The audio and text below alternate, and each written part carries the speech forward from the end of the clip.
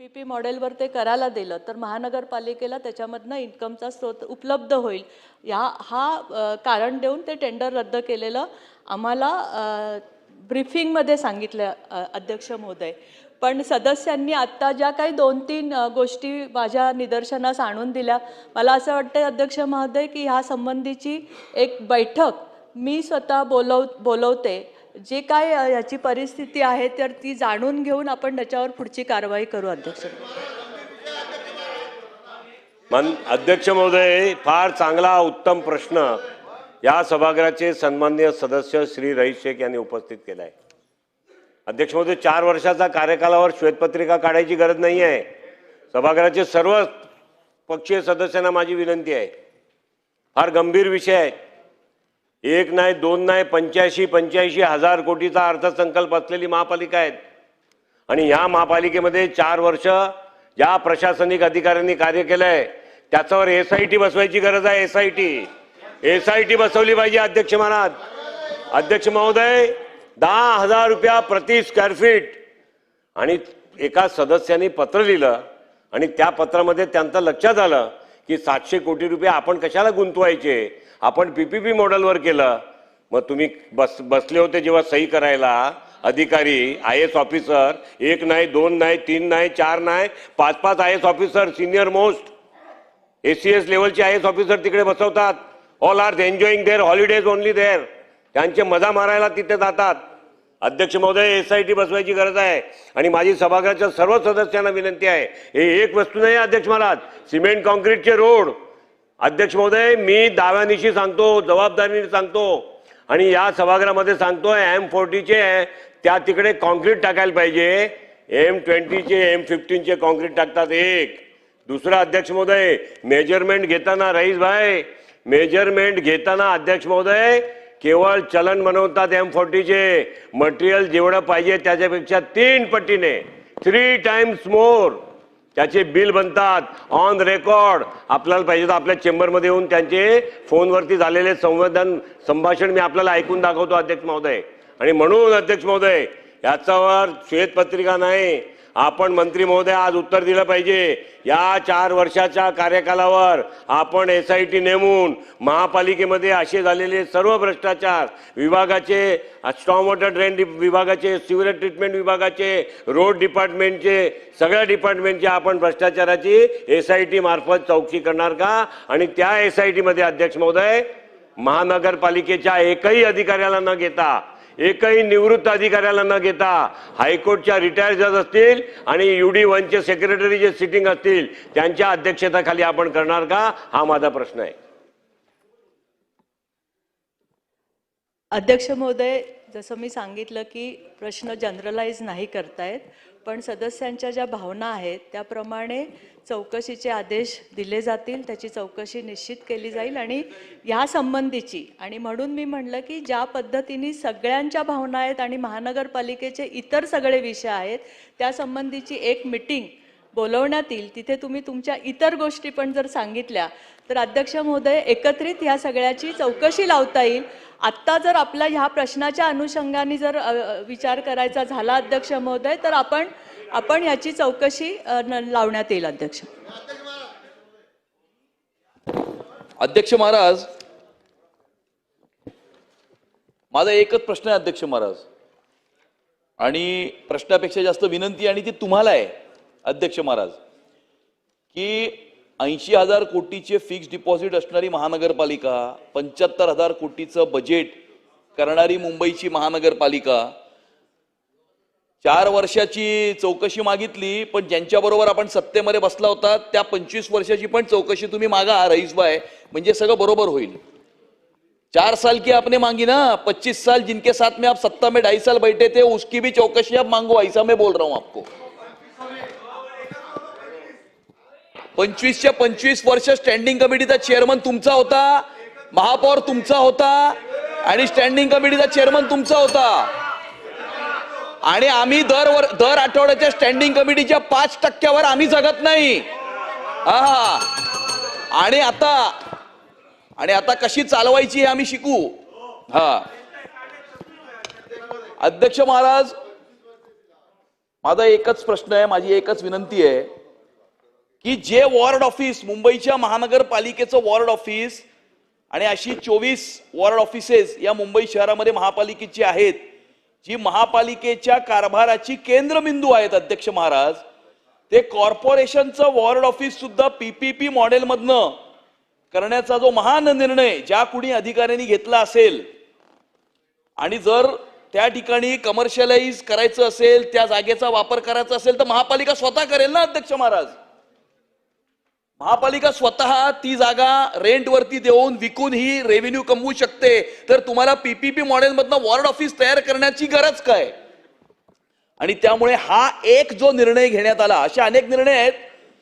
कालच पेपरला बातमी होती, मिठीच्या डिसिल्टिंग मध्ये आता अर्ध्यावरती त्यांनी त्या ठिकाणी ते टेंडर केलेलं आहे. म्हणजे अर्ध्यावरती टेंडर केलं म्हणजे बाकीचं अर्ध कशा करता होतं. आणि त्यामुळे असे अनेक विषय आहेत जे आता सगळे बंद करायचे आहेत. परंतु माझी तुम्हाला अध्यक्ष महाराजांना अशी विनंती आहे की महानगरपालिकेचं वॉर्ड ऑफिस पीपीपी मॉडेलवरती बनवण्याचा किंवा त्याचं टेंडर काढण्याचा जो निर्णय झाला, याच्यावरती आपण आपल्या दालनामध्ये सर्वांना बोलावून या एका निर्णयाच्या संदर्भामध्ये चौकशी करावी अशी माझी तुम्हाला विनंती आहे अध्यक्ष महाराज.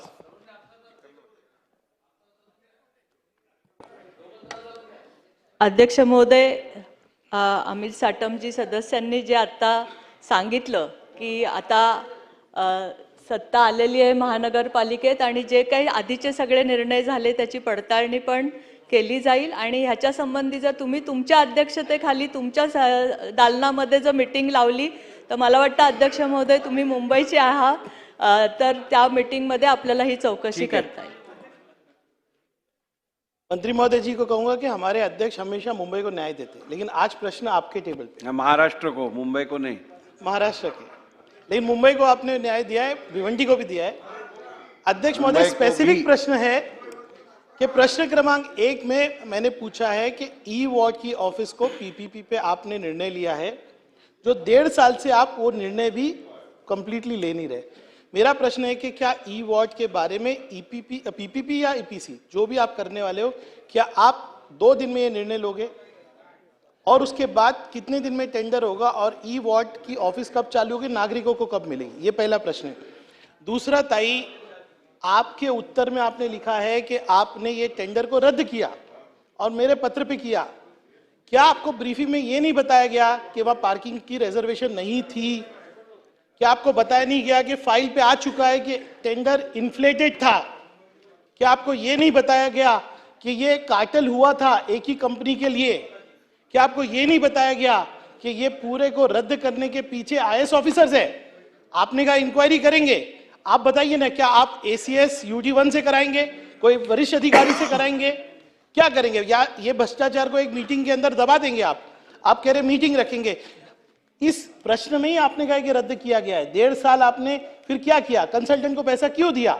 क्या वो कंसल्टेंट को आप ब्लैकलिस्ट करोगे? क्या है ताइए? आपको स्पेसिफिकली बोलना पड़ेगा कि हाँ, मैं एसीएस UD1 से इंक्वायरी करके 15 दिन के अंदर जो भी इसके पीछे उन पर कार्रवाई करेंगे, कंसल्टेंट को ब्लॅकलिस्ट करेंगे. मेरे 3 ये स्पेसिफिक प्रश्न है. धन्यवाद अध्यक्ष. अध्यक्ष महोदय, ई वॉर्डच्या संबंधीची जी माहिती सभासदांना पाहिजे ती मी घेऊन त्यांना 2 दिवसामध्ये पोचवील. बाकी संदर्भात जे तुमचं पत्र होतं की ही निविदा तात्काळ रद्द केली पाहिजे, त्या संदर्भामध्ये उत्तर दिलेलं आहे की ही निविदा का रद्द केली आणि त्याचं आमदारांना कळवलं होतं. अध्यक्ष महोदय, म्हणूनच मी पहिल्यांदाच सांगितलं की ह्या संबंधीची चौकशी करण्यात येईल. ठीक आहे. सन्मान्य सदस्य रईस शेख यांनी आज जो प्रश्न मांडला आहे तो अत्यंत गंभीर स्वरूपाचा असल्यामुळे या संदर्भात अनेक सदस्यांना हा विषय या विषयात बोलायचं असल्यामुळे या संदर्भातली एक बैठक माझ्या दालनात आपण आयोजित करू आणि या संदर्भातली पुढची कारवाई जी करायची आहे त्यावरती निर्णय घेऊ. सगळ्यांना प्रश्न क्रमांक 2. अध्यक्ष महोदय, काय ह्याच्यावरती? अध्यक्ष महोदय, प्रश्न क्रमांक 23,553.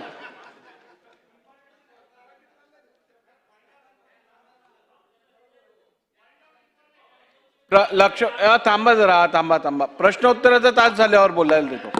अध्यक्ष महोदय, छापल्याप्रमाणे. अध्यक्ष महोदय, मुंबईतील वाढतं धुळीचं प्रदूषण आणि त्यामुळे मुंबईतल्या अनेक लोकांना घशाचे आजार झालेले आहेत. ह्यानुसार न्यायालयाच्या आदेशानुसार सर्व बांधकाम प्रकल्पावर वायू प्रदूषण मापन संयंत्रे बसवणे बंधनकारक असताना मुंबईतील एकूण 2224 प्रकल्पांपैकी अद्याप 272 प्रकल्पांवर ही संयंत्रे बसवण्यात आलेली नाही. ही बाब शासनाच्या निदर्शनास आणून देऊन सुद्धा अजून त्याच्यात कारवाई केली नाही. हे खरे आहे काय? हा माझा पहिला प्रश्न आहे.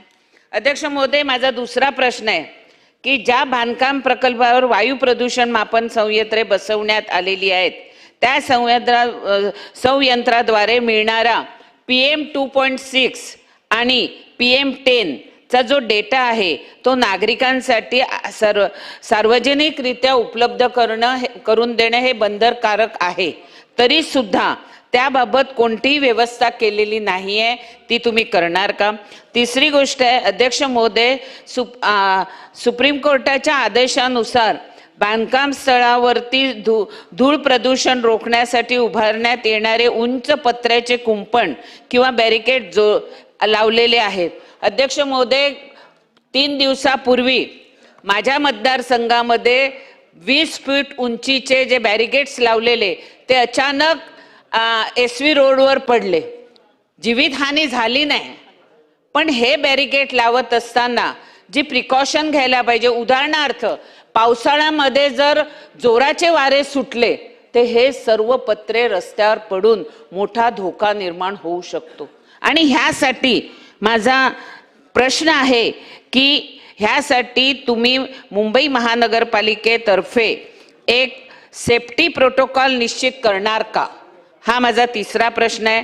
आणि चौथा प्रश्न आहे अध्यक्ष महोदय, मुंबईतल्या कुठल्याही कानाकोपऱ्यामधून आपलं जे डेब्रिज असतं हे डेब्रिज ते आमच्या भागामध्ये आणून हे डेब्रिज खाली करतात आणि डेब्रिज अल्टीपल्टीचे हे सगळे प्लॉटमध्ये करत असतात.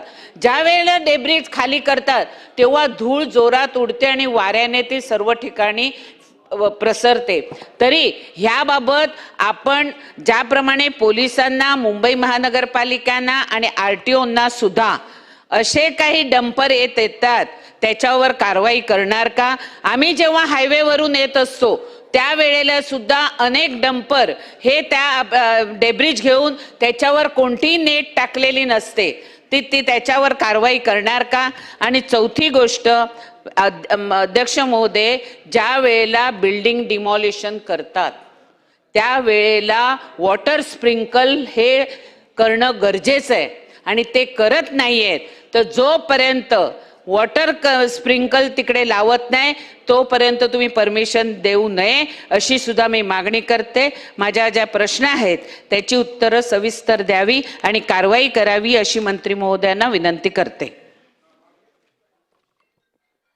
अध्यक्ष महोदय, आपण ज्या वेळेस प्रदूषणाच्या बाबतीमधल्या कारवाई करतो आपल्याकडे सगळे हायकोर्टाचे निर्णय होते, सुप्रीम कोर्टाचे निर्णय होते, त्याप्रमाणे आपण 2027ला SOP पण तयार केलेली अध्यक्ष महोदय, 2026ला SOP तयार केलेली मुंबईच्या संदर्भामध्ये. आणि जे मनीषाताईंचा पहिला प्रश्न जो होता की सेन्सर बसवत नाहीत, तर अध्यक्ष महोदय की आपण ह्याच्याबद्दलची बांधकाम स्थळावर सेन्सर बसवणं अनिवार्य केलेलं आहे आणि 7 फेब्रुवारी 2025 रोजी ऑटो डिसर प्रणाली मॉनिटर बसवायचं आणि डेटा द्यायचा हे आपण सगळ्या विकसकांना बंधनकारक केलेलं आहे. अध्यक्ष महोदय, आपल्यालाही माहिती असेल की आत्ता मुंबईच्या प्रदूषणाच्या संदर्भामध्ये ज्यावेळेस 200च्या वरती 3 दिवस लागोपाठ जेव्हा प्रदूषणाची पातळी जाते त्यावेळेस आत्ता पण आपण काही बांधकामं थांबवली होती आणि जे पण आपण त्यांना नॉर्म्स दिलेले आहेत की बांधकामं करताना ज्या गोष्टी त्यांनी पाळायच्या आहेत त्या गोष्टी पाळण्याच्या शिवाय आपण त्यांना ती बांधकामं सुरू करायला आत्ता परवानगी देत नाही आहे अध्यक्ष महोदय. जवळजवळ आपण 1400 बांधकामांना आत्तापर्यंत ह्या स्टॉपवर्कच्या नोटीस दिलेल्या आहेत अध्यक्ष महोदय. त्याचप्रमाणे मनीषाताईंनी जे सांगितलं की डेब्रिज टाकणं किंवा कचरा जाळणं, धूळ उडणं, तर त्याच्यामध्ये डेब्रिज टाकण्यासाठीची दंड वसुली पण आपण महानगरपालिकेकडनं सुरू आहे. आणि रस्ते म्हणजे धुळीच्या संदर्भात, कारण आपल्याकडे मुंबईमध्ये आता अध्यक्ष महोदय ज्या पद्धतीने रिडेव्हलपमेंट असेल, बिल्डिंगची कामं असेल, इन्फ्राची कामं असेल, त्याच्यामध्ये मेट्रोची मोठी कामं हे चालू आहेत आणि त्याच्यामुळे हे जे धूळ प्रदूषण आणि या सर्व गोष्टींची खबरदारी आपल्याला आता घ्यायला लागते अध्यक्ष महोदय. आपण त्याच्यामध्ये रस्ते पाण्याने धुणं, ह्याच्यावर मॉनिटर बसवणं, जे नॉर्म्स आपल्याला त्यांनी पाळायला पाहिजेत ते पाळण्यासाठीची कडक कारवाई ह्या गोष्टी आपण आता सुरू केलेल्या आहेत. त्याचप्रमाणे अध्यक्ष महोदय मुंबई शहरामधल्या ज्या सगळ्या बेकरी होत्या, जवळजवळ आपण आता त्या 130 बेकरी ह्या कायदेशीररित्या आपण बंद करण्यात आलेल्या आहेत आणि बाकी ज्या बेकरी होत्या त्या स्वच्छ इंधनावर रूपांतरित पण केलेल्या आहेत. अध्यक्ष महोदय, आपण मुंबई शहराच्या प्रदूषण आणि आत्तासुद्धा आपल्याकडे 133च्या वरती प्रदूषणाची पातळी अध्यक्ष महोदय जात नाही आत्ता तरी. ज्यावेळेस 200वर जायचं आपल्याला मागच्या काळामध्ये निदर्शनास आलं तर आपण त्याच्या लगेच उपाययोजना केलेल्या आहेत आणि पुढच्या उपाययोजना पण आपल्या चालू आहेत. त्याचप्रमाणे अध्यक्ष महोदय, त्यांचा जो प्रश्न होता की जे लोकांना डॅशबोर्ड उपलब्ध होत नाही, तर डॅशबोर्ड तयार आहेत अध्यक्ष महोदय आणि ते पूर्ण मॉनिटर्सवर कनेक्ट झाले की ते लोकांसाठी खुले करण्यात येतील. अध्यक्ष महोदय धन्यवाद. अध्यक्ष महोदय, मनीषाताईंनी अत्यंत महत्त्वाची अशी ही लक्षवेधी तारांकित प्रश्न लावलेला आहे. अध्यक्ष महोदय, आपल्याला माहीत आहे की सध्या मुंबईतल्या हवेचा दर्जा अतिशय खालावलेला आहे आणि ह्याला कारणीभूत आहे ते मुंबईमध्ये होणारे अनेक बांधकामं, मुंबईतले रस्ते, हे मुंबईकरांना सगळ्यांनाच माहीत आहे. अध्यक्ष महोदय, माझ्या वॉर्डमध्ये दक्षिणमध्ये मोठ्या प्रमाणावरती बांधकाम चालू आहे. अध्यक्ष महोदय, ह्या बांधकामांवरती कुठल्याही नियमांची पालन केलं जात नाही. अनेकदा तक्रार करूनही मुंबई महानगरपालिकेचे अधिकारी थातूरमातूर कारवाई करतात, पूर्ण कारवाई करत नाहीत, प्रदूषण थांबवण्याकरता कुठली उपाययोजना करत नाही. अध्यक्ष महोदय, अत्यंत महत्त्वाचा असा प्रश्न आहे. म्हणून अध्यक्ष महोदय, माझे स्पेसिफिक प्रश्न आहेत की दक्षिण विभागातील अनेक बांधकाम प्रकल्पामध्ये प्रदूषणाचा उपाययोजनाची अंमलबजावणी केली नाही असे अनेक वेळा तक्रारी करूनही महापालिका अधिकारी कठोर कारवाई करत नाहीत. अशा अधिकाऱ्यांवरती आपण कारवाई करणार का? अशा या बांधकामांना तातडीने थांबवण्याचे आदेश देणार का? त्याचबरोबर मुंबई महापालिकेच्या पर्यावरण व हवामान बदल विभागाने निर्गमित केलेल्या परिपत्रकानुसार बांधकाम स्थळावर बसवण्यात येणाऱ्या वायू गुणवत्ता सेन्सर्सबाबत अनुपालन, कारवाई किंवा खर्च याबाबतची कोणती माहिती विभागाकडे उपलब्ध नसल्याने माहे जानेवारी 2026च्या दुसऱ्या आठवड्यात निदर्शनास आले. हे खरे आहे का? असल्यास बांधकामातील धूळ ही प्रदूषणाच्या प्रमुख कारणांपैकी एक कारण असूनही याकडे प्रशासनाचे जाणीवपूर्वक दुर्लक्ष होत आहे. हे खरं आहे का? आणि असल्यास मुंबईची हवा प्रदूषित होण्यापासून वाचवण्यासाठी शासनाने धोरणात्मक निर्णय घेऊन कोणती कार्यवाही उपाययोजना केली व करण्यात येत आहे हे कृपया आपल्या माध्यमातून आदरणीय मंत्रिमंडळाने सांगावे. अध्यक्ष महोदय, 15 ऑक्टोबर 2024 रोजी आपण ही मार्गदर्शक तत्वे जेव्हा जारी केली होती त्यानंतर सर्व बांधकाम स्थळावर सेन्सर आधारित मॉनिटर आपल्या अनिवार्य केले आहे अध्यक्ष महोदय. आणि 7 फेब्रुवारी 2025 रोजी ऑटो डिसर प्रणाली मॉनिटर बसवणं आणि ते डेटा पूर्ण महानगरपालिकेला उपलब्ध करणं बंधनकारक केलेले आहे अध्यक्ष महोदय. त्याचप्रमाणे आपण जे सदस्यांचं ह्याच्यामध्ये खरंच सगळ्यांनाच मुंबईच्या प्रदूषणाचा अनुभव आलेला आहे अध्यक्ष महोदय. त्याच्यामध्ये बांधकामाची धूळ, रस्त्यावरची धूळ, कचरा जाळणं, वाहनांचं उत्सर्जन असेल, ह्या सगळ्यासाठी नियंत्रण ठेवण्यासाठी बांधकामाच्या पायाभूत सुविधा प्रकल्पासाठी ताडपत्री, हिरवी जाळी, मेटल बॅरिकेटिंग, सततची पाणी फवारणी, त्याचप्रमाणे हे सगळं आपण आणि वैयक्तिक सुरक्षितता उपकरणं वापरणं आपण अनिवार्य केलेले अध्यक्ष महोदय. आणि मुंबईचं प्रदूषण रोखणं हे आपल्या सगळ्यांचंच कर्तव्य अध्यक्ष महोदय. त्या दृष्टीने आपण पावलं उचलतो. प्रश्न मध्ये मी स्पेसिफिक प्रश्न विचारतो. मंत्री महोदयांनी सांगितल्याप्रमाणे AQI सेन्सर लावलेले आहेत, पण सगळ्यात मोठा झोल हा त्या AQI सेन्सरवरच आहे. कारण सगळ्या कन्स्ट्रक्शन साईटवर जिथे सेन्सर लावलेत बरोबर तिकडेच वॉटर स्प्रिंकलिंग केलं जातं. आणि म्हणून मंत्री महोदय, आपण कुठल्याही कन्स्ट्रक्शन साईटवर जर बघितलं तर तुम्ही जे AQI चे पॅरामीटर असतात ते इतके कमी असतात, असं वाटतं की जवळपास हवामान हे अगदी शुद्ध आहे आणि आपण कुठल्या तरी एकदम सुंदर अशा युरोपियन सिटीमध्ये आहोत. पण वस्तुस्थिती तशी नाही. त्यामुळे माझी आपल्याला विनंती आहे की आपण कुठला फ्लाइंग स्क्वॉड असेल किंवा थर्ड पार्टी ऑडिट या AQI सेन्सरच्या झोलवर आपण लावणार का, किंवा एका वॉर्डाचे अधिकारी हे दुसऱ्या वॉर्डामध्ये जाऊन तिकडच्या कन्स्ट्रक्शन साईटवर खरंच जे काही अँटी पोल्युशन नॉर्म्स किंवा रेस्ट्रिक्शन तुम्ही लावायला सांगितलेत त्याची अंमलबजावणी होतीये का, यावर कुठे चेकिंग होणार का. दुसरं अध्यक्ष महोदय, माझा प्रश्न असा आहे की इंडस्ट्रीयल पोल्युशन आज मुंबईमध्ये जवळपास प्रत्येक झोपडपट्टीमध्ये ग्राउंड+2, ग्राउंड+3, ग्राउंड+4च्या ज्या व्हर्टिकल स्लम उभ्या राहिल्या आहेत, तिकडे अनेक ठिकाणी इंडस्ट्रीज सुरू झालेल्या आहेत. यावर BMC काय कारवाई करते? आपण केवळ कन्स्ट्रक्शन साईट बंद केल्या. तिसरा माझा प्रश्न असा आहे की BMCचं जे स्वतःची बिल्डिंग आहेत याला आपण एका मिनिटात स्टॉप वर्क देऊन टाकतो. रेसिडेन्शियल असेल, कमर्शियल असेल, ती द्यायला पण पाहिजे, त्यामध्ये काही दुमत नाही. पण जे मोठे प्रकल्प आहेत रोड साईडचे, जे मोठे प्रकल्प आहेत, उदाहरणार्थ माझ्या मतदारसंघात बुलेट ट्रेनचा प्रकल्प होता, याला 2 वेळा आपण स्टॉप वर्क दिलं कारण प्रदूषण होत होतं. पण त्यांनी काय अँटी पोल्युशन मेजर्स घेतले की ज्याच्यामुळे त्याचं काम परत सुरू करण्यात आलं हे आम्हाला कधी कळतच नाही. लोकप्रतिनिधी म्हणून अशा महत्त्वाच्या साईटवर आम्ही जाऊ नाही शकत. BMCच्या अधिकाऱ्याला तर आतमध्ये सुद्धा घेत नाहीत. त्याबरोबर माझ्या मतदारसंघात आता गव्हर्नमेंट कॉलनीच्या 25 बिल्डिंग पाडल्या आहेत, त्याचं डेब्रिस तिकडेच पडलेलं आहे, हे डेब्री उचललं जात नाही. म्हणजे BMC जिकडे ऍक्टिंग ऑथॉरिटी नाहीये त्या भागांमध्ये जिकडे प्रदूषण होते तिकडे BMC नक्की काय कारवाई करते, हा माझा तिसरा प्रश्न. आणि चौथा म्हणजे व्हेइक्युलर पोल्युशन, यावर आपण काही उपाययोजना करणार आहोत का? 3 दिवसापूर्वी आपण म्हणालात कन्स्ट्रक्शन ऍक्टिव्हिटी थांबवली, त्यासोबतच काहीतरी ईस्टर्ली विंड्स होत्या, त्यामुळे मुंबई शहराचं वातावरण इतकं सुंदर झालेलं, वरळीवरनं पार मड आयलंड दिसत होतं. पण आता 3 दिवसानंतर परत तशीच परिस्थिती झाली. त्यामुळे वारंवार काय कन्स्ट्रक्शन ऍक्टिव्हिटी 100% थांबवणं हा काही उपाययोजना होऊ नाही शकत. यावर काहीतरी आपल्याला पॉलिसी पाहिजे, धोरण पाहिजे.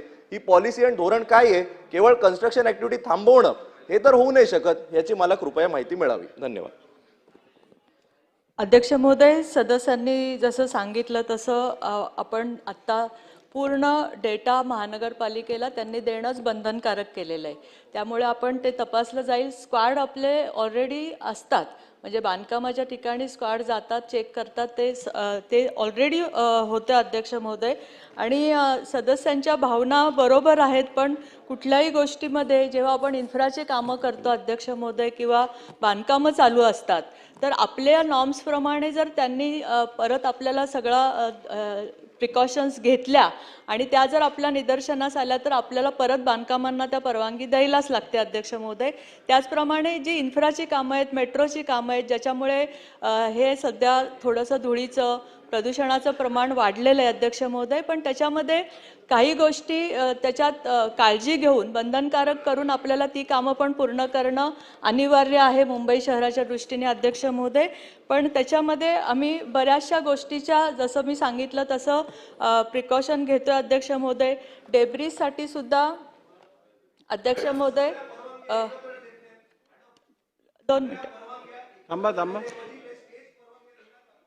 डेब्रीजसाठी सुद्धा अध्यक्ष महोदय आपण जवळजवळ 4 नोव्हेंबर 2024 पासनं दहिसर आणि शीळफाटा येथे 600 मेट्रिक टन प्रतिदिन क्षमतेचा प्रकल्प आपण चालू केलेला आहे अध्यक्ष महोदय. आणि त्यांनी काय विचारलं ते माझ्या लक्षात नाही आलं.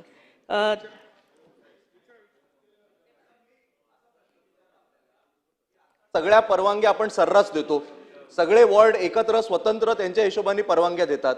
आता हा प्रश्न संपूर्ण मुंबईचा झालाय.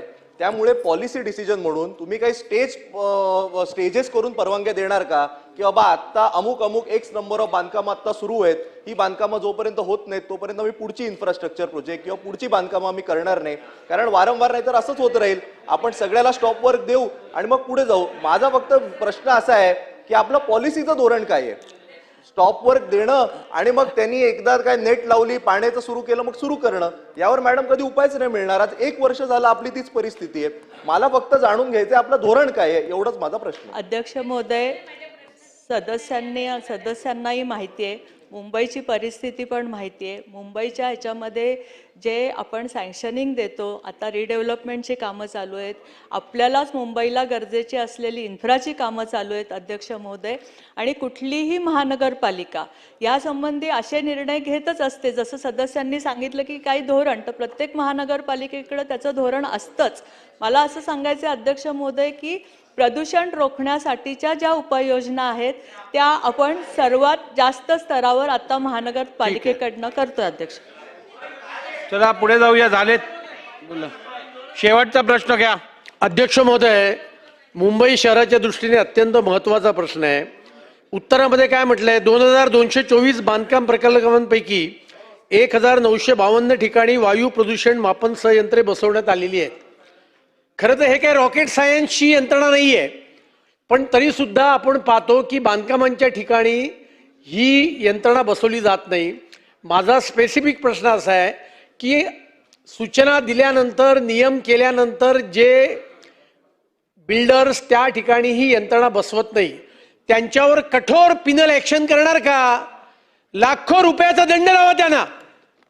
अत्यंत साधी यंत्रणा असते, पण ती सुद्धा लावायला ते तयार नाहीत. उत्तरामध्ये पुढे म्हटलंय की 354 पावभट्ट्यांचं रूपांतर हे आता CNG वर केलेलं आहे. अजूनही साधारणतः 125 पावभट्ट्या अशा आहेत की ज्या लाकडी याच्यावरच चालत आहेत. मग त्याच्यावर बंदी का घालत नाही आपण? त्यांना 1.5-2 वर्ष आपण मुदत दिली होती की तुम्ही आता परावर्तन करा, पर्यायी इंधन वापरा, तरी सुद्धा त्या आज पावभट्ट्या तशाच आहेत. महानगरपालिकेने थोडी कठोर पावलं उचलण्याची आवश्यकता आहे आणि त्यामुळे पिनल ॲक्शन घेऊन कठोर पावलं उचलणार का, हा माझा पहिला प्रश्न आहे. आणि या सगळ्या संदर्भामध्ये मुंबई क्लायमेट ॲक्शन प्लॅन याची निर्मिती केली गेलेली आहे, त्याची प्रगती कुठपर्यंत आलेली आहे याची सुद्धा माहिती सदनाला द्यावी अशी माझी आपल्याला विनंती. अध्यक्ष महोदय, जे बेकरी संदर्भामध्ये जसं मी सांगितलं की 354 पावभट्ट्यांना आपण स्वच्छ इंधनावर रूपांतरित करण्याचा पाठपुरावा केला. त्याच्यामधले जवळजवळ आपण 175 पावभट्ट्या आपण रूपांतरित केल्या. 69 पावभट्ट्या आता रूपांतरित होण्याच्या मार्गावर आहे, म्हणजे त्यांचं काम चालू आहे. 102 आपण ऑलरेडी बंद केल्यात अध्यक्ष महोदय, त्यामुळे त्याच्याविषयीची कारवाई आपली सुरू आहे. अध्यक्ष महोदय, जे बाकीचे पण मी उपाय जसे सांगितले की आपण त्यांना सेन्सर बसवणं, त्यांना कंपल्शन करणं, आपण ह्याच्या प्रदूषणाच्या बाबतीमध्ये जे पण हे नॉर्म्स पाळणार नाही त्याच्यावर कडक ते कडक कारवाईच्या सूचना देण्यात येतील. ठीक आहे. सन्मान्य मंत्री महोदयांनी समाधानकारक उत्तर दिलं आहे, परंतु मी शासनाला असे निर्देश देत आहे की मुंबईतलं AQI बघता आणि प्रदूषणामुळे होणारा सामान्य नागरिकांना जो त्रास होतोय तो बघता, या जेवढ्या कन्स्ट्रक्शन साईट्सना परमिशन दिल्या असतील, जेवढे इन्फ्रा प्रोजेक्ट चालू असतील, ज्यांना परवानग्या दिल्या असतील, त्या सगळ्यांवरती जे आपण नियम लागू केले आहेत त्याचं अंमलबजावणी झालेली आहे का? प्रिकॉशनरी मेजर्स जे घ्यायला सांगितले आहेत ते घेतले गेले आहे का? या संदर्भातला एक सुस्पष्ट मुंबई संदर्भातला अहवाल सभागृहाची बैठक अधिवेशन संपण्यापूर्वी आपण सादर करावा. हो अध्यक्ष महोदय. प्रश्न क्रमांक 3. अध्यक्ष महोदय, प्रश्न क्रमांक 25,448. अध्यक्ष महोदय, छापल्याप्रमाणे. अध्यक्ष महोदय, नागपूर महानगरपालिका यामध्ये अध्यक्ष महोदय 2 एजन्सीला घनकचऱ्याचं काम देण्यात आलं. AG इन्वायरो व BVG असे ह्या 2 कंपनीला काम देण्यात आलं. अध्यक्ष महोदय, ह्या 2019 मध्ये यांचा 10 वर्षासाठी करार करण्यात आला अध्यक्ष महोदय. अध्यक्ष महोदय 19 नंतर मग 2022 मध्ये महानगरपालिकेने हा करार रद्द करण्यासाठी ठराव सुद्धा घेतला अध्यक्ष महोदय. अध्यक्ष महोदय 18 जानेवारी 2026ला एक श्री घोडके यांचा अपघात मृत्यू झाला अध्यक्ष महोदय आणि प्रश्नामध्ये मंत्री महोदयानं मान्य सुद्धा केलं अध्यक्ष महोदय. अध्यक्ष महोदय माणसाची किंमत फक्त 15 लाख रुपये असू शकतात असं वाटतंय का अध्यक्ष महोदय? अध्यक्ष महोदय माझा स्पेसिफिक प्रश्न असा आहे अध्यक्ष महोदय की जर ह्या कंपनीवरती ह्या कंपनीवरती करार रद्द करण्यासाठी महानगरपालिकेने ठराव मंजूर केला अध्यक्ष महोदय. दुसरं की त्या मागील 6 महिन्यापासून ह्या कंपनीवरती जवळपास 50 ते 60 लाख रुपयेचा मंथली दंड सुद्धा आकारण्यात येत आहे अध्यक्ष महोदय. मग अशा ह्या सगळ्या कंपनीवरती ज्यांच्याकडे जे इन्फ्रास्ट्रक्चर आहेत, ज्यांच्याकडे कंटेनर आहेत, हे अनफिट आहेत, कुठलाही यंत्रणा यांच्याकडे चांगलं नाही आहेत. अशा कंपनीच्या माध्यमांना ज्यांच्याकडे इन्फ्रास्ट्रक्चरच बरोबर नाही आहे, म्हणजे हा जाणून बुजून केलेला खून आहे अध्यक्ष महोदय. म्हणजे हा मर्डर आहे, या कंपनीने केलेला खून आहे अध्यक्ष महोदय. माझा प्रश्न असा आहे की याला 15 लाख रुपयेमध्ये एखादा माणसाचा मृत्यू होतो आणि त्याच्या भरपाई होऊ शकत नाही, म्हणून ह्या कंपनीवरती मनुष्यवधाचा गुन्हा दाखल करणार का अध्यक्ष महोदय? पहिला हा माझा प्रश्न आहे. दुसरा प्रश्न असा आहे अध्यक्ष महोदय, यामध्ये काम करणारे जे कामगार आहेत, यामध्ये नुसतं नागपूर महानगरपालिकेमध्येच नाही तर अनेक ठिकाणी कामगार काम करणारे आहेत अध्यक्ष महोदय. यांची सुरक्षेची काही व्यवस्था नसते, याच्या कोणी काउंटर तपासणी नसते अध्यक्ष महोदय. आणि म्हणून जी काही एजन्सी असते यांना अशा पद्धतीनं काम यांच्याकडून करून घेते की हे माणसं नाही आहेत, हे माणसाच्या पलीकडे जाऊन यांच्याकडून काम करण्यात येते आणि याच्यामध्ये ह्या कंपनीशी मिळालेले अधिकारी सुद्धा असतात अध्यक्ष महोदय.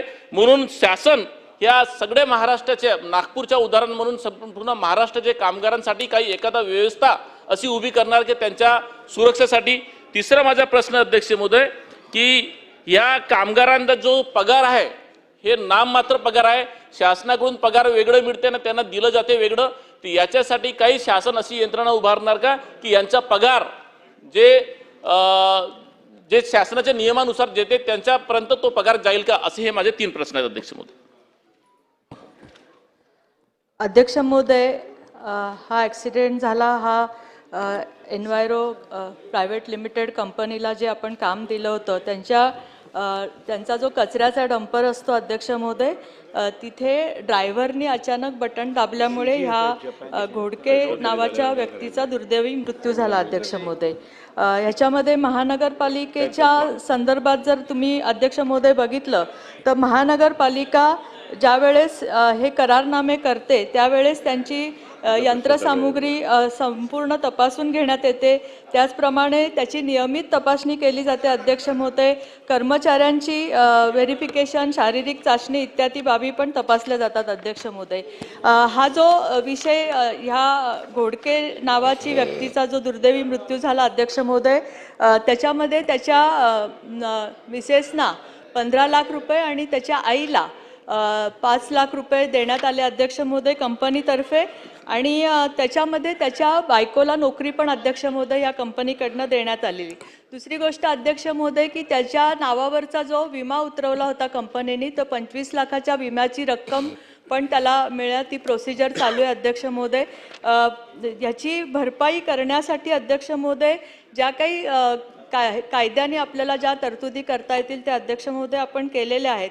त्याचप्रमाणे अध्यक्ष महोदय सदर घटनेच्या अनुषंगाने आपण महानगरपालिकेकडनं उपायुक्त घनकचरा विभाग यांच्या अध्यक्षतेखाली एक 5 सदस्यीय चौकशी समिती पण गठीत करण्यात आली अध्यक्ष महोदय आणि या कुटुंबाला सर्वतोपरी न्याय देण्यात येईल अध्यक्ष. नाही, प्रश्न फार स्पेसिफिक आहे. ऐका 1 minute please please please please please. एकदम मर्यादित प्रश्न आहे आणि उत्तर व्यवस्थित दिलं आहे. याच्यावर जास्त चर्चा करण्याच्या ऐवजी आपण पुढे जाऊ ना. चला बोला, श्रीकांत ठाकरे बोला. चला अध्यक्ष महोदय. चला देतो विकास ठाकरे. अध्यक्ष महोदय, एजी इन्व्हायरो कंपनी देतो ही नागपुरात कचरा संकलनाचं काम करते. स्पेसिफिक विचारा, बाकी काही हो, नका विचारू. स्पेसिफिकच विचारतो. या कंपनीच्या एका कामगाराचा मृत्यू झाला हा प्रश्न होते, परंतु या एजी इन्व्हायरी कंपनीचं कंत्राट अशाच कारणाने रद्द करावं म्हणून नागपूर महानगरपालिकेमध्ये देशाचे केंद्रीय मंत्री गडकरी साहेब, आपले उपमुख्यमंत्री फडणवीस साहेब होते तेव्हा, प्रवीण दटकेजी होते, कृष्णा खोपडेजी होते, सगळे लोक आम्ही तिथे होतो.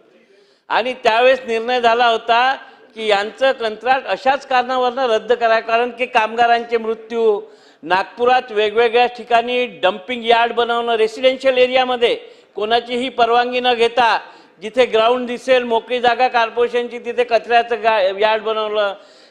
आणि जर कचरा वजन करून त्याला पैसे मिळतात, प्रश्न विचारा ना. त्या कचऱ्याचा वेस्ट मटेरियल टाकून वजन करून पैसे कमवले, असे अनेक आरोप. आणि त्या संदर्भात महानगरपालिकेत मिटिंग झाली होती आणि तेव्हा निर्णय घेण्यात आला होता की यांचा कंत्राट हा रद्द करावा. तर तेव्हापासून हा कंत्राट रद्द का झाला नाही आणि या अशा अनियमित असलेल्या दंड ठोठावलेल्या कंपनीचा कंत्राट शासन रद्द करणार का, हा माझा स्पेसिफिक प्रश्न आहे.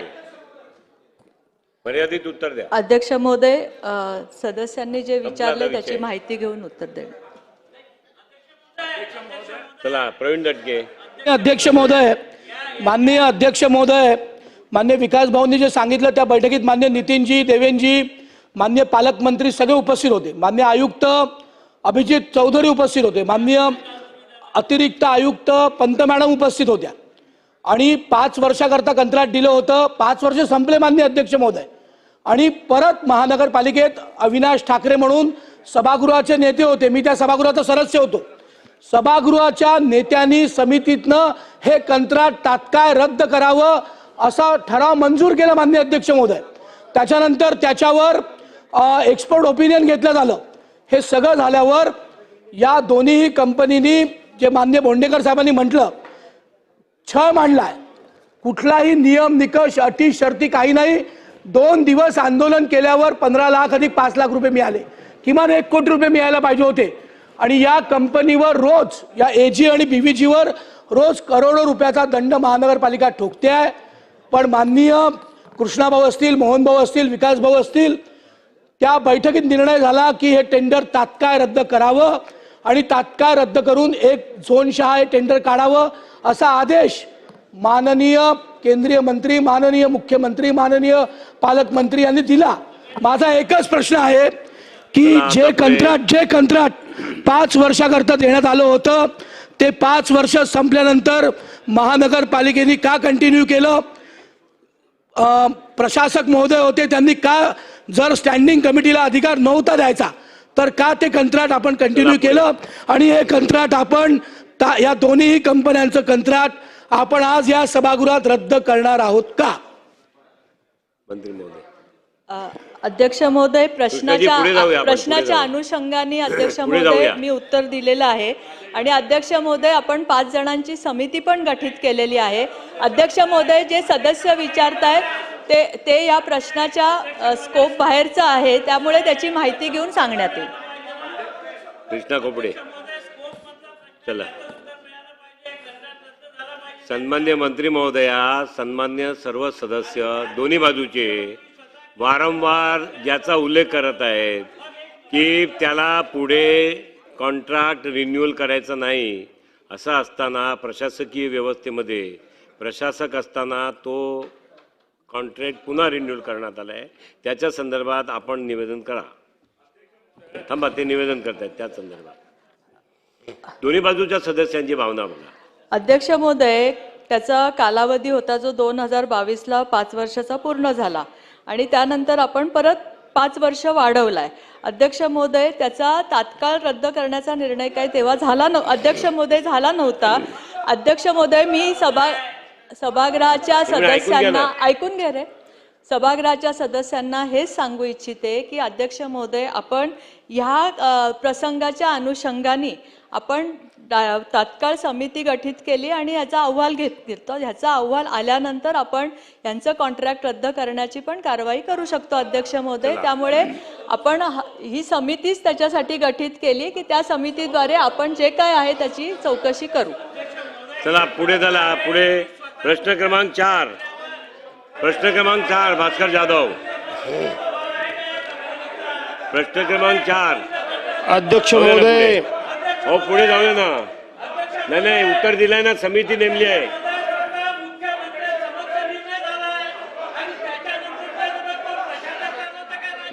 बचा. माननीय मंत्री महोदया जे समिती नेमली आहे, या समिती नेमली आहे, एकही वेळा मी मंत्री महोदया कुठलाही कॉन्ट्रॅक्ट संपल्यानंतर त्याला एक्सटेन्शन 5 वर्षाचा दिला जात नाही महापालिकेमध्ये. त्यामुळे समिती जरी नेमली असेल तर समितीचा अहवाल 1 महिन्याचा आत आला पाहिजे आणि समितीचा अहवाल आल्यानंतर जी काही कारवाई योग्य असेल ती आपण करा अशी सूचना आहे. चला पुढे. हो अध्यक्ष महोदय. अध्यक्ष महोदय, पूर्ण नागपूर महापालिकेचा आहे. हा नाही अध्यक्ष महोदय पूर्व नागपूरचं आमचं दुर्भाग्य आहे का भांडेवाडी डम्पिंग यार्ड मध्ये 800 ट्रक रोज कचरा येते. मी नरेंद्र बोंडेकर साहेबांचे अभिनंदन करतो का एका घटनेची आज त्यांनी प्रश्न उत्तर या ठिकाणी लावलेला आहे. चला पुढे जाऊया. मंत्री महोदयांनी जे उत्तर या ठिकाणी दिलेलं आहे अध्यक्ष महोदय, का त्या परिवाराच्या पत्नीला 15 लाख रुपये देण्यात आले, त्याच्या आईला 5 लाख रुपये देण्यात आले आणि त्यांच्या परिवारातल्या व्यक्तीला नोकरी सुद्धा त्या कंपनीने दिल्या असं मंत्री महोदयाचं म्हणणं आहे. अध्यक्ष महोदय, याच्या अगोदर 4 महिने अगोदर 2 घटना झाल्या. 2 घटना बीओजीच्या कंपनीने एका लहान मुलाच्या ट्रकनी कचरा भरून येत होता, इल्लीगल काम होतं ते, आणि त्या कंपनीच्या याच्यानं एका लहान मुलाचा मृत्यू झाला. महानगरपालिकेच्या कच्ची विसा मैदानामध्ये पाण्याच्या टाक्यामध्ये एक मुलगा त्या ठिकाणी मरण पावला. मागच्या वेळेस औचित्याच्या मुद्द्याच्या माध्यमातून मी प्रश्न उचललेला होता, परंतु डिपार्टमेंटने महानगरपालिकेने थातरमुतर उत्तर दिलं. या परिवाराले आजपर्यंत अध्यक्ष महोदय या परिवाराले आजपर्यंत कसल्याही प्रकारची मदत केली नाही. आजपर्यंत कसल्याही स्पेसिफिक प्रश्न विचारा. आता आज स्पेसिफिक प्रश्न विचारा ना. मग मंत्री महोदयांना माझा स्पेसिफिक प्रश्न आहे का 4 महिन्या अगोदर झालेल्या 2 घटनेमध्ये महानगरपालिकेने त्यांना आर्थिक मदत केली आहे का, त्यांच्या परिवाराला नोकरी त्या ठिकाणी दिलेली आहे का, आणि विकास भाऊ आणि प्रवीणजींनी जो प्रश्न मांडला याला एकमतानं गडकरी साहेब आणि फडणवीस साहेबांच्या बैठकीमध्ये एकमताने निर्णय झाला होता का या कंपनीला ब्लॅकलिस्ट करावं, यांना पुढचं काम देण्यात येऊ नये. अशा प्रकारच्या या बीओजी कंपनी आणि अन्य ज्या कंपन्या या मार्फत होत आहे, मंत्री महोदयाला माझी विनंती आहे का जसं स्पेसिफिक या परिवाराला त्यांनी मदत केलेली आहे तशी या परिवाराला मदत ते करणार आहात का, आणि महानगरपालिकेच्या बजेटमध्ये याची प्रोव्हिजन करणं हे अत्यंत आवश्यक आहे. कसल्याही प्रकारची प्रोव्हिजन राहत नाही आणि त्याच्यामुळे हा सगळे प्रकार त्या ठिकाणी घडतात, कोणाला आर्थिक मदत होत नाही. ही प्रोव्हिजन आपण करणार आहात. अध्यक्ष महोदय, जसे आपण निर्देश दिले तसे आपण चौकशी समितीचा अहवाल लगेच मागवून घेऊ आणि सदस्यांच्या त्याच्यामध्ये ज्या पण शंका आहेत त्या त्याच्याद्वारे मी उपलब्ध करू. चला प्रश्न क्रमांक 4. अध्यक्ष महोदय, प्रश्न क्रमांक 23,360. पुढे पुढे पुढे जाऊया. 1 महिन्याचा आज अहवाल येत आहे. नाही असं नका करू प्लीज प्लीज प्लीज. प्रवीणजी नाही 1 मिनिट. अहवाल आलाय असं म्हणताय ती हरकत आहे. अहवाल आलाय असं म्हणताय. अध्यक्ष महोदय, आपण जर बघितलं असेल तर अहवाल आलाय त्यांना प्रश्नाचं वेगळं हे आहे. महोदय, अध्यक्ष महोदय, सत्ता पक्ष नेता अविनाश ठाकरे यांच्या अध्यक्षतेत सर्वपक्षीय समिती होती. त्यात अधिकारी होते, त्यात माननीय अतिरिक्त आयुक्त होते, त्यात हेल्थ ऑफिसर होते. त्या समितीने सभागृहात चौकशी समितीचा अहवाल पुटअप केला आहे आणि त्यात लिहिला आहे की दोन्हीही कंपनीचे कंत्राट तात्काळ रद्द केले पाहिजे. माझी आपल्या मार्फत माननीय मंत्री महोदयांना विनंती आहे की त्यांनी आज हा कंत्राट रद्द करावा आणि मग चौकशी करावी, कारण 5 वर्षाचा कंत्राट 10 वर्षाचा होऊच शकत नाही. त्यामुळे माननीय मंत्री महोदयांना माझी विनंती आहे की हे कंत्राट तात्काळ रद्द केलं पाहिजे. मान्य करोडो रुपयाचा फाईल आणि मुख्यमंत्र्यांचा आदेश जर मुख्यमंत्र्यांचा आदेश कमिशनर ऐकत नसेल तर कसं होईल? मुख्यमंत्र्यांचा आदेश आहे, पालकमंत्र्यांचा आदेश आहे, केंद्रीय मंत्र्यांचा आदेश आहे. माननीय मंत्री महोदयांना माझी विनंती आहे. चला मंत्री महोदय. अध्यक्ष महोदय, जे प्रवीण दटके सभासदांनी सांगितलं ते आणि सगळ्या सदस्यांच्या भावना लक्षात घेता आणि प्रवीण दटके सांगतायत की मुख्यमंत्र्यांनी तसे जर निर्देश दिले असतील तर अध्यक्ष महोदय नक्की हे कंत्राट रद्द करण्यात. चला चला प्रश्न क्रमांक 4. प्रश्नावली कुठे गेली हातातली? तुम्ही भास्करराव. हो हो, यांनी प्रश्नावली उचलली. अध्यक्ष महोदय, प्रश्न क्रमांक 23,360. अध्यक्ष महोदय, छापल्याप्रमाणे. अध्यक्ष महोदय, राज्याचे उपमुख्यमंत्री तथा नगरविकास मंत्री यांनी देशाचे पंतप्रधान माननीय मोदी साहेबांच्या वाढदिवसाच्या निमित्तानं या राज्यामध्ये 394 उद्यानं ही विकसित केली जातील अशा प्रकारची घोषणा केली आणि त्या प्रत्येक उद्यानाला 1 कोटी रुपये आम्ही देणार अशा प्रकारचं माननीय मंत्री महोदयांनी जाहीर केलं. त्याचबरोबर या 394 उद्यानापैकी सर्वोत्कृष्ट अशा पद्धतीचं उद्यान जो कोणी विकसित करेल त्याला 1 नंबरचं 5 कोटीचं बाह्य बक्षीस, 2 नंबर करता 3 कोटी बक्षीस आणि 3ऱ्या नंबर करता 1 कोटी बक्षीस आम्ही देणार अशा पद्धतीची घोषणा ही माननीय राज्याचे उपमुख्यमंत्री तथा नगरविकास मंत्र्यांनी केली. माझा मंत्री महोदयांना प्रश्न एवढाच आहे की या 394 उद्यानापैकी आज या क्षणापर्यंत राज्यामध्ये किती उद्यानं विकसित झाली आणि त्यांना आपण किती कोटी निधी वितरित केलात, हा एक प्रश्न. आणि दुसरा प्रश्न, या ज्या आपण स्पर्धा घेणार होतात या स्पर्धा झाल्या का, आणि झाल्या असेल तर त्याचा 1 नंबर कोणाचा लागला, 2 नंबर कोणाचा लागला आणि 3 नंबर कोणाचा लागला याची माहिती आपण आम्हाला द्याल का? आणि त्याचबरोबर आपण याच्या पुढं ही जी उद्यानं डेव्हलप करणार आहात ही उद्यानं आता त्या ठिकाणी असलेलीच उद्यानं डेव्हलप करणार होतात का नवीन उद्यानं डेव्हलप करणार होतात? आणि नवीन उद्यानं जर डेव्हलप करणार असाल तर एखाद्या नगरपालिकेचा जर डीपी तयार नसेल तर तो डीपी तयार नसताना तुम्ही ही नवीन उद्यानं कुठे विकसित करण्याचा निर्णय केला होता? असे माझे अतिशय पॉइंटेड 3च प्रश्न आहेत. अध्यक्ष महोदय, 17 सप्टेंबर 2025ला हा शासन निर्णय घेण्यात आला अध्यक्ष महोदय आणि 1 कोटी नगर परिषदा आणि ह्याच्यामधल्या ज्या नगरपंचायतीच्या ते एक उद्यान बनवण्याचा आणि 1 कोटी देण्याचा हा निर्णय घेण्यात आला अध्यक्ष महोदय. त्या पद्धतीने आपण प्रस्ताव मागवले अध्यक्ष महोदय सगळ्याकडनं आणि आपल्याला 394 कोटी आपण त्याच्यासाठी मान्यता दिली. अध्यक्ष महोदय, हे जेव्हा निर्णय झाला 2025ला त्याच्यानंतर प्रस्ताव मागवणं, त्यांच्याकडच्या जागा संबंधित चेक करणं, आपण आत्ता फक्त 394 कोटीला मान्यता दिलेली अध्यक्ष महोदय. त्याच्यानंतर उद्यानं कुठे कुठे होतील, त्याच्यानंतर कुठलं उद्यान चांगलं होईल, कुणाला आपण पुरस्कार हे करू, ही सगळं अजून त्याच्यामध्ये हे निर्णय प्रक्रियेनंतरचं हे ते काय लगेचच आत्ता झालेलं नाही. तुम्हालाही माहिती आहे की सप्टेंबर ते आत्ताच्या कालावधीमध्ये हे उद्यानं आत्ता लगेच होणारही नाहीत. त्यामुळं तुम्ही जे विचारलं की हे स्पर्धेत कुणाला बक्षीस मिळालं वगैरे ते काही आत्ता नाही आहे. आपण ही स्पर्धा पण जाहीर केलेली आहे. जेव्हा उद्यानं होतील त्यावेळेस आपण उद्यानांची चेक करू आणि त्याप्रमाणे तसे बक्षिसं जाहीर करू अध्यक्ष महोदय. त्याचप्रमाणे जी ह्याच्यामध्ये एक स्पर्धेसाठीची समिती पण आपण गठीत केलेली पण ती नंतरची गोष्ट आहे अध्यक्ष महोदय. आणि 17 सप्टेंबरला आपण असं केलं की 17 सप्टेंबरपर्यंत आपण हे पुरस्कार जाहीर करू अध्यक्ष महोदय. त्याचप्रमाणे अजून काय प्रश्न? नाही, आपण 394 कोटीची मान्यता दिलेली, 1 कोटी एका उद्यानाला याप्रमाणे. आता 394 कोटीमध्ये जसे प्रस्ताव येतील तसे आपण ते निधी वितरित. माननीय मंत्री महोदयांनी अतिशय प्रामाणिकपणे उत्तर दिलेले आहे.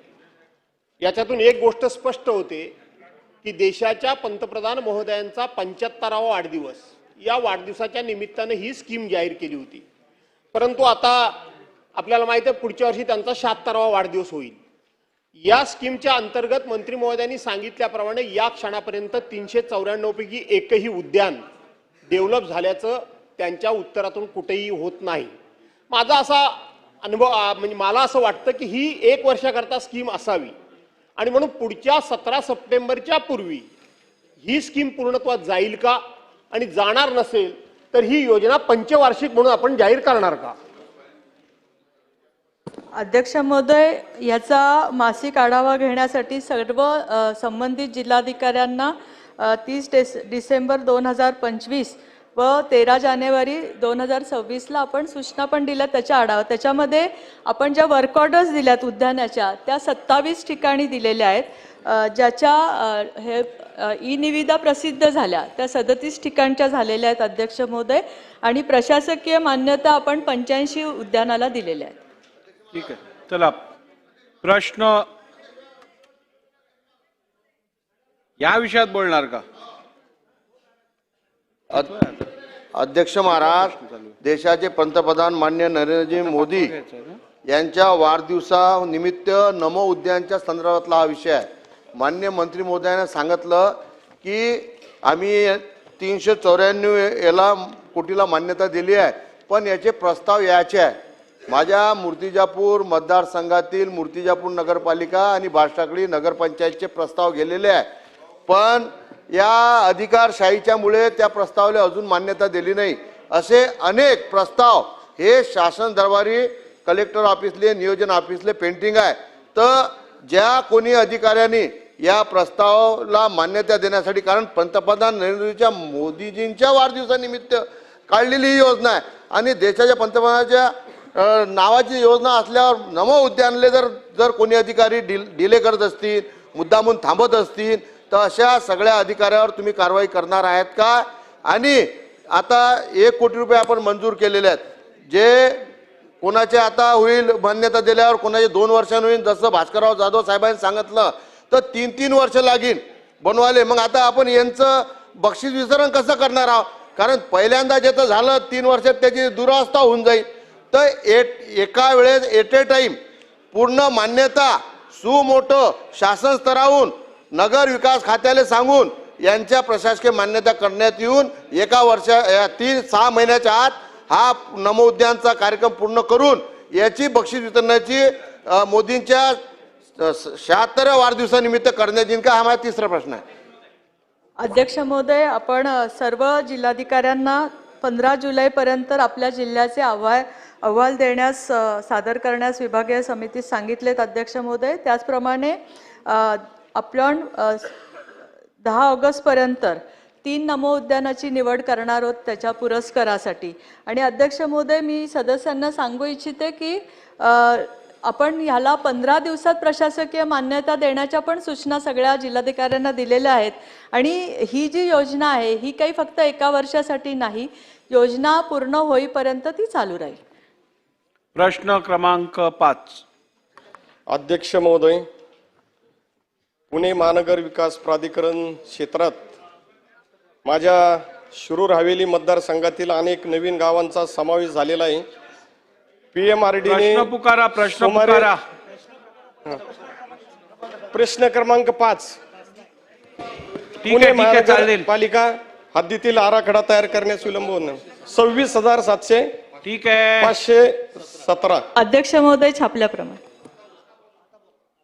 अध्यक्ष प्रश्नाचा महोदय, क्रमांक आपण सिक्वेन्स प्रमाणे पण घेऊ शकतात. 1, 2, 3, 4, 5 प्रश्न पूर्ण क्रमांक उल्लेखाची काय गरज नाहीये.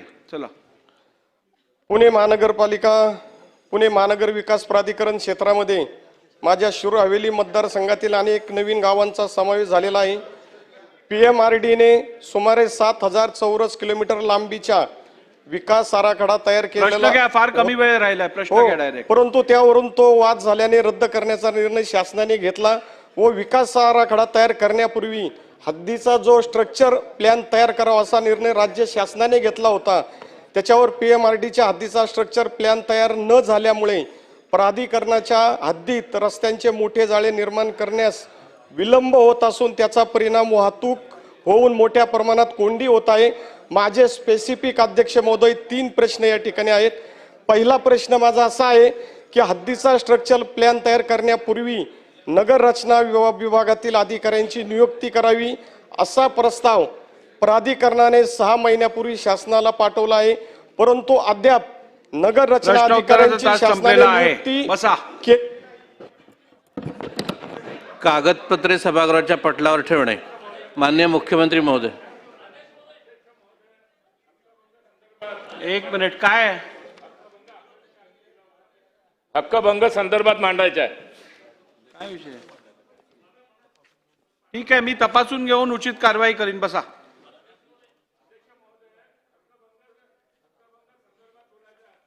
मला तपासून घेऊ दे आणि त्यानंतर उचित निर्णय घेऊ आपण. मी तपासला नाहीये. ठीक आहे, मी तपासून घेतो. पुरा मी 5 मिनिटं 2 मिनिटांमध्ये मांडतो सर. 2 मिनिटांमध्ये 2 मिनिटं. निकषात बसतोय नाही बसत आहे काय बघू की असंच देऊ? निकषात बसतोय नाही बसत आहे. चला बोला बोला बोला. अध्यक्ष महोदय, आपले विधान परिषदेचे सदस्य अभिजित वंजारे हे पदवीधर मतदारसंघातून विधान परिषदेचे सदस्य आहे. यांनी माझ्या पूर्व नागपूरमध्ये आपल्या कार्यालयावर, विकास भाऊ, आपल्या कार्यालयावर ऐकायलाच तयार नाहीत. उपडे साहेब, एक लक्षात घ्या. मी तुम्हाला पहिलीच सांगितलं मला तपासून घेऊ दे. तुम्ही आता विधान परिषदेच्या सदस्याचं नाव घेता.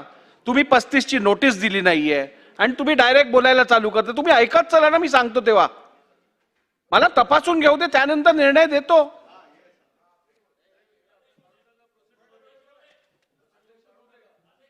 चला बोला. काय बोला पाचपुतेजी, लवकर. धन्यवाद अध्यक्ष महोदय. अध्यक्ष महोदय, माझी आपणाला एक विनंती आहे. अध्यक्ष महोदय, आपण या खुर्चीवरती आम्हा सर्वांना संरक्षण देण्यासाठी बसलेला आहात. गेल्या काही दिवसापासून एक गोष्ट प्रकर्षाने लक्षात आली की आपण अवघ्या 3-4 लक्षवेधी लावतोय. अध्यक्ष महोदय, संपूर्ण विधानसभेच्या कार्यकाळामध्ये जर 3-4 लक्षवेधी लागल्या तर आमच्या फक्त 50-60 सदस्यांचेच लक्षवेधी लागतील. आम्ही काही सदस्यांच्या सह्या घेतल्या. तर मला जाणीव आहे की BSc मध्ये निर्णय झाला होता, पण आम्ही पण कायदेमंडळ होता. अध्यक्ष महोदय, जवळजवळ 167 सदस्यांनी सह्या दिल्यात की लक्षवेधींची संख्या वाढली पाहिजे. अध्यक्ष महोदय, माझी आपणास कळकळीची विनंती आहे, ही सभागृहाची भावना आहे, आपण याचा भावनिक विचार करावा. कारण आम्ही जे तरुण सदस्य आम्हाला बोलायला संधी मिळत नाही. मी एका ज्येष्ठ सदस्याशी बोललो की तुम्ही लक्षवेधी का वाढवता, तर म्हटलं वेगवेगळ्या आयुधांचा वापर करा. अध्यक्ष महोदय, काल 5 तास सभागृहात बसलो, त्यावेळेस 293 सत्ताधारी पक्षावरती बोलायला संधी मिळाली नाही. मला विरोधकांच्या 293 वरती बोलावं लागलं. अध्यक्ष महोदय, लक्षवेधी एक असा आयुध आहे की ज्याच्या माध्यमातून आम्ही आमच्या मतदारसंघाचे प्रश्न मांडू शकतो. माझी अध्यक्ष महोदय आपल्याला कळकळीची विनंती आहे, आपल्याकडे जी डिस्क्रीट पॉवर आहे याचा वापर करून आपण लक्षवेधींची संख्या वाढवावी, स्पेशल सिटिंग घ्यावी. अध्यक्ष महोदय, सगळ्यात महत्वाचं म्हणजे जे आपण तालिका अध्यक्ष नेमलेत त्यांनी सुद्धा सह्या दिल्यात, ते बसायला तयार आहेत, स्पेशल सिटिंग घ्यायला तयार आहेत. अध्यक्ष महोदय,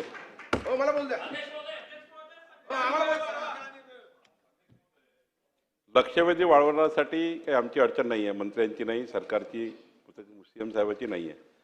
पण ही लक्षवेधीचा वेळ आहे ना, हे कामकाज सभागृहाचं कामकाज संपण्याच्या शेवटचा जो कार्यकाळ आहे ना, म्हणजे कार्यक्रम पत्रिकेत शेवटी दाखवा, म्हणजे सभासद हजर राहतील, मंत्री हजर राहतील आणि आपल्याकरता सभागृहाकरता चांगलं होईल.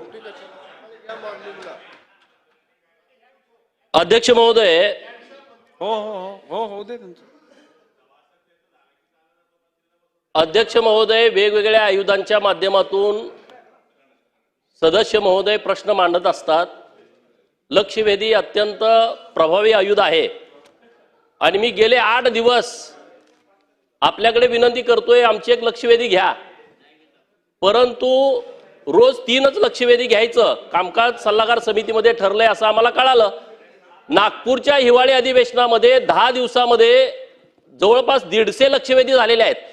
आता 6वा दिवस आहे आज. पहिला दिवस जरी सोडला तरी आता 3-3 म्हणलं तर 18 पण लक्षवेधी झालेले नाहीत. आणखी 10-12 दिवस 15 दिवस काम चाललं तर 50च्या वर लक्षवेधी जात नाहीत. एका बाजूला सगळे सदस्य प्रयत्न करतायत की आमच्या मतदारसंघातले प्रश्न सभागृहात आले पाहिजेत, त्याची सोडवणूक झाली पाहिजे, आणि दुसऱ्या बाजूला आमची लक्षवेधीच लागत नाही. मला तुम्हाला विनंती करायची आहे, हे जे सगळं चालू आहे, अगोदर 3 आठवडा अधिवेशन घेतलं का 4 आठवडा करा. आता 4 आठवडा घेतलं तर कामकाज करू नका. अशी दुटप्पी भूमिका जरी कुणी घेत असेल तर त्या भूमिकेशी आम्ही सहमत नाही. आम्ही जरी कामकाज सल्लागार समितीत नसलो तरी आमचं प्रतिनिधित्व करतात ना ही लोक. माझी विनंती आहे तुमच्याकडं की तुम्ही जसं मागं 10-15 लक्षवेधी रोज घेत होता, कारण मागच्या अधिवेशनामध्ये माझ्या 2 लक्षवेधीने 1 अर्ध्या तासाची चर्चा लागली. आता 6-7 दिवस झाले तर माझे अजून लक्षवेधी पण नाही, कुठलाच कामकाज नाही झालं. माझी विनंती आहे तुमच्याकडं, हे जे प्रश्न आम्ही मांडणार कुठं? जर 1 महिना अधिवेशन चालल्याच्या नंतर जर आमची लक्षवेधी येणार नसेल, फक्त 50-60 लक्षवेधी येणार असतील तर ह्या सर्व सदस्यांच्या वरती अन्याय होईल. तर आपण आपले अधिकार वापरून या लक्षवेध्या रोजच्या रोज 10-15 घ्याव्यात अशी माझी तुम्हाला विनंती आहे. चला झालं. सन्माननीय अध्यक्ष महोदय, एक मिनिट.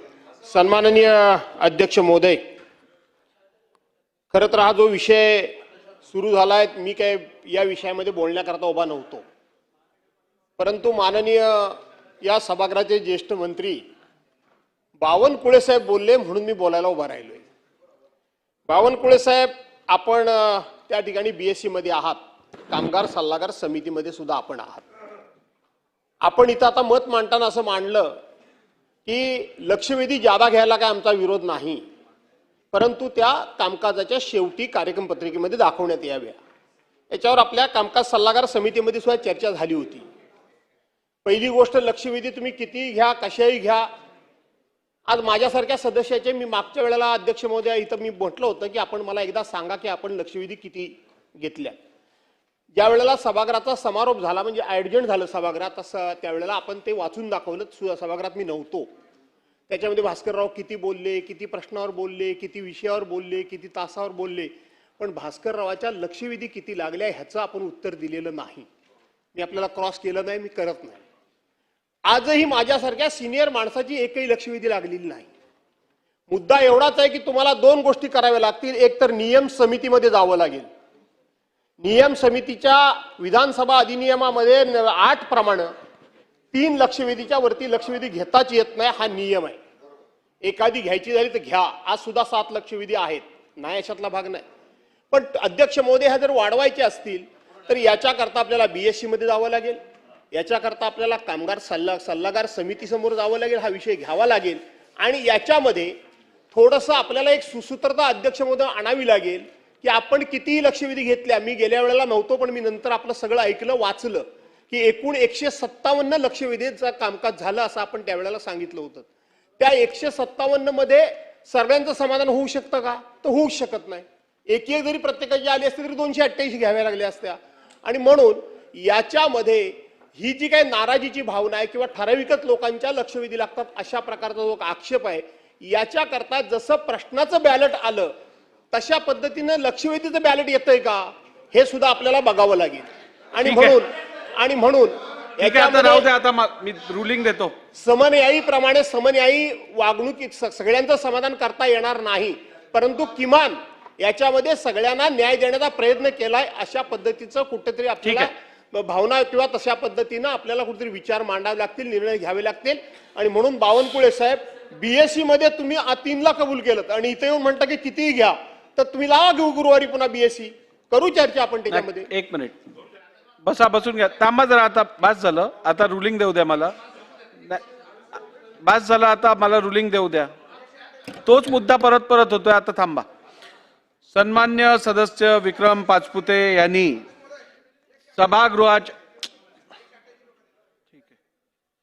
सभागृहाच्या कामकाजा संदर्भात काही महत्त्वाचे मुद्दे आज सभागृहात मांडलेले आहेत. त्या संदर्भात काही स्पष्टीकरण मी इकडे देऊ इच्छितो. सर्वप्रथम, सर्वसाधारणरित्या आपण सभागृहात होणारं कामकाज या संदर्भातली चर्चा BSc मध्ये करतो आणि ती चर्चा झाल्यानंतर या सभागृहात BSc मध्ये काय घडलंय या संदर्भात चर्चा घेण्याची प्रथा परंपरा पायंडा या सभागृहात यापूर्वीही नव्हता आणि नसायला पाहिजे असं माझं प्रामाणिक मत आहे. परंतु लक्षवेधी संदर्भात जो मुद्दा आज सदस्यांनी मांडलेला आहे, आपल्याला हे सांगताना मला अवगत करावं असं वाटतं की यापूर्वी विधानसभेत अधिवेशनाच्या दरम्यान सरासरी 3, 4, 5 लक्षवेधी होत होत्या. त्यानंतर गेले 4 वर्ष आपण सातत्याने हा प्रयत्न केलेला आहे की कामकाजाची वेळ जास्तीत जास्त चालवून, आपण जर बघितलं तर गेल्या 4 वर्षात या सभागृहाचं कामकाज रेकॉर्ड टाइम चाललेलं आहे. किमान प्रत्येक अधिवेशनात 10 तास कामकाज झालेलं आहे. 9.5 ते 10 तास कामकाज प्रत्येक अधिवेशनात झालेलं आहे. आपल्या सरासरी लक्षवेधी प्रत्येक अधिवेशनात आपण जरी 10 दिवसाचं नागपूर अधिवेशन असलं तरी 125 ते 150 लक्षवेध्या आपण तेव्हा पण घेतलेल्या होत्या. माझा हा प्रामाणिक प्रयत्न राहिलेला की जास्तीत जास्त सदस्यांना आपल्या मतदारसंघातली किंवा महाराष्ट्राच्या शी निगडीत असणाऱ्या महत्त्वाच्या विषयांच्या लक्षवेध्या सादर करून जनतेला न्याय प्राप्त करून देण्याचा आपला जो प्रयत्न आहे त्यात कुठे मी कमी पडू नये हा माझा प्रयत्न सातत्याने राहिलेला. राहिला प्रश्न भास्करराव, आपण आता जो नियमाचा विषय घेतलात, लक्षवेधी बॅलेटने होऊ शकत नाही कारण लक्षवेधी या मेरिटवरती घ्यायच्या असतात. लक्षवेधीसाठी आपण काही निकष ठरवलेले आहेत, त्यात ते बसत असले तर आपण त्या लक्षवेधी चर्चेसाठी घेतो. नंबर 3, आपण जो उल्लेख केला की आपण गेलेल्या कामकाजा संदर्भातली माहिती मी सभागृहाला दिली, ती द्यायचं कारण एवढंच होतं की अधिवेशनात त्यावेळेला आपण असा हेतू आरोप केलात की अध्यक्ष मला कधीच बोलायला देत नाहीत आणि म्हणून तुम्ही नेमकी किती मिनिटं सभागृहात बोललात, कुठच्या आयुधातनं बोललात या संदर्भातली मी माहिती दिली आणि त्या अधिवेशनातही तुमच्या ज्या लक्षवेधी लागलेल्या त्याची पण माहिती मी सभागृहात तेव्हा पण दिलेली. गरज असल्यास परत मी त्याची प्रत आपल्याकडे पाठवून देईन. आणि राहिला प्रश्न लक्षवेधींचा, BSc मध्ये जरी निर्णय झाला असेल तरीही अपवादात्मक परिस्थितीत मी जसं आज 3 लक्षवेध्या असतानाही आपण 7 दाखवल्या आहेत कारण गेल्या वेळेच्या काही दिवसापूर्वीच्या 2 लक्षवेध्या ज्या बोर्डावरती होत्यापर्यंत आपल्याला घेता आल्या नाहीत त्या आपण आज घेतलेल्या आहेत. मी निश्चितपणे सर्व गटनेत्यांबरोबर परत एकदा चर्चा करून सभागृहाचा सेन्स जो आहे तो त्यांच्याबरोबर चर्चा करून लक्षवेधी वाढवण्यासंदर्भातला निर्णय लवकरच घेईन. राहिला प्रश्न नियमांचा, तर जरीही नियमामध्ये तरतूद 3 लक्षवेधींची असली तरी अध्यक्षांच्या डिस्क्रिशनरी पॉवर्समध्ये नियम शिथिल करून परिस्थिती अनुसार अध्यक्षांकडे निर्णय घ्यायचे अधिकार आहेत आणि त्यामुळे या संदर्भातला पुढचा निर्णय गटनेत्यांची चर्चा करून मी घेईन.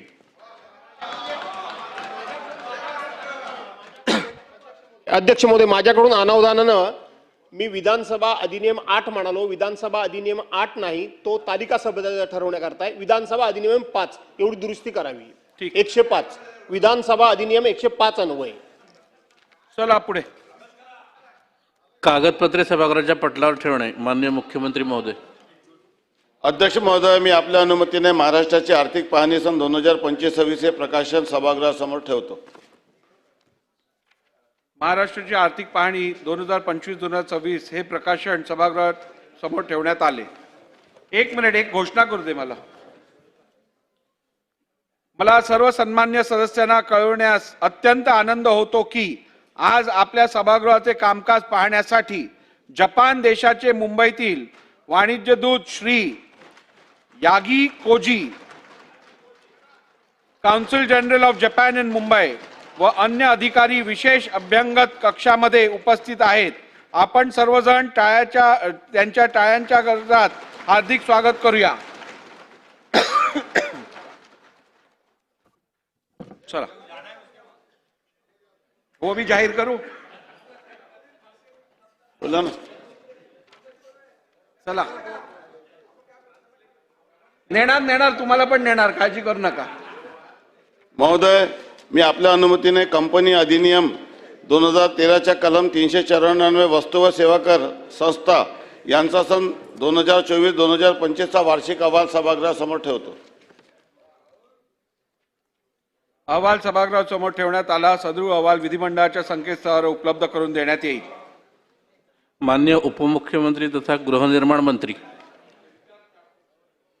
माननीय महोदय, मी आपल्या अनुमतीने महाराष्ट्र झोपडपट्टी सुधारणा निर्मूलन व पुनर्विकास अधिनियम 1971च्या कलम 3(p) च्या पोटनियम कलम 4 अन्वये झोपडपट्टी पुनर्वसन प्राधिकरण पुणे व पिंपरी चिंचवड क्षेत्र पुणे यांचा सन 2023-24 या वर्षाचा वार्षिक लेखा अहवाल सभागृहासमोर ठेवतो. अहवाल सभागृहासमोर ठेवण्यात आला. सदर अहवाल विधिमंडळाच्या संकेतस्थळावर उपलब्ध करून देण्यात येईल.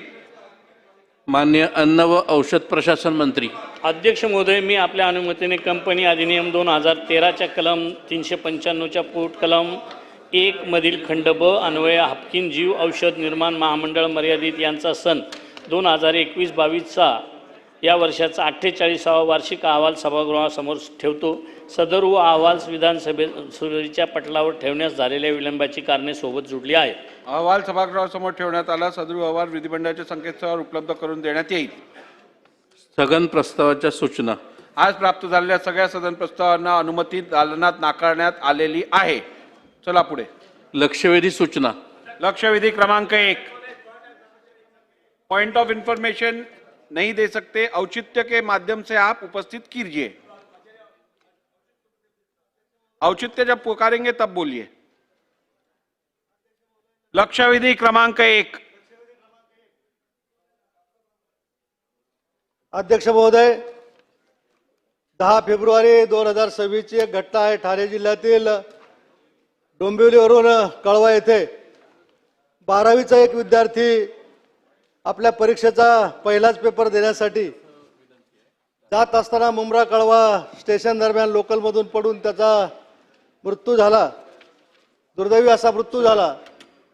त्याचं नाव सोहम कटारे असं त्या ठिकाणी होतं. आज उपनगरीय रेल्वेमध्ये गर्दीमुळं वाद निर्माण झाला आणि त्या वादामध्ये एका शिक्षकाची देखील त्या ठिकाणी हत्या झाली. आणि ही घटना ताजी असतानाच कुर्ला रेल्वे स्टेशन ते CST टर्मिनसच्या दिशेने जाणाऱ्या धीम्या लोकलमधून शिव स्थानकाजवळ गर्दीच्या रेट्यामुळे सचिन विश्वकर्मा व त्याचे 3 सहप्रवासी हे त्या रुळावरून खाली पडले आणि ते गंभीररित्या जखमी झाले. त्याच्यातल्या एकाचा त्या ठिकाणी उपचारादरम्यान मृत्यू देखील झाला. या उपनगरी रेल्वेमध्ये सातत्यानं हे अशा घटना घडत आहेत. वेळेची घाई, उशिरानं धावणाऱ्या गाड्या आणि क्षमतेपेक्षा जास्त गर्दी आणि अपुऱ्या सुविधांमुळं या सातत्याने घटना घडत आहेत. 2025 मध्ये जवळपास 4841 अपघात हे लोकलच्या मध्ये झाले. त्याच्यामध्ये 287 जणांचा जवळपास मृत्यू त्या ठिकाणी झालेला आहे आणि 2254 प्रवासी त्या अपघातामध्ये जखमी झालेले आहेत. हे जवळपास दररोजची सरासरी 13 प्रवासी ठार होण्याची ही सरासरी आज आपल्याला या लोकलच्या प्रवासामध्ये आपल्याला दिसून येते. आणि म्हणून या गर्दीवर नियंत्रण राहिलं पाहिजे. त्याच्यासाठी रेल्वे प्रशासनानं काय केलं हा खरा माझा प्रश्न आहे. अध्यक्ष महोदय, माझा स्पेसिफिक प्रश्न आपल्यामार्फत मी शासनाला विचारतो की महिलांना आणि दिव्यांगांना जसं रेल्वेमध्ये स्वतंत्रपणे डबे आरक्षित केलेले आहेत तसे विद्यार्थ्यांसाठी देखील त्या लोकलमध्ये डबे आरक्षित करण्यासाठी शासन काय भूमिका घेणार आहे. रेल्वे प्रशासनाला तशा पद्धतीनं मागणी करून स्पेशल डबे विद्यार्थ्यांसाठी घेणार आहेत का हा एक खरा माझा प्रश्न आहे. आणि या अपघातामध्ये खऱ्या अर्थानं हा विद्यार्थी 18 वर्षाचा विद्यार्थी हा 12वीची परीक्षा देत असताना गेलेला आहे. त्याच्या कुटुंबावर मोठा आघात खऱ्या अर्थाने त्या ठिकाणी झालेला आहे. त्याने अनेक स्वप्न आयुष्यामध्ये भविष्यामध्ये पाहिलेले असतील परंतु त्याच्या सर्व स्वप्नांचा या घटनेमुळे चक्काचूर झालेला आहे. अशा परिस्थितीमध्ये या रेल्वे प्रशासनानं या विद्यार्थ्यांना किंवा या मृत्युमुखी पडलेल्या इस्मांना त्याच्या कुटुंबियांना काही आर्थिक मदत दिलेली आहे का, नसेल दिली तर देणार आहेत का हा माझा खऱ्या अर्थाने स्पेसिफिक प्रश्न आहे. आणि जो मूळ प्रश्न आहे की विद्यार्थ्यांसाठी डबा आरक्षित करणार आहात का. अध्यक्ष महोदय, दिनांक 10 फेब्रुवारी 2026 रोजी 12वीचा पहिला पेपर देण्यासाठी डोंबिवलीहून कळव्याकडे जात असताना मुंब्रा कळवा स्थानकादरम्यान गर्दीमुळे त्या विद्यार्थ्याचा मृत्यू झाला होता आणि ह्या विद्यार्थ्याबरोबरच ती दुर्घटना अतिशय भयानक होती की फक्त हा विद्यार्थीच नव्हे तर इतरही अनेक प्रवासी त्यामध्ये दगावले होते. परंतु त्यानंतर आपल्यालाही कल्पना आहे की हा प्रश्न पूर्ण रेल्वे खात्याच्या संबंधित आहे, परंतु तरी सुद्धा महाराष्ट्रामध्ये हे प्रकार वारंवार घडत असल्याकारणानं राज्याचे मुख्यमंत्री आदरणीय देवेंद्रजी फडणवीस साहेब यांनी रेल्वे मंत्र्यांशी त्या अपघातानंतर चर्चा केली आणि MMR रिजनमध्ये वाढत असलेले शहरीकरण आणि त्यामुळे हा लोकलवर जो जास्त लोड येतोय त्यामुळे हे अपघात वारंवार वाढत चाललेले आहेत आणि त्याची खबरदारी किंवा उपाययोजना म्हणून रेल्वे खात्यानं आहे त्याच दरामध्ये बंद दरवाजाच्या रेल्वे चालू करण्याच्या संदर्भात काही निर्णय घेतलेले आहेत आणि त्याची अंमलबजावणी सुद्धा माननीय मुख्यमंत्र्यांच्या विनंतीवरून होत आहे. हा पहिला प्रश्न आहे. आपण रेल्वेमध्ये वेगवेगळ्या प्रवाशांसाठी डबे आरक्षित ठेवतो. प्रामुख्यानं 2 डबे हे महिलांसाठी आरक्षित केले जातात, परंतु प्रत्येक वर्गासाठी जर डबे आरक्षित केलेले तर इतर प्रवाशांवर तो अन्याय होईल. त्यामुळे विद्यार्थ्यांसाठी असा आपल्याला काही आरक्षणाचा विषय घेता येणार नाही, परंतु तरी सुद्धा विद्यार्थ्यांच्या बाकीच्या गोष्टींची म्हणजे परीक्षा किंवा इतर काही गोष्टींचा विचार करता विद्यार्थ्यांना प्राधान्य देण्यात येईल.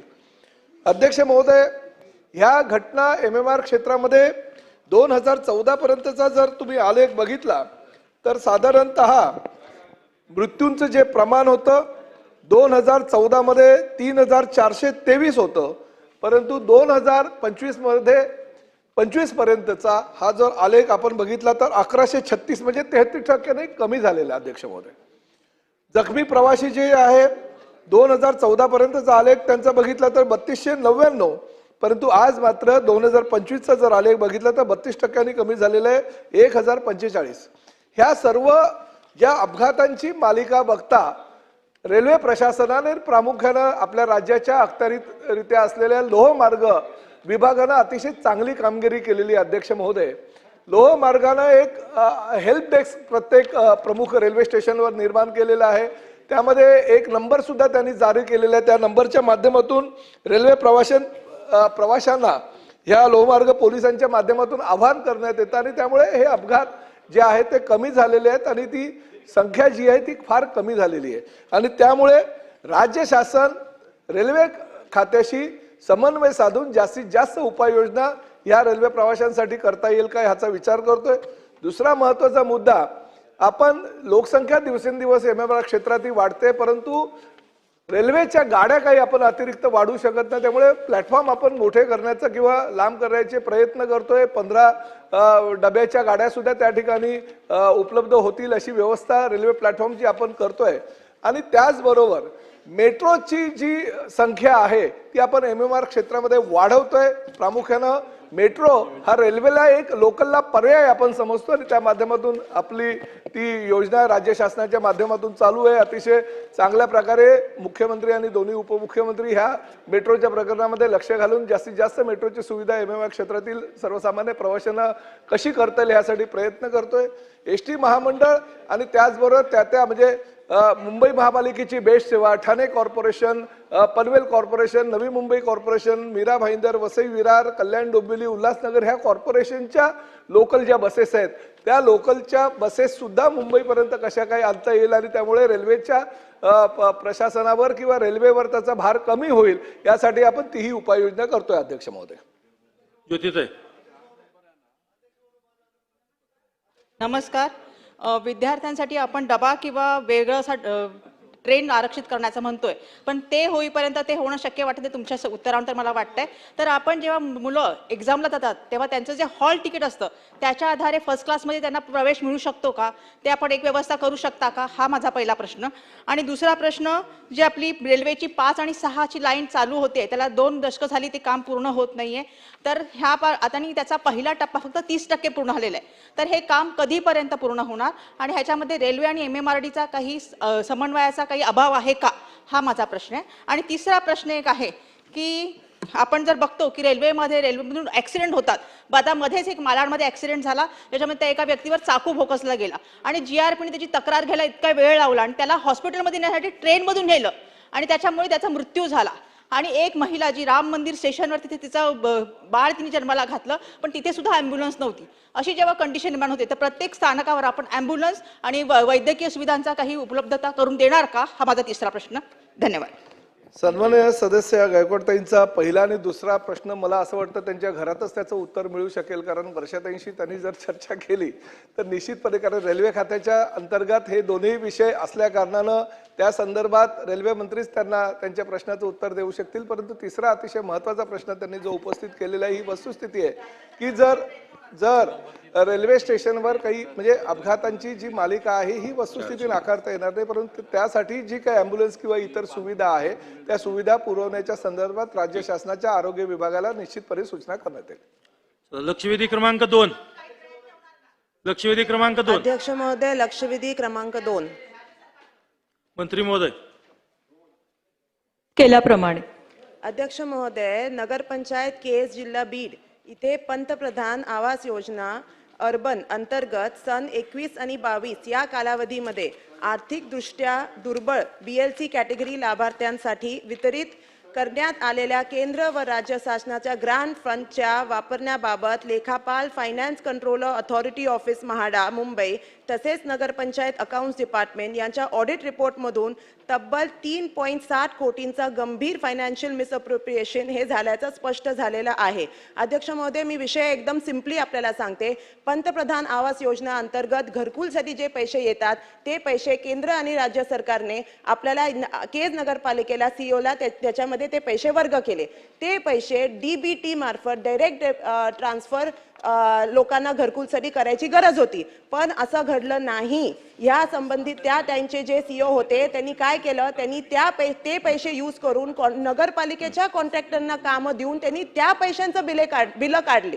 ही एकदम गंभीर गोष्ट आहे अध्यक्ष महोदय. म्हणजे जे पैसे शासन आपल्याला लोकांना, गरीब लोकांना घर बांधायला देतं, जे DBT ट्रान्सफर त्या करून त्या लोकांचे असते ज्यांना ऑलरेडी त्यांचं सँक्शन भेटलेलं आहे, अप्रुव्हल भेटलेलं आहे, ते पैसे वर्ग करून त्यांनी कॉन्ट्रॅक्टर्सला देऊन स्वतःच्या फायद्यासाठी बिलं काढून घेणं हे एकदम चुकीची गोष्ट आहे. अध्यक्ष महोदय, मंत्री महोदयांच्या उत्तरामध्ये सुद्धा इथे लिहिलेलं आहे की तत्कालीन मुख्य अधिकारी त्यांच्याकडून दिनांक 20 मे 21 ते 30 जानेवारी 22 या कालावधीमध्ये घरकुल लाभार्थ्यांच्या व्यतिरिक्त नियबाह्य पद्धतीने 4,24,00,000 इतका निधी नगरपंचायतचा एजन्सी कॉन्ट्रॅक्टर तसेच नगरपंचायत कर्मचाऱ्यांच्या वैयक्तिक खात्यावर वर्ग करण्यात आला आहे. म्हणजे हे उत्तरामध्ये आलेलं आहे की सदर खात्यातून थेट लाभार्थ्यांच्या खात्यात अनुदानाची रक्कम जमा होते. लाभार्थ्या व्यतिरिक्त अन्य खात्यावर निधी वर्ग होऊ शकत नाही आणि होत नाही.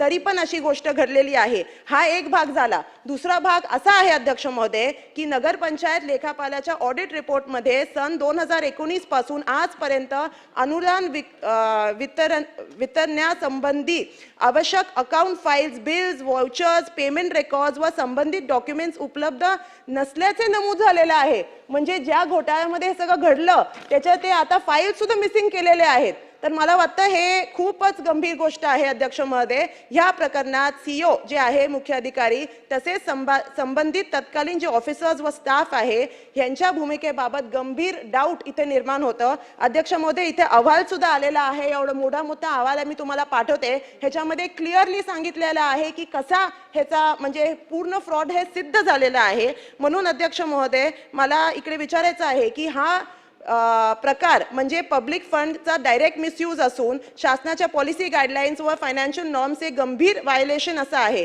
त्यामुळे सदर प्रकरणी तात्काळ हाय लेवल स्पेशल इन्व्हेस्टिगेशन करून सर्व संबंधित जे क्रिमिनल ऑफेन्स झालेला आहे हे मिसयूज जे अमाऊंट आहे ते पूर्ण आपण इंटरेस्टसह हे रिकवर करणार आहेत का. आणि ह्याचे 2-3 प्रश्न सुद्धा माननीय मंत्री महोदयासाठी मी आणलेले आहेत की लाभार्थ्यांच्या खात्यात DBT न करता ग्रांट फंड इतर कामांसाठी डायव्हर्जन केल्याबाबत जबाबदार अधिकाऱ्यांवर क्रिमिनल केस दाखल करण्यात येणार आहे का.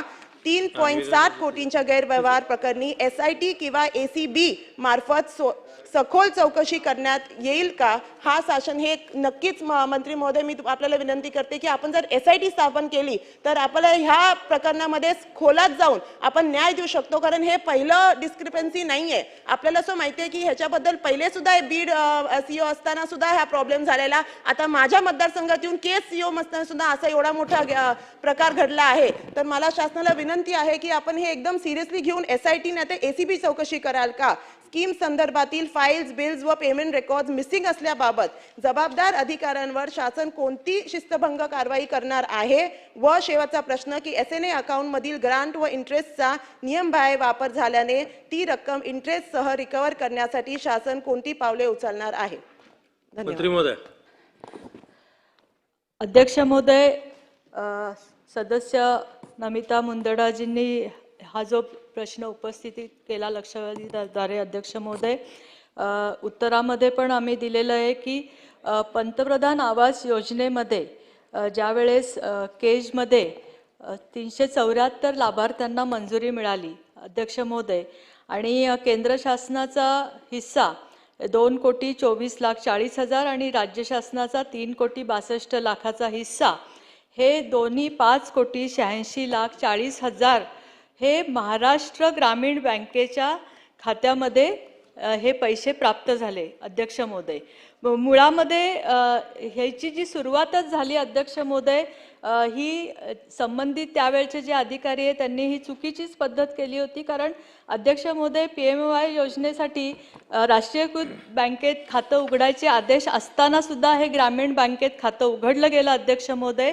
त्याचप्रमाणे साधारण 116 लाभार्थ्यांना त्यातले त्या अकाउंटमधले 1,67,75,000 रुपये ही वितरित केले अध्यक्ष महोदय. पण उरलेली जी रक्कम होती अध्यक्ष महोदय, ही रक्कम ही बँक स्टेटमेंट पण आपल्याला मिळालेलं नाही योग्य, कारण बँक स्टेटमेंटमध्ये पण कुणाच्या खात्यावर रक्कम वर्ग झाली इथे सुद्धा ब्लँक आहे अध्यक्ष महोदय. त्यामुळे बँक स्टेटमेंटमधनं पण हे सर्व कळत नाही की हे पैसे कुठे वितरित केले गेले. उरलेले पैसे जवळजवळ 4,28,25,000 रुपये अध्यक्ष महोदय हे अशा अकाउंटमधनं वितरित केले गेले जे पंतप्रधान आवास योजनेच्या लाभार्थ्यांना दिले गेले नाहीत अध्यक्ष महोदय. ही फॅक्ट आहे.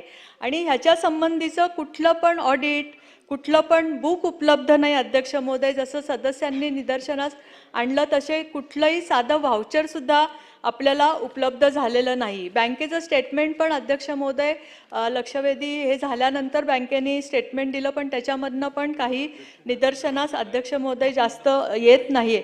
अध्यक्ष महोदय, हा जो सर्व बघितला तर आपण हा पूर्णपणे घोटाळा आहे. त्याचा जर जेव्हा CEOंना हे निदर्शनास आलं त्यावेळेस CEOंनी अकाउंटंटकडनं याचा अहवाल तयार करून घेतला अध्यक्ष महोदय, आणि तो अहवाल जिल्हाधिकाऱ्यांना दिला. जिल्हाधिकाऱ्यांनी याच्यासाठी समिती पण गठीत केली अध्यक्ष महोदय.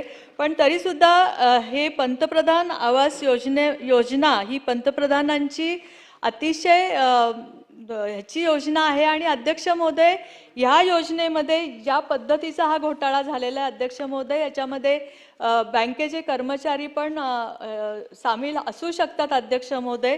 तर त्यामुळे जी सदस्यांनी मागणी केलेली अध्यक्ष महोदय की सर्व संबंधित अधिकारी त्या काळामधले जे होते त्यांची विभागीय चौकशी करावी. आणि अध्यक्ष महोदय की आर्थिक गुन्हे शाखेला याच्या बरोबर घेऊन जर चौकशी केली तर बँकेमध्ये पण जो अपार झालेला आहे ह्या योजनेच्याद्वारे तो सुद्धा उघडकीस येईल. त्यामुळं आर्थिक गुन्हे शाखा आणि विभागीय ह्याच्यातर्फे ही चौकशी केली जाईल अध्यक्ष महोदय.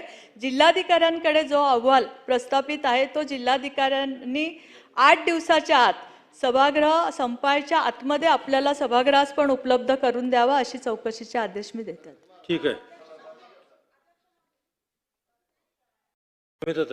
अध्यक्ष महोदय, माननीय मंत्री महोदया, आपण SIT हे करणार का? कारण SIT केली तर ही सखोल चौकशी, आता तुम्ही सुद्धा ऍक्सेप्ट केलं आहे की खूप मोठा गैरव्यवहार झालेला आहे. जर SIT केली नाही तर ACB चौकशी केली तर आपण खोलापर्यंत जाऊ शकू.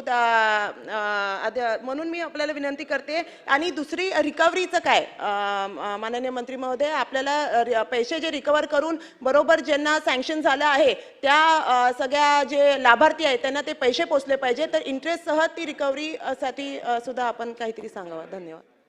अध्यक्ष महोदय, निश्चितपणे सर्व रक्कम ही व्याजासह वसूल करण्यासाठीच मी सांगितलं की आपण ही जी आत्ता जी आहे ती विभागीय चौकशी करू, त्याच्यात आर्थिक गुन्हे शाखेला पण समाविष्ट करून घेऊ आणि ज्या पद्धतीचा अहवाल आपल्याला त्यावेळेस उपलब्ध होईल, जर गरज पडली तर आपण ह्या सगळ्या प्रकरणामध्ये पण SIT पण लावू.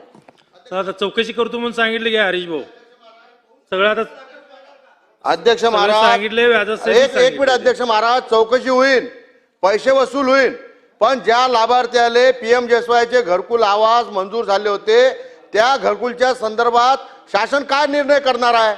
कारण भ्रष्टाचार झाला 3,62,00,000 रुपयाचा, बँक खातं बदलल्या गेलं. मग आता याची व्याप्ती किती मोठी आहे? बँक खातं कोणाच्या मतल्याने बदलल्या गेलं आणि पैसे टाकले गेले तर ते लाभार्थी खात्यावर नाही गेले, तर मग ज्यांच्या खात्यावर गेले ते याच्यात दोषी आहेत, कारण त्यांनी तो पैसा भ्रष्टाचाराला सहमत करून तो पैसा त्यांनी काढलाय. या सगळं होणार आहे, शासनाचा पैसा आहे, वसुली होईल, SIT होईल, जे काय आपण चौकशी करणार माननीय मंत्री महोदय ते करणार आहे. पण ज्या लाभार्थ्यांचे घर अजून त्यांचं घराचं स्वप्न अपुरं आहे यासाठी शासन काय करणार आहे? यांना व्यतिरिक्त निधी देऊन ते घर पूर्ण करणार आहे की कॉन्ट्रॅक्टरला ठेका देऊन ते पूर्ण करणार आहे? आणि यांना घरं पूर्ण करून किती दिवसात शासन देईल हा माझा प्रश्न आहे अध्यक्ष महाराज. मंत्री महोदय. अध्यक्ष महोदय, आपण जे 374 लाभार्थ्यांचा DPR एक मंजूर झाला होता त्याच्यामधले 241 लाभार्थी वगळण्यात आले. सद्यस्थितीत अध्यक्ष महोदय आपल्याकडे 133 लाभार्थ्यांचा DPR मध्ये समावेश आहे. अध्यक्ष महोदय, या 133 पैकी 10 लाभार्थ्यांना आपण 2.5 लाख प्रमाणे 25 लाख रुपये रक्कम अदा केली आहे. अध्यक्ष महोदय, तसेच 82 लाभार्थ्यांना 1,92,00,000 रुपये रक्कम देण्यात आली असून अध्यक्ष महोदय 12,30,000 रक्कम त्यांची देणं बाकी आहे. उर्वरित जे 41 लाभार्थी आहेत त्यांची 1,02,00,000ची रक्कम देय असून अध्यक्ष महोदय कामाच्या टप्प्यानुसार आपण त्यांना आत्तापर्यंत 74,30,000 पण रक्कम त्यांच्या अकाउंटमध्ये अदा करण्यात आलेली अध्यक्ष महोदय आणि 28,20,000 रक्कम अदा करणे बाकी आहे अध्यक्ष महोदय. त्यामुळे जे लाभार्थी DPR मध्ये आहे त्यांना आपण कुठल्याही पद्धती ह्याच्यापासून वंचित ठेवणार नाही अध्यक्ष. ठीक आहे, चला आता पुढे जाऊ.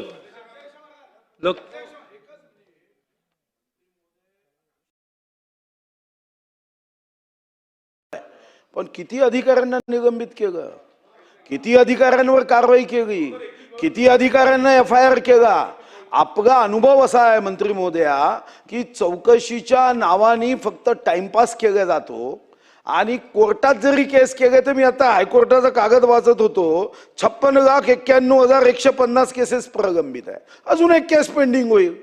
सर्वांचा हा विश्वास आहे की कोर्टाच्या माध्यमातून 50-50 वर्ष त्याच्या चौकशीच्या संदर्भात दोषीवर कारवाईच होऊ शकत नाही. तर कमीत कमी तुम्ही एवढं तर उत्तर द्या की या संदर्भातला कोर्टाचा निर्णय लागेपर्यंत या व्यक्तीला निलंबित केला जाईल, तो निलंबन कायम राहील. मग 10 वर्ष लागो की 20 वर्ष लागो, हे एवढं जर केलं तर न्याय मिळेल. अरे गरिबाच्या पोटावर अशा पद्धतीने घरकुल काय, भारत माता माझी आई, डोकं ठेवायला जागा नाही, गरीब माणूस घरकुल मागतो. पंतप्रधान महोदय सांगतात की या देशाच्या गरिबांसाठी गरीबों के सन्मान में मोदी जी मैदान में, आणि इथे अधिकारी अशा पद्धतीने पैशाची लूट करत असेल तर तुमच्याकडून अपेक्षित उत्तर एवढंच आहे की जोपर्यंत चौकशी आणि कोर्टाचा निर्णय अंतिम होत नाही तोपर्यंत अशा अधिकाऱ्यांना तुम्ही निलंबित करणार आहात का? अन्यथा कोणी घाबरणार नाही.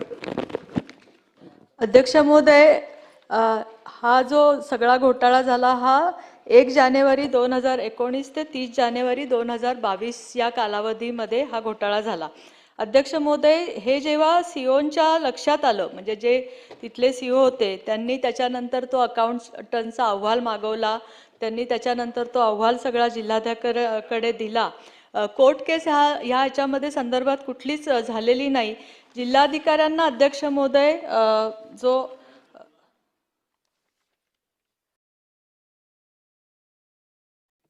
ही जी समिती गठीत केली अध्यक्ष महोदय, जिल्हाधिकाऱ्यांना अहवाल दिल्यानंतर जिल्हाधिकाऱ्यांनी जी समितीच गठीत केली आहे ती 25 जानेवारी आत्ता गठीत केलेली आहे. तरी सुद्धा अध्यक्ष महोदय हा प्रश्न सभागृहामध्ये लक्षवेधीद्वारे उपस्थित केला.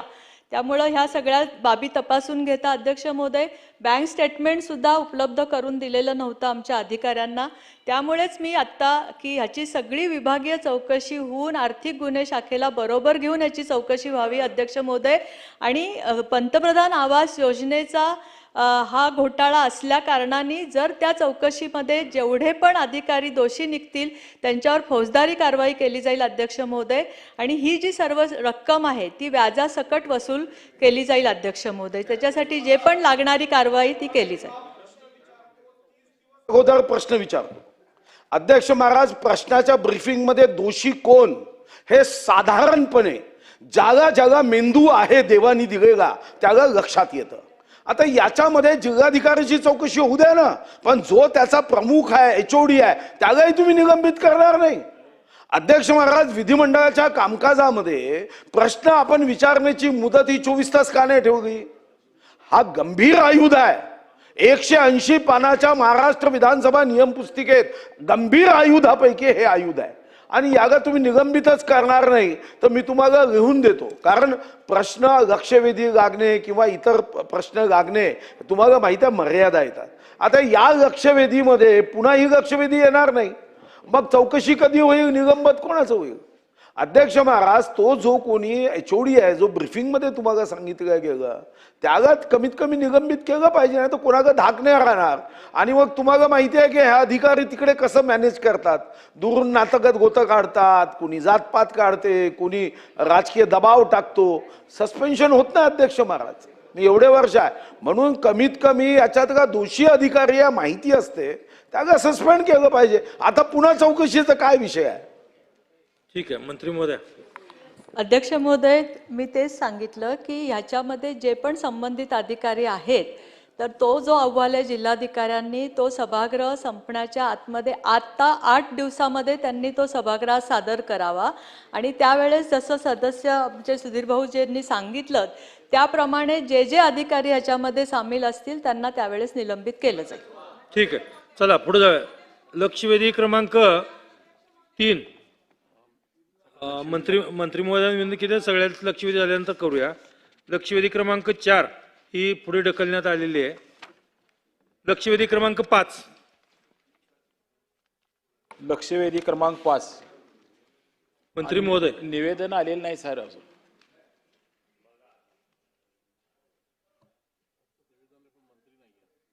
सहा आणि 7ला कामगार मंत्री नाहीत आले.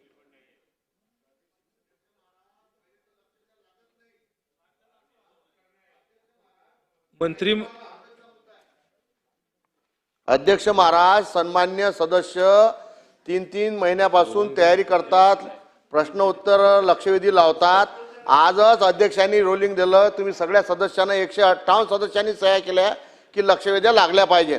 आता इकून तिकून कोरे साहेबाची लक्षवेधी लागली, त्याचं उत्तर आलं नाही. त्या खात्याचे मंत्री या सभागृहात उपस्थित नाही. किती गांभीर्याने आपण हे सभागृह चालून राहिलो अध्यक्ष महाराज?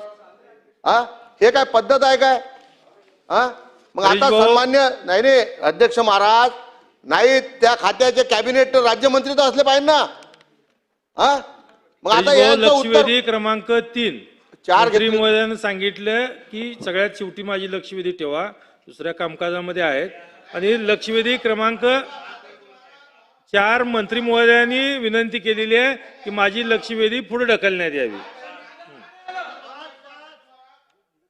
5चा विषय अध्यक्ष महाराज, अध्यक्ष महाराज 5चा विषय आहे. 5चे मंत्री महोदय लक्षवेधी क्रमांक 5ला मंत्री महोदयांना निरोप दिलेला आहे, येतील ते आलं निवेदन. पण अध्यक्ष महाराज नाही पण याचं काय, याचं अध्यक्ष महाराज याचं काय, 5चं काय, पाच सांगून निवेदन दिलेलं आहे दिलंय पण त्याचं उत्तर. मंत्री महोदय. मान्य अध्यक्ष सन्मान्य सदस्य, 3 आणि 4 लक्षवेधी एकदमच पुढे गेल्या. मंत्री महोदय वरच्या सभागृहामध्ये आहेत, त्यामुळे थोडस यायला उशीर होतोय. निरोप दिलेला आहे त्यांना, येथील सन्मान्य अध्यक्ष महोदय.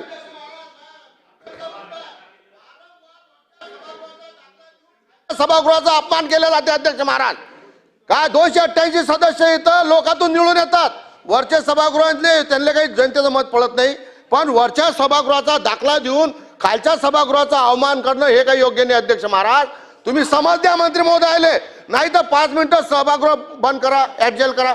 हरीश भाऊ, नाही, लक्षवेधी अध्यक्ष क्रमांक 3 आणि 4 या दोन्ही स्किप झाल्यामुळं मंत्री महोदयांना तेवढा वेळ लागलेला आहे, निरोप दिलेला आहे. येतेच मंत्री महोदय. जर सन्मान्य सदस्य सावकारांची जर तयारी असेल, ते जर प्रश्न विचारत असतील तर माझी देखील उत्तर द्यायची तयारी आहे. आपण विचारा, लक्षवेधी पुढे ढकलायची गरज नाही. या लक्षवेधीचं उत्तर देण्याची सरकार म्हणून आमची तयारी आहे. काय करायचं नाना भाऊ. अध्यक्ष महाराज, सत्ता पक्षाच्या आमदारांनी याच्यावर ऑब्जेक्शन घेतलंय की संबंधित मंत्री ज्यांचे लक्षवेधी ज्या खात्याचे आहे ते आहेत नाही. आणि अध्यक्ष महाराज, स्वतः मुख्यमंत्री महोदयांनी म्हटलं की मंत्र्यांना काहीच अधिकार नसतात, असंही मुख्यमंत्री म्हणाले, तर रेकॉर्डवर म्हणालेत अध्यक्ष महाराज. आणि मग अशा पद्धतीनं ही स्थिती समजा या विधानसभेत होत असेल आणि या सभागृहाचा सातत्यानं अपमान होत असेल, ते बरोबर नाही अध्यक्ष महाराज. म्हणून ते सभागृह बंद ठेवा, मंत्र्याला बोलवा. नाही अध्यक्ष महाराज, सभागृहाची भावना आहे, सत्ता पक्षाच्या आमदारांची पण ती. उत्तर शालेय शिक्षणच्या लक्षवेधी क्रमांक 5चं उत्तर द्यायची तयारी आहे. तुम्ही प्रश्न विचारा ना, तुमचं नाही समाधान झालं तर मान्य अध्यक्ष महोदय सांगतील आम्हाला. त्याला प्रश्न विचारू द्या, आम्ही उत्तर मंत्री देतो. महोदय आलेले आहेत. आता सुधीर भाऊ, 2 लक्षवेधी आहेत, 5 शेवटचे आहेत, 6 आणि 7. 6 आणि 7 लक्षवेधी आहेत. तर 6 आणि 7 एकत्र लक्षवेधी घेऊया. दोन्ही नागपूरच्या आहेत, त्या एक नागपूर आणि एक चंद्रपूरचे आहेत. मंत्री महोदय आलेत.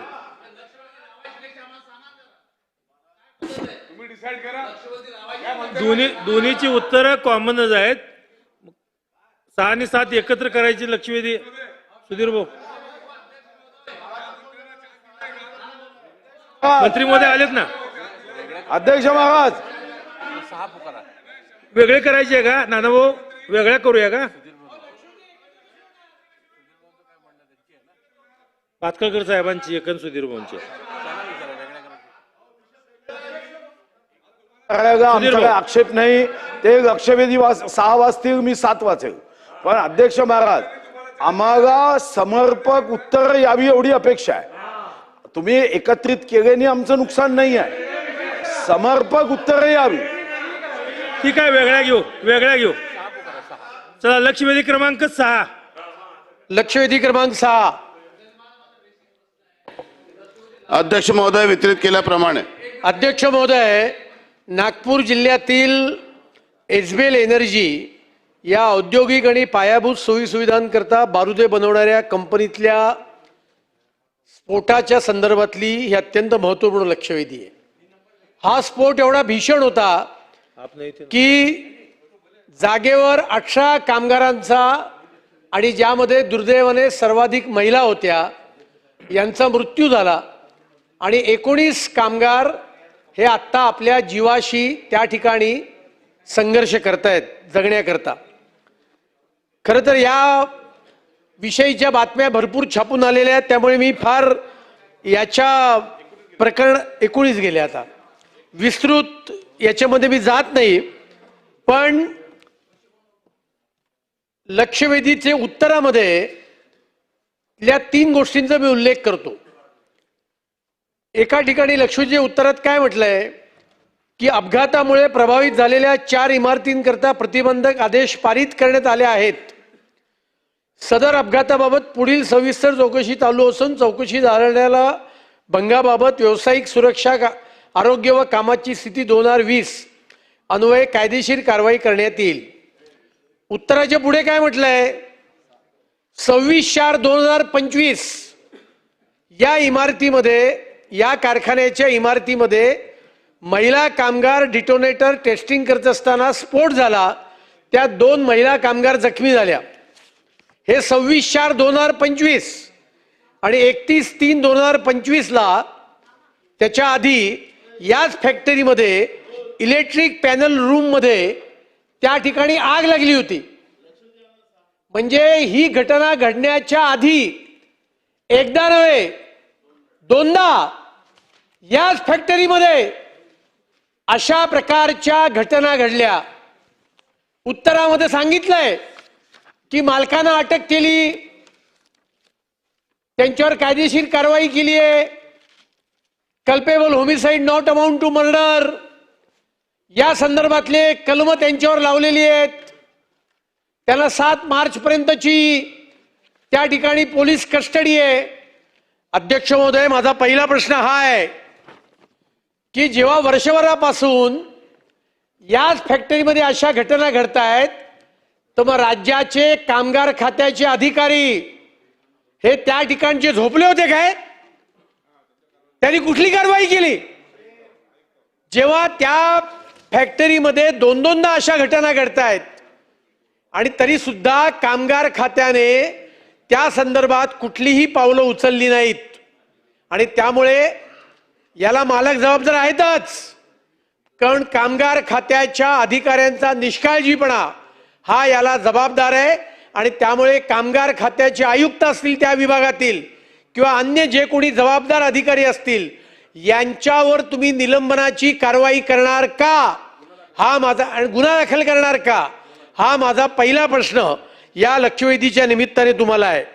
दुसरा प्रश्न, या सगळ्या औद्योगिक बारूद बनवणाऱ्या कंपनींवर नियंत्रण ठेवणारी पेसो ही केंद्र सरकारची संस्था आहे. याचं मुख्यालय नागपूरमध्ये आहे. नागपूर जिल्ह्यामध्ये अशा प्रकारच्या अनेक फॅक्टरी आहेत. 11 फॅक्टरी आहेत. आणि त्या ठिकाणी त्यांच्या कार्यालयामध्ये कर्मचारी या नियमांचं पालन होतं की नाही हे बघण्याकरता फक्त 2 आहेत. आणि त्यामुळे पेसोचे कर्मचारी वाढेपर्यंत शेवटी त्या ठिकाणी काम करणारे जे कामगार आहेत ते महाराष्ट्राचे आहेत, गोरगरीब महिला आहेत, आदिवासी लोक आहेत. आणि त्यामुळे जोपर्यंत या पेसोचा कारभार सुधरत नाही, जोपर्यंत तिथे योग्य संख्येतले अधिकारी येत नाहीत, तोपर्यंत या 11च्या 11 बारूद कारखान्यांचे परवाने आपण निलंबित ठेवण्याचं काम करणार का, हा माझा दुसरा प्रश्न या लक्षवेधीच्या निमित्ताने आहे.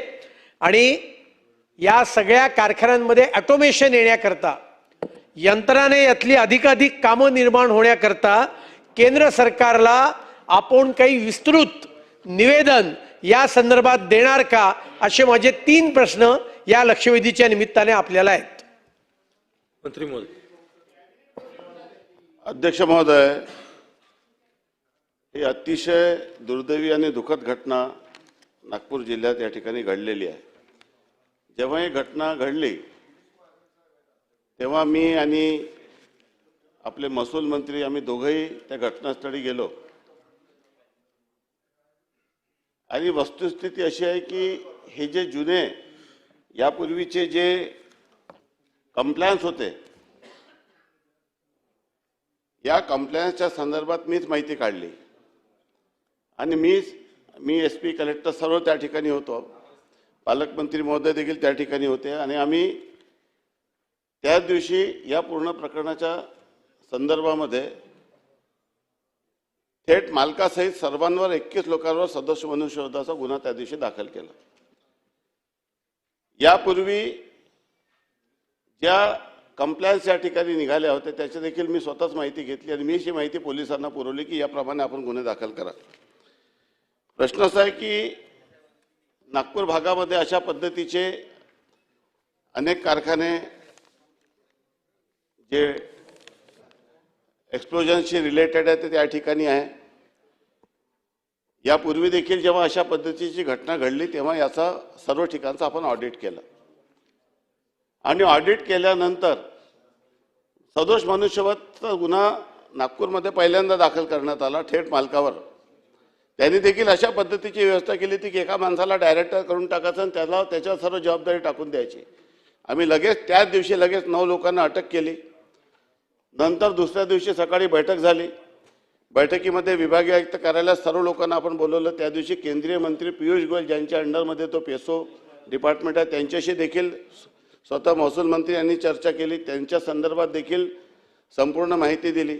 आता प्रश्न असा आहे की हे जे त्रुटी या ठिकाणी निघाल्या होत्या या त्रुटीवर कंप्लायन्स करणं हे त्याची जबाबदारी होती. परंतु आपल्या कायद्याच्या तरतुदीमध्ये जेव्हा मी याचा अभ्यास केला तेव्हा त्यांना फक्त नोटीस देऊन खटले दाखल करण्याचे अधिकार आहे आणि त्यामुळे आता जो नवीन कोड आलेला आहे त्या कोडमध्ये थेट कंपनी बंद करण्याचे अधिकार आपण या संदर्भामध्ये आता देत आहोत जे आता लवकर या ठिकाणी लागू होणार आहे. राहिला प्रश्न की आपण ज्या संदर्भात म्हटलं की दोन्ही गोष्टीचा विचार या ठिकाणी व्यवस्थेमध्ये असतो की ह्या ज्या त्रुटी आहे या त्रुटीची माहिती त्या कामगारांना कधी मिळणार. त्यामुळे आपण आता अशा सूचना दिलेल्या आहे. एक मला कंप्लीट तर करू द्या. देतो ना तो उत्तर संपलं नाही माझं अजून. मंत्री महोदय बोला. या संदर्भामध्ये ज्या सुरक्षेच्या संदर्भामध्ये ज्या त्रुट्या आहे आता या त्रुटीची माहिती फक्त अधिकाऱ्यांनी जाऊन परस्पर तिथं नोंद करावी आणि रेकॉर्डवर थातूरमातूर करावं हे कुठल्याही परिस्थितीत समर्थनीय नाही आहे. त्यामुळे हे जेवढ्या अशा पद्धतीच्या त्रुट्या आहे त्या ठिकाणी कंपनीच्या डिस्प्लेमध्ये या ठिकाणी दाखवायला कामगाराच्या प्रतिनिधीला त्याची प्रतिलिपी कलेक्टरला द्यावी की याच्या संदर्भामध्ये या ज्या सुरक्षेच्या संदर्भामध्ये जेवढे काही सजेशन्स आहेत त्या सर्व सजेशनची ताकदीने अंमलबजावणी करावी. आपण जर सूचना या ठिकाणी केलेली आहे त्या तोच प्रश्न माझ्यासमोर या ठिकाणी उपस्थित झाला जेव्हा त्या घटना मी स्वतः पाहिलेली आहे. ती परिस्थिती शब्दातून व्यक्त करता येत नाही. नंतर माननीय मुख्यमंत्री महोदय देखील आले आणि हे सर्व असताना या प्रकरणी राज्याच्या कामगार विभागाचे जे अधिकारी आहे त्या अधिकाऱ्यांनी या संदर्भामध्ये त्या दिवशीच आमची बैठक झाली. बैठकीमध्ये सर्व मी पालकमंत्री सर्व लोकांनी बसून निर्णय घेतला या प्रकरणी आपल्या कामगार विभागाच्या लोकांवर देखील या संदर्भामध्ये त्यांच्या काही कसुरी आहे का याच्या संदर्भात देखील चौकशी करण्याचे आदेश त्या बैठकीमध्ये आपण दिले आणि या प्रकरणीमध्ये जी रिस्पॉन्सिबिलिटी राज्याच्या कामगार विभागाच्या अधिकाऱ्यावर आहे ती देखील निश्चित करण्यात येईल आणि त्यांच्यावर देखील कारवाई करण्यात येईल. नानाभाऊ पटोले. अध्यक्ष महाराज याच्यामध्ये अध्यक्ष महाराज या ठिकाणी आपल्याला जे मंत्री महोदय उत्तर देतात अध्यक्ष महाराज त्या उत्तरामध्ये अध्यक्ष महाराज तफावत फार आहे. अध्यक्ष महाराज तफावत फार आहे. अध्यक्ष महाराज अरे माझी हरकत आहे ना माझी हरकत आहे. अध्यक्ष महाराज या निमित्तानं मी आपल्याला या मंत्री महोदय या घटनेला पाठीशी घालताना आपल्याला पाहायला मिळत आहे. अध्यक्ष महाराज माझा याच्यामध्ये स्पेसिफिक प्रश्न असा आहे की 8/9/2025 ला राज्याचे माजी गृहमंत्री अनिल देशमुख यांनी याच्या ऑलरेडी याची तक्रार या विषयाची केलेली होती. माननीय पियुष गोयल ज्यांचा उल्लेख आपण केला मुख्य नियंत्रक पेट्रोलियम व स्फोटके सुरक्षा संघटना मुख्य कार्यालय नागपूर यांना त्यांनी तक्रार केली होती. पेसो ज्याला तक्रार केली होती संचालक संरक्षण संसाधन विकास संघटना दिल्ली यांना त्यांनी केली होती. एक मिनिट त्यांची हरकत आहे म्हणून घेऊया. भातकर साहेब बोला. अध्यक्ष महोदय मी स्पेसिफिक प्रश्न असा विचारला होता सरकारच्या उत्तरामध्ये याच कारखान्यामध्ये गेल्या वर्षी अशाच प्रकारच्या घटना या घडल्या होत्या याचा उत्तरामध्ये उल्लेख आहे. मग त्यावेळेला कामगार खात्याच्या अधिकाऱ्यांनी काय कारवाई केली. 2 महिला कामगार जखमी झाल्या आणि उत्तरात काय लिहितात की त्या जखमी झाल्या होत्या त्या परत कामावर गेल्या. हे उत्तर आहे. त्या कामगार खात्याच्या अधिकाऱ्यांवर काय तुम्ही कारवाई केली याचं उत्तर द्या. त्याची आम्ही चौकशी करू. कधी चौकशी करणार. लोक मेल्यावर आणि त्याच्यामुळे त्यांच्यावर काय कारवाई केली करणार का अधिकाऱ्यांवर या प्रश्नाचं थेट उत्तर द्या. क्रमांक 1. दुसरं मी म्हटलं पेसोचं मुख्यालय तिकडे आहे, तिकडे अवघे 2 कर्मचारी आहेत. मग तोपर्यंत सगळे कारखान्यांचे परवाने निलंबित करा. त्याचं उत्तर आपण दिलं नाहीत. आणि तिसरा मुद्दा आहे की याच्या संदर्भातलं ऑटोमेशन करण्याकरता केंद्र सरकारला आपण काही लिहिणार आहात का, असे माझे 3 स्पेसिफिक प्रश्न आहेत या. आणि पहिला प्रश्न अत्यंत महत्वाचा आहे, तुम्ही अधिकाऱ्यांवर कारवाई करा, त्यांना पाठीशी घालू नका. त्या ठिकाणी दुर्घटना घडलेल्यानंतर सुद्धा त्यांनी कारखाना चालू ठेवू दिला. हा अधिकाऱ्यांचा कामचुकारपणा आहे आणि त्यांच्या कामचुकारपणामुळे 19 लोकांचे जीव त्या ठिकाणी गेलेले आहेत. याचं स्पेसिफिक उत्तर द्या अशी माझी विनंती आहे. अध्यक्ष महोदय, सन्माननीय सदस्य अतुल भातखळकर यांनी जो मुद्दा उपस्थित केला तो योग्य आहे. या प्रकरणी कुठल्याही पद्धतीचा 0 टॉलरन्स या ठिकाणी असणार आहे, कारण की 19 लोकांचा मृत्यू या ठिकाणी झालेला आहे. पेसोच्या संदर्भामध्ये तो विषय केंद्र सरकारच्या अखत्यारीत असल्यामुळे आम्ही स्वतः त्या दिवशी पियुष गोयल साहेबांशी बोललो आणि विभागीय आयुक्तामार्फत हे पूर्ण घटनाक्रम सर्व वस्तुस्थिती लिहून त्या ठिकाणी पाठवली. आपण जो मुद्दा या ठिकाणी उपस्थित केलेला आहे की या प्रकरणी ईज ऑफ डुईंग बिझनेसमध्ये मध्यंतरी राज्य शासनाने काही निर्देश या ठिकाणी दिले की चेकिंग रॅन्डम प्रत्येक ठिकाणी काय झालं की एक इन्स्पेक्टर जे वारंवार या ठिकाणी जाऊन जी लिफाफा संस्कृती आहे त्याच्यावर देखील आळा बसला पाहिजे, म्हणून राज्य शासनाने प्रत्येक विभागामध्ये ईज ऑफ डुईंग बिझनेसमध्ये रॅन्डमली चेकिंग करण्याचे काही निर्देश या संदर्भात दिलेले आहे. दुसरं की या संदर्भामध्ये कंपनी बंद करणे यात देखील अनेक प्रश्न उद्भवतात. ही वस्तुस्थिती आहे की काही प्रमाणामध्ये अशा पद्धतीचे जे उत्पादन ज्याचा संदर्भामध्ये नॅशनल लेवलवर किंवा आंतरराष्ट्रीय लेवलवर जो पुरवठा आहे या संदर्भामध्ये देखील राज्य शासनाच्या अधिकार क्षेत्रामध्ये ज्या बाबी आहे त्या बाबीमध्ये देखील या सर्व गोष्टीची तपासणी आणि कायदेशीर तरतूद तपासणे आवश्यक आहे. परंतु त्याच दिवशी आम्ही निर्णय या संदर्भात घेतलेला आहे की जरी नवीन कायद्यामध्ये जी काही तरतूद असेल क्लोजरची, या संदर्भामध्ये राज्य शासनाला च्या अधिकाऱ्यांची क्लोजरची नोटीस त्यांना देणे हे नियमानुसार योग्य होते का, ते अधिकार क्षेत्रात त्यांच्या बाब होती का, त्यांनी आपल्या कर्तव्य पार पाडण्यास चूक केली आहे का. या प्रकरणी जर कोणी दोषी असेल तर त्याला निलंबित केलं जाईल अध्यक्ष महोदय, परंतु कुठल्याही माणसाला या ठिकाणी क्षमा केली जाणार नाही, मी सभागृहाला या ठिकाणी सांगू इच्छितो. अध्यक्ष महाराज, ही जी घटना अध्यक्ष महाराज हे मानवतेला लाजवेल अशा पद्धतीची घटना अध्यक्ष महाराज. सातत्यानं आपल्याला लक्षात असेल अध्यक्ष महाराज, हिवाळी अधिवेशनाच्या तिथंही त्या काळामध्येही सुद्धा सोलर एक्सक्लुझिव्हर राहुलगाव या ठिकाणी स्फोट झाला होता आणि त्याच्यातही लोक मरण पावली होती. याला तर या कंपनीच्या मालकाला तर पद्मश्री दिली अध्यक्ष महाराज. आता परवा आपण अध्यक्ष महाराज राज्याचे माजी गृहमंत्री अनिल देशमुख यांनी 8/9/2025 या कालावधीमध्ये माननीय पियुष गोयल केंद्रीय मंत्री यांना पत्र लिहिलं. त्यांच्याकडे एक खातं आहे. माननीय मुख्य नियंत्रक पेट्रोलियम व स्फोटके सुरक्षा संघटना जे नागपूरला त्याचं ऑफिस आहे मुख्य केंद्र सरकारचं, संचालक औद्योगिक सुरक्षा आरोग्य संचालन मुंबई यांना त्यांनी दिलेलं आहे अध्यक्ष महाराज. त्यांनी सगळ्या विभागाला याची माहिती 8/9/2025 कळवलं अध्यक्ष महाराज. आणि आपण आता 26 मध्ये आहोत अध्यक्ष महाराज. त्या निरपराध लोकांचा जीव वाचवता आला असता, पण ही जी शृंखला जी आहे हे नुसतं नागपूरमध्येच नाही तर संपूर्ण महाराष्ट्रामध्ये आपल्याला अनेक कारखान्यामध्ये, आणि आपण मगाशी सांगितलं की आम्ही त्याला चेक पुन्हा करण्यासाठी आम्ही एक व्यवस्था अजून निर्माण केली. त्या प्रायव्हेट आहेत तुमच्या, त्यांच्या ऑफिशियल काहीच नाही आहेत, त्यांनाही लिफाफाच मिळतो. आणि या ठिकाणी या कामगारांच्या सुरक्षेचा कुठेही प्रश्न आता आपल्या राज्य सरकारच्या हातात नाही अशा पद्धतीचं सरकार वारंवार सांगते अध्यक्ष महाराज. अतुल भातखळकरांनी म्हटलं की हे जे कामगार विभागात कामगार जे आहेत अधिकारी त्याच्यावर तातडीनं कारवाई का करत नाही, आपण का पाठीशी घालताय या सगळ्या लोकांना, कशाला अहवाल मागवताय. तुम्ही स्वतः त्या घटनेला गेलो होतात भेट द्यायला, तुम्हाला त्या घटनेची माहिती तुम्ही तिथं पाहिलेली आहे, तुम्हाला काय अधिकाऱ्यांच्याकडून माहिती घ्यायची गरज नाही आहे. त्या ठिकाणी झालेल्या चुका तुमच्या निदर्शनास आलेल्या आहेत. तुम्ही स्वतः मंत्री म्हणून गेला होता, महसूल मंत्री तुमच्या बरोबर होते. मग अतुल भातखळकर सांगतात हा काही राजकारणाचा भाग नाही आहे.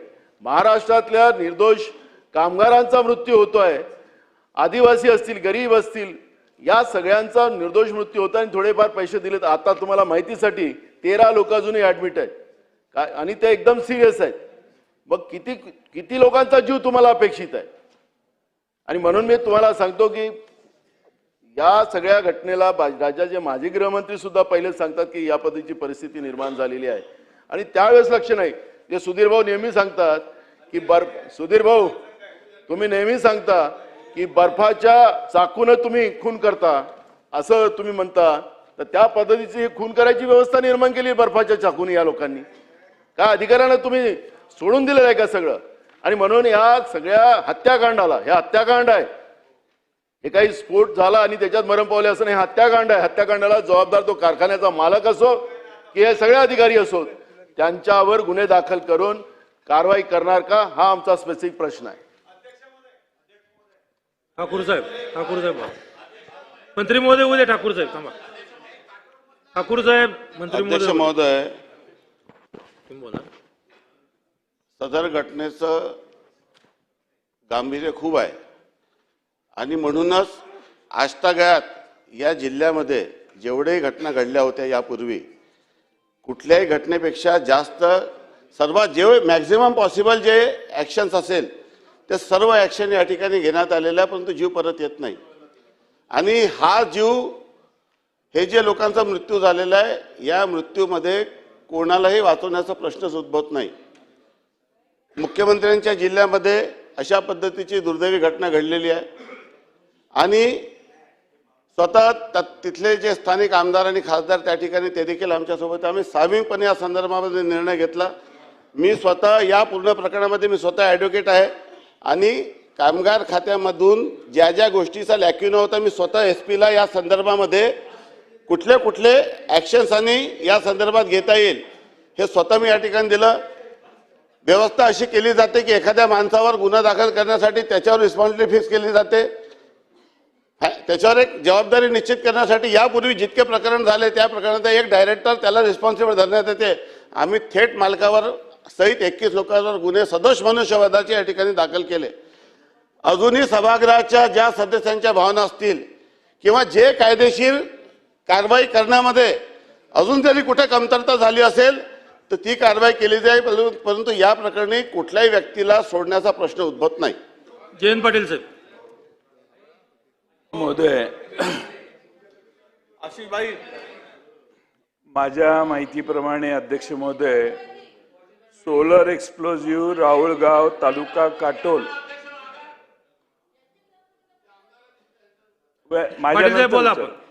सोलर एक्सप्लोजिव्ह राहुळगाव तालुका काटोल याचे मालक राहुळ यांना केंद्र सरकारने पद्मश्री दिलेली आहे, पद्मश्री दिलेली आहे. त्यामुळे तुम्ही जे म्हणताय की राहुळ तेच आहेत ना, नोवालला दिले.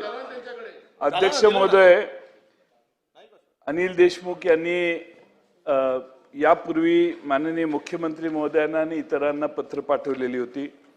माझा प्रश्न एवढाच आहे की जवळपास 10 कंपन्या त्या ठिकाणी एक्सप्लोजिव्हच्या आहेत त्या तालुक्यात, काटोल, धामणा आणि त्या सगळ्या भागात. अध्यक्ष महोदय, अनेक एजन्सी जातात, तपासतात. उत्तरात देखील असं सांगण्यात आलेलं आहे की त्या ठिकाणी 21/6/24 ते 27/6/24 औद्योगिक सुरक्षा व आरोग्य संचालनालयाकडून कारखान्याचे निरीक्षण करण्यासाठी विशेष तपासणी मोहीम राबवण्यात आली होती. अध्यक्ष महोदय, विशेष तपासणी मोहीम राबवल्यानंतर अशी स्फोट होणे आणि कामगारांचे मृत्यू होणे, तपासणी पथकात कोण होते त्याची चौकशी करा. मला वाटतं तुमच्यासारखा एक कर्तव्यदक्ष मंत्री असताना आतापर्यंत तुम्ही या लक्षवेधीच्या निमित्ताने जे दोषी अधिकारी आहेत त्यांच्यावर आता आजच कारवाई करा, त्याशिवाय तुमची जरब प्रशासनावर बसणार नाही. ज्यांच्या चुका झालेल्या आहेत त्यांना आजच निलंबित करा. निलंबित केल्यानंतर काही त्यांचं चूक नसेल तर 6 महिन्याने परत घ्या, पण आज त्यांना घरी घाला, कारण या 10-11 एक्सप्लोजिव्ह ज्या कंपन्या आहेत त्या कंपन्यामध्ये वारंवार असे स्फोट होत आहेत आणि माणसांचे मृत्यू होत आहेत. म्हणून अध्यक्ष महोदय, मंत्री महोदय अशी कारवाई करतील का? अध्यक्ष महोदय, याच्यात 2 वेगवेगळे डिपार्टमेंट इन्व्हॉल्व असतात. एक जे पूर्णपणे राज्य सरकारच्या अखत्यारीत आहे आणि जे डिफेन्स किंवा जे अशा पद्धतीची जी कंपनी आहे त्यामध्ये जे पेसो, ज्यामध्ये ब्लास्ट विस्फोटक पद्धतीची जे सामग्री या ठिकाणी त्यामध्ये पेसो ही भारत सरकारची ऑर्गनायझेशन यांचा मॉनिटरिंग वॉच असते. मी सन्मान्य जयंत पाटील साहेबांना या ठिकाणी सांगू इच्छितो की या संदर्भामध्ये अशा पद्धतीच्या घटना प्रत्येक अधिवेशनामध्ये सातत्याने घडत आहे. आता 7व्या नंबरची लक्षवेधी देखील या संदर्भात आहे. कुठल्याही महाराष्ट्रात काम करणारा गरीब माणूस 400-500 हजार रुपये रोजच्या पगारावर काम करत असताना त्याचा जीव धोक्यात जाणे आणि पुरत त्याचा मृत्यू होणे हे अतिशय दुर्दैवी आहे. आणि भविष्यात अशा पद्धतीच्या घटना होऊ नये म्हणून सभागृहाच्या सर्व सन्मान्य सदस्यांचा, स्टेक होल्डर्सच्या, वेगवेगळ्या कामगार संघटनेचा या संदर्भामध्ये परत एक धोरणात्मक निर्णय घेणं खूप आवश्यक आहे. प्रचलित पद्धत ही आजची नाही आहे, ही वर्षानुवर्षापासूनची आहे. दुर्दैवी आहे की फक्त नोटीस देणे, खटले दाखल करणे आणि परत कंपनी तशा पद्धतीने त्यांना त्यांचा रोजगार हिरावून जाईल म्हणून ते बंद न करणे हे पूर्ण सिस्टममधला फॉल्ट आहे अध्यक्ष महोदय. आणि त्यामुळे या संदर्भामध्ये नवीन कायदा जो केंद्राने या ठिकाणी त्याच्यामध्ये काही तरतुदी आहे, परंतु त्यात देखील अधिक अशा पद्धतीने काय अधिकची सुधारणा या ठिकाणी करणं आवश्यक आहे जेणेकरून भविष्यामध्ये अशा पद्धतीची घटना टाळता येईल. त्या दृष्टीने पुढील 1.5 महिन्यामध्ये अभ्यास करून निर्णय घेऊन सभागृहाला या ठिकाणी कळवण्यात येईल. आणि राहिला प्रश्न आहे की कारवाईचा, मी सभागृहाला पूर्वी सांगितलं आहे की आयुक्तांना मी आजच या ठिकाणी आपल्या प्रधान सचिवांना निर्देश दिले की या प्रकरणी पुढील 8 दिवसामध्ये राज्य सरकारच्या कुठल्याही अधिकाऱ्याचा दोष असेल तर त्यांच्यावर कारवाई करण्याची या ठिकाणी मी निश्चितपणे निर्देश दिलेला आहे आणि ती कारवाई या ठिकाणी करण्यात येईल. ठाकूर साहेब. अध्यक्ष महाराज, SPL कंपनीमध्ये जी घटना झाली 1 तारखेला रविवारी 7 वाजता, मी त्याचा प्रत्यक्षदर्शी आहे. ही घटना SPL कंपनीमध्ये 3ऱ्यांदा झालेली आहे आणि सोलर कंपनीमध्ये सुद्धा 3 वेळा या ठिकाणी अशा प्रकारच्या घटना झालेल्या आहे, ज्याच्यामध्ये 38 लोकांचा मृत्यू त्या ठिकाणी झालेला आहे. माझी विनंती आपल्याला याकरता आहे अध्यक्ष महोदय, आतापर्यंतच्या जितक्या घटना झाल्या त्याच्यामध्ये कंपनीवाल्यावर कधीच कारवाई होत नव्हती, पण पहिल्यांदा या राज्याचे महसूल मंत्री आणि जिल्ह्याचे पालकमंत्री आणि राज्यमंत्री यांनी त्या ठिकाणी 21 लोकांना मनुष्यवधाचा त्या ठिकाणी गुन्हा दाखल करून त्यांना अरेस्ट केलेला आहे. माझी विनंती या ठिकाणी आहे का हे प्रत्येक वेळी गरिबांना मरण्यासाठीच ह्या कंपन्या सुरू आहेत का? माझा विषय आहे का याच्यावर काही नियंत्रण कायमचं या ठिकाणी आपल्या माध्यमातून होणार आहे का? पेसो कंपनी आहे ही केंद्र सरकारच्या अखत्यारीत आहे आणि ते त्या ठिकाणी जेव्हा दुर्घटना होते तेव्हाच पेसो कंपनी त्या ठिकाणी येते, त्याच्याशिवाय त्याचा पत्ता राहत नाही त्या ठिकाणी. आणि विचारलं तर सांगते आम्ही वर्षातून एकदा येतो, परंतु ज्याच्याकडे मजुरांची जबाबदारी आहे त्या मजूर आयुक्तांनाही कधीही त्या ठिकाणी कामगार आयुक्त जात नाही, पाहत नाही काय त्या कर्मचाऱ्याची व्यवस्था आहे, त्यांच्याकडे एम्ब्युलन्स आहे का, त्यांच्याकरता रस्ता आहे का. त्या SPL कंपनीमध्ये तर रस्ताही नाही आहे त्या ठिकाणी 4 किलोमीटर जाण्याकरता, खड्ड्यामधून त्या ठिकाणी जावं लागते. म्हणून या कंपन्या चालू करत असताना शासनानं काही त्या ठिकाणी कडक निर्बंध त्या ठिकाणी घातले पाहिजे, कायमचा या ठिकाणी बंदोबस्त झाला पाहिजे. गरीब मरण्याकरताच आहे आता असं वाटायला लागलेलं आहे. 19 लोक त्या दिवशी मृत्युमुखी पडले आणि 13 भगिनी आज मृत्यूशी झुंज घेत आहेत. त्याही वाचतील की नाही वाचतील याच्यावर खूप मोठं आता त्या ठिकाणी आले. अशा प्रकारचं मातम त्या तालुक्यामध्ये माझ्या निर्वाचन क्षेत्रामध्ये झालेलं आहे. माननीय नानाजी पटोले साहेबांनी सांगितलं की अनिल देशमुख साहेबांनी पत्र देते. अनिल देशमुख साहेब प्रत्येक वेळी पत्र देत होते. त्यांच्या निर्वाचन क्षेत्रामध्ये पत्र दिलं का निर्वाचन क्षेत्रामध्ये एम्ब्युलन्स फिरायच्या, त्याचे फोटो त्याच्या गाड्यावर लागायच्या. अशा पद्धतीनं होत नाही. प्रशासन कर्त्यांनी त्या ठिकाणी लक्ष दिलं गेलं पाहिजे आणि त्या माध्यमातून आता पहिल्यांदा या ठिकाणी असं झालेलं आहे का आमच्या मंत्र्यांनी या ठिकाणी आणि राज्यमंत्र्यांनी त्यांना अरेस्ट केलेलं आहे. यांना कुठंतरी आता त्यांच्यावर दंडात्मक कारवाया त्या ठिकाणी झाल्या पाहिजे आणि शासनाने त्या ठिकाणी प्रतिबंधक म्हणून त्या ठिकाणी दर आठवड्याला कोणी व्हिजिट करेल, मग तो पेसोचा अधिकारी असो किंवा कामगार विभागाचा अधिकारी असो, यांचं नियंत्रण असल्याशिवाय त्या ठिकाणच्या दुर्घटना थांबू शकत नाही. आणि त्यांचे इमारती अशा आहेत, वरतून टीना लावलेल्या आहेत, त्या टीनामधून त्या टीना उडून जातात. त्या ठिकाणी जेव्हा स्फोट होतो तेव्हा त्या इमारतीचं ऑडिट झालं पाहिजे, त्या पद्धतीनं कशा पद्धतीची त्याची रचना झाली पाहिजे. अशा प्रकारचे सगळे निबंध जोपर्यंत त्या ठिकाणी लावत नाही तोपर्यंत गरिबांना त्या ठिकाणी न्याय भेटू शकत नाही. आणि म्हणून माझी विनंती आहे या पेसोच्या अधिकाऱ्याला आणि कामगार विभागाच्या अधिकाऱ्याला आजच्या आज त्या ठिकाणी अरेस्ट करण्याचं काम त्या ठिकाणी शासनानं करावं, अशा प्रकारची माझी या ठिकाणी विनंती आहे. मंत्री महोदय.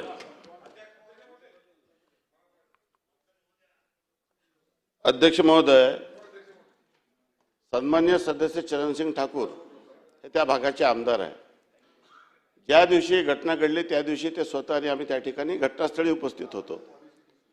आणि जे निर्णय आम्ही या संदर्भात केले, जुने जर आपण रेफरन्सेस पाहिले पाचही, तर पाचही रेफरन्समध्ये राकेश तिवारी भोगवटदार व्यवस्थापक याच्यावर कारवाई करण्यात आली. आमच्या लक्षात आलं की वारंवार अशा पद्धतीचे मालक हे कुठल्या तरी माणसाला अशा पद्धतीने रिस्पॉन्सिबल धरून, म्हणून आम्ही त्या दिवशी निर्णय घेतला की टोटल वरपासून खालपर्यंत कोणाला सोडलं नाही. या प्रकरणी 21 लोकांवर सदोष मनुष्यवधाचा गुन्हा दाखल झाला.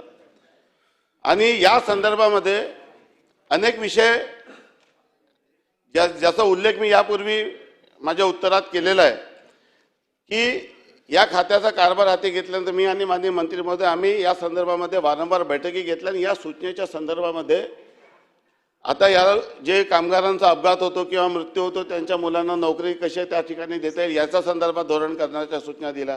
सुरक्षेच्या संदर्भामध्ये राज्य शासनाने निश्चितपणे या गोष्टीची दखल यापूर्वीच्या अनेक घटनाक्रमामुळे आता या संदर्भामध्ये पूर्णपणे फुलप्रूफ प्लॅनिंग या ठिकाणी करणं खूप आवश्यक आहे.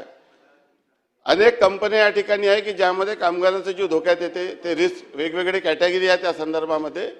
त्यामुळे या संदर्भामध्ये फक्त सभागृहामध्ये अशा पद्धतीचे उत्तरातून याच्यातून काही सोल्युशन निघणार नाही. या संदर्भामध्ये पुन्हा सर्व सन्मान्य सदस्यांना देखील माझी विनंती आहे आणि या लक्षवेधीच्या माध्यमातून राज्याच्या सर्व जे वेगवेगळे या घटकाशी संबंधित असलेले लोक सर्वांनाच माझी या संदर्भामध्ये सूचना राहणार आहे. मी त्यांच्या देखील सजेशन बोलवणार आहोत की भविष्यामध्ये अशा पद्धतीचे घटना होऊ नये यासाठी ठोस नियोजन आवश्यक आहे. या प्रकरणी जे दोषारोप होऊ शकले असतील, रस्ता नव्हता, ॲम्ब्युलन्स नव्हती, याची सर्व आम्ही त्या ठिकाणी बसून 9 मुद्दे त्या ठिकाणी दोष आम्ही स्वतः शोधून काढले आणि त्या सर्व गोष्टीची FIR मध्ये नोंद या ठिकाणी करूनच आम्ही गुन्हा दाखल केलेला आहे. आणि अजूनही कुठली कारवाई जर असं वाटत असेल की ती झाली नाही तर ती देखील करण्यात येईल. एवढ्या लोकांचा जीव गेलेल्या गमावलेल्या घटनेची दखल शासनाने घेतलेली आहे आणि जी कायदेशीर कारवाई करणे शक्य आहे, कुठल्याही गोष्टीमध्ये कुठलाही कमीपणा या ठिकाणी राहणार नाही. आपण आज सगळं दिला, त्यावर लक्षवेधीवर चर्चा नव्हती पण आली लक्षवेधी. ठीक आहे, आता सत्ताधारी पक्षाने बातकळकर साहेबांनी ती लक्षवेधी लावली, यावर स्वतंत्र चर्चा होण्याची आवश्यकता आहे. मागील वर्षभराच्या ज्या घटना घडल्या मंत्रिमंडळाने ते मान्य केलं. अध्यक्ष महोदय, FIR ची कॉपी जर आपण पाहिली, कुठल्या कलमा लावल्या होत्या त्यांच्यावर जरा पहा, काय लावले त्यांच्यावर हे बघा. त्या कलमा कोणत्या लावल्या आहेत तुम्हाला सांगतो.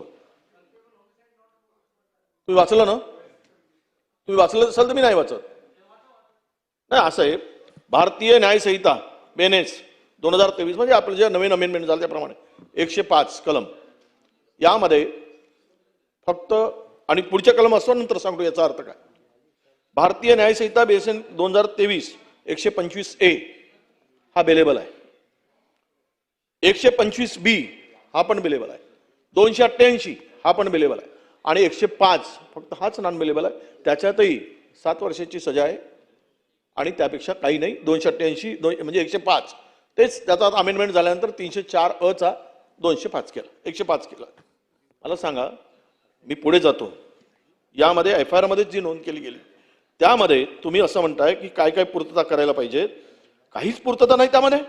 ज्या ज्या इंस्ट्रक्शन द्यायला पाहिजे होते त्या इंस्ट्रक्शनचं एकही फॉलो केलं नाही आणि तरी पण त्याला आपण दोषी धरत नाही. बघा, या FIR मधील not completed risk assessment not carried out. दुसरं, not completed. Fire trailer pump is not provided. तिसरं, not completed officers. Only one safety officer Shri Kedar Pachputre is appointed. म्हणजे 2 सेफ्टी अधिकारी पाहिजे होते, एकच केला. त्याच्यानंतर हे काय करत होते अधिकारी, साल चौकात फाशी द्यायला पाहिजेत, एवढ्या लोकांचा जीव जातो.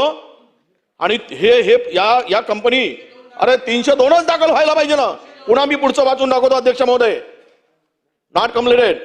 Factory medical officer is not appointed.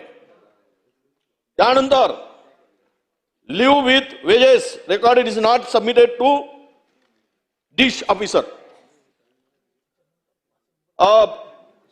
यामध्ये पुन्हा not completed. Internal safety audit is not submitted to DISH officer. CCTV is not install. CCTV पण नाही आहेत, इन्स्टॉल केलेच नाही आहे.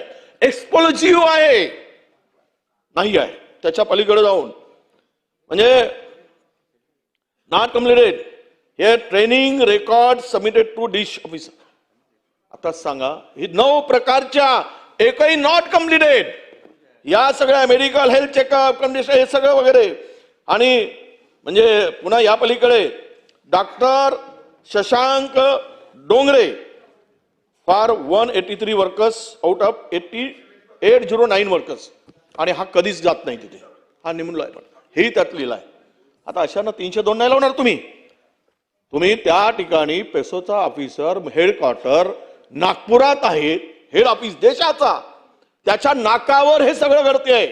तुमचा कामगार अधिकारी तिथे रेग्युलर सेफ्टीच्या दृष्टीनं करायला पाहिजेत, तेही नाही. ऑडिटचा पत्ता नाही. बरं, एक घटना झाली आपण समजू शकतो. मागच्या 1.5 वर्षामध्ये तुम्ही मागे जाताना कोणीतरी सांगितलं की अनिल देशमुख साहेब पत्र देतात. ते पत्रच द्यायचं काम आहे. तुम्ही पत्रच देणार, कोणी पत्रच देणार. करायचं काम अधिकार कोणाला आहे, सरकारचा आहे. आम्ही काय करू, पत्रच देऊ, दुसरे कोण देणार. पण त्यामध्ये इतकी निग्लिजन्सी, दुर्लक्षितपणा या सगळ्या एफ आय आर मध्ये प्रायमा फेसी चौकशीमध्ये दिसून आला अध्यक्ष महोदय. म्हणून आमची मागणी अशी आहे, तुम्ही का घाबरता हो चौकशीसाठी. तुम्ही आपलं म्हणलात, मंत्री काय घाबरतात मला हे कळत नाही. 302 लावायसाठी हे जे केलंय ना कामरा बिमरा, एवढं हे औपचारिक आहे. तो उद्या बेल होईल. आज त्यांनी जर मी चॅलेंज न सांगतो तो उद्या बाहेर पडेल. आज कोर्टामध्ये ते पिटिशन दाखल केले त्यांनी बेलसाठी. हा माणूस, ही कंपनी 22 लोकांचा जीव घेऊन, पुन्हा अनेक लोक जाणार आहेत त्यामध्ये. अरे 20, 25, 30 लोकांचा जीव गेल्यानंतर एका दिवसामध्ये बेल आउट होतो. असे कलम लावलेत. खूप वेळ चालेल. आणि सांगताय तुम्ही आम्ही कारवाई करतोय. हो भाऊ, जरा आमचं झालं की आपण बोला ना, आपल्याला देईल, आम्ही सांगतो म्हटलं. पण हे फार गंभीर आहे म्हणून आपण बोला. या सभागृहामध्ये चर्चा झाली पाहिजे. का एक प्रश्नाने काही हा प्रश्न हा सुटेल असं मला वाटत नाही. मला या कंपनीचे, SBI एनर्जी कंपनीचे शेवटचे कारखाना निरीक्षण नेमके कोणत्या अधिकाऱ्यांनी केले, त्याच्यावर पहिल्यांदा कारवाई केली पाहिजे. याचं उत्तर कॅबिनेट मंत्री जर, राज्यमंत्री जर म्हणत असतील की त्यांना मर्यादा आहे, इथे सभागृहात राज्यामध्ये अधिकार आहे, राज्यमंत्री कॅबिनेट मंत्री, या अधिकाऱ्यांनी ज्यांनी केले, या नालायकाला इथे पहिलं याच्यावर कारवाई केली पाहिजे. कधी केली सेफ्टी ऑडिटनी, आणि कधी कोणत्या निरीक्षण केलं, त्या अधिकारी कोण, त्यांनी त्रुट्या काय नोंदवल्या हे या सभागृहापुढे आणा. तुमच्याकडे ब्रीफिंग झालं असेल तर ते त्रुट्या दाखवा. आणि या त्रुट्या दाखवल्यानंतर पूर्तता, शेवटचं ज्या वेळेस केलंय त्यावेळेस ते त्रुट्या पूर्तता झाली की नाही म्हणून तो दोषी आहे, त्याच्यावर कारवाई करा. जर निरीक्षणामध्ये सर्व काही सुरक्षित असल्याचे नोंद केले होते जर या निरीक्षकांनी, तर हा इतका मोठा स्फोट का झाला याची जबाबदारी त्याच्यावर फिक्स केली गेली पाहिजे. म्हणजे इथेच तर आहे घोटाळा. काय बघायचं आहे, काय तपासायचं आहे. 2 मिनिटांमध्ये अधिकाऱ्यांच्या आणि कागदपत्राच्या ब्रीफ वरून त्या कारखान्यावर 302 मालकावर गुन्हा दाखल होऊच शकतो. ही एवढ्या मोठ्या प्रकारची दुर्लक्षितपणा आणि तो जीव हा त्याचा खून करायसाठी केलेला प्रयत्न आहे, या सगळ्यांचा जीव घेण्यासाठी. पालघर स्फोट आणि नागपूर स्फोट हे दोनही घटनांमध्ये समान प्रकारचे उल्लंघन झाल्याचं आता आपल्याला मागच्या वेळचं हे पालघरचं झालं सागर साहेब, ते आणि हे समान त्या याच्यामध्ये. महाराष्ट्रामध्ये सध्या ही कारखाने जी काम करतायत, स्फोटक हाताळण्याचे प्रशिक्षण देणे हे बंधनकारक असताना त्याच FIR मध्ये प्रायमरी म्हटलं की यांना कुठल्याही प्रकारचं प्रशिक्षण दिलेलं नाही. इतका एक्सप्लोजिव्ह कारखाना असताना त्यांना कुठल्याही मृत कामगारांना प्रशिक्षण दिलं नाही, म्हणजेच ते दोषी आहे. कारखान्यात स्फोटके साठवणुकीसाठी प्रत्यक्ष परवानगी किती होती आणि त्यामध्ये साठवणूक किती केली, अधिकार क्षेत्राच्या साठवणुकीच्या अधिक त्यांनी साठवणूक केली, त्यामुळं तो दोषी आहे. त्यामुळेच तो त्याच्यावर खुनाचा गुन्हा दाखल होण्यासाठी तो नियमात बसतोय. स्फोटानंतर बचाव पथके वगैरे ते प्रतिसाद वगैरे आपत्कालीन हे काय आणली गेली नाही, तिथे त्या व्यवस्थाच नाही सांगितलं मी. मागील 10 वर्षांमध्ये प्रश्न विचारा. नाही, प्रश्न हाच आहे अध्यक्ष. 50 मिनिट झालं, 40 मिनिट झालं लक्षवेधी चालू आहे. हो, लक्षवेधी 2 तास चालू द्या. 30 लोकांचा जीव गेलाय. काल तिथे बसून अध्यक्ष महोदयांनी सांगितलं होतं आम्हाला की इथे चर्चा करू म्हणून स्थगनवर, आणि स्थगन होतो तो स्थगनवरच चर्चा व्हायला पाहिजे होती. लक्षवेधीवर चर्चा झाली, पुढे स्थगनवर तुम्ही देणार की नाही आम्हाला माहित नाही. शुक्रवारच्या आतमध्ये उद्या बजेट आहे, जाऊ दे ना आजचा दिवस. 30 लोकांचं जीवाचं मूल्य आहे की नाही, काही 2 तास होऊ दे, 4 तास होऊ देत, झाली पाहिजे चर्चा. याचं उत्तर निघालं पाहिजे ना. हे काय आम्ही FIR केला, FIR केला, FIR केला. अरे FIR काय फायदा झाला? आज सुटतील ते, उद्या सुटतील ते. त्यामुळं माझा प्रश्न स्पेसिफिक आहे. FIR मध्ये प्रायमा फेसी जे काही त्यामध्ये जे नॉट कम्प्लिटेड लिहिलेलं आहे, ज्या गोष्टी नॉट कम्प्लिटेड यावरून तो कारखाना अधिकारी हे सर्वांनी मिळून त्या लोकांचा जीव घेतला. त्यामुळे त्यांच्यावर 302 अंतर्गत कारवाई करणार का? हत्याकांड आहे, हा कारवाई करणार का? पहिला प्रश्न. आज तुम्ही तिथे बसून सांगा हो आम्ही 302च लावू, 302 खालीच त्याला आम्ही गुन्हा दाखल करून अरेस्ट करू, तर यांना न्याय मिळेल. हा पहिला प्रश्न. दुसरा प्रश्न, हे काम ही वाचलेले 3 प्रश्न. पहिला प्रश्न हा. दुसरा प्रश्न की यामध्ये जो निरीक्षक ज्यांनी निरीक्षण करून गेले तो अधिकारी याला दोषी आहे, त्याच्यावर आपण कुठली कारवाई करणार? तिसरा, निलंबित करणार का? काय कारवाई करणार? निलंबित करा. दुसरा प्रश्न. तिसरा प्रश्न, साहेब पेसोचे हेडक्वार्टर महाराष्ट्रात देशाचं ते नागपुरात आहे, त्यांच्यावर हे दोष, महाराष्ट्रातल्या लोकांचा जीव गेला, केंद्राचे आहेत म्हणून गुन्हा दाखल करता येतं असं नव्हे. घटना महाराष्ट्रात झाली आहे. या पेसोच्या अधिकाऱ्यावर सुद्धा 300 याच्यावर सुद्धा कारवाई झाली पाहिजे. कारवाई म्हणजे FIR दाखल झाला पाहिजे. तो आपण करणार का? जे काय हप्तेबाजी चालली ना, पैसा घ्या आणि लोकांच्या जीवनाशी खेळा. तुम्ही मंत्री म्हणून दोघे आता तिकडे कॅबिनेट आणि तुम्ही राज्यमंत्री म्हणून इथे उत्तर दिल्याशिवाय याचं समाधान आणि जनतेचा आक्रोश आहे तो थांबणार नाही. आमदार साहेबांनी जे भूमिका मांडली त्या मतदारसंघातली, काय वारंवार घटना घडत आहेत. म्हणून या 3 प्रश्नामध्ये याचं आता आम्हाला उत्तर पाहिजे. तुम्ही ते करणार नसाल तर नाही म्हणून सांगा. महाराष्ट्रातल्या लोकांना कळू द्या की महाराष्ट्र सरकार काम या लोकांवर इतका खून होऊ नये, जीव जाऊ नये, कारवाई करण्यासाठी कचरत आहे. पण तुम्हाला जर एक कार्यक्षम मंत्री म्हणून, मजबूत मंत्री म्हणून, महाराष्ट्रात इतक्या लोकांचा जीव गेलाय त्या कारखान्यामध्ये, हे जर तुमची भूमिका स्वच्छ, पारदर्शी, इमानदारीची आणि मंत्री म्हणून दिलेल्या शपथेची जर असेल तर त्यांना 302 अंतर्गत गुन्हा दाखल करण्याचे आता आपण आदेश करावे आणि भूमिका आपण इथे सभागृहाला स्पष्ट करावं. अध्यक्ष महोदय, जे मुद्दे FIR मध्ये आलेले आहे ते मुद्दे FIR मध्ये घ्यावे हे मी स्वतः त्या ठिकाणी बसून पूर्ण मुद्दे मी स्वतः लिहून दिले आणि म्हणून हे मुद्दे FIR मध्ये आले आहे.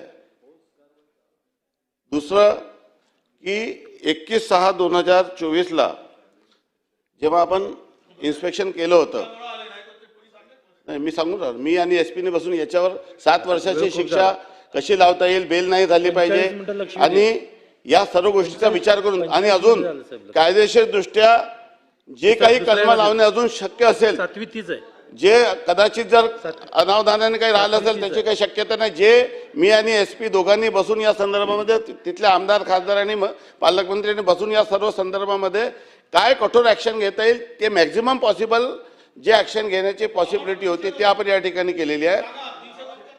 आपण ज्येष्ठ सदस्य, सदोष मनुष्य, एक मिनिट, हे बघा, हे पद्धत योग्य नाही आहे. ज्या पद्धतीने आजपर्यंत कुठे सदोष मनुष्यवधाचा गुन्हा दाखल झाला नाही. त्या सदोष मनुष्यवधाचा गुन्हा आपण या ठिकाणी दाखल केला. अजून जे कलम नियमात बसत नाही ते जर या ठिकाणी लावलेत, उद्या आरोपीला एक्झॅक्रेटेड ऍक्शन घेतलेली आहे म्हणून लवकर बेल होईल, हे लक्षात घ्या. आणि त्यामुळे जे कायदेशीर कारवाई अजून या संदर्भामध्ये अजून लिगल एक्सपर्टचं ओपिनियन घेऊन जे अजून कारवाई करण्याची सुटलेली असेल, कदाचित शक्य असेल तर ते देखील करण्याची कारवाई या ठिकाणी करण्यात येईल. ठीक आहे, चला पुढे जाऊया आता. नानाभाऊ आता महाराज, हा ठीक आहे नानाभाऊ. माझी हरकत अशी आहे अध्यक्ष महाराज की मंत्री महोदयाने सांगितलं की कोर्टात ते सुटून जातील. आम्ही समजा घाईगर्दीने काही निर्णय घेतला आणि काही गुन्हे दाखल केले तर कोर्टात सुटतील. अध्यक्ष महाराज, हा सर्रास हत्याकांड आहे. त्या ठिकाणी ज्या काही सिक्युरिटीज, ज्या काही नियम आम्ही ठरवलेले आहेत त्या नियमाचं पालन त्यांनी केलेलं नाही त्या कारखान्यानी, आणि त्याच्यामुळे आणि निर्दोष लोकांचा जीव गेलेला आहे. हत्याकांड आहे हा एक प्रकारचा. लोकांचा जीव त्या ठिकाणी टाकला गेलेला आहे त्या व्यवस्थेच्या माध्यमातून. मग याला सुटण्याचं कारण काय? तुम्ही त्याला कायद्याची सांगून तुम्ही सांगतात की काय त्याला कोर्टात त्याला बेल मिळेल आणि हे होईल. हत्याकांड आहे. त्याला आपण जे काही नियम ठरवून दिलेले आहेत त्या नियमाचं पालन केलं गेलं नाही आणि त्या ठिकाणी निर्दोष लोकांचा जीव गेलेला आहे. आपण वकील आहात, आम्हाला माहिती आहे, वकील काही मार्ग काढू शकतात, पण याचा अर्थ असा नाही आहे. हत्याकांड आहे की नाही एवढं सांगा तुम्ही. मग मंत्री महोदय. सन्माननीय अध्यक्ष महोदय, भावनेच्या प्रत्येकाच्या भावना आणि आक्रोश हा तीव्र आहे. त्यामुळे आपणही नेहमी असं बोलतो की याला भर चौकात फाशी द्या, परंतु शेवटी कारवाई ही गृह विभाग करते. गृह विभागाकडे जे आपण FIRचा कंटेंट दिलेला आहे, जे घटनाक्रमाच्या संदर्भामध्ये जे भाष्य आपण या ठिकाणी केलेलं आहे, त्याला जे सेक्शन अप्लिकेबल होतात ते सेक्शन होम डिपार्टमेंट त्याला इम्प्लिमेंट करते. त्यामुळे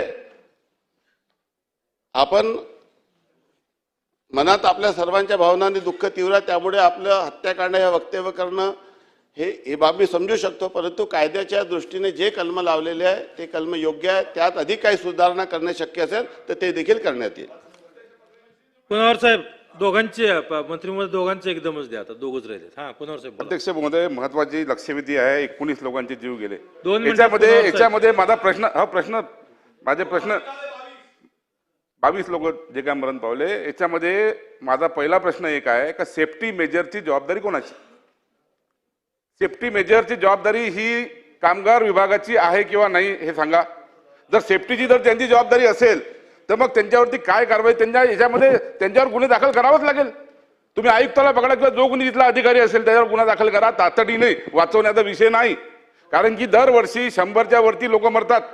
या कारखान्यामधला हा तिसरी घटना आहे आणि हा मॅसेज खाली का देतो आपण इतर उद्योगाला. त्यामुळे याच्यावर सेफ्टीची जबाबदारी आपली आहे, ते आपण करणार का? हा पहिला प्रश्न. दुसरा प्रश्न, जर कामगार विभागाच्या माध्यमातून हे जर थांबत नसेल त्याच्यामध्ये एक आमदाराची समिती करा सेफ्टीसाठी.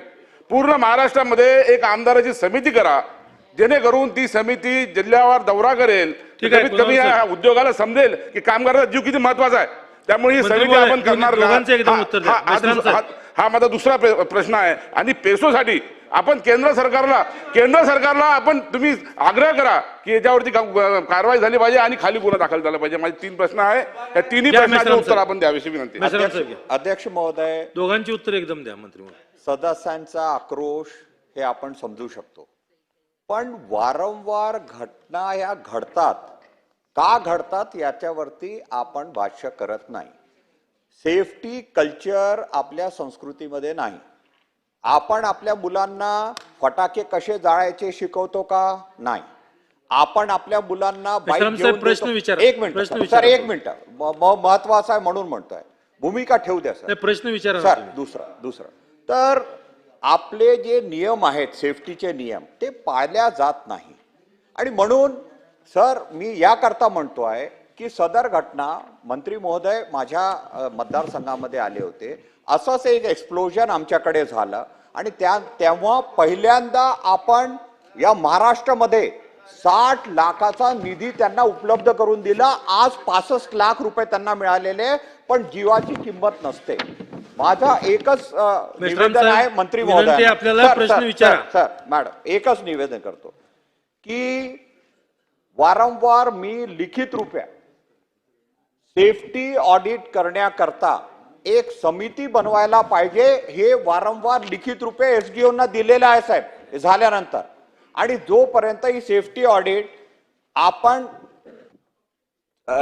क्वार्टरली आपण त्यांचा रिव्ह्यू घेत नाही तोपर्यंत अशा घटना घडतच राहणार आहे. आणि म्हणून त्या सेफ्टी ऑडिटची मध्ये कोण कोण असायला पाहिजे, एसडीओ, पोलीस विभाग, सेफ्टीवाले सगळे हे लिहून एक. ठीक आहे, मंत्री महोदय द्या. एक मिनिट सर मेश्राम साहेब, मंत्री महोदयांना उत्तर देऊ द्या. मंत्री महोदय, माझा एकच प्रश्न आहे की आपण ही सेफ्टी ऑडिटची कमिटी तयार करणार का, जसं आताच साहेबांनी सांगितलं, आणि त्याच्यामध्ये त्या भागातल्या आमदाराला त्याचा अध्यक्ष करणार का? कारण जोपर्यंत हे होत नाही तोपर्यंत वारंवार हे घटना घडतच राहतील अशी माझी मान्यता आहे. सन्माननीय सदस्य समीर कुनावर आणि मेश्राम साहेब या दोघांनी जे प्रश्न या ठिकाणी उपस्थित केले, याच्यामध्ये दोन वेगवेगळ्या विंग असतात. एक पेसो, ज्याच्यामध्ये केंद्र सरकारच्या विभागाचा हस्तक्षेप असतो, आणि दुसरा आपला डिश, ज्या ठिकाणी बायलर्स असतात, आणि असे वेगवेगळ्या कॅटेगरीचे आहे. या प्रकरणी दोघांची जॉईंट रिस्पॉन्सिबिलिटी होती, आणि त्यामुळे त्या दिवशी स्वतः माननीय पालकमंत्री महोदय हे केंद्रीय मंत्र्यांशी बोलले आणि त्यांना घटनाक्रम विभागीय आयुक्ताचा पूर्ण अहवाल या प्रकरणी पेसो माननीय केंद्रीय मंत्री यांना पाठवण्याचा त्या ठिकाणी निर्णय झाला. दुसरा प्रश्न महत्त्वाचा या संदर्भात असा आहे की या पूर्ण प्रकरणामध्ये आणि यापूर्वीच्या घडलेल्या सर्व प्रकरणामध्ये आपण मुद्दाम अशा पद्धतीची कारवाई केली. आपल्याकडे ऐतिहासिक कम्पेन्सेशन आपण मुद्दाम जास्त देण्याचा फोर्स आम्ही दोघांनी बसून त्या ठिकाणी केला. तेव्हा ते आमदार देखील त्या ठिकाणी होते, आणि या प्रकरणी तेव्हा 50 लाखांनी, आता 75+5+2 पैशातून कधी जीव परत येत नाही, मग वाघाचा हल्ला असो की कोणाचाही मृत्यू असो. परंतु या दोन्ही प्रकरणामध्ये हाय कम्पेन्सेशन आणि डायरेक्ट मालकावर गुन्हा यासाठी दाखल करण्यात आला की पूर्ण महाराष्ट्रात हा संदेश गेला पाहिजे की आता आपण मालकावरही गुन्हे दाखल करतो, यासाठी हा निर्णय घेण्यात आला. दुसरा महत्त्वाचा विषय असा आहे की या प्रकरणी राज्याचे जे कामगार विभागाचे अधिकारी आहेत त्यांनी त्यांच्यावर खटले दाखल केले आणि कोर्टात केस दाखल केली. परंतु या आता कायद्यानुसार या लोकांना पूर्णपणे नवीन कायद्यामध्ये डायरेक्ट क्लोजरचे नोटीस बंद करण्याचे देखील अधिकार डिशला आपण देण्याची या ठिकाणी तरतूद करत आहोत, जे पुढच्या 2 ते 3 महिन्यामध्ये या ठिकाणी इम्प्लिमेंट करणार आहे. तोपर्यंत अजून मी आपल्याला पूर्वी सांगितल्याप्रमाणे या पूर्ण प्रकरणामध्ये मी आणि मंत्री महोदय आम्ही या संदर्भामध्ये अशा पद्धतीच्या घटना, आपण अपघात होतात रस्त्यावर म्हणून आपण जेवढे ब्लॅक स्पॉट आहेत त्याच्यावर आपण कारवाई करतो. जे जीव धोक्यात आणणारे ज्या इंडस्ट्रीज आहे त्याचे वेगवेगळे ज्या कॅटेगरी आहे, या सर्व कॅटेगरीनुसार अधिक सुरक्षात्मक काय उपाययोजना करण्यात येईल, नवीन कायद्यामध्ये या गोष्टीचं देखील पूर्णपणे लोकांचे सजेशन्स वगैरे बोलून अधिक जे काही सुधारणा करणे, जे मॅक्झिमम पॉसिबल शक्यता आहे ते या ठिकाणी करण्यात येईल. लक्षवेधी क्रमांक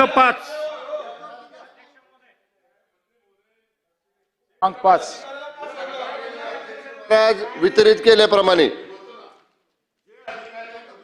पुढे गेलोय. मंत्री महोदय, मंत्री महोदय पुढे गेलोय आपण.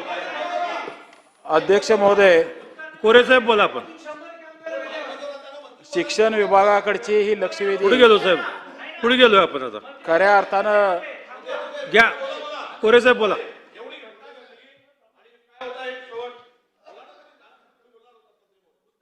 सगळ्या साहेब आपण पुढे गेलोय. आता 5व्या लक्षवेधीवर गेलोय. कोरे साहेब आता पुढे. अध्यक्ष महोदय बोला. आपण ही लक्षवेधी बोला. आपण बोला. डोंगरी विभागातल्या वाड्या, वस्त्या आणि धनगरवाड्यामध्ये राहणाऱ्या सामान्य माणसांच्या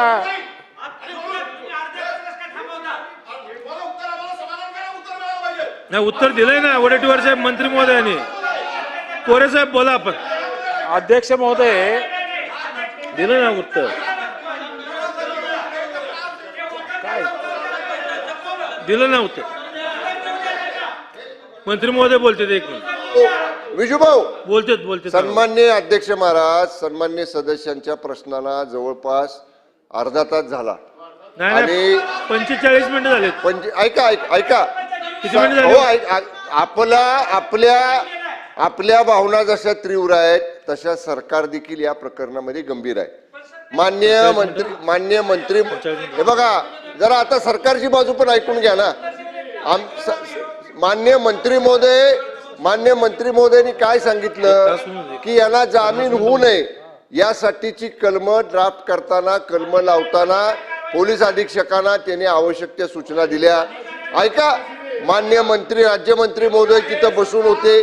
म्हणजे सरकार नाही याच्यामध्ये राजकारण करू नका, याच्यामध्ये राजकारण करू नका, बिलकुल नाही. असा हेतू आरोप सरकारवर आम्ही सहन करणार नाही. सरकार कोणालाही पाठीशी घालत नाही. सरकार अध्यक्ष महोदय, मंत्री महोदय बोलतील. एक मिनिट ऐका ना, बोला मंत्री महोदय. अध्यक्ष महोदय, हा खूप तीव्र असा भावना असलेला हा लक्षवेधी इथे सध्या चर्चा चालू आहे. सन्मान्य मंत्र्यांनी सर्व समर्पक उत्तर दिलेली आहेत.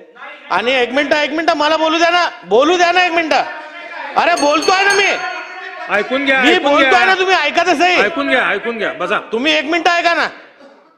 अमीन भाई बसा. या विषयावर सविस्तर आता चर्चा झाली. सर्व सदस्यांनी त्यांच्या तीव्र भावना मांडलेल्या आहेत. सर्वांचं जे म्हणणं आहे त्याप्रमाणे या फॅक्टरीचं ऑडिट झालं होतं का? तर हो, झालं होतं. अधिकाऱ्यांनी ज्या काही त्रुट्या आढळल्या त्यावर कारवाई केली का? हो, 6 वेळा त्यांच्यावर कारवाई केली, 6 वेळा खटले दाखल झालेले. हा जो कारखाना आहे हा थोडंसं समजून घ्या. हा जो कारखाना आहे हा अतिज्वलनशील विस्फोटकं बनवण्याचा कारखाना आहे. आणि याच्यामध्ये ही जी घटना घडली, मी स्पॉटवर जाऊन आलेलो आहे.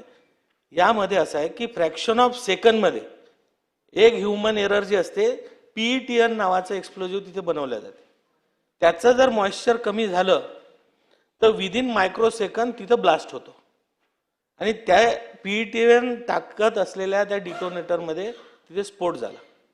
आणि तो स्फोट झाल्यानंतर ती जी बिल्डिंग होती त्यामध्ये 34 लोकांना काम करण्याची परमिशन होती. त्यामध्ये काही लोक बाहेर जे होते ते सुद्धा जखमी झाले, अंदर जे होते ते मृत पावले. आणि या घटनेचं गांभीर्य खूप मोठ्या प्रमाणात आहे. नागपूरमध्ये हे कारखाने आहेत. आणि आपण सगळ्यांनी ही जी चर्चा केली, आपण म्हणतोय अधिकाऱ्यांवर कारवाई करा. कामगार विभागाने वेळोवेळी याच्यामध्ये सेफ्टी ऑडिट केलाय, त्यामध्ये त्रुटी आढळल्या, त्याच्यावर खटले झाले आहे. 6 वेळा त्यांचं उत्तर उद्या ऐकून घ्या ना साहेब. एक छोटी त्रुटी असली तर क्लोजर होते का इंडस्ट्रीला? ऐका ना. साहेब एक मिनिट ऐका ना. वडेट्टीवार साहेब माझं पूर्ण उद्या ना, ऐकून घ्या. त्यामुळे त्यांच्यावर खटले दाखल झाले. कामगार विभागाच्या अधिकाऱ्यांनी तिथे पूर्णतः जी इन्स्पेक्शन केले. खरं लायसन्स कामगार विभागाचं मॅन्युफॅक्चरिंग ते युनिट आहे म्हणून लायसन्स कामगार विभागाचं असतं. 15 किलोच्या वर एक्सप्लोजिव्ह ठेवायचं असलं तर पेसोचं लायसन्स असते. त्या माध्यमातून तिथे पेसोचं लायसन होतं. आणि या दृष्टीने जेव्हा ही कारवाई यांच्यावर झाली आणि ती घटना जी घडलेली आहे आज, तर ती घटना कशी घडली, काय तिथे झालं होतं हे सांगायला आज एकही जण जीवित नाही. जे जखमी आहेत ते आज बोलायच्या परिस्थितीत नाही आहे. आणि प्रायमरी इन्व्हेस्टिगेशनवर जे काही समोर आलं त्यावर ते गुन्हे दाखल झालेले आहे. त्यामुळे आपल्याला जे अपेक्षित आहे 302 दाखल करायचा आहे का, याची विभागीय चौकशी सुरू झालेली आहे. मुख्यमंत्र्यांनी आदेश दिलेले आहे, त्याच्यामध्ये फक्त चौकशी होऊ द्या. 302 दाखल करायची असेल ती सुद्धा आम्ही करू. आम्ही कामगारांच्या पाठीशी आहोत. आणि अधिकारी सुद्धा त्यात जर दोषी असेल त्याला सुद्धा स्पेअर करणार नाही. पण ती घटना कशी घडली, काय घडली, त्याला दोषी कोण हे न बघता आपण कोणावरही जर गुन्हे म्हणजे अधिकाऱ्यांवर गुन्हे दाखल करत सुटलो तर हे योग्य होत नाही. अधिकाऱ्यांनी तिथे स्वतः ऑडिट केलेलं आहे आणि ऑडिट केलेल्यामुळे अधिकारी कुठे दोषी दिसतात आहे. आणि आपल्याला जे अपेक्षित आहे, समीर कोणावर साहेब आपण बोलले, त्या फॅक्टरीत काही कामगार विभागाचे अधिकारी ड्युटीवर असतात का रोज सेफ्टीसाठी? ऐकून घ्या ना, मी सांगतोय ना, पेसोच्या अधिकाऱ्यांनी सुद्धा तिथे ऑडिट केलेलं आहे. पण ही जी घटना घडते ही मायक्रो सेकंड मध्ये घडते साहेब. त्यामुळे याचा तपास तर करू द्यावा लागेल. तुम्ही तपासच नाही करू देणार आणि सगळ्यांना दोषी करा, गुन्हे दाखल करा, निलंबित करा. मी तुम्हाला तेच सांगतोय. मी नाही हरकत नाही, मी सांगतोय ना, ऐकून घ्या ना, मी सांगतोय दुसऱ्यांदा नाही. वडेट्टीवार साहेब, दुसऱ्यांदा नाही, ही तिसरी घटना आहे. तुम्ही करेक्ट करा. मी तेच सांगतोय तुम्हाला, तेच सांगतोय. याची विभागीय चौकशीचे आदेश झालेले आहेत. आम्ही कामगारांच्या पाठीशी आहोत. आणि ही फॅक्टरी ऐकून घ्या वडेट्टीवार साहेब, या फॅक्टरीला क्लोजर करायचे सुद्धा आदेश काढलेले आहेत. ही क्लोज केली ना क्लोज. तुम्ही ऐकूनच घेत नाही ना. तुम्ही पूर्ण ऐकून घ्या ना, माझं होतं द्या. वडेट्टीवार साहेब ऐकून घ्या. मंत्री महोदयांना बोलू द्या. कारखाना थेट बंद करण्याचं नियमन नसल्यामुळे आम्ही साहेब ऐका ना, वडेट्टीवार साहेब ऐकून घ्या ना. इतकं गांभीर्यपूर्वक हे असताना आपणच ऐकून घेत नाही. कामगार विभागाला थेट लायसन्स कॅन्सल करण्याचे अधिकार आतापर्यंत नाही आहेत. ते येणाऱ्या कायद्यामध्ये आपण तरतूद करतोय, पण त्याच्या व्यतिरिक्त सुद्धा आपण क्लोजरचे ऑर्डर काढलेले आहे, कारखाना बंद केलेला आहे. त्यामुळे याच्यात कोणालाही सोडल्या जाणार नाही. अधिकारी असो, मालक असो, जो दोषी असेल त्यावर कारवाई होईल. चला, लक्षवेधी क्रमांक 5. वडेट्टीवार साहेब, अध्यक्ष महोदय, उत्तर दिलं ना त्यांनी. लक्षवेधी क्रमांक 5. लक्षवेधी क्रमांक 5. डोंगरी विभागात राहणाऱ्या मंत्री महोदय, लक्षवेधी क्रमांक 5. सन्माननीय अध्यक्ष महोदय, वितरित केल्याप्रमाणे. बोला अध्यक्ष महोदय, ही लक्षवेधी महाराष्ट्रातल्या डोंगरी विभागात वाड्या, वस्त्या आणि धनगर वाड्यावर जी लोक राहतात, या सगळ्या लोकांच्या मुलांचं शैक्षणिक भवितव्य किती भीषण आहे हे सभागृहाच्या आणि महाराष्ट्राच्या निदर्शनास आणून देणारी ही लक्षवेधी आहे. मी या लक्षवेधीमध्ये प्रामुख्यानं एका ऐनवाडी आणि धनगरवाडी गावचा उल्लेख केला आहे की ज्या गावांच्या पासून 11 किलोमीटरपर्यंत 9वी 10वीची माध्यमिक शाळा उपलब्ध नाही. पूर्ण जंगलातून प्रवास करावा लागतो. राईट टू एज्युकेशन हा ॲक्ट केंद्र सरकारनं आणला. प्रत्येकाला शिक्षणाचा अधिकार हा कंपल्सरी कायद्यानं दिला. अशा काळामध्ये या परिसरातली अनेक मुलं माध्यमिक शिक्षणापासून अनेक वर्षे वंचित आहेत. ही वस्तुस्थिती आणि हे भीषण वास्तव आपल्याला स्वीकारावं लागतंय. आणि म्हणून मी स्पेसिफिक 2-3 प्रश्न या ठिकाणी विचारणार आहे की ह्या सगळ्या मुलांचं जे शैक्षणिक नुकसान झालं याची जबाबदारी महाराष्ट्र सरकार घेणार आहे का? प्रामुख्यानं 21 पट असताना सुद्धा त्या ठिकाणी माध्यमिक शाळा आपण उपलब्ध करू शकलो नाही. 2-2, 3-3 मुली बिबट्याच्या हल्ल्यामध्ये मारल्या गेल्या. त्यानंतर त्या ठिकाणची शैक्षणिक परिस्थिती काय झाली असेल याचा विचार कधी आपल्या शिक्षण विभागानं केला नाही. आणि या सगळ्या परिसरातल्या मुलांना महाराष्ट्राच्या प्रमुख प्रवाहात येण्यापासून थांबवण्याचं पाप खरं तर आपल्या या विभागाच्या माध्यमातून घडले ही वस्तुस्थिती आहे का? हा एक माझा स्पेसिफिक प्रश्न आहे. आणि उद्याच्या काळामध्ये या डोंगर वस्तीमध्ये राहणाऱ्या वाड्या, वस्त्या, धनगर वाड्यातल्या मुलांच्यासाठी म्हणून विशेष बाब म्हणून काही योजना शिक्षण विभाग त्यांना प्रमुख प्रवाहात आणण्यासाठी आणणार आहे का? आणि तिसरा एक महत्त्वाचा धोरण म्हणून मला प्रश्न विचारायचा आहे की जी मुलं जिल्हा परिषदेच्या शाळेतनं 7वीला बाहेर पडली, 8वीला बाहेर पडली, मंत्री महोदय, त्या मुलांचं पुढं भवितव्यात काय घडलं? त्या मुलांनी 8वीत शाळा सोडली का 9वीत सोडली का ती मुलं 10वी झाली, त्यातली किती मुलं ग्रॅज्युएट झाली, याचं कधीतरी ऑडिट किमान ह्या डोंगरी भागातल्या मुलांच्यासाठी आपण करणार आहोत का? आणि खरोखर ही वस्तुस्थिती जर असेल तर शासन गांभीर्यानं त्यांना न्याय देण्यासाठी उपाययोजना करणार आहेत का? हे माझे स्पेसिफिक 3 प्रश्न शासनासमोर आहेत. सन्माननीय अध्यक्ष महोदय, सन्माननीय सदस्य विनय कोरे सावकारांनी ऐनवाडी तालुका शाहूवाडी जिल्हा कोल्हापूर या ठिकाणच्या शाळांच्या वर्गखोल्यांचा विषय या ठिकाणी उपस्थित केलेला आहे. सर्वप्रथम सन्माननीय अध्यक्ष महोदय, मी आपल्या माध्यमातून सन्माननीय सदस्यांच्या निदर्शनाला आणेन की जिल्हा परिषदेच्या शाळांना वर्ग अधिकचे जोडणं हा अधिकार आपण ग्रामीण स्तरावर मुख्य कार्यकारी अधिकारी जिल्हा परिषद आणि शहरी भागामध्ये महापालिका आयुक्तांना या ठिकाणी दिलेले आहेत. ऐनवाडी विद्या मंदिर जिल्हा शाहूवाडी तालुका हे सन 2 वर्षापूर्वीपर्यंत जुगाई हायस्कूल पणुंद्रे मार्फत या ठिकाणी भागशाळा 9वी आणि 10वीची या ठिकाणी आपण चालू होती.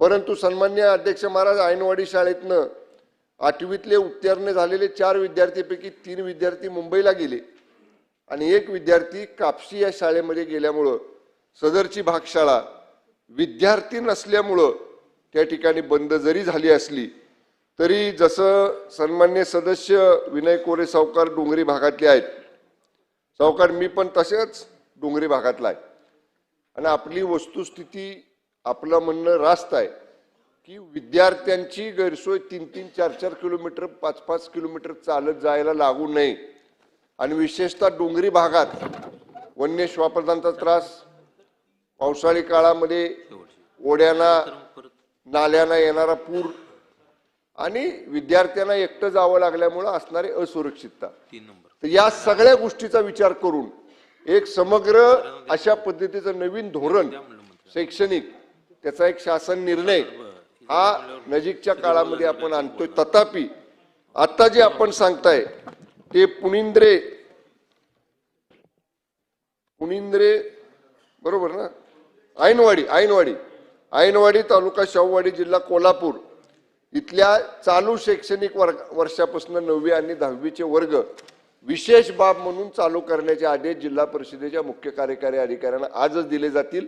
आणि त्याचबरोबर कुठेही म्हणजे हा विषय आपण लक्षवेधीच्या मार्फत उपस्थित केला, इथं तर न्याय या प्रश्नाला आपण दिला, पण एकूणच डोंगरी विभागामध्ये अशा पद्धतीचं पटसंख्या जरी कमी असली तरी डोंगरी भागासाठी विशेष बाब म्हणून पटसंख्येचा विचार न करता विद्यार्थ्यांना त्यांच्याशी जवळ नजदीक हे शिक्षण उपलब्ध करावं अशा पद्धतीच्या सूचना सुद्धा जिल्हा परिषदेला या ठिकाणी आजच दिल्या जातील. ठीक आहे, समर्पक उत्तर आहे कोरे सावकार. एकच प्रश्न अध्यक्ष महोदय की अतिशय सकारात्मक उत्तर मंत्री महोदयांनी दिलं, मी त्यांचा आभारी आहे. फक्त मी एक तुम्हाला स्पेसिफिक प्रश्न विचारला की डोंगरी भागातली जी मुलं जिल्हा परिषदेच्या शाळेतनं बाहेर पडली त्यांचं नेमकं पुढं काय झालं याचं कधीतरी ऑडिट शिक्षण विभाग करणार आहे का?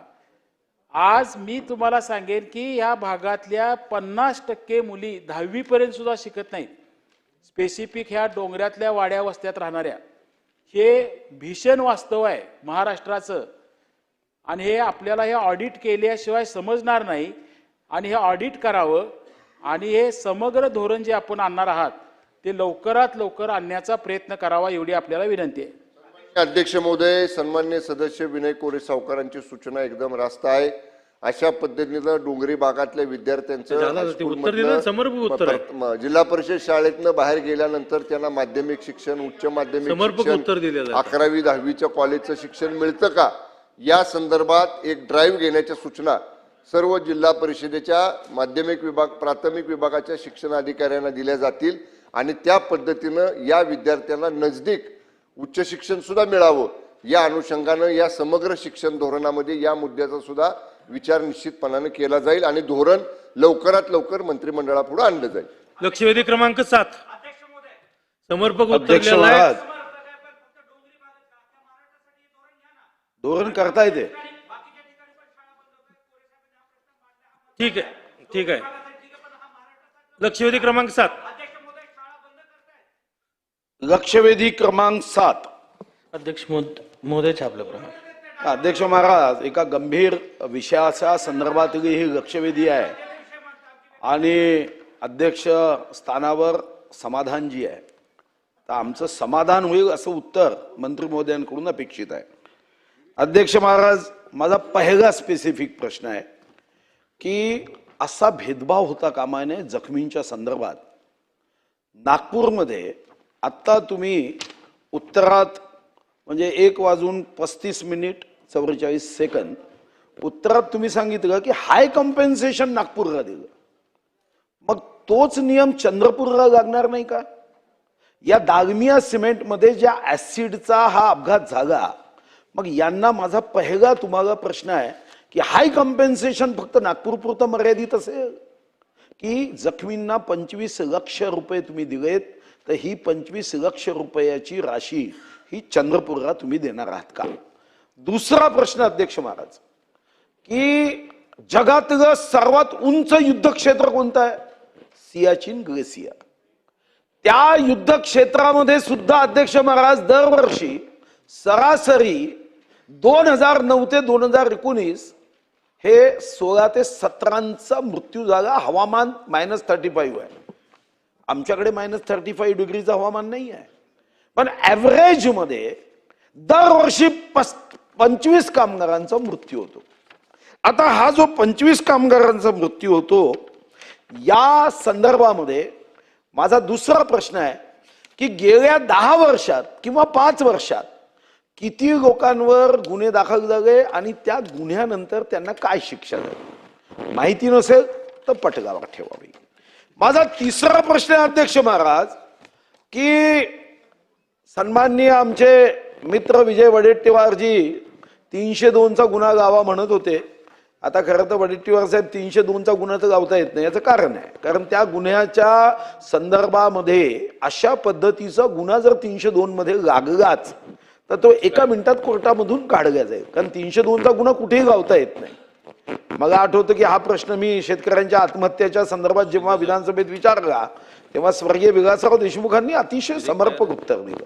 मग आता आवश्यकता का अध्यक्ष महाराज, की 302चा गुन्हा तर गावता येत नाही, एकाही अशा संदर्भातल्या घटनेच्या संदर्भात आजपर्यंत कोणालाही शिक्षा झाली नाही. मग मी हायकोर्टामध्ये आकडे आणि वाचून दाखवले. पुन्हा एकदा मंत्री महोदय नव्हते. महाराष्ट्राच्या न्याय व्यवस्थेमध्ये हायकोर्टामध्ये 5,09,857 केसेस प्रलंबित आहेत आणि आता ज्या पद्धतीने निर्णय दिले जातात कमीत कमी 200 वर्ष निर्णय लागणार नाही. मग तुम्ही गुन्हे दाखल करून त्याचा काही फायदा होईल का? गुन्हे दाखल करून काहीच फायदा नाही. दुसरं 56,91,150 केसेस विविध कोर्टात आहे. मग काय करावं लागेल? तर दुसरा माझा स्पेसिफिक प्रश्न आहे की तुम्ही आमदारांची समिती या संदर्भात घोषित करावी. या साऱ्या कायद्यांचा अभ्यास केला पाहिजे. आता युनायटेड किंगडम ज्यांचं 150 वर्ष राज्य होतं आपल्या देशावर, तिथं सुद्धा कॉर्पोरेट मॅन स्लॉटर ऍक्ट आहे. इंटरनॅशनल लेबर ऑर्गनायझेशन संयुक्त राष्ट्र संघाने सुद्धा सांगितलं आहे की तुम्ही या संदर्भातले समर्पक नियम केले पाहिजे. मग नियम नाहीये समर्पक. जपानमध्ये 5 वर्ष कारावास आहे आणि सार्वजनिक चौकात उभं राहून माफी मागावी लागते. आता दागमिया काही सार्वजनिक चौकात उभं राहून माफी नाही मागणार. इथं जीव घेतात आणि तिकडे दान धर्म करतात दिल्ली मुंबईला. माझा स्पेसिफिक प्रश्न आहे की दवाखान्यात सुद्धा कोणी भेटायला गेलं नाही. आणि गेलं नाही हे तर सोडा, तुमच्याच विभागाचं टिपण देतो.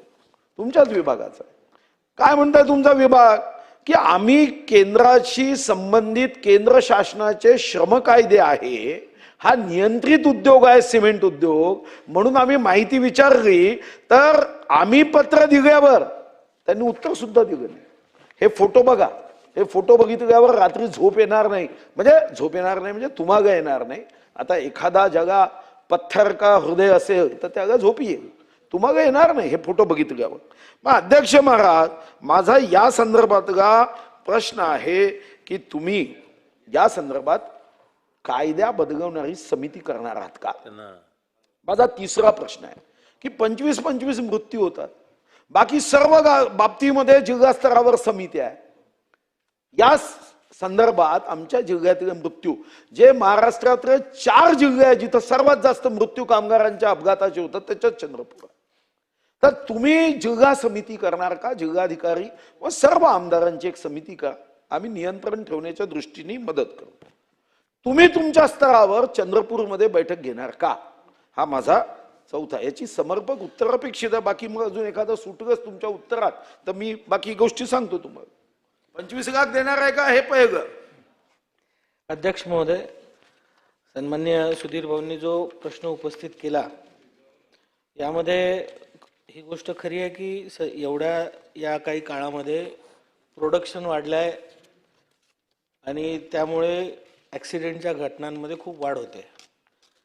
आणि हा जो काही प्रश्न विचारलेला आहे, हा दालमिया सिमेंट लिमिटेडमध्ये ही जी घटना घडली, यामध्ये अक्षय कन्नके आणि स्वाती उईके हे दोघंही कामगार थोडेसे जखमी झाले.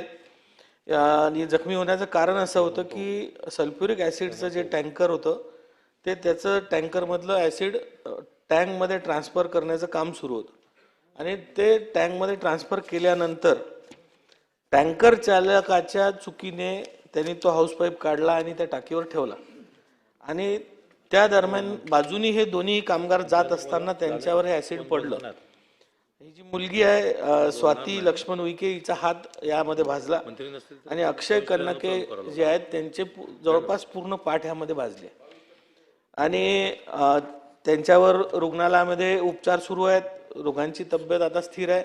आणि जे आपण मांडलं, खरं तर जखमी होणे किंवा अपघातामध्ये मृत्यू होणे यामध्ये कामगार कायद्यांच्या माध्यमातून जी आपण मदत देतो ती फार थोडकी असते, अगदीच अपुरी असते.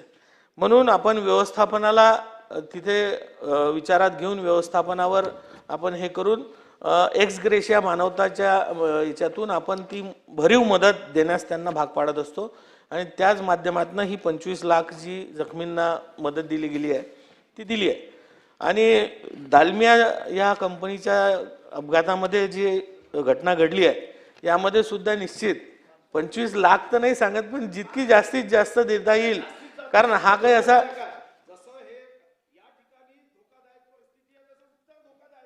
नाही धोकादायक नाही आहे.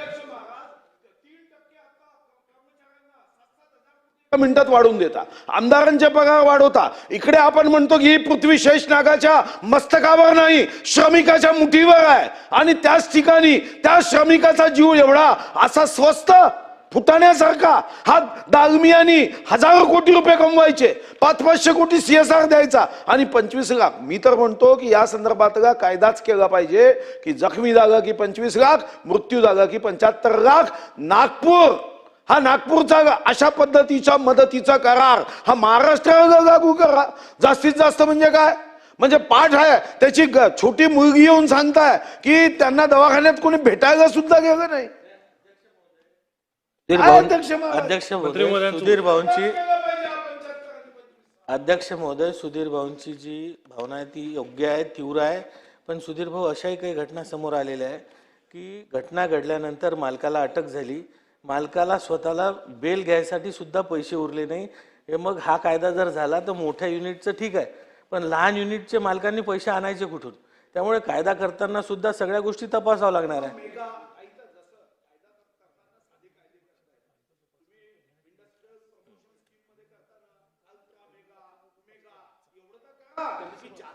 मी ते सांगतोय ना भाऊ, शीट मध्ये प्रॉफिट आहे त्यालाही तुम्ही 25-75 करणार नाही, असं तर होणार नाही. नगरसेवकांना एक पगार, आमदारांना दुसरा पगार, असं करतोच ना आपण. आपण काय आमदारांचा पगार नगरसेवकांना देतोय का, सरपंचांना देतोय का? तेही तर लोकशाहीच्या शृंखलेमध्ये महत्वाचे आहे. तसं उद्योग क्षेत्रात समानता करू नका ना. एखादा BPL असेल, फाटके कपडे घालत असेल, ठीक आहे, पण स्वतः सूट बूट शू शिवाय फिरायचं नाही महागडे आणि त्यांनी 25 लाख रुपये द्यायचे नाही. तर तुम्ही यामध्ये जास्तीत जास्त उत्तर देऊ नका. आकाश नाव आहे, आकाशासारखं मन ठेवा. 25 लाख त्याला द्यायला लावा. तो तिकडे गाई म्हशी असे वाटतो, दान करतो, आणि इथं ऍसिडनी त्याची पाठ जगू नये, भेटायला सुद्धा गेले नाही त्याचे HR वगैरे, असं कसं उत्तर देतात? अध्यक्ष महोदय, निश्चित सुधीर भाऊंनी म्हटल्याप्रमाणे आम्ही व्यवस्थापनाला जास्तीत जास्त अध्यक्ष महोदय, मंत्री महोदयांचं उत्तर तरी पूर्ण होऊ द्या.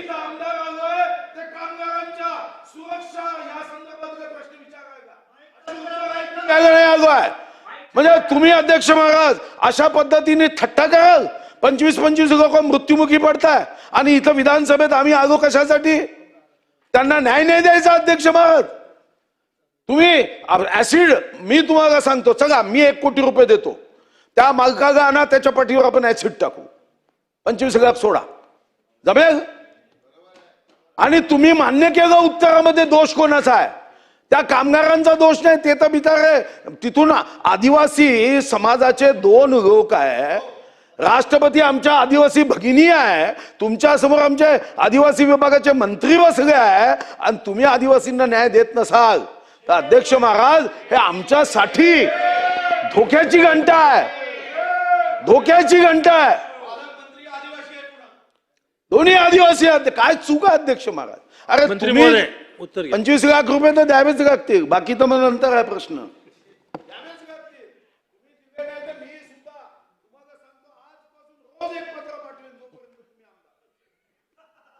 मंत्री महोदय, उत्तर घ्या. अध्यक्ष महोदय, निश्चित मी पुन्हा सांगतो,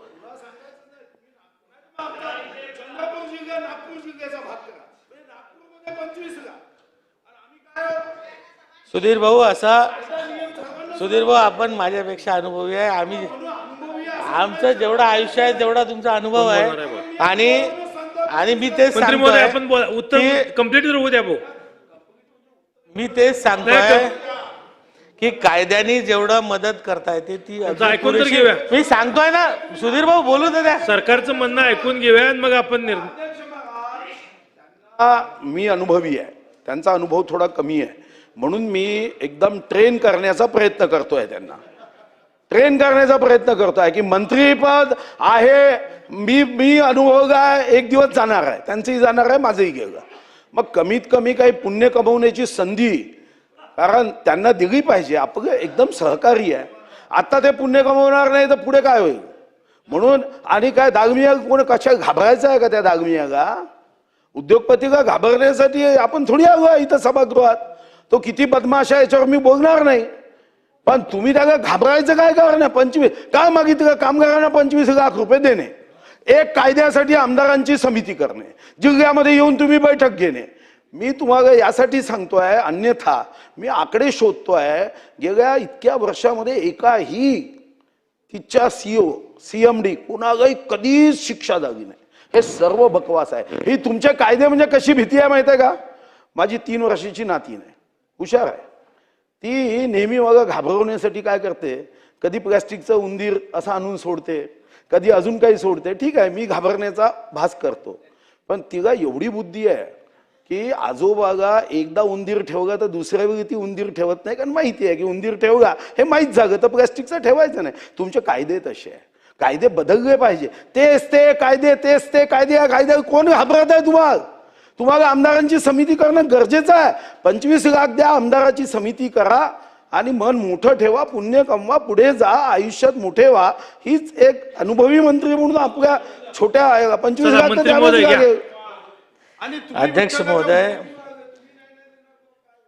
अध्यक्ष महोदय, आदरणीय सुधीर भाऊंचा अनुभवातनं आम्ही शिकतोच आहे.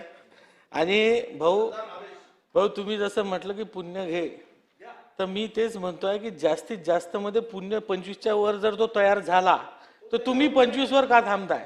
माझं म्हणणं आहे आमचा प्रयत्न 25च्या वर जायचा आहे. मी त्यासाठी जास्तीत जास्त म्हणतोय, म्हणून जास्तीत जास्त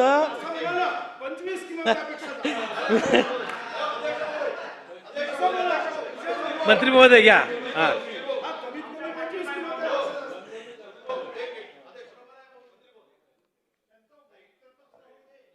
खूप झालंय ते माननीय सुधीर भाऊंनी, खरं म्हणजे सभागृहाचे एवढे ज्येष्ठ नेते सुधीर भाऊ आहेत, ते अनुभव सांगताय सगळ्या गोष्टी आणि सगळ्या याच्यातून ते मांडत आहेत.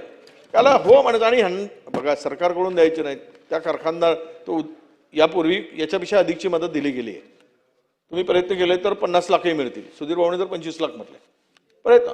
पण असं आहे की आता सध्या सरळ आणि साध्या गोष्टी या घटना, सुधीर भाऊ बसा ना जरा 2 महिने, तुम्हाला सपोर्ट करतो आम्ही.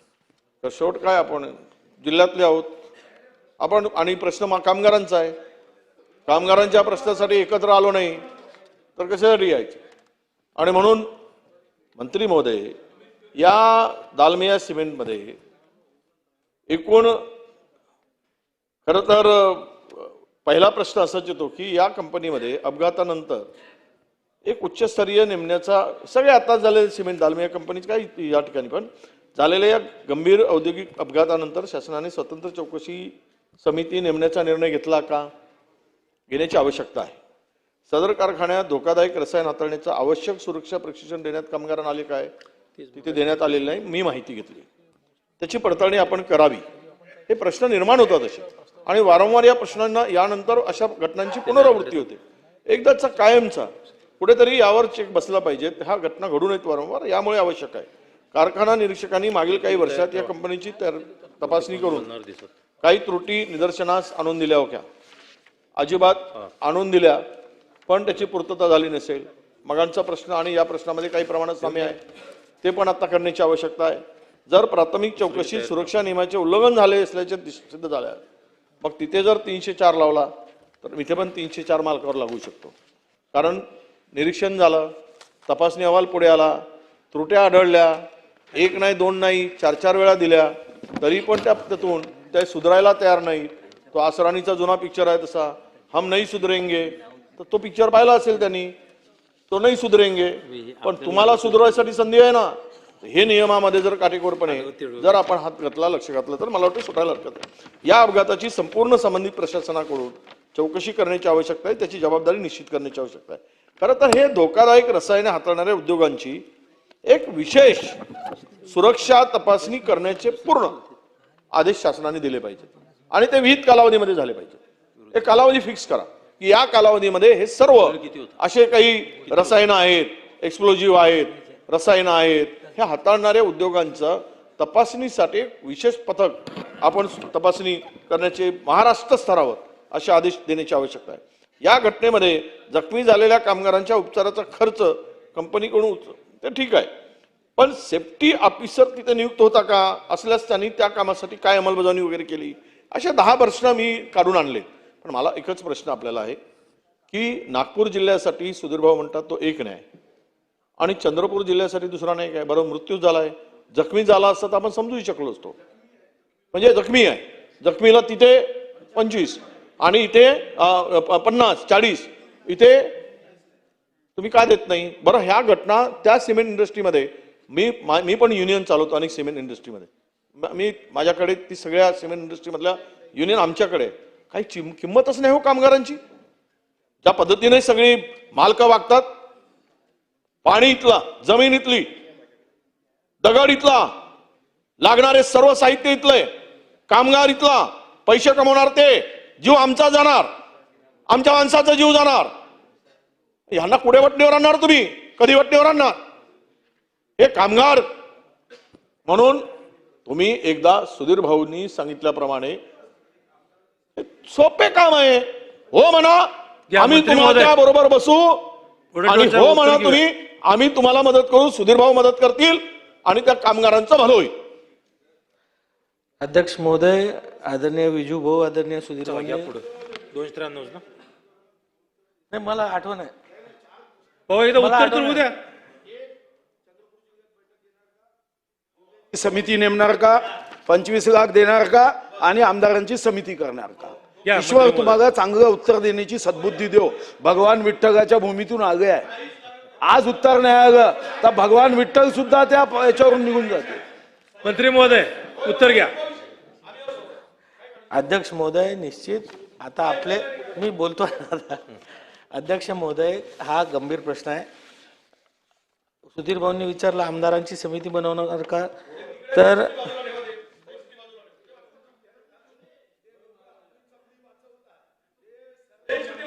नाही, मी चिठ्ठी नाही वाचत, चिठ्ठीतलं काहीच बोलत नाही, मी चिठ्ठीतलं काहीच बोलत नाही. आपल्याला कल्पना आहे की आता आपल्या देशात नवीन 4 कायदे अस्तित्वात आलेले आहे. त्याप्रमाणे आपल्या राज्याचे कायदे बनवण्याचं काम सुरू आहे. आणि आपण ज्या काही भावना मांडल्या, हा खूप मोठा प्रश्न आहे, महाराष्ट्रासाठी तर खूप महत्त्वाचा आहे. आणि जुने जे कायदे आहेत ते खूप रिजिड आहेत, त्याच्यामुळे कामगारांना जो न्याय द्यायला पाहिजे तो देता येत नाही आहे. ज्या काही सेफ्टीमध्ये त्रुट्या आढळतात आहेत त्या पूर्ण करता येत नाही आहे. त्यामुळे निश्चित एक अशी आमदारांची अभ्यासगट आपण बनवू, ज्या माध्यमातून या नवीन कायद्यांमध्ये काय दुरुस्त्या करता येतील हा आपण बनवू. जिल्ह्याची समिती बनवता येते का मी ती तपासून आपण बनवू. आपण सांगितलं की मी पुन्हा सांगतोय की मला जास्त पुण्य घेऊ द्या, मला जास्तीत जास्त पुण्य घेऊ द्या, त्याच्यापेक्षाही जास्त मिळाले तर कामगारांचं नुकसान होऊ देऊ नका. आणि चंद्रपूर मध्ये बैठक अधिवेशन होता बरोबर मी स्वतः येऊन घेईल. ठीक आहे, ठीक आहे. अध्यक्षाचं नावच समाधानजी आहे, थोडंसं समाधान बाकी आहे. 25 लक्ष किंवा त्यापेक्षा जास्त देणार एवढं फक्त तुम्ही रेकॉर्ड बघा ना, मग तुम्ही मागे लागू नका. आम्ही स्ट्राईक पुकारतो तिकडे की सभागृहाचा अवमान करणारा दागमिया याच्या तोंडाला काय लावायचं ते आम्ही पाहतो, पण तुम्ही सभागृहात तर करा. काय त्याच्या बापाचा राज आहे का? पुन्हा सांगतोय सुधीर भाऊ, चल हे एकदा एका कारखान्याला लागू झालं तर सगळ्या कारखान्यांना लागू होते. ही ऐका ना, तसं नाही आहे. हे मानवतेच्या दृष्टीने दिल्या जातात. हे मानवतेच्या दृष्टीने दिल्या जातात. विजूभाऊंना माहित आहे मागे नागपूरला एका कारखान्यात घटना, नाही मी सांगतोय ना, मागे विजूभाऊंना माहित आहे, मागे एका नागपूरला एक घटना घडली तर तिथे 2 लाख रुपये मोबदला दिला.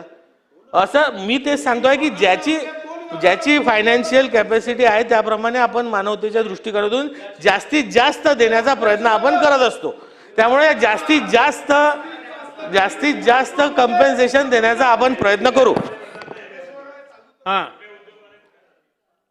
अध्यक्ष महाराज, माझी पुन्हा एकदा विनंती आहे मंत्री महोदयांना की तुम्ही 6 क्रमांकाच्या लक्षवेधीमध्ये जखमींना तुम्ही हाय कॉम्पेन्सेशन म्हणून जखमींना 25 दिले, तर नागपूर चंद्रपूरचं अंतर 150 किलोमीटर आहे. इतक्या वेगाने कायदा बदलतो? इतक्या विचार तुमचा हाय, तुमचं म्हणजे 25 लाख नागपूरला द्यायचे आणि चंद्रपूरला मात्र तुम्ही उत्तरात सांगायचं. म्हणजे राज्यमंत्र्यांनी 25 लाख द्यायचे, कॅबिनेटनी 50 दिले, तर मी हिशोब गणताचा समजू शकतो. राज्यमंत्र्यापेक्षा तर कॅबिनेटला जास्त अधिकार आहे आणि कॅबिनेट मंत्री कंजूशी करताय. भाऊ जास्तीत जास्त मदत करतो. अध्यक्ष महाराज, माझा साधा प्रश्न आहे, नागपूरला तुम्ही अध्यक्ष महाराज हा मी तुम्हाला परिच्छेद पाठवतो. हे नागपूरचं उत्तर आहे. एक मिनिट, नागपूरचं उत्तर 7वा परिच्छेद लाईन क्रमांक 4 हा नागपूरचं उत्तर आहे ना. अध्यक्ष महाराज 10 मिनिटात असं चित्र बदलते. हा काय श्रावण महिन्याचा पाऊस आहे का? अध्यक्ष महाराज हे उत्तर पाठवतो. अरे इकडे उत्तर दे अध्यक्ष. अध्यक्ष महाराज तुम्ही निर्देश द्या की नागपूरला एक निर्णय आणि चंद्रपूर काय. अध्यक्ष महाराज चंद्रपूर कमी समजत आहात का तुम्ही? काय चालू आहे अध्यक्ष महाराज? म्हणजे तुम्ही अशा पद्धतीने. अध्यक्ष महोदय, राज्यमंत्र्यांनी दिलेले नाहीये सुधीर भाऊ, हे राज्यमंत्र्यांनी नाही दिलेले. ही अध्यक्ष महोदय, ही काही पैसे राज्यमंत्र्यांनी दिलेले नाहीये. बसून बोलू नका. हे संयुक्त बैठकीमध्ये पालकमंत्री, राज्यमंत्री, कामगार विभाग, पेसो, पोलीस, महसूल प्रशासन, सर्व डिपार्टमेंटची जी संयुक्त बैठक झाली त्यामध्ये व्यवस्थापनाने ही मागणी मान्य केली. हे काय कोणी फोर्सफुली देता येत नसते, मागता येत नसते. मग मी तेच सांगतो ना, जास्तीत जास्त देण्याचा आम्ही प्रयत्न करू. मी आपल्याला हे सांगतोय 25च्या वर जर त्यांनी द्यायला कबूल कर, तुम्ही 25 वर थांबू नका. जास्तीत जास्त लाभ त्यांना मिळवून देण्याचा आम्ही प्रयत्न करू. ठीक आहे, ठीक आहे. सुधीर भाऊ दिले, समर्पक उत्तर दिलेलं आहे. तुम्ही नागपूरला पैसे दिले आणि चंद्रपूरला तुम्ही सांगाल की आम्ही पैसे देणार नाही. बैठक लावून त्यांनी अध्यक्ष महाराज, मी गंभीरपणे पुन्हा सांगतोय, हे 1976च्या चित्रपटासारखा आहे. ना बाप बडा ना भैया, म्हणजे ना बीवी ना बच्चा, ना बाप बडा ना भैया, जो होल थिंग इज दॅट की भैया सबसे बडा रुपया. म्हणजे तुम्ही फक्त त्या दागमियाचे पाय चेपायला सरकार नाही आहे. तुम्ही तिथं तुम्ही अध्यक्ष महाराज 25 लाख एकाच दिवशी 25 लाख तिथं देता. काय सांगता की आम्ही अधिकारी घेऊन बसलो? अगं इथे अधिकारी घेऊन बसा, पालकमंत्री महोदयांना घेऊन बसा, पाहिजे असेल तर ताडोब्याचे 5 वाघ मी देतो, 5 वाघ घेऊन बसा. पण तुम्ही असं उत्तर कसे देऊ शकता की आम्ही अशा हतबलून उत्तर देताय? हतबल नागपूरला दिलं तुम्ही, तिथं कोणता दबाव टाकला? तोच दबाव इथं टाका. पण 25 लाख रुपये दिलेच पाहिजे. अध्यक्ष महोदय, भाऊ मंत्री आम्ही काही हातबल महोदयांनी नाही आहे. समोर बैठक पण लावतो म्हणलेले आहेत आणि त्याच्यापेक्षाही जास्त जर घेता येत असेल तर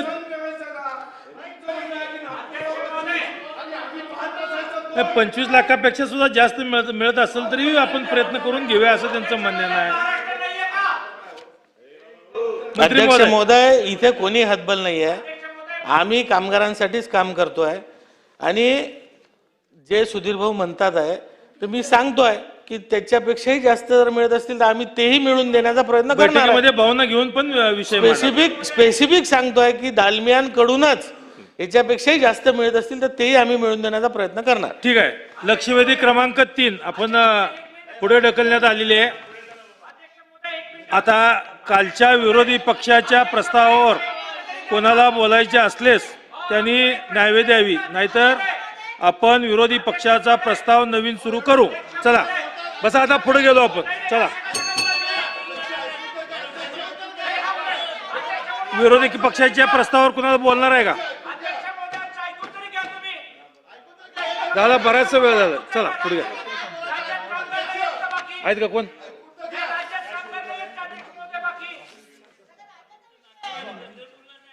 चला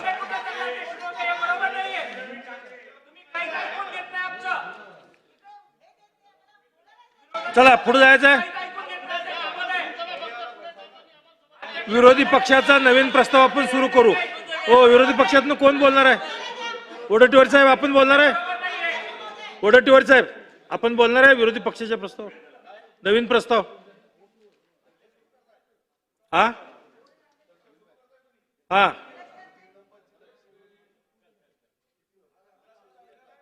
नवीन प्रस्ताव चालू करतोय आपण.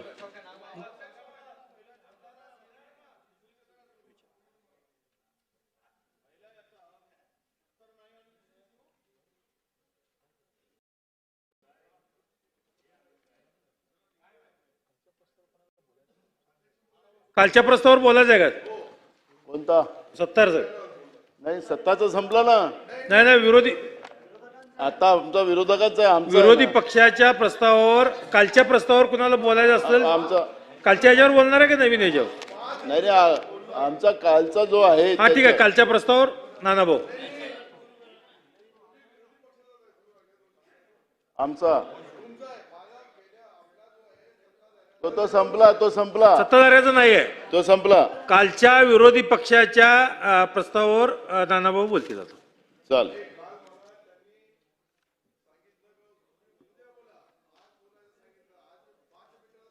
अध्यक्ष महाराज, काल काल संपलेला आहे प्रस्ताव, आता मंत्र्याचं उत्तर आहे सोमवारी.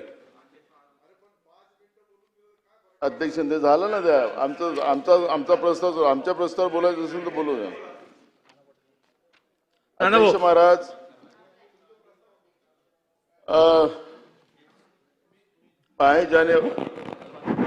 जानेवारी 2025 आणि जानेवारी 2026 मध्ये दावोस येथे झालेल्या आंतरराष्ट्रीय आर्थिक परिषदेत राज्यातील अनुक्रमे 15.70 लाख कोटी आणि 37.27 लाख कोटी रुपयाचे 54 आणि 51 सामंजस्य करार करण्यात आलेले आहेत. अशा पद्धतीची माहिती माननीय मुख्यमंत्र्यांनी दावोसच्या दौऱ्यावरून आल्यानंतर महाराष्ट्राच्या जनतेला दिलेली आहे. अध्यक्ष महाराज, एवढ्या मोठ्या प्रमाणात सामंजस्य करार दावोसमध्ये, दावोस म्हटलं तर अध्यक्ष महाराज एका कंपनीने त्या पद्धतीचं जागतिक पातळीवरच्या सगळ्या उद्योजकाला आणून त्या ठिकाणी प्रत्येक राज्यातले मुख्यमंत्री जाऊन त्या ठिकाणी आपल्याला आपल्या राज्यात जास्तीत जास्त उद्योग आणण्याचा एक प्रयत्न त्या ठिकाणी केला जातो आणि मग जागतिक पातळीचे उद्योजक त्या ठिकाणी येतात असं आम्हाला माहिती होतं. पण अध्यक्ष महाराज, आता जेव्हा आपल्या राज्याचे मुख्यमंत्री दावोसला गेलेत आणि त्यांनी जवळपास 14 लाख कोटीपेक्षा जास्त रुपयाचे करार केले असा दावा केला. अध्यक्ष महाराज, या ठिकाणी ते जे करार त्यांनी केलेत ते करार महाराष्ट्रातलेच आणि आपल्या मंत्रालयाच्या बाजूलाच जवळपास असलेल्या काही लोकांबरोबर करार त्या ठिकाणी केलेले असं आपल्याला निदर्शनास येतात. अध्यक्ष महाराज, जवळपास 4,000 कोटीचा करार यामध्ये या 14 लाखामध्ये झालेला आहे. तो करार अध्यक्ष महाराज, कंपनीचं नाव पण त्याच्यामध्ये असं दिलं जातं अध्यक्ष महाराज, ती कुठली जापानची आहे की कुठली अशा पद्धतीचं त्या कंपनीचं नाव दिलं जातं. आणि ते आपल्या मुंबईतलीच कंपनी अध्यक्ष महाराज, तिला जवळपास 4,000 कोटीचं तिच्यासोबत या ठिकाणी करार केल्याचं निदर्शनास आलेलं अध्यक्ष महाराज. कांदिवली वेस्टमध्ये या कंपनीचं ऑफिस आहे अध्यक्ष महाराज, आणि एका छोट्या बिल्डिंगमध्ये ते ऑफिस आहे अध्यक्ष महाराज. अध्यक्ष महाराज, त्यांचं आपण वर्किंग कॅपिटलही आपण पाहिलं अध्यक्ष महाराज, तर अध्यक्ष महाराज आपल्याला त्याची गंमत वाटेल अध्यक्ष महाराज की 4-5 लाखाचं वर्किंग कॅपिटल त्याचं आहे. आणि अध्यक्ष महाराज, ते तुमच्याच कांदिवलीचं झालं, दावोसमध्ये करार कांदिवलीचा झाला, आम्हाला त्याचं आनंद हा.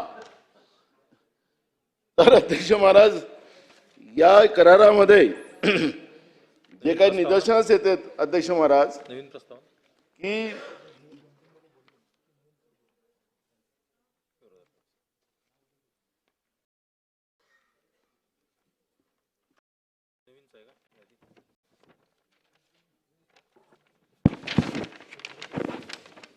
अध्यक्ष महाराज, हे कांदिवली वेस्ट मध्ये असलेलं हे जे आहे ऑफिस अध्यक्ष महाराज, या कंपनीचं नाव आहे याको ग्रीन एनर्जी प्रायव्हेट लिमिटेड. अध्यक्ष महाराज, या कंपनीला ही कंपनी जवळपास 6,000 तरुणांना काम देणार अशा पद्धतीचं या ठिकाणी सांगितलेलं अध्यक्ष महाराज.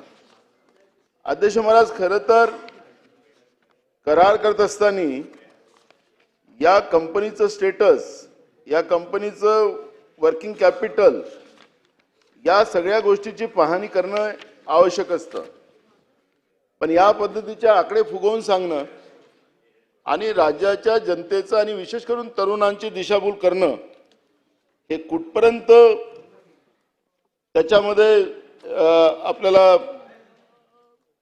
खरं वाटायला अध्यक्ष महाराज, आणि कुठं एवढा मोठा पैसा राज्याच्या जनतेचा खर्च करून राज्याचे मुख्यमंत्री पूर्ण टीम घेऊन त्या ठिकाणी जेव्हा जातात आणि राज्याच्या जनतेचे पैसे त्याच्यामध्ये खर्च केले जातात, हे खऱ्या अर्थानं दुःखद स्थिती आपल्याला या ठिकाणी पाहायला मिळते अध्यक्ष महाराज. अध्यक्ष महाराज, एका लोढा कंपनी सोबतही सुद्धा या ठिकाणी दावोसमध्ये करार झाला. अध्यक्ष महाराज, लोढा तर आपल्याला सगळ्यांनाच परिचित आहे, मंत्रालयात बसूनही सुद्धा करार करता आला असता. पण अध्यक्ष महाराज, त्यांच्याबरोबरही आपण करार करून दाखवला आणि दावोसमध्ये केला.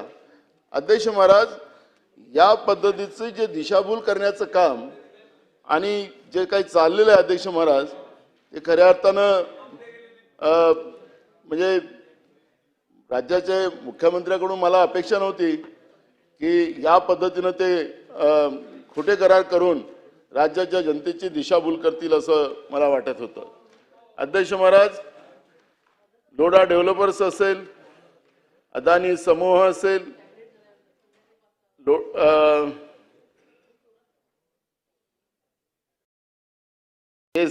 SBG ग्रुप असेल, अदानी समूह असेल, कल्याणी ग्रुप असेल, बालासोर अलाय लिमिटेड असेल, सुरजागड इस्पात लिमिटेड असेल. अध्यक्ष महाराज, या पद्धतीचं ही करार दावोसमध्ये करण्यात आली. अध्यक्ष महाराज, मागचे मुख्यमंत्री त्याच पद्धतीचा दावा करायचे, त्यांनी मोठे करार केलेत.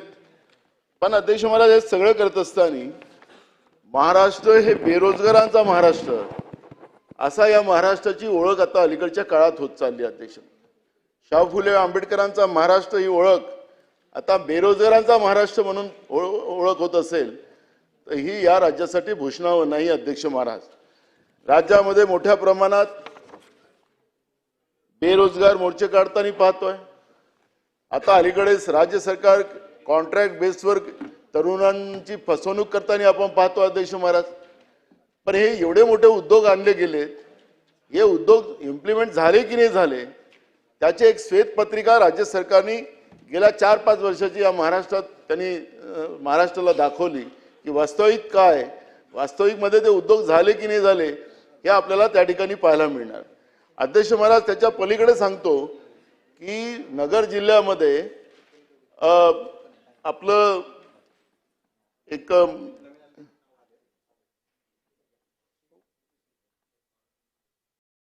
याची फॉरेस्ट महामंडळाची जमीन आहे, वन विकास महामंडळाची जमीन आहे अध्यक्ष महाराज.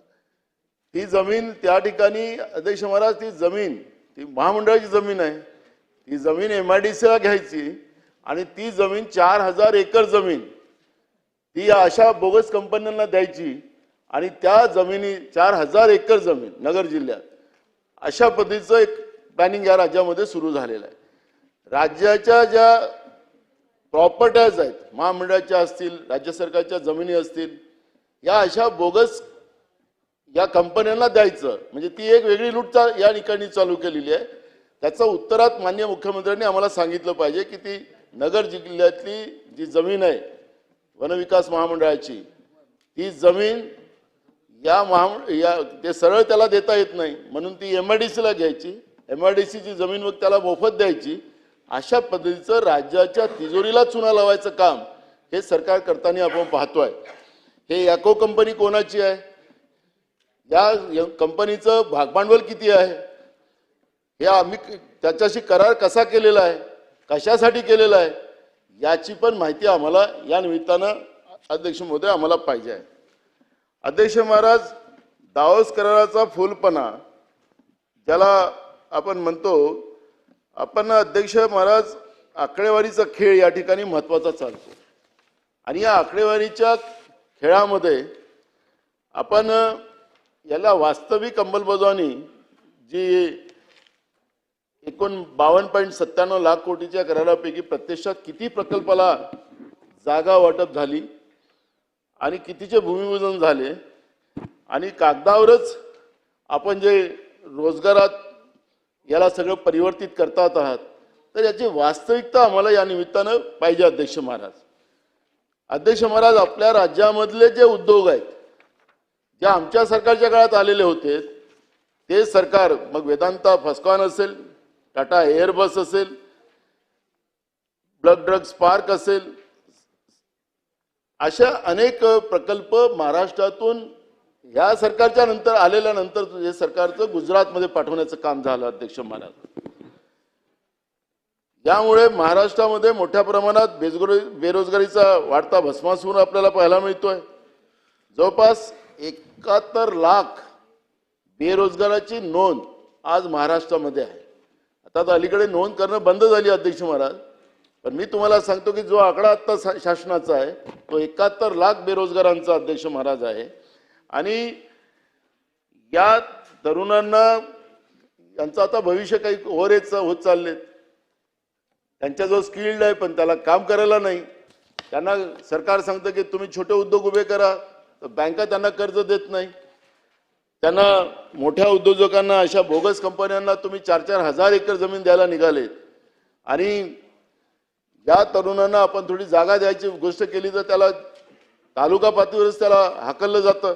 अशा पद्धतीची स्थिती आज या ठिकाणी झालेली आहे. अध्यक्ष महाराज झालं उद्योगामध्ये, पण शासकीय भरतीमध्ये सुद्धा आपण पाहिलं की पोलीस भरती आता सरकार करते.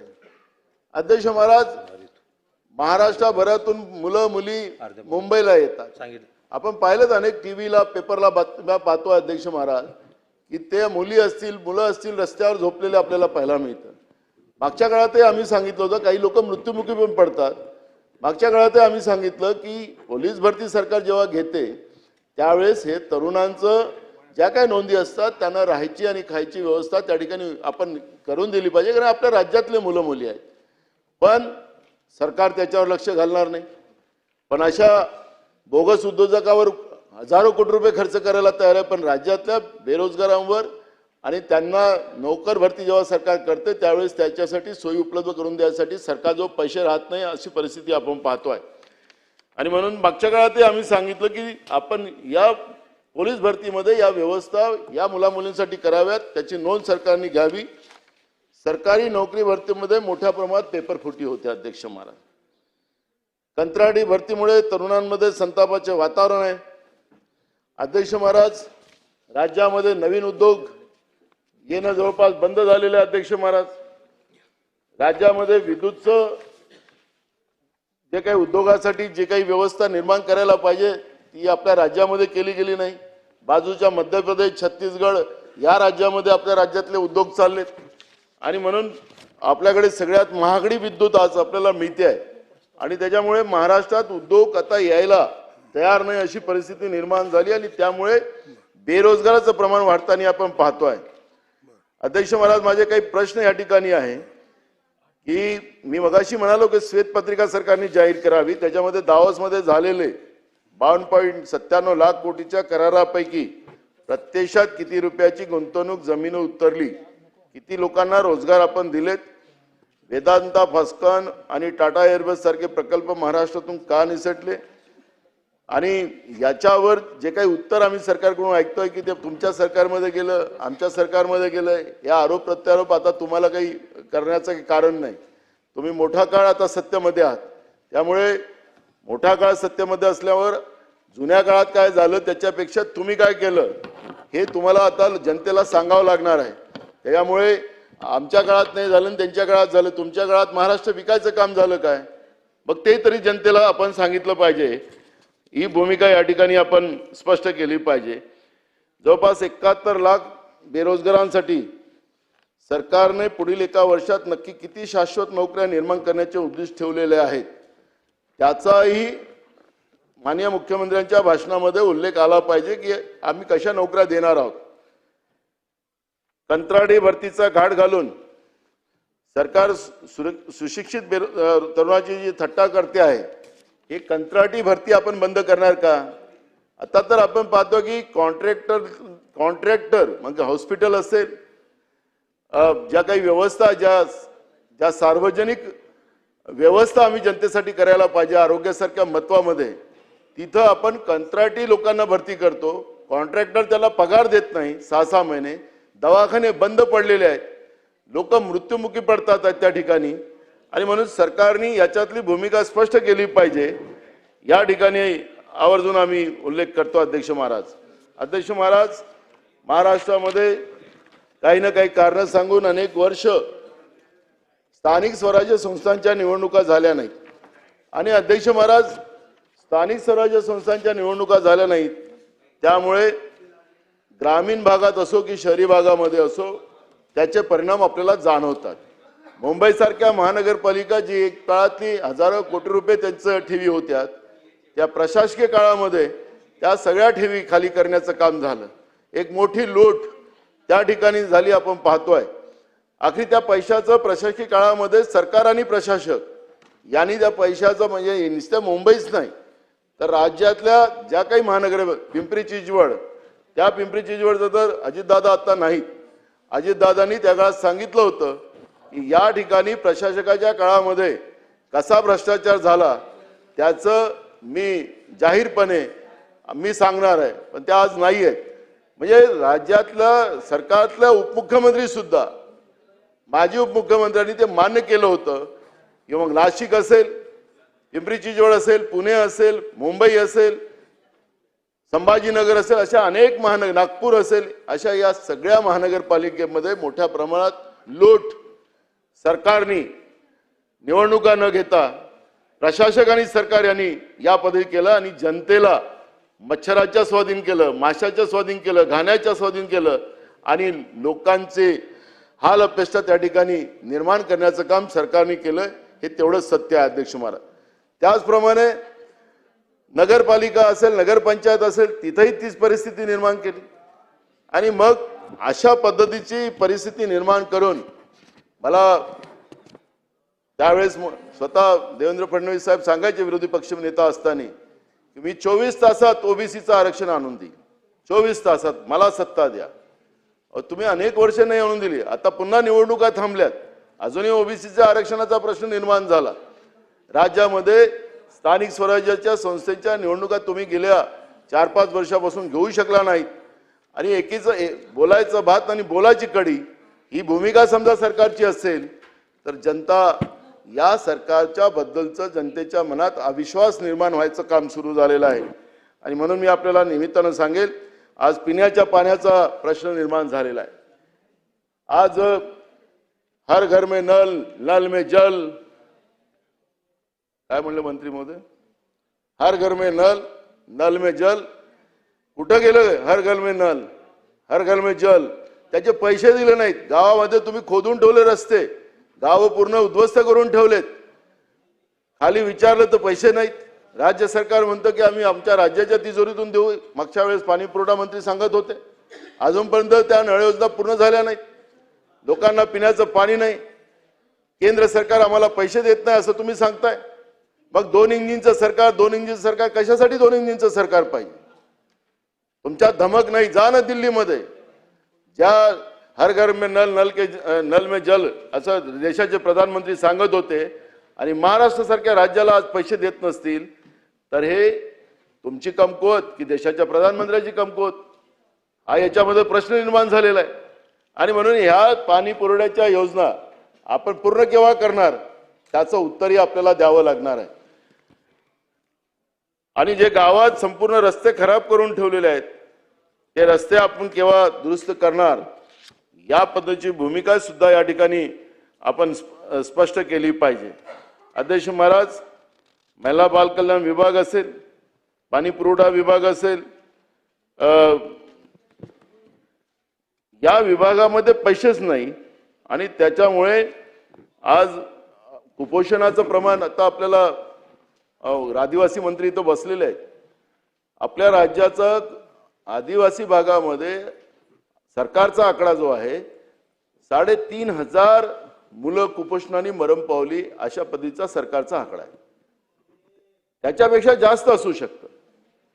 म्हणजे एकीकडे भगवान श्रीरामाच्या नावाने राज्य करायचं, एकीकडे छत्रपती शिवाजी महाराजांच्या नावाने राज्य करायचं आणि महाराष्ट्रामध्ये कुपोषणाने बालकं मरायची, गरोदर महिला बाळंतपणाच्या वेळेस त्यांचा मृत्यू व्हावा अशा पद्धतीचं चित्र असेल तर हा पैसा जातो कुठे आहे? हे सरकार भ्रष्टाचारामध्ये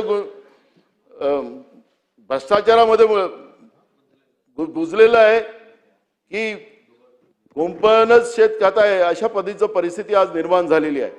अध्यक्ष महाराज, आज आदिवासी भाग असेल, शेड्यूल कास्ट असेल, तांडा असतील, वस्त्या असतील, या भागामध्ये सगळीकडे आपल्याला अनावस्था पाहायला मिळते आणि महाराष्ट्राचं जे काही प्रतिमा होती ती प्रतिमा मलिन करण्याचं काम हे सरकार करताना आपण पाहतोय. अध्यक्ष महाराज, शिक्षणाचा तर बोजवाराच आहे.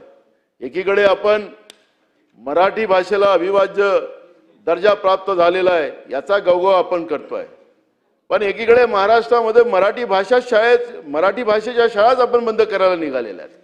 मग नगरपालिका असतील, महानगरपालिका असतील, जिल्हा परिषदच्या शाळा असतील. काल मंत्री उत्तर देत होते की नाही आमच्या कुठे बिना शिक्षकाच्या शाळा नाही. अहो, खोटं कशाला बोलता या सभागृहात? जी काय वस्तुस्थिती आहे तुम्ही सांगितली पाहिजे. वर्षभर तुम्ही शिक्षक देणार नाही शाळेमध्ये, एक शिक्षकावर तुम्ही 4 वर्ग सोपवत असाल, वरून त्याला कुत्रे मोजायची जबाबदारी देत असाल. कुत्रे मोजायची जबाबदारी दिलेली आहे तुम्ही त्यांना, या शिक्षकांना पोरांना शिकवण्यापेक्षा. मग कुत्रे मोजायची जबाबदारी देणार.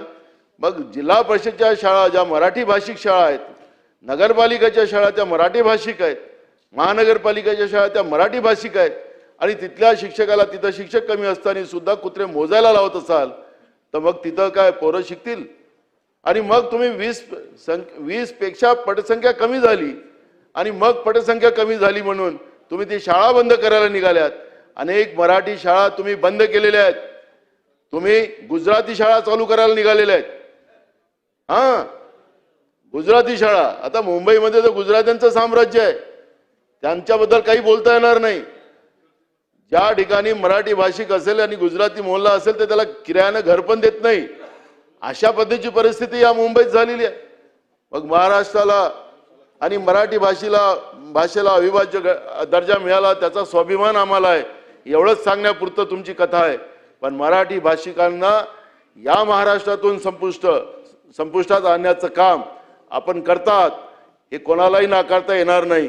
आणि म्हणून आपण या मराठी शाळा ज्या बंद करायला ग्रामीण भागातल्या निघालेल्या आहेत ते 20 आमचं सरकार होतं. मला आठवतं 99 मध्ये जेव्हा आम्ही पहिल्यांदा आमदार झालो, विलासराव देशमुख साहेब या राज्याचे मुख्यमंत्री होते, त्यावेळेस तांडा असो वाडी असो कुठेही असो एक मुलगा असेल तरी एक शिक्षक देण्याचा निर्णय आम्ही घेतला होता. आणि प्रत्येकाला शिक्षण मिळावं आणि दर्जेदार शिक्षण मिळावं ही भूमिका आमच्या सरकारची होती. पण तुमचं सरकार 20 पेक्षा पटसंख्या कमी झाली त्या शाळा बंद करायला निघालेलं आहे. हे वस्तुस्थिती आहे. तुम्ही या सभागृहात किती खोटं बोललात, पण तिकडे आज आपण ग्रामीण भागात पाहिलं तर अनेक शाळा बंद केलेल्या आपण पाहतोय. आणि म्हणून या शाळा बंद होणार नाहीत यासाठी आपली काय धोरणात्मक निर्णय असेल त्याच्याबद्दल मुख्यमंत्र्यांनी स्पष्टता या ठिकाणी मांडावी ही या ठिकाणी आम्ही सांगतो. अध्यक्ष महाराज, अध्यक्ष महाराज, प्रधानमंत्री किसान सन्मान निधी, अध्यक्ष महाराज, आपल्याला लक्षात असेल की त्यांचं याबद्दल तर त्या लोकांना 6,000 रुपये आपण थेट खात्यात टाकतोय. पण अध्यक्ष महाराज त्याच्यामध्ये तर अनेक शेतकऱ्यांना पैसे मिळतच नाही आणि त्याच्यामध्ये बँकवालेच त्यांना फिरवत राहतात आणि त्याच्यामुळे अनेक शेतकरी त्या ठिकाणी रडकुडीस येतात. आणि म्हणून या व्यवस्थेला आपण व्यवस्थित कसं कराल आणि KYCच्या नावानं आणि कुठल्या त्रुटीच्या नावानं ज्या पद्धतीनं शेतकऱ्यांना रडकुडी आणण्याचं काम आपण करताय त्याला सरळ त्याच्या जवळ पैसे पोहोचेल आणि सरळ रीतीनं पोहोचेल या पद्धतीचं व्यवस्था आपण काय करणार त्या पद्धतीची भूमिका या ठिकाणी स्पष्ट केली पाहिजे. अध्यक्ष महाराज, एकीकडे 6,000 रुपये आपण दिलेत त्याचा गवगव करता, पण खताचे भाव वाढवलेत, आता डिझेलचे भाव वाढलेले आहेत, सगळ्या गोष्टीच्या किमती आपण वाढवल्या. शेतकऱ्यांजवळून 1 लाख रुपये घ्यायचे आणि त्याला 6,000 रुपये द्यायचे. बनिया वृत्ती आपण सोडा. शेतीवर खर्च कमी कसा होईल आणि शेतीवर खर्च कमी करून आम्ही 6,000 रुपये कसं जास्त देऊ अशा पद्धतीचा निर्णय करा. ही बनिया वृत्ती तुम्ही बंद केली पाहिजे हे यावरून मी या ठिकाणी आपल्याला सांगतोय. अध्यक्ष महाराज, महात्मा गांधी राष्ट्रीय ग्रामीण रोजगार हमी योजना गेल्या 3-3, 4-4 वर्षापासून कोठ्यांचे ते गायींचे कोठे असतात त्याचे पैसेच दिले नाही. अध्यक्ष महाराज, केंद्र सरकारने योजना बंद केली असं ते सांगतात, राज्य सरकार पैसे द्यायला तयार नाही. मग महाराष्ट्राचे रोजगार हमी जे आहे, रोजगार हमी आपला कायदा होता तो अजूनही अंमलात आहे. अध्यक्ष महाराज, त्याचे पैसे पण आपण कापतो, त्याचे पण पैसे सरकारच्या तिजोरीत आहेत. मग केंद्र सरकार तुम्हाला पैसे देत नसेल तर त्या विहिरीचे पैसे, कोठ्यांचे पैसे त्या शेतकऱ्यांना आपण देणार की नाही देणार हे आपल्याला या ठिकाणी सांगितलं पाहिजे आणि किती दिवसात देणार त्याची हमी या ठिकाणी दिली पाहिजे. कारण की आता नवीन योजना आता सरकार, केंद्र सरकार आणतंय. पहिले 100 दिवसाची होती, आता सरकार म्हणतं आम्ही 125 दिवस देणार, पण त्यांचं बजेट प्रोव्हिजनच नाही. भगवान श्रीरामाचं नाव घेऊन त्या नावाने खोटं बोलायचं काम हे सरकार करते का हे अशा पद्धतीचं चित्र आता निर्माण झालं आणि भगवान श्रीरामाचं नाव बदनाम करायला हे लोक निघालेत का असं चित्र या ठिकाणी निर्माण झालं. यांनी नाव कोणाचं का द्यावं त्याला आम्हाला विरोध करायचं कारण नाही, पण मूळ प्रश्न आहे की या पद्धतीनं देवाच्या नावाला बदनाम करण्याचं त्या योजनेच्या माध्यमातून प्रयत्न सरकार करत असेल हे बरोबर नाही. आणि म्हणून या योजनेमध्ये सरकार या गरीब माणसांना 125 दिवस काम देणार आहे का, त्यासाठी काय प्लॅन आपला आहे या पद्धतीची स्पष्टता या ठिकाणी आली पाहिजे. अध्यक्ष महाराज, अध्यक्ष महाराज, दुसरं पीक विमा योजना. अध्यक्ष महाराज, पीक विमा योजना तर अक्षरशः फसवी योजना आहे. अध्यक्ष महाराज, म्हणजे ह्या ज्या कंपन्या आहेत प्रधानमंत्र्यांच्या मित्रोच्या कंपन्या आहेत आणि अध्यक्ष महाराज या मित्रोच्या कंपन्या आपल्या पद्धतीने नियम तयार करतात आणि कधीच आपण पाहू की शेतकऱ्यांना झालेल्या नुकसानीचा पीक विमा मिळतच नाही अशी पद्धतीची स्थिती निर्माण झाली. 1 रुपयाला पीक विमा आपण दिला सरकारने, आपलाच कृषी मंत्री सांगत होता की भीक आहे, आता ते सरकारनं बंद करून टाकलं. म्हणजे सांगायचं तात्पर्य की शेतकऱ्यांच्या जखमेवर मीठ चोळण्याचं काम हे सरकार सातत्यानं करत आहे. महाराष्ट्रामध्ये शेतकरी हा दुर्लक्षित आहे आणि या सरकार त्या शेतकऱ्याकडून लुटत आहे अशा पद्धतीची परिस्थिती निर्माण झालेली आहे. प्रधानमंत्र्यांनी अमेरिकेबरोबर जो करार केला, केंद्राच्या सरकारने जो करार केला अध्यक्ष महाराज, त्याचे परिणाम आता जाणवायला लागले. सोयाबीनचा भाव 1,500 रुपयांनी खाली पडला, करार होताच. अध्यक्ष महाराज, कापसाचे भाव पडलेत. आता युद्ध चाललेलं आहे तर आता पूर्ण धान्याचाच कार्यक्रम बाजला. शेतकरी हवाई दिला अध्यक्ष महाराज. कालच मी सरकारला विचारलं की आपण धोरण काय मदत आपण करू शकाल, पण अजून सरकारकडून अजून उत्तर आलेले नाही. अध्यक्ष महाराज, असं वाऱ्यावर सोडता येणार नाही शेतकऱ्यांना. शेतकऱ्यांना आपल्याला आता शेतकऱ्याच्या पाठीशी उभं राहायची वेळ आता आपली आहे. आणि अशा वेळेस सरकारने नफा तोटा न बघता शेतकऱ्यांना आता मदत करायची वेळ आहे अध्यक्ष महाराज. धान उत्पादकासाठी सुधीर मुनगंटीवारांनी सांगितलं होतं की बोनस दिला पाहिजे, पण सुधीर मुनगंटीवार चाललेत बाहेर, पण ते धानाचा बोनस त्यांना काही भेटला नाही. म्हणजे धान उत्पादक शेतकऱ्यांची चेष्टा सुद्धा या ठिकाणी होताना आपण पाहतोय अध्यक्ष महाराज. आणि म्हणून शेतकरी विरोधी धोरण जे या सरकारचं आहे ते याच्यातून स्पष्ट होते अध्यक्ष महाराज. पीक विम्यात तर लूटच लूट आहे, तुम्ही मगाशीच बोललो. आणि म्हणून त्याच्यामध्ये विमा कंपन्याशी तांत्रिक, कारण की त्यांनी तांत्रिक वाद निर्माण करतात त्या विमा कंपन्या. पंचनामे मुद्दाम उशीर करतात अध्यक्ष महाराज. राज्य केंद्र हिस्सा उशिरा भरणे, आणि त्यामुळे शेतकऱ्यांचा पीक विमा हा फक्त त्या विमा कंपन्याला भेटतो आणि शेतकऱ्यांना काहीच भेटत नाही. विमा कंपन्या प्रॉफिटमध्ये चालल्यात आणि शेतकरी बर्बाद होताना आपण महाराष्ट्रामध्ये पाहतोय. सामाजिक न्यायाच्या याच्यामध्ये अध्यक्ष महाराज तीच परिस्थिती आज आहे.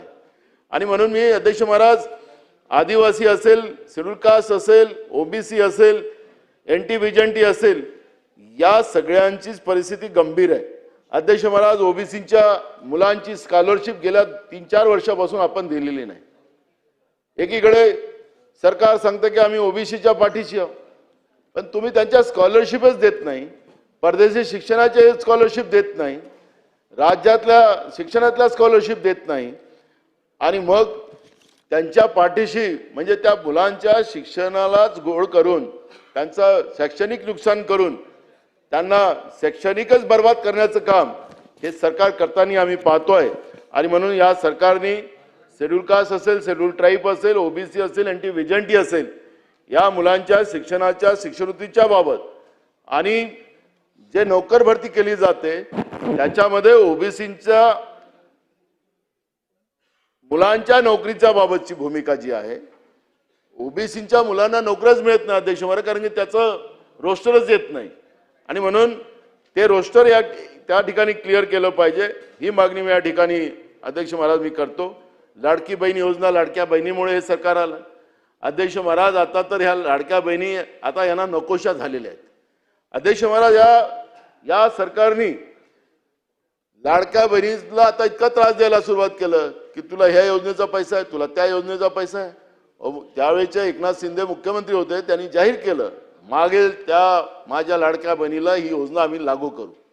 भरला अर्ज लोकांनी, आपण पैसे दिलेत निवडणुकीच्या काळात. मधल्या काळात या सरकारने सांगितलं की आम्ही पैसे वसूल करू, मग यांना लाज वाटली, नाही पैसे वापस नाही घेणार, पण यांच्या योजना आम्ही बंद करणार.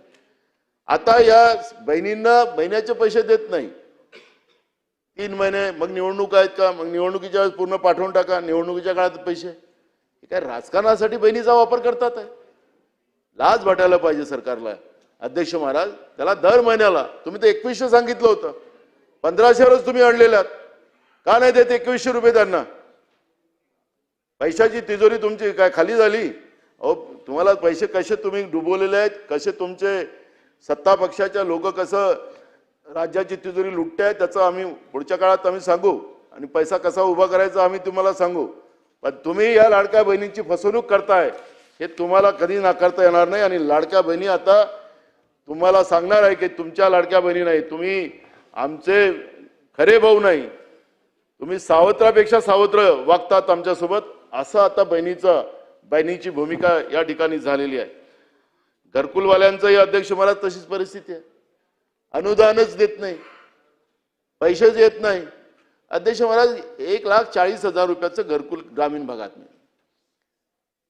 इतकं सगळ्या गोष्टी महाग झाल्या. आता काही पैसे वाढवण्याचा सरकारने निर्णय घेतला, सगळ्या गोष्टी महाग झाल्या. आता अध्यक्ष महाराज म्हणजे परवा मी विचारत होतो अध्यक्ष महाराज की 6 महिन्यापासून पैसे मिळाले नाही, तर दुकानदार त्यांच्याकडून पैसे मागतोय, लोक गहाण ठेवून त्याला पैसे द्यायला लागतात आहे. सरकारने घर मंजूर केल्यानंतर त्याला तातडीने पैसे दिले पाहिजे. हर घर में नल म्हणजे मोदी साहेबांनी सांगितलं की 2022 पर्यंत देशातल्या प्रत्येकांना गरिबांना आम्ही घर देऊ. 2022 आपण आता 26 मध्ये आहोत. सत्तार साहेब, साळुंके साहेब, आपण 26 मध्ये आहोत. मोदी साहेबांनी सांगितलं होतं की 2022 पर्यंत देशातल्या प्रत्येक लोकांना आम्ही घर देऊ गरिबांना.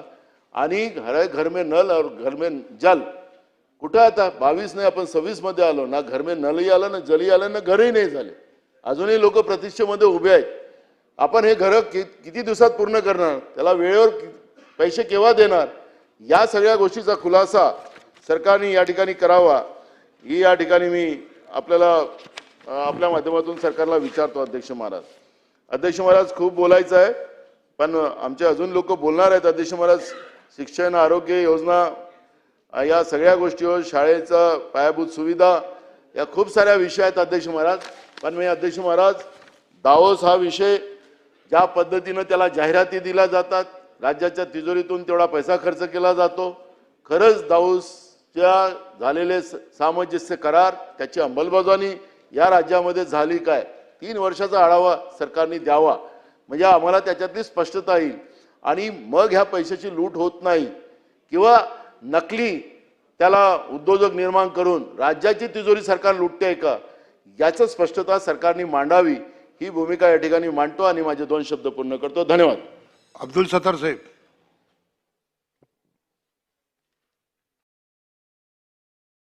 अध्यक्ष महोदय, मी आपल्या माध्यमातून 293 मध्ये मला बोलण्याची संधी दिली त्याबद्दल आपले आभार मानतोय.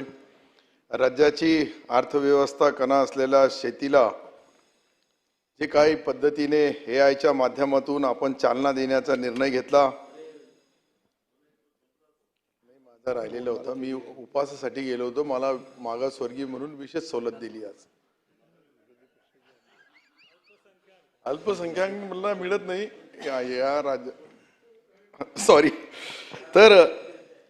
तर ही जे मला जी बोलण्याची संधी दिली, मी पहिलेच अध्यक्ष महोदयाचे आभार मानले. आपण जो हा धोरण आणला, या धोरणामध्ये एकीकडे शेतकरी आणि राज्यातील सर्व शेतकऱ्यांना सक्षम करण्याच्या अनेक योजना आणल्या.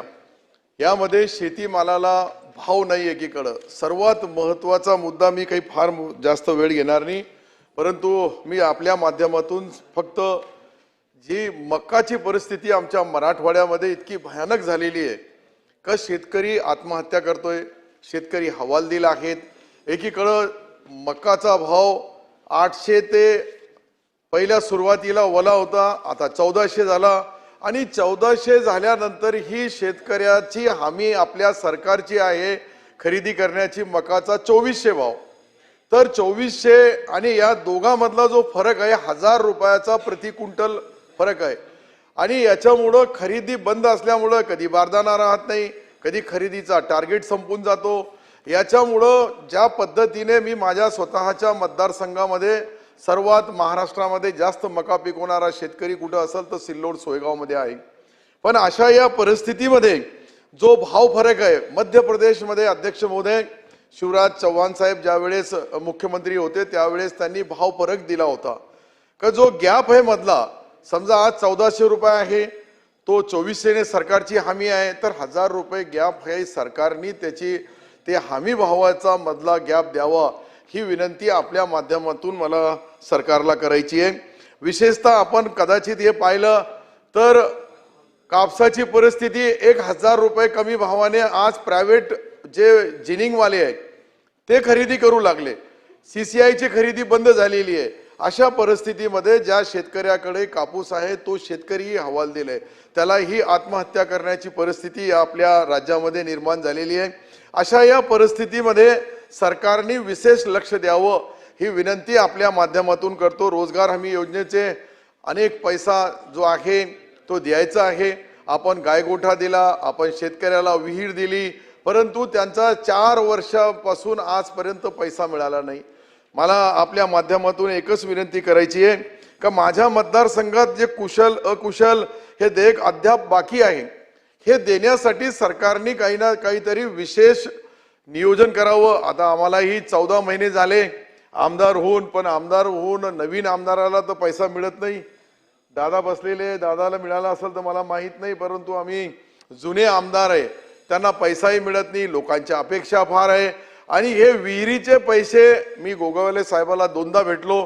ते सांगतात का पैसे येणार आहे, केंद्र सरकारचे आले कमी देणार आहे, ना येणार ना देणार. याच्यामध्ये शेतकऱ्यांनी विहीर खणण्यासाठी साहेब जे प्रायव्हेट सावकारकडून व्याजाने पैसे घेतलेले, तो मोठा अडचणीमध्ये आलेला आहे.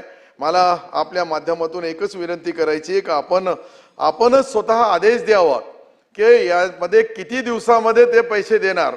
आणि रोजगार हमीचे जे प्रलंबित जे ऑर्डर दिलेले आहे ते आतापर्यंत काम चालू झाले नाही, त्यांचे काम कधी चालू होणार आहे याच्याकडेही आपण. वन विभागाची संकट तो वेगळेच आहे. मी गेल्या अधिवेशनामध्ये वन विभागाच्या बाबतीत सन्माननीय मंत्री महोदयाला बोललो की हे संकटामध्ये आपण पाहतोय का बिबट्या असेल, नीलगाय असेल, इतर वन्य प्राणी असेल, या वन्य प्राण्यामुळं असे 10-10, 5-5 एकरचे जे प्लॉट आहे ते पूर्ण नष्ट नाबूद होतात. आणि तो शेतकरी लहान बाळासारखा, मुलासारखा त्या शेतीमध्ये असलेला त्याचा मालाचा पालन पोषण करतो, परंतु एक रात्रमध्ये, एक दिवसामध्ये उद्ध्वस्त होऊन जातो. अशा या परिस्थितीमध्ये वन विभागाच्या अधिकाऱ्यांना आम्ही वेळोवेळी मीटिंग करतो, चर्चा करतो, परंतु त्याचा फायदा होत नाही. आपण या माध्यमातून माझी या अधिवेशनामध्येच आपण काही ठिकाणी पाण्याचे साठे नाही आहेत, जंगलामध्ये पाण्याचे साठे नाही आहे, पाण्याचे काही व्यवस्था नाही आहे, तर ते जनावर बाहेर निघतात. आम्ही रोजगार हमी योजनेच्या माध्यमातून मी एक प्रस्ताव गेल्या अधिवेशनामध्ये मांडला होता का आपण 10 फुटाची 10 बाय 10ची चर केली तर तो वन विभागाच्या जमिनीवर प्रायव्हेट शेतकरी अतिक्रमण बी करणार नाही आणि तोही सुरक्षित राहील. आणि ते 10 फुटामधला मटेरियल काढून बाहेर टाकला तर 20 फुटामध्ये जनावर बाहेर येणार नाही. त्यावेळेस नाईक साहेबांनी त्यांच्या उत्तरामध्ये बोलले का आम्ही त्यासाठी बांबू लागवड करणार आहे. आता बांबू कधी लागवड करणार आहे मला माहीत नाही, परंतु प्रत्येक अधिवेशनाला फक्त प्रश्न येतो आणि प्रश्नाला मंत्री महोदय उत्तर देतात, त्याची अंमलबजावणी होत नाही. माझी आपल्या माध्यमातून सरकारला एकच विनंती आहे का आपण जोपर्यंत याच्यामध्ये अंतिम निर्णय घेणार नाही, आपण एकीकडे शेतकरी सक्षम करण्यासाठी अनेक योजना आणू लागलो. शेतकऱ्यांच्या हातात स्मार्ट आता फोन पाहिजे, फोन आला तर व्यवस्था पाहिजे, व्यवस्था आली तर त्या ठिकाणी ज्या अनेक शेतकऱ्यांना त्याच्या माध्यमातून जे आपण उपक्रम करतोय त्यामध्ये कृत्रिम बुद्धिमत्ता आधारित अनेक असे सरकारने आपल्याला AIच्या माध्यमातून नवीन प्रस्ताव दिलेले आहेत. महाॲग्रो AIचा शेतकरी होता जो स्मार्ट उद्योजक बनणार आहे, परंतु तो बनण्याच्या ऐवजी आज ज्या पद्धतीने बँकेचा कर्ज घेतल्यानंतर बँकेच्या कर्जमाफीच्या बद्दल आम्ही स्वतः आमचे मुख्यमंत्री एकनाथरावजी शिंदे साहेब, देवेंद्रजी उपमुख्यमंत्री होते, अजितदादा होते, तिघाच्या सहीने आम्ही जाहीरनामा दिलेला आहे 7/12 कोरा करण्याचा. आज ते शेतकरी आम्हाला गावागावात खेड्यापाड्यामध्ये विचारतात कधी होणार आहे तुमची ही कर्जमाफी.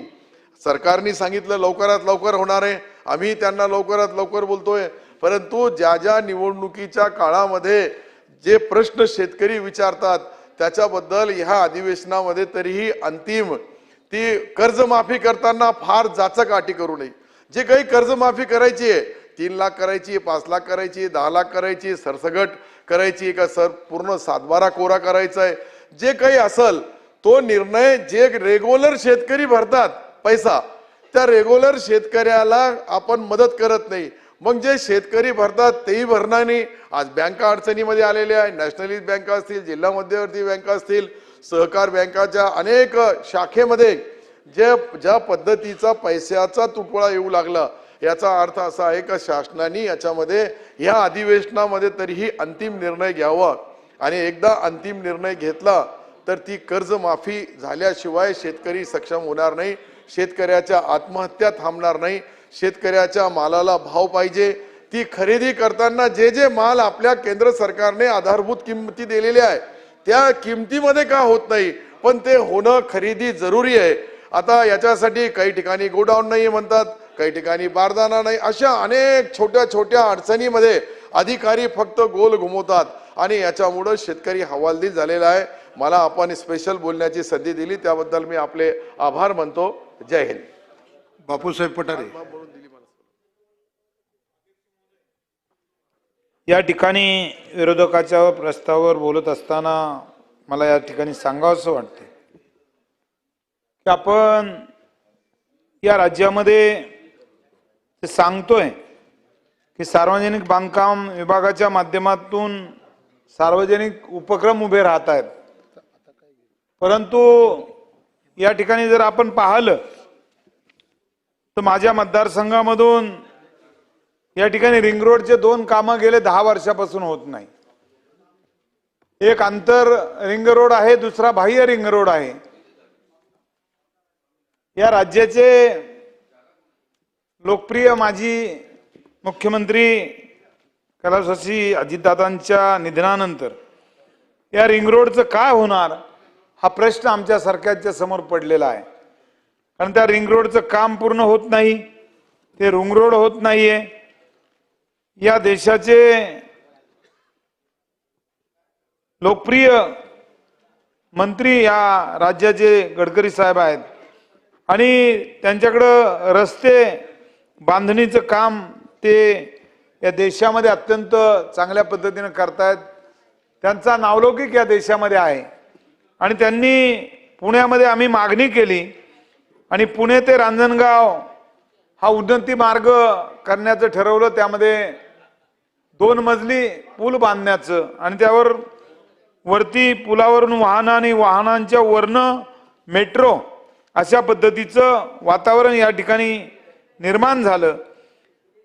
परंतु पुणे महानगरपालिकेमधून हा मार्ग सुरू होत असताना ज्या रस्त्यावर आज वाहनं 2-2, 4-4 तास रखडतायत त्याला पर्यायी मार्ग म्हणून पुणे महानगरपालिकेने केले पाहिजे आणि PMRDने केले पाहिजे, परंतु हे काम होत नाही आणि म्हणून नागरिक मात्र फार त्रस्त आहेत.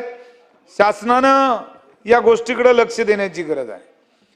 कारण दुसरा एक मार्ग पुण्यामधून भैरोबा नाला ते यवत सोलापूर रोडवर हा दुसरा उन्नती मार्ग होतोय आणि त्याही मार्गावर अशीच परिस्थिती आहे आणि म्हणून हे उन्नती मार्ग होतील परंतु त्याचंही अद्याप काम सुरू झालेलं नाहीये. आमच्या मतदारसंघ हा शहरालगत आहे, परंतु निरगुडी, वडगाव, शिंदे ही गावं आहेत, त्याला जोडणारे रस्ते गेले 10 वर्षापासून रखडलेले आहेत. त्याचप्रमाणे लोहगाव ते निरगुडी आळंदीला जोडणारा रस्ता पूल बांधून 12 वर्ष होऊन गेलेत, परंतु त्याला जोडणारा रस्ता होत नाही. मग शासन काय करतंय आणि PWD सार्वजनिक बांधकाम खातं काय करतंय म्हणून अशी परिस्थिती आहे. दुसरा मार्ग आहे की खराडी, मांजरी, खुर्द, कोलवडी हा जिल्हा मार्ग आहे, तोही 30 मीटरचा रस्ता आहे. त्यासाठी 5 वर्षापूर्वी 40 कोटी रुपये जागा घेण्यासाठी शासनाने दिलेले होते, परंतु कुठेही जागा अद्यापपर्यंत ताब्यात घेतलेली नाही. लँड ॲक्विजिशनचं काम होत नाही, सरकार त्याकडे लक्ष देत नाही, प्रशासन लक्ष देत नाही. अध्यक्ष महोदय, या अशा पद्धतीच्या कामांचं होणार काय? भविष्यामध्ये उन्नती मार्ग होणार का? रिंग रोड होणार का? गाव रस्ते जोडले जाणार का? आज वारजे खराडी हा एक पुण्यातला मार्ग आहे, तो सुद्धा 14 वर्ष झालेत सुरू होऊन अद्यापर्यंत पूर्ण होत नाही.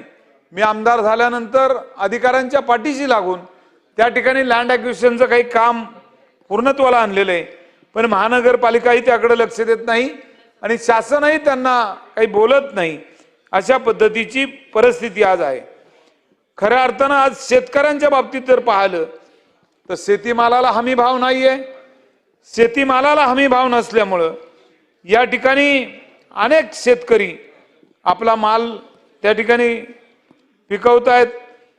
मग त्यामध्ये कापूस असेल, सोयाबीन असेल, ऊस असेल, धान असेल, कडधान्य असतील, कांदा असेल, अशी अनेक पिकं आहेत की त्याला जर हमी भाव मिळाला तर शेतकरी उभा राहील आज शेतकऱ्याचं कंबारड मोडलेलं आहे.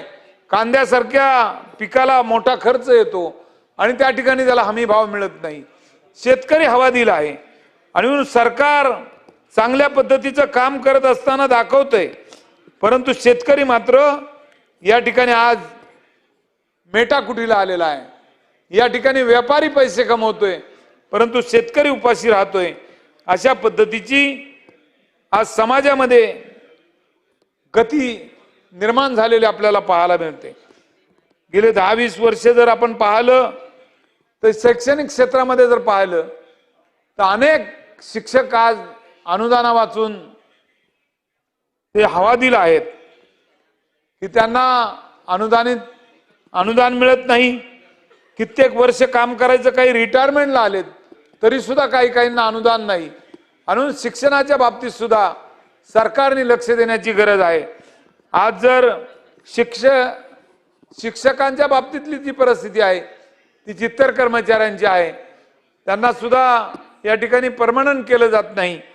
काही शिपाई असतील, काही प्रयोगशाळेमध्ये काम करणारे कर्मचारी असतील, असे अनेक कर्मचारी आहेत की त्यांना सरकार त्यांच्याकडं लक्ष देत नाही. आणि म्हणून आज परिस्थिती भयानक झालेली आपल्याला पाहायला मिळते. आज राज्यामध्ये आपण म्हणतोय की पांधन रस्ते आम्ही करतोय, परंतु पांधन रस्ते सुद्धा काही ठराविक मतदारसंघामध्ये होत आहेत. सर्व आमदार निवडून आलेले आहेत. प्रत्येक मतदारसंघामध्ये आमदार निवडून येत असताना सत्ताधारी पक्षही त्या ठिकाणी उभा असतो, विरोधकही त्या ठिकाणी उभे असतात. निधी देताना सुद्धा कुठंतरी सत्ताधाऱ्यांना आपण निधी देतो, परंतु विरोधकांना निधी देत नाही. परंतु विरोधकांना निधी देत नाही त्यावेळेस 40% का होईना लोक आज सत्ताधाऱ्यांच्या बाजूचे असतात. त्यांचे काय हाल होतात. त्या मतदारसंघामध्ये विरोधी आमदार निवडून दिला म्हणून आपण त्याला निधी देत नाही, परंतु सत्ताधारी सुद्धा माणसाला जो उमेदवार दिलेला असतो त्याला सुद्धा लोक मतदान करतात. मग त्या लोकांचं काय, त्यांनी चूक केली का? त्या मतदारसंघामध्ये सत्ताधारी पक्षाच्या उमेदवाराला सुद्धा कदाचित 80,000 मतं दिली असतील. विरोधक निवडून आल्याला 90,000 मतं घेऊन निवडून आला असेल, कदाचित तो 1,00,000 मतं घेऊन निवडून आला असेल, परंतु 80,000 लोकांचा आपण विचार करणार आहेत का नाही, हे सुद्धा सरकारने आज पाहण्याची गरज आहे. या ठिकाणी विरोधक ज्यावेळेस प्रस्ताव मांडतात आणि सांगतायत की आम्हाला आपण निधी द्या, त्यावेळेस सत्ताधारी मंत्री महोदय या विरोधकांच्याकडे लक्ष देत नाही. असं चित्र या सभागृहामध्ये पाहायला मिळतं. अनेक आमदार आहेत, आम्ही पाहतो की त्यांची आज परिस्थिती पाहिलं तर नागरिक त्यांना रोज बोलतायत की साहेब हे काम झालं पाहिजे, ते काम झालं पाहिजे, आमच्या गावाचा रस्ता झाला पाहिजे, तमक्या गावाचा रस्ता झाला पाहिजे. परंतु जर त्यांना पैसेच मिळाले नाही, त्यांना निधीच मिळाला नाही, तर कशा पद्धतीनं ते काम करणार. आपण जर सार्वजनिक बांधकामच्या बाबतीत पाहिलं तर त्या ठिकाणी सार्वजनिक बांधकामला सुद्धा पैसे येतात, परंतु मुख्य रस्ते सुद्धा आज गावांचे जोडले गेलेले आपल्याला पाहायला मिळत नाही. आपण भाषणामध्ये बोलतो, सत्ताधारी आमचे आमदार बोलतात की हे रस्ते झाले, ते पूल झाले, ते शेतीमालाला हा बाजारभाव मिळाला, हे असं झालं तसं झालं, खूप बोलतात. त्यांचंही बरोबर आहे, त्यांची कामं होतात, ते बोलत असतात, त्यांचं काही चुकत नाही.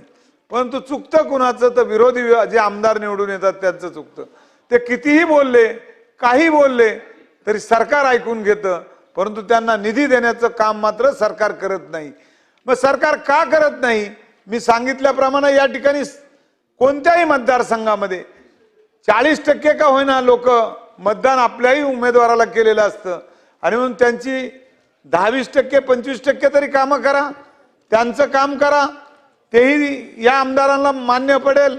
आपला पडलेला आमदार असेल त्याला निधी देण्याचा कदाचित काही आपण प्रयोग करा, त्यांना निधी दिला तरी ह्या आमदारांचं काम झाल्यासारखं होईल. परंतु आपण काहीच जर करणार नसेल तर जनता सुद्धा या ठिकाणी आपल्याकडं आशेने पाहते. आणि म्हणून सरकारने सुद्धा अशा गोष्टीकडं लक्ष देण्याची गरज आहे. आज आमच्या मतदारसंघामध्ये पाहिलं तर दररोज लोकांची घरं पाडली जातात, गोरगरिबांची घरं पाडली जातात. आम्ही शहरामध्ये निवडून आलो आणि ग्रामीणचा थोडा भाग आमच्यामध्ये आहे, परंतु ग्रामीणची मी आता दशा तुम्हाला सांगितली, परंतु शहरीकरणाच्या बाबतीत जर सांगितलं तर अनेक दलित वस्त्या आहेत, अनेक झोपडपट्ट्या आहेत, त्यामध्ये काम करताना सुद्धा दलित वस्त्यांना आम्हाला पैसे दिले जात नाही. शासनाचा नियम आहे की दलित वस्त्यांना जे पैसे दिलेले असतात ते समान वाटप झालं पाहिजे, परंतु आमच्या सारख्या विरोधकामध्ये निवडून आलेल्या आमदारांना दलित वस्त्यामध्ये सुद्धा काम करताना पैसे मिळत नाही. त्यावेळेस मोठा खेद वाटतो की त्या दलित माणसांनी काय केलं, आमच्या गोरगरीब जनतेने काय केलेलं आहे की त्यांना पैसे सरकारकडून मिळत नाही. या ठिकाणी जर पाहिलं तर त्या गरिबांची घरं पाडली जातात, त्याकडे सरकार लक्ष देत नाही. आयुक्त आदेश देतात परंतु त्या ठिकाणी डीपी प्लॅन मान्य करत नाही. आज 10 वर्ष झाले महानगरपालिकेमध्ये शासनानं गावं घेतली, पण गावं घेतली आणि त्या ठिकाणी डीपी प्लॅन मान्य करत नाही, त्याचा नियोजनबद्ध आराखडा तयार करत नाही. आणि मग आराखडा जर तुम्ही करणार नसेल, त्यांना मोजणी करून देणार नसेल आणि त्यांना म्हणणार की अधिकृत तुम्ही घरं बांधली पाहिजे, हा कुठला न्याय आहे? आणि म्हणून अशा नागरिकांना आपण न्याय देणार का नाही? अशा नागरिकांची घरं तुम्ही पाडतच राहणार का? त्यांना तुम्ही त्यांच्या घर जमीनदोस्त करणार का? हा मोठा अन्याय आज सरकारच्या माध्यमातून शहरी मतदारसंघामध्ये झालेला आम्हाला पाहायला मिळतोय. आणि मोठा असंतोष आमच्या सारख्याच्या मतदारसंघामध्ये आहे. गरिबांची घरं पाडतायत,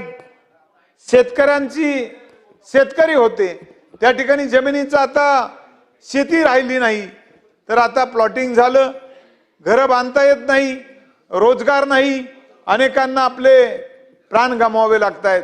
कारण आज शहरामध्ये उद्योगधंदे सुद्धा पाहिजे तेवढ्या प्रमाणामध्ये राहिले नाही. IT पार्क उभे राहिले तर त्यांना रस्ते आपण चांगल्या पद्धतीचे देत नाही. आपण म्हणतो की कंपन्या बाहेर जात आहेत, कंपन्या कशा थांबतील आपण जर त्यांचं नियोजन करणार नसेल. आज आपण पाहिलं की 2 दिवस ऐकतो की या ठिकाणी सरकार करार करते, अनेक देशामध्ये जाऊन करार करते, अनेक कंपन्यांचे करार करते, परंतु त्यांना तशा पद्धतीचं वातावरण आपण या राज्यामध्ये निर्माण करून देणार आहोत का नाही? आणि म्हणून या सर्व करण्याची आज गरज असताना आज पाण्याच्या बाबतीत पाहिलं तर पाणी सुद्धा चांगल्या पद्धतीने आमच्या नागरिकांना मिळत नाही. आज धरणं भरलेले आहेत पण प्यायला पाणी मिळत नाही. आज पाणी मिळतंय परंतु पाईपलाईन झालेल्या नाहीयेत, टाक्या बांधल्या गेलेल्या नाहीयेत. तर याकडे सरकार लक्ष देणार का, हा सुद्धा प्रश्न आज निर्माण झालेला आहे. माझ्या मतदारसंघामध्ये जर पाहिलं किंवा शेजारच्या मतदारसंघामध्ये पाहिलं तर लोक आशेवर आहेत की आम्हाला उद्या पाणी येईल, आम्हाला परवा पाणी येईल, आम्हाला पुढच्या वर्षी पाणी येईल, आम्हाला पुढच्या वर्षी. जर 10 वर्ष लोकांना पाणी मिळत नसेल आणि मूलभूत सुविधा मिळत नसेल तर नागरिकांनी कसं आपलं जीवन जगायचं? आज आरोग्याच्या बाबतीत पाहायचं म्हटलं तर 14 वर्षापूर्वी एक 100 बेडचं हॉस्पिटल माझ्या मतदारसंघामध्ये 9-14 मध्ये मी आमदार असताना मंजूर केलं. आजही त्याचं काम पूर्ण होत नाही. सरकारकडे आम्ही सातत्यानं मागणी करतोय हे काम पूर्ण झालं पाहिजे. त्या ठिकाणी मोठ्या प्रमाणामध्ये लोकसंख्या वाढली. आज माझ्या मतदारसंघामध्ये जवळजवळ 10 लाख लोक राहत आहेत. त्या ठिकाणी हॉस्पिटल नाही. ससून सारखं हॉस्पिटल आहे, 5 जिल्ह्यातून राज्यातून त्या ठिकाणी लोक येत आहेत आणि मग त्या ठिकाणी सुविधा पूर्ण मिळत नाही. उपरुग्णालय शहराच्या जवळ काढलेलं आहे परंतु त्या ठिकाणी ते अजूनपर्यंत सुरू होऊ शकलं नाही.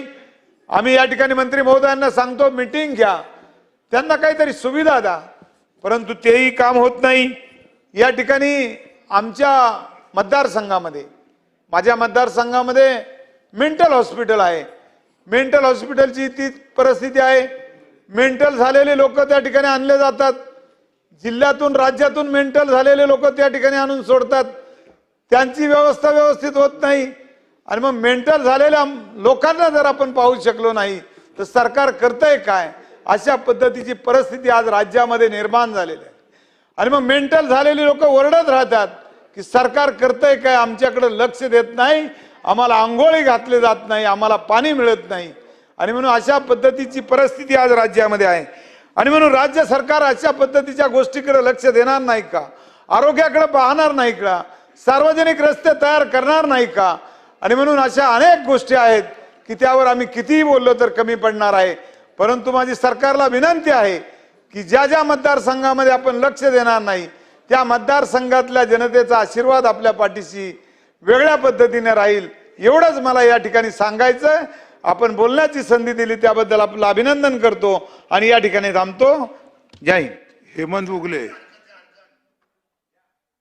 हेमंत उगले. धन्यवाद अध्यक्ष महोदय.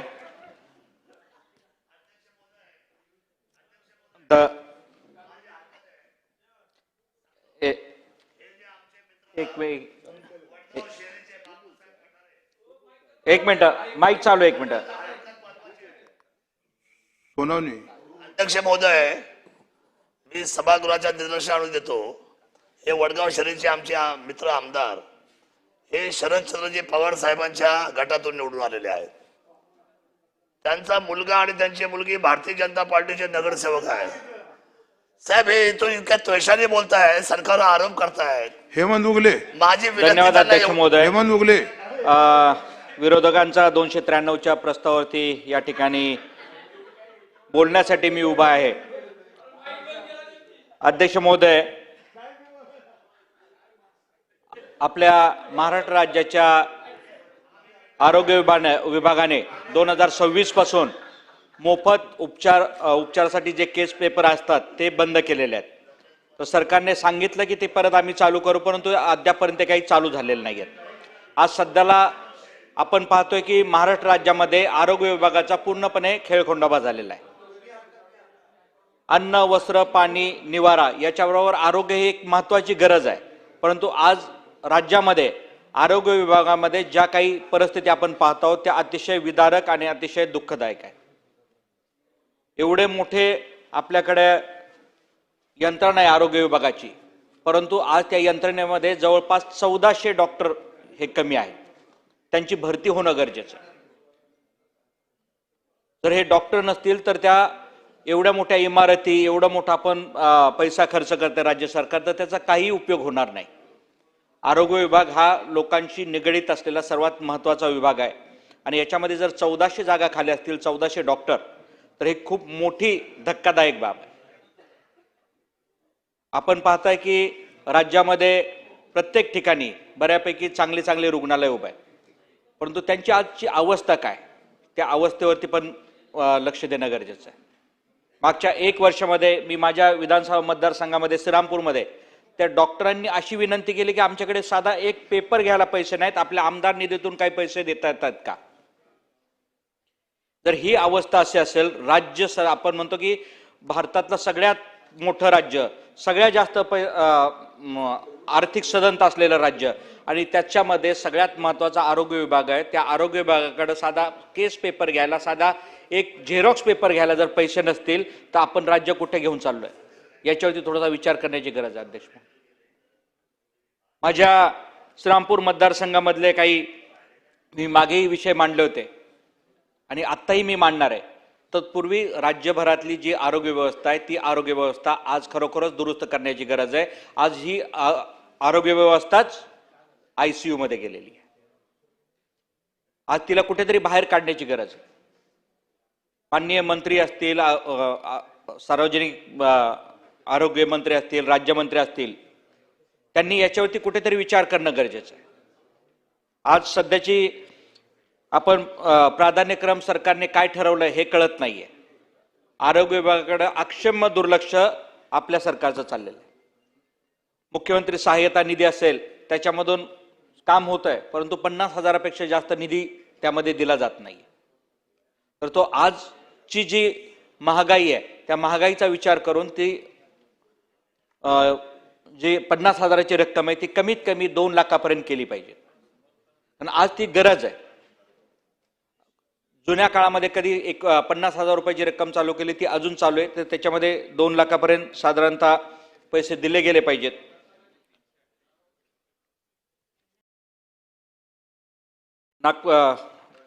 आपल्या सगळ्यात गंभीर गोष्ट अशी आहे की नागपूर उच्च न्यायालयाने सरकारला स्पष्ट शब्द सांगितलं की सरकारी रुग्णालयामध्ये मूलभूत औषधं हे असणं गरजेचं आहे. जर न्यायालयाला हे सरकारला सांगायची वेळ येत असेल तर अतिशय दुःखदायक आहे. आज कुठल्याही सरकारी दवाखान्यांमध्ये लोकांना गरजेचं असलेल्या आरोग्याच्या कुठल्याही सुविधा मिळत नाहीत. त्या ठिकाणी औषधं तर बिलकुलच मिळत नाही.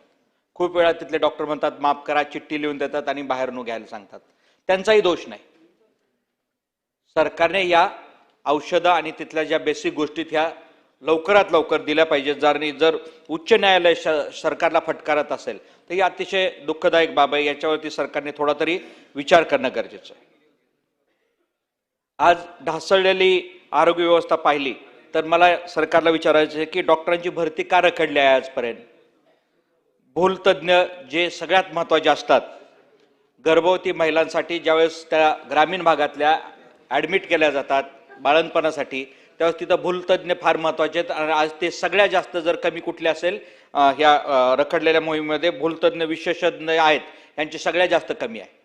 ती सरकारने भरली गेली पाहिजे. ग्रामीण भागात सेवा देणाऱ्यांना काहीतरी प्रोत्साहनपर योजना सरकारने या ठिकाणी जाहीर केली पाहिजेत.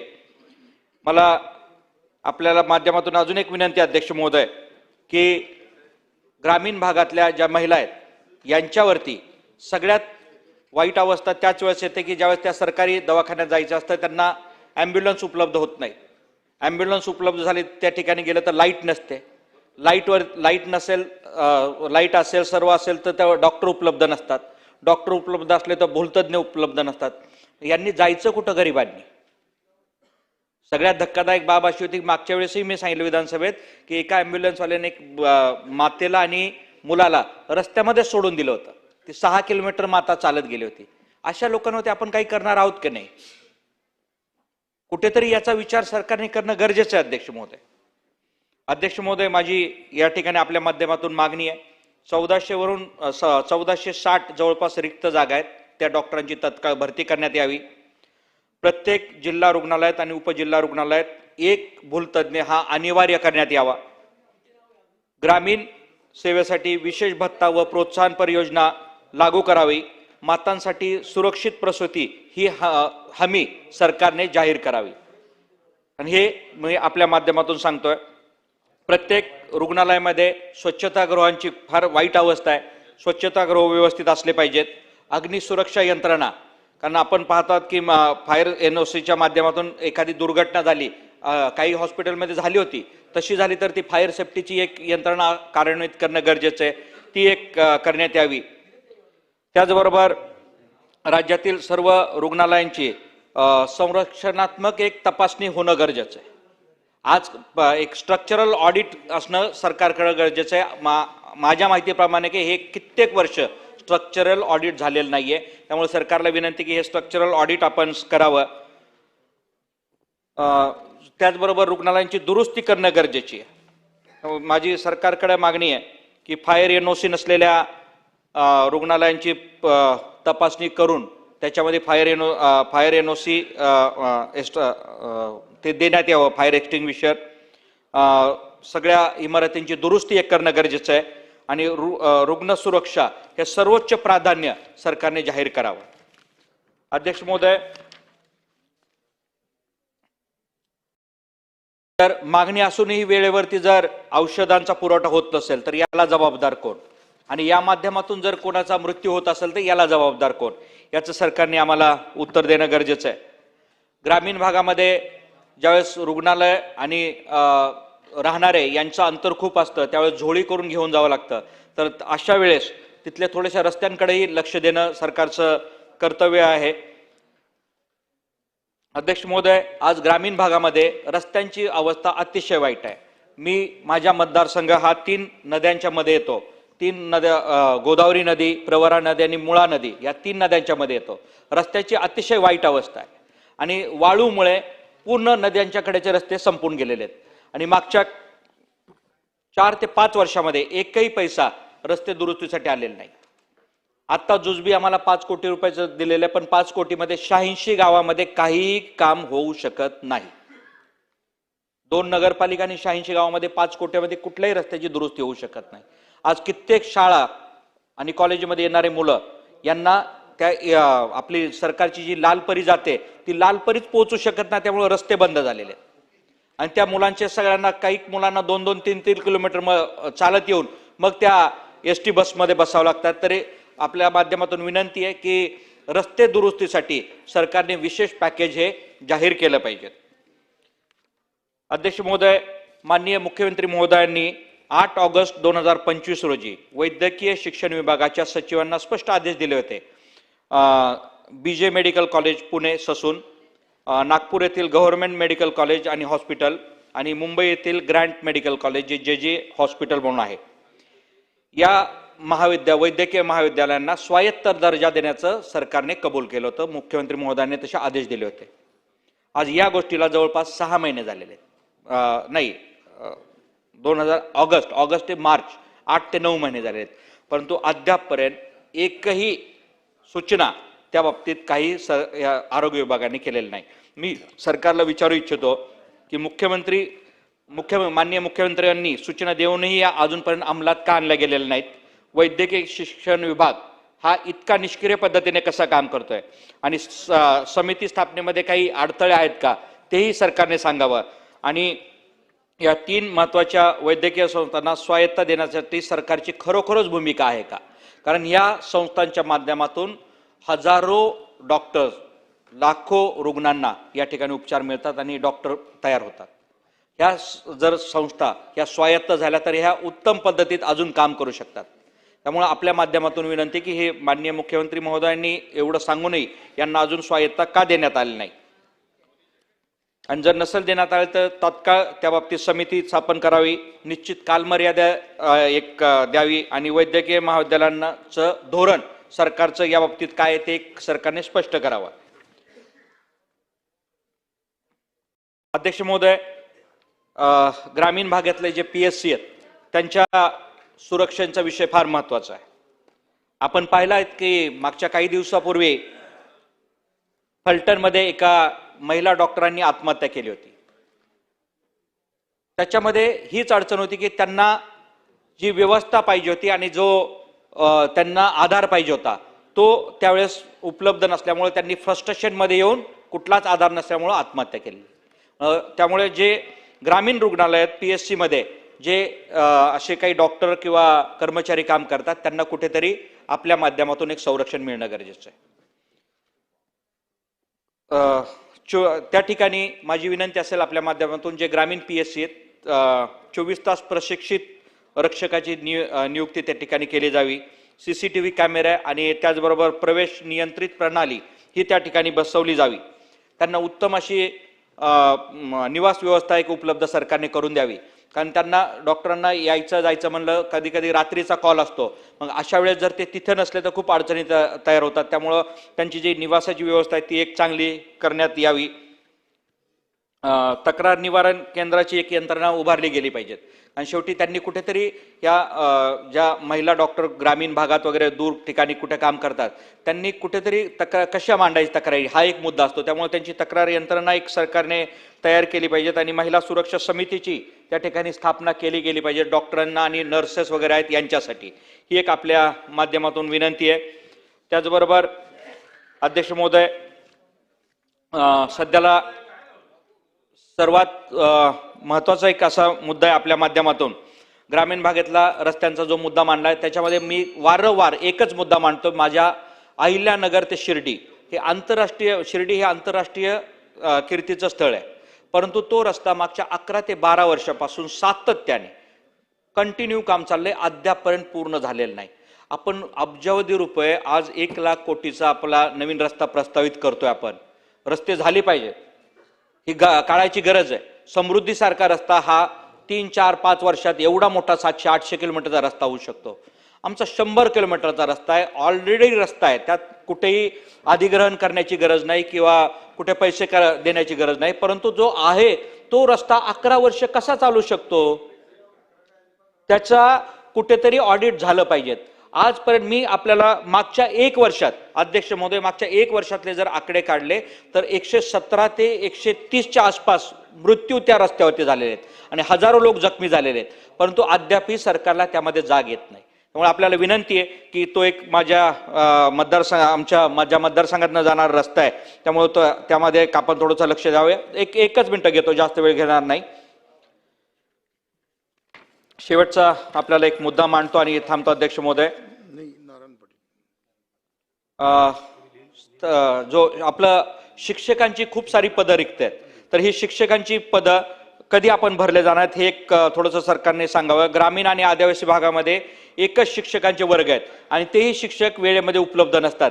तर ते शिक्षक कधी आपण उपलब्ध करणार आहोत, म्हणून माझी सरकारकडे मागणी आहे. राज्यातील शासकीय आणि स्थानिक स्वराज्य संस्थांमधील सर्व रिक्त असलेल्या शिक्षकांची पदांची तात्काळ नोंद घ्यावी आणि त्यांची भरणा करावी.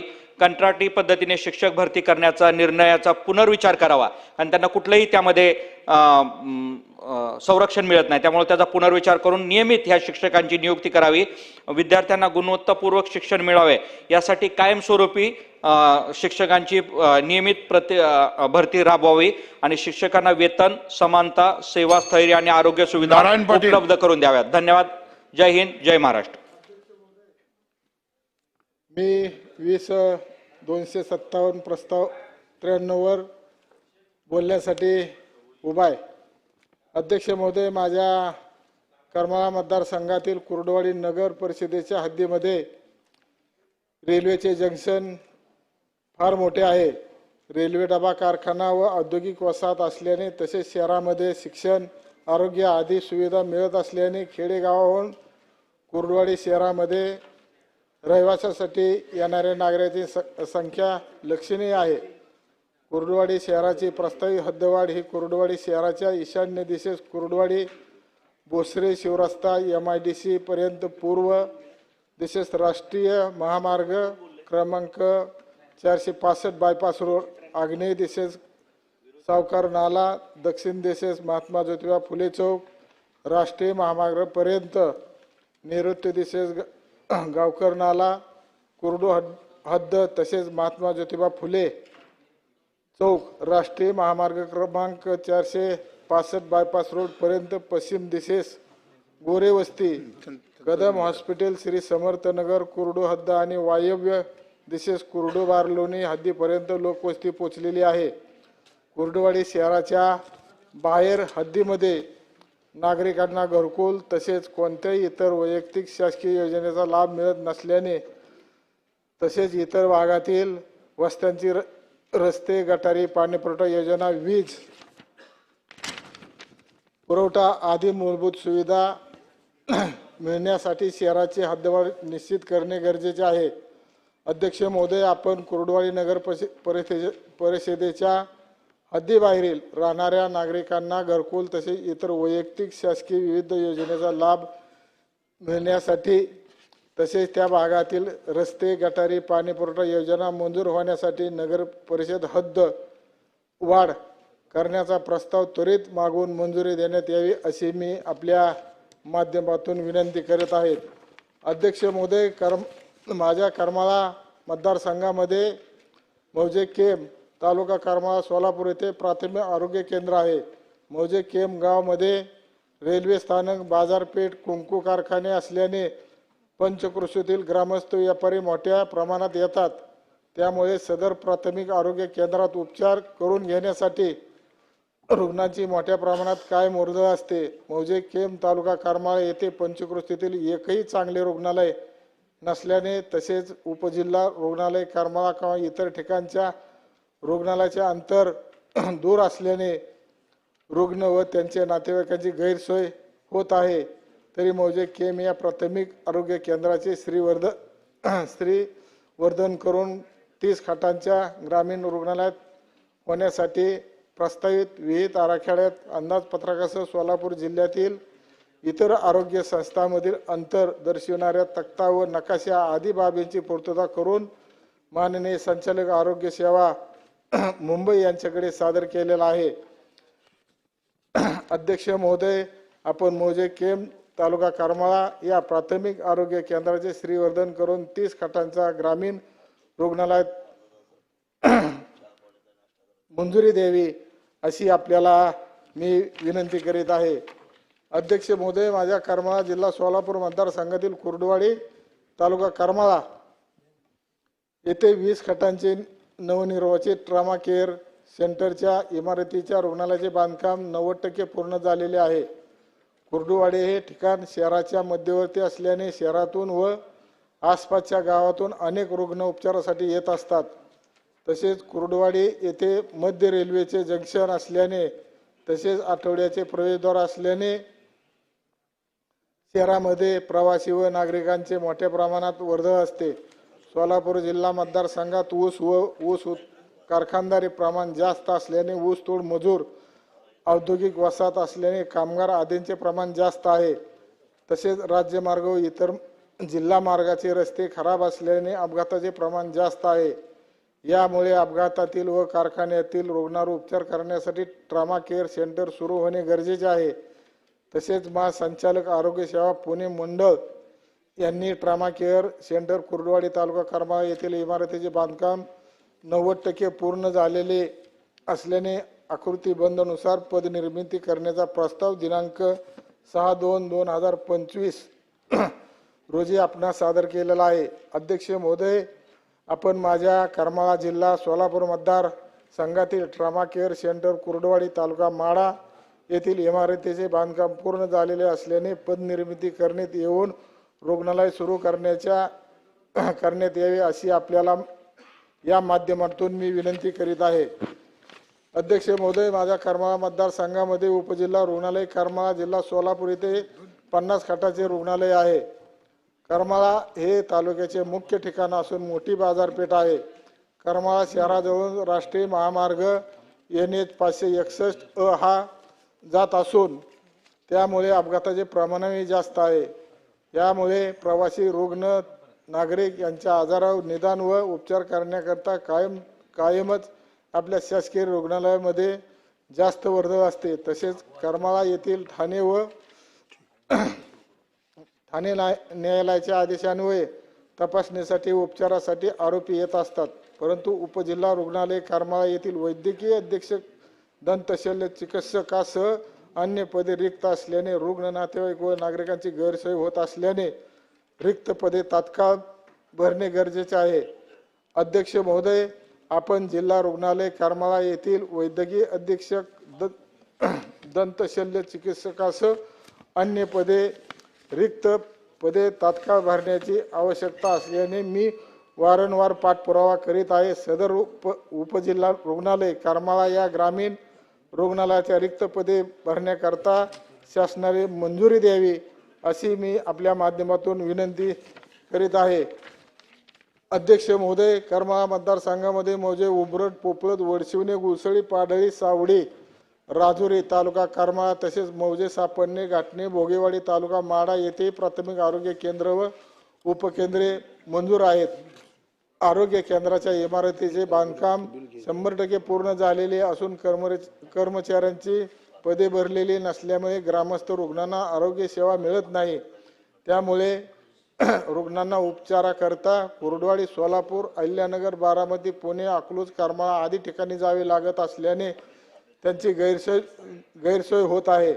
अध्यक्ष महोदय, आपण करमाळा व माढा तालुक्यातील प्राथमिक आरोग्य केंद्र व उपकेंद्राच्या इमारत बांधकामास पूर्ण झालेली असल्याने कर्मचारी भरती करून कार्यान्वित करण्याबाबत मी वारंवार पाठपुरावा करीत आहे. सदर रुग्णालय शासनाने त्वरित पदनिर्मिती मान्यता देऊन पदभरती करावी अशी मी आपल्याला विनम्रपूर्वक विनंती करीत आहे.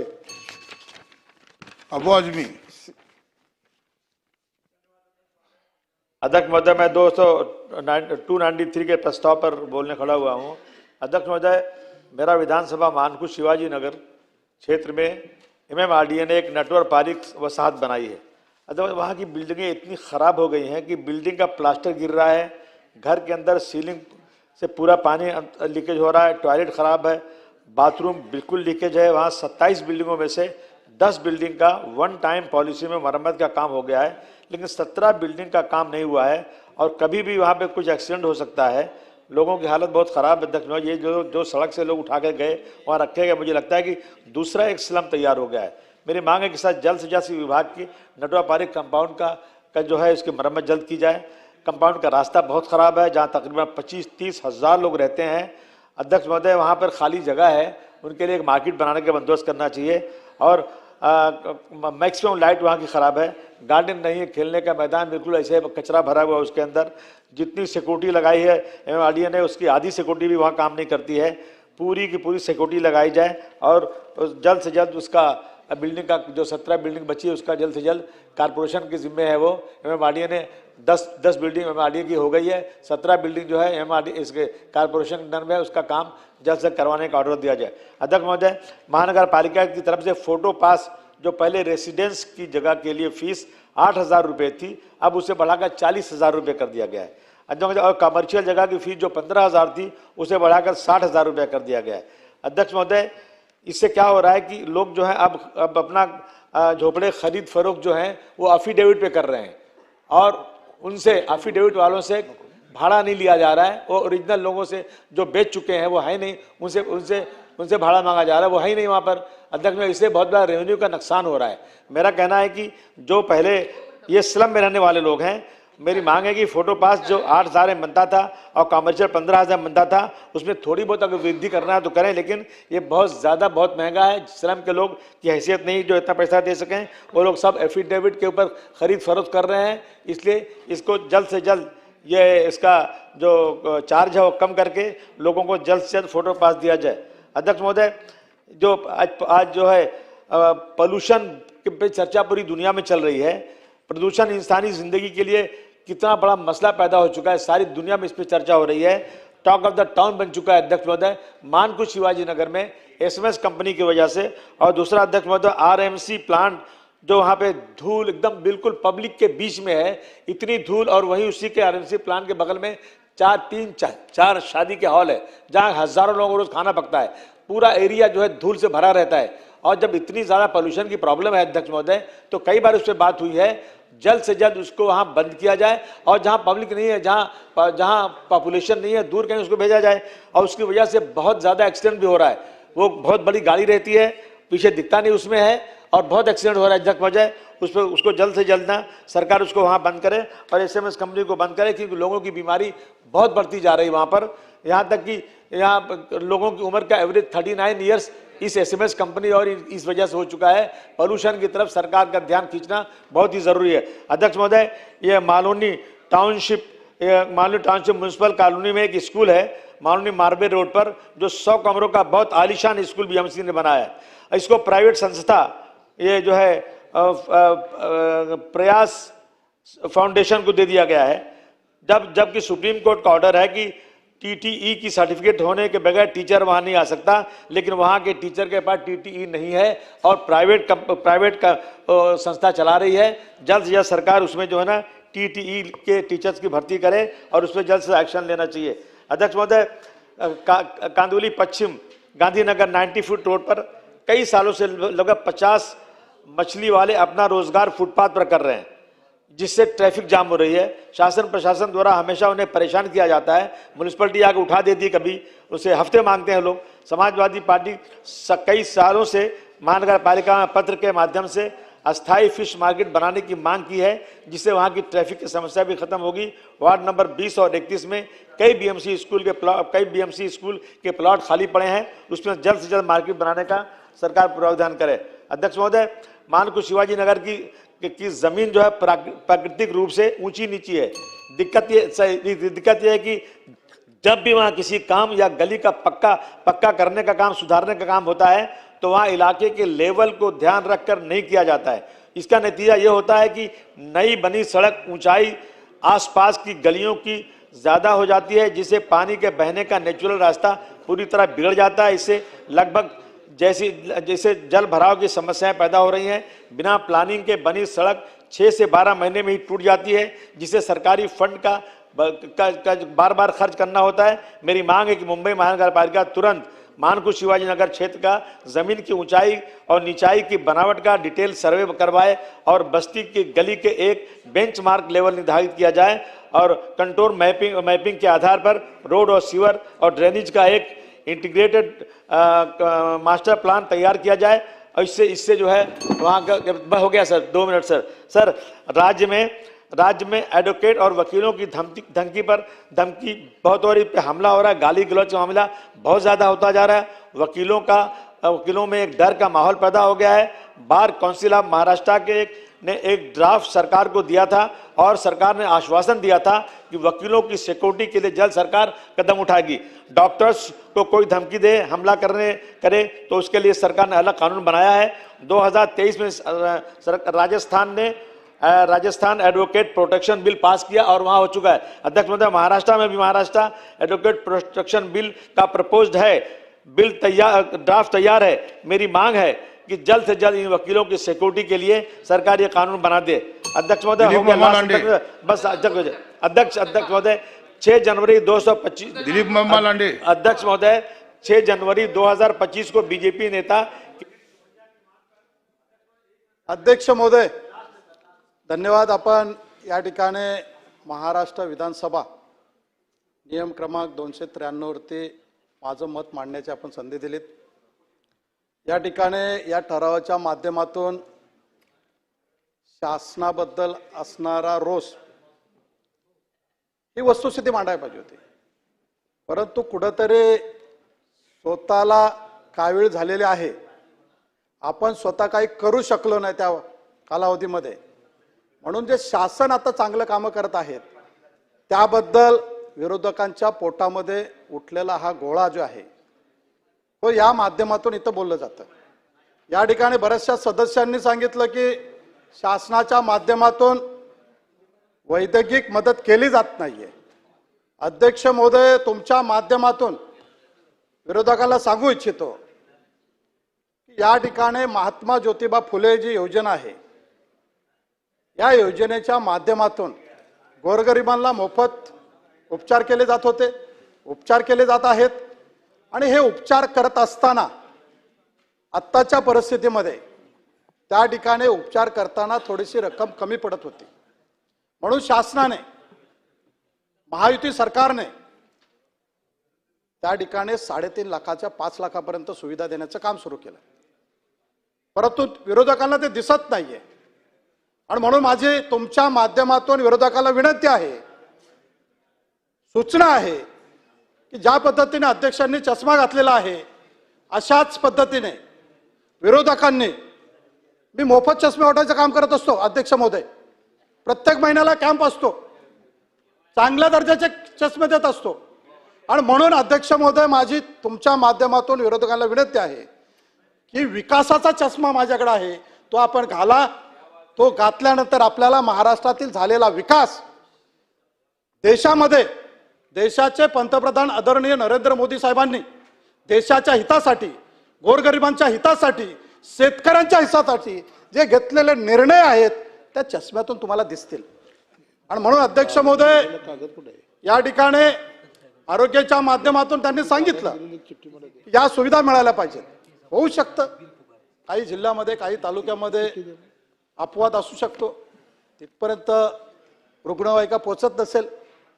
होऊ शकतं की ते एखादा ॲम्ब्युलन्स उशिरा पोचले असेल आणि त्या ठिकाणी पेशंट, तो रुग्ण होऊ शकतो काँग्रेसचा असू शकतो, आणि म्हणून त्यांच्या डोळ्यामध्ये त्यांना कावीळ झालेले म्हणून तसंच दिसतंय की नाही आमचा रुग्ण आहे म्हणून उशिरा आली, असं काही नसतं। त्या रुग्णवाहिकेमध्ये बसलेला जो ड्रायव्हर असतो त्याच्या नजरेमधून हा प्रत्येक रुग्ण, त्याला उपचार देणं, त्याला मदत करणं एवढंच त्याच्या नजरेमध्ये असतं। आणि म्हणून अध्यक्ष महोदय, या ठिकाणी सांगत असताना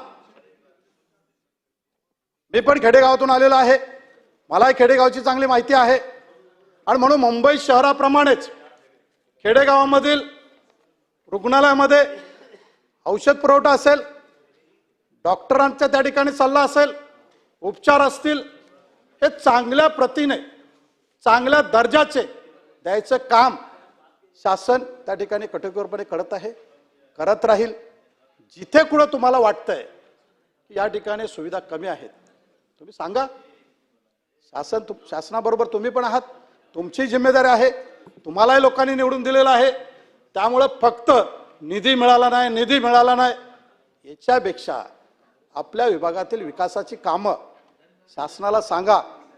शासन महाराष्ट्रातील जनतेसाठी, तुमच्या जिल्ह्यातील, तुमच्या तालुक्यातील लोकांसाठी विकासाबरोबर आयुर्वेदिकच्या ह्याच्यामधून रुग्णांना सुद्धा त्या ठिकाणी सुविधा देण्याचं काम करेल।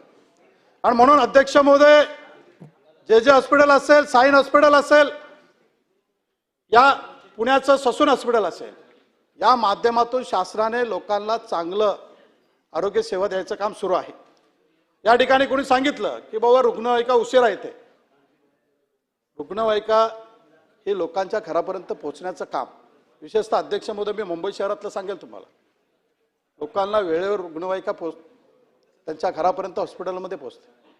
आणि कधी कधी जर कमी पडत असेल तर माझ्या पक्षाचे नेते, महाराष्ट्राचे उपमुख्यमंत्री आदरणीय एकनाथ शिंदे साहेबांनी ज्या मोफत रुग्णवाहिका दिलेल्या आहेत त्या तातडीने त्या रुग्णाच्या घरापर्यंत हॉस्पिटलमध्ये जायचं काम आम्ही करत असतो. तसं काँग्रेसने पण करावं. गेले अनेक वर्ष तुम्ही आहात, दिलं होतं ना तुम्हाला लोकांनी सत्ता, एवढे वर्ष करायला पाहिजे होतं ना.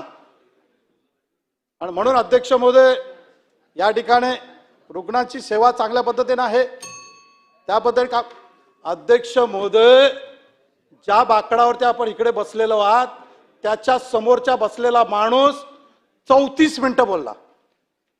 मी सत्तेत आहे, मी 70 मिनिटं बोलणार. आणि म्हणून अध्यक्ष महोदय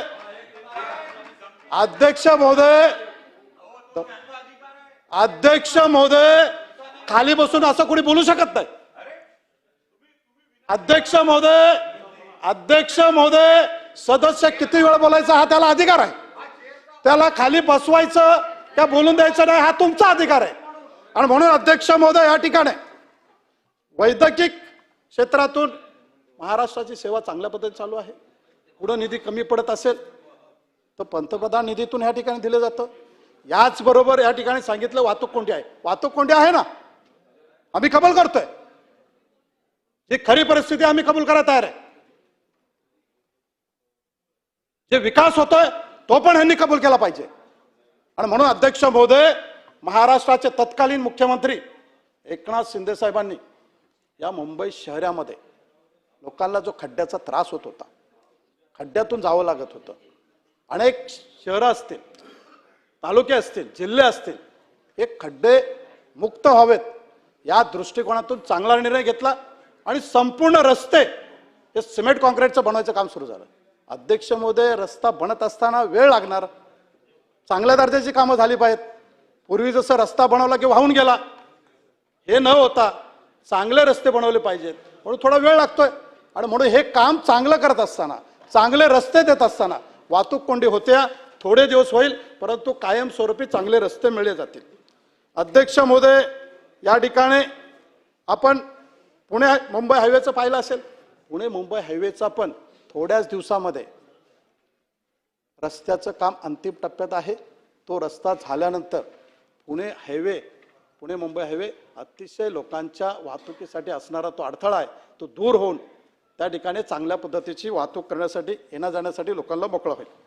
आणि म्हणून अध्यक्ष महोदय या ठिकाणी शासनाच्या तुमच्या माध्यमातून शासन चांगलं काम करत असताना शासनाकडे माझी विनंती पण आहे की काही भागामध्ये जे हॉस्पिटलचे काम अर्धवट पडलेले आहेत, उदाहरणार्थ कुडाळकर साहेबांना आम्ही एका ठिकाणी राहतो, ज्या भागातून येतो त्या कुर्ला भागातील 650 बेडचं हॉस्पिटल हे अर्धवट पडलेलं आहे. आणि म्हणून शासनाने तातडीने या हॉस्पिटलकडे लक्ष देऊन निधी मंजूर करून ते हॉस्पिटल कुर्ल्यामधील झोपडपट्टी वासियांना चांगलं बनवून देण्यात यावं. या ठिकाणी तुमच्या माध्यमातून या ठिकाणी मदत. शासन विद्यार्थ्यांसाठी चांगला निर्णय घेते.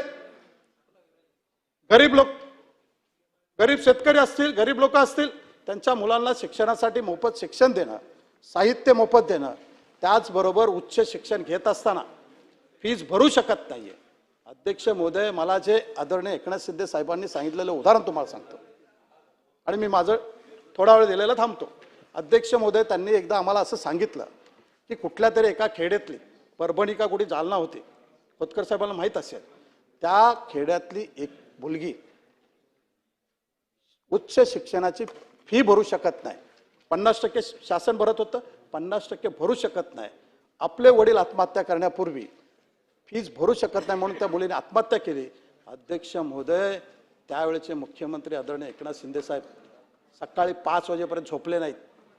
12:30-1 वाजता त्यांना फोन आला होता. सकाळी 5 वाजेपर्यंत झोपले नाहीत. आणि दुसऱ्या दिवशी आदरणीय चंद्रकांत दादा पाटील यांना ही वस्तुस्थिती माहिती आहे.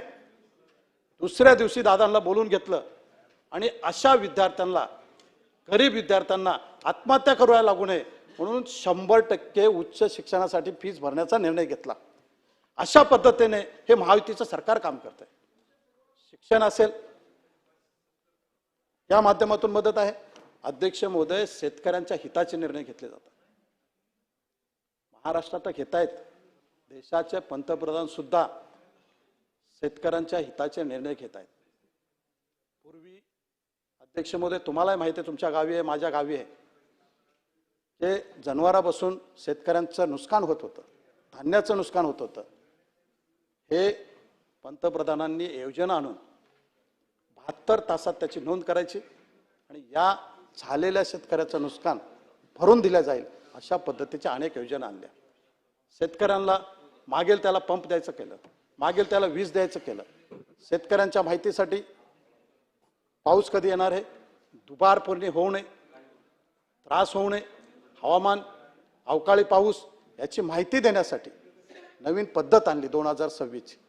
आणि म्हणून असं चांगला निर्णय शासन घेत असताना कुठंतरी विरोधकांच्या पोटामध्ये गोळा उठतोय. आणि म्हणूनच याच आजारासाठी त्यावेळेचे मुख्यमंत्री, आताचे उपमुख्यमंत्री आदरणीय एकनाथ शिंदे साहेबांनी हिंदू हृदय सम्राट बाळासाहेब ठाकरे दवाखाना सुरू केला. या दवाखान्याच्या माध्यमातून अशा लोकांच्या मध्ये पोटात जो गोळा उठेल त्याला औषध द्यायचं, उपचार करायचं काम केलं आणि हा विकास सुरू आहे, सुरू राहील, करत राहो एवढंच सांगतो आणि थांबतो. धन्यवाद. जय हिंद, जय महाराष्ट्र, जय किसान. अर्जुनराव खोतकर.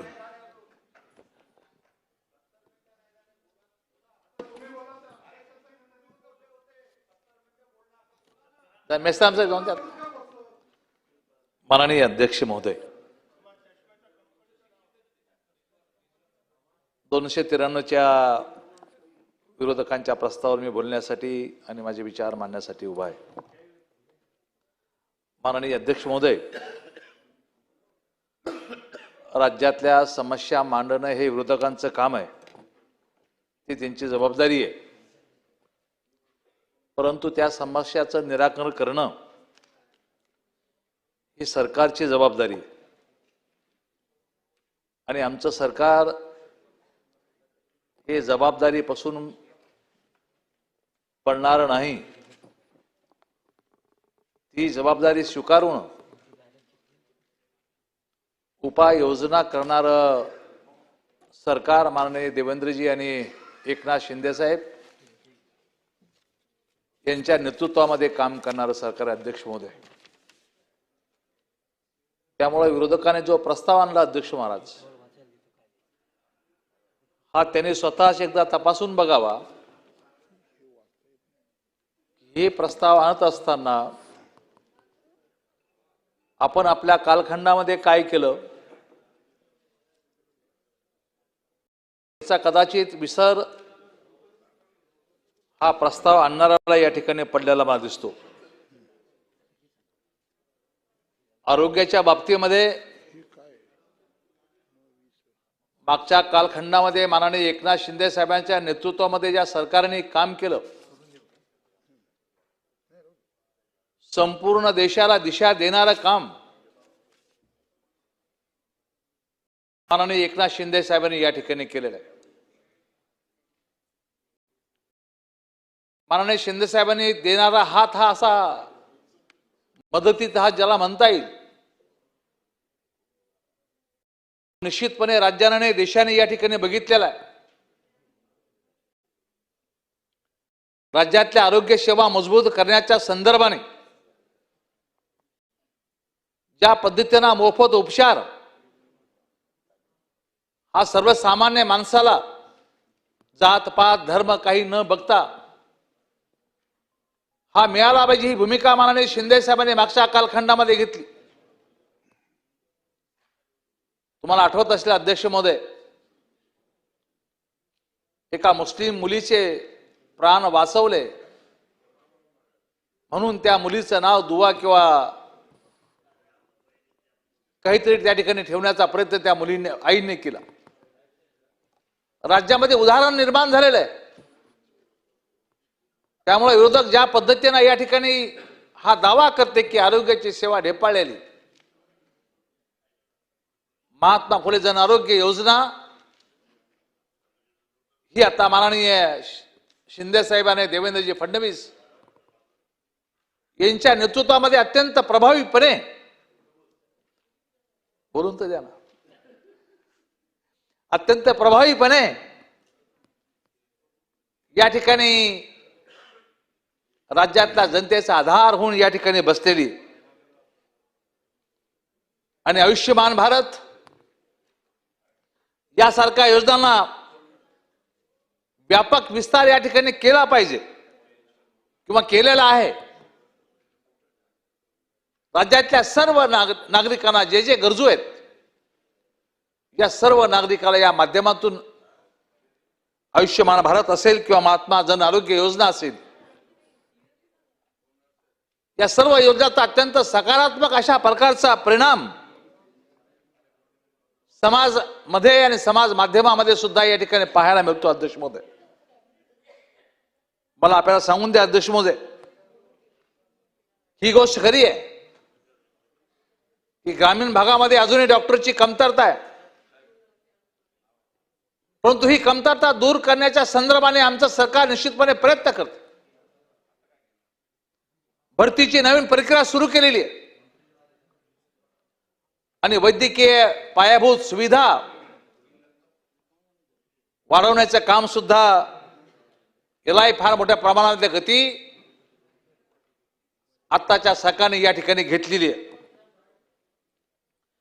आरोग्य सेवा कोलमडली असा आरोप करणारे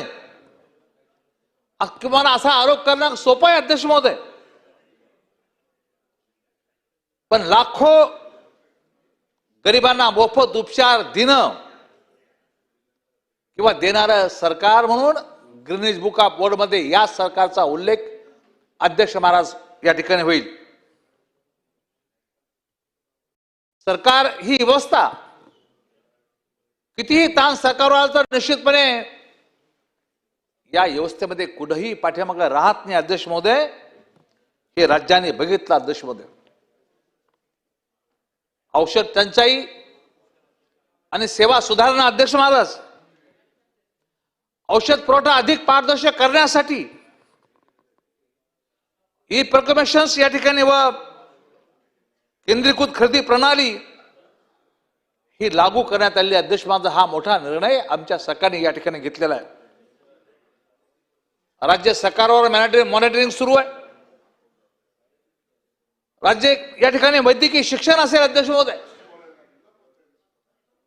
की स्वायत्त असेल, या सरकारने राज्यातल्या प्रत्येक जिल्ह्यामध्ये मेडिकल कॉलेज इथं माननीय सत्तार साहेब बसलेले आहेत, त्यांच्या नेतृत्वामध्ये मेडिकल कॉलेज होते. जालन्यामध्ये मेडिकल कॉलेज होऊ लागलं, पुणे, मुंबई, नागपूर यासह अनेक महाविद्यालयामध्ये स्वायत्तता विषय शैक्षणिक गुणवत्ता वाढवण्याचा सकारात्मक विचार व प्रक्रिया सरकार करत असताना आपल्याला दिसतं अध्यक्ष महाराज. आपण ते पाहत आहोत. विद्यार्थ्याच्या हिताला धक्का न लागता, या हिताला धक्का न लागता सरकार निर्णय घेण्याची सरकारची भूमिका अध्यक्ष महाराज हेही विरोधकांनी तपासलं पाहिजे अध्यक्ष महोदय. महिला डॉक्टरांच्या सुरक्षेबाबत इथं बोललं गेलं. महिला डॉक्टरच्या सुरक्षेच्या संदर्भामध्ये कडक चौकशी निश्चितपणे झाली पाहिजे. जिथे जिथं अन्याय झाला तिथे सुरक्षाचे उपाय निश्चितपणे सुचवले पाहिजे. आम्ही ते करण्याचा प्रयत्न करू. कडक कारवाईच्या संदर्भात निश्चितपणे आम्ही आग्रही आहोत आणि सरकारची स्पष्टपणे भूमिका आहे की डॉक्टर लोकांना संरक्षण दिलं पाहिजे. ते डॉक्टर असतील किंवा महिला डॉक्टर असतील. मीही आपल्या माध्यमातून अध्यक्ष महोदय अलीकडच्या कालखंडामध्ये डॉक्टर्सवर जे हमले होतात या संदर्भामध्ये निश्चितपणे अत्यंत कडक उपाययोजना करण्याची आपण तर कायदा तर केला अध्यक्ष महोदय, पण त्याची अंमलबजावणी होत नाही. ही तातडीने अंमलबजावणी करावी अशा प्रकारची विनंती आपल्याला या ठिकाणी करणार आहे. मला आपल्याला सांगितलं पाहिजे अध्यक्ष महोदय, महिलांच्या सुरक्षेच्या बाबतीमध्ये डॉक्टर महिलांच्या सरकारची भूमिका तडजोडीची नाही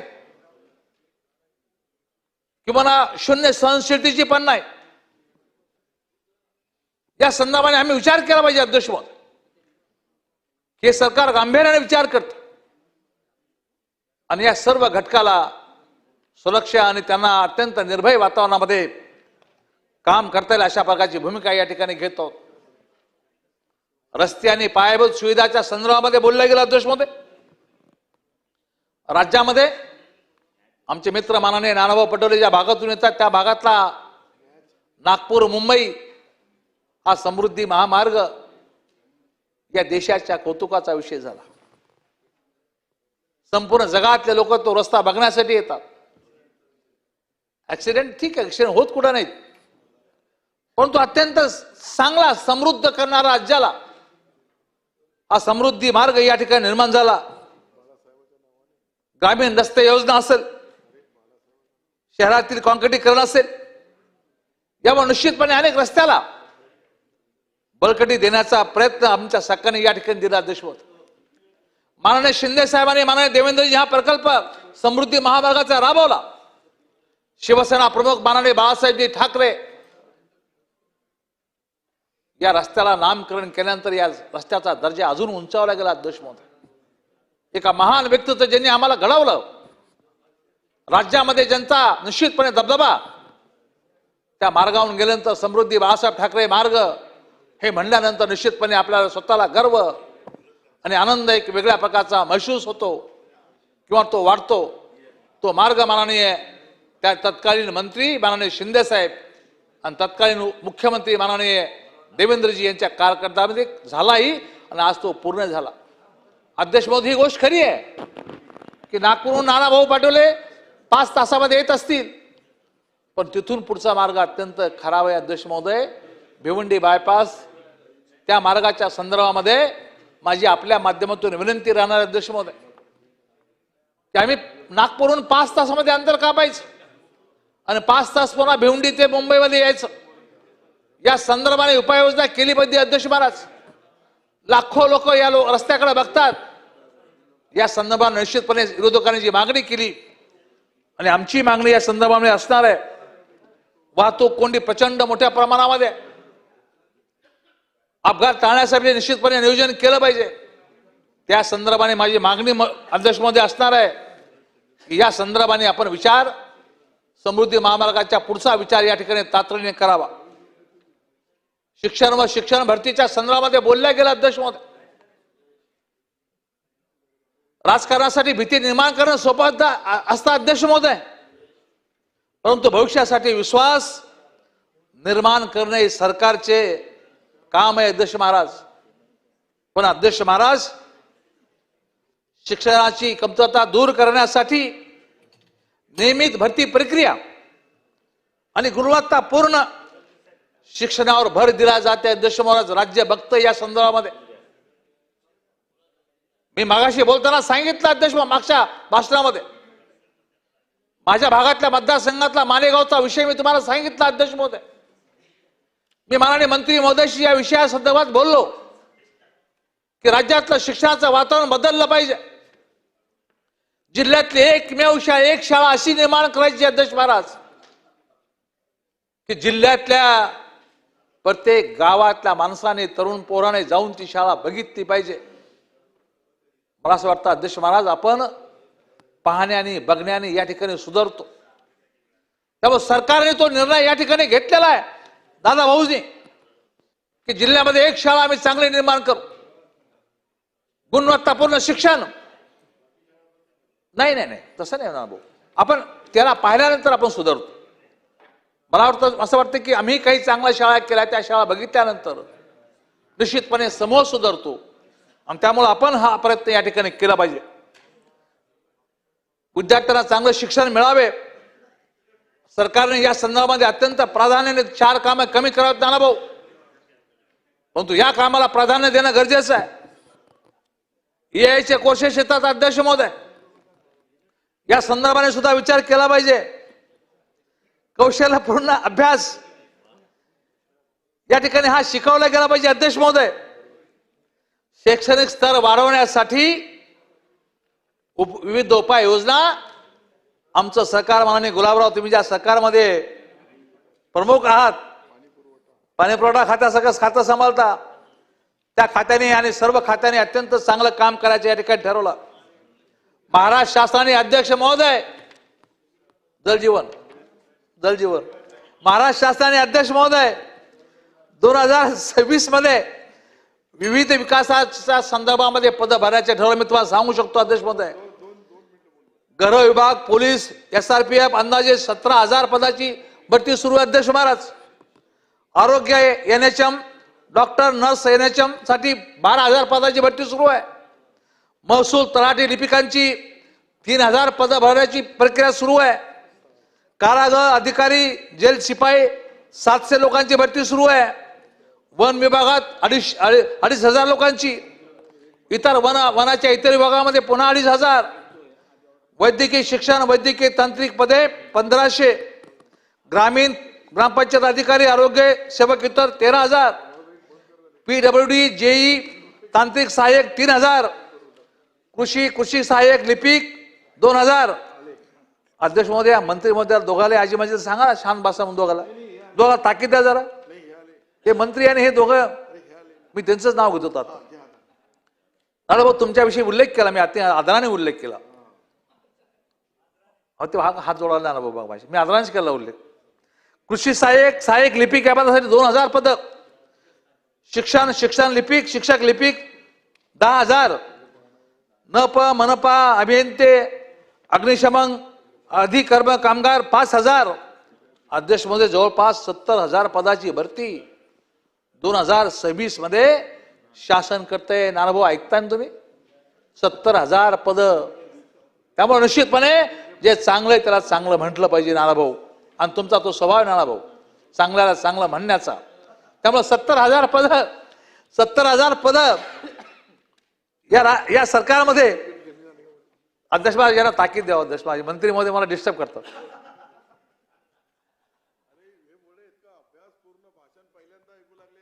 बसू का खाली? 70,000 पदाची भरती अध्यक्ष महोदय सरकारच्या वतीनं आकडे असा सांगतो. भरती या ठिकाणी सुरू आहे.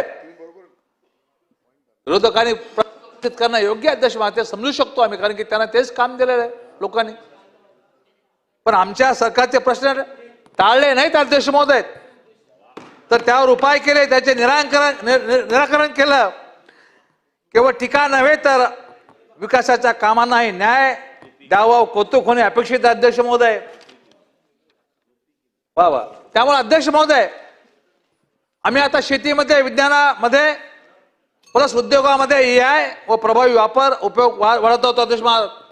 औद्योगिक मध्ये वाढवतो, शैक्षणिक मध्ये वाढवतो, आरोग्यामध्ये वाढवतो, बांधकामाचा इतर सेवा विभाग यामध्ये होणार अथवा उघडणारा पायाभूत सुविधा एक निरंतर चालणारी प्रक्रिया अध्यक्ष महाराज.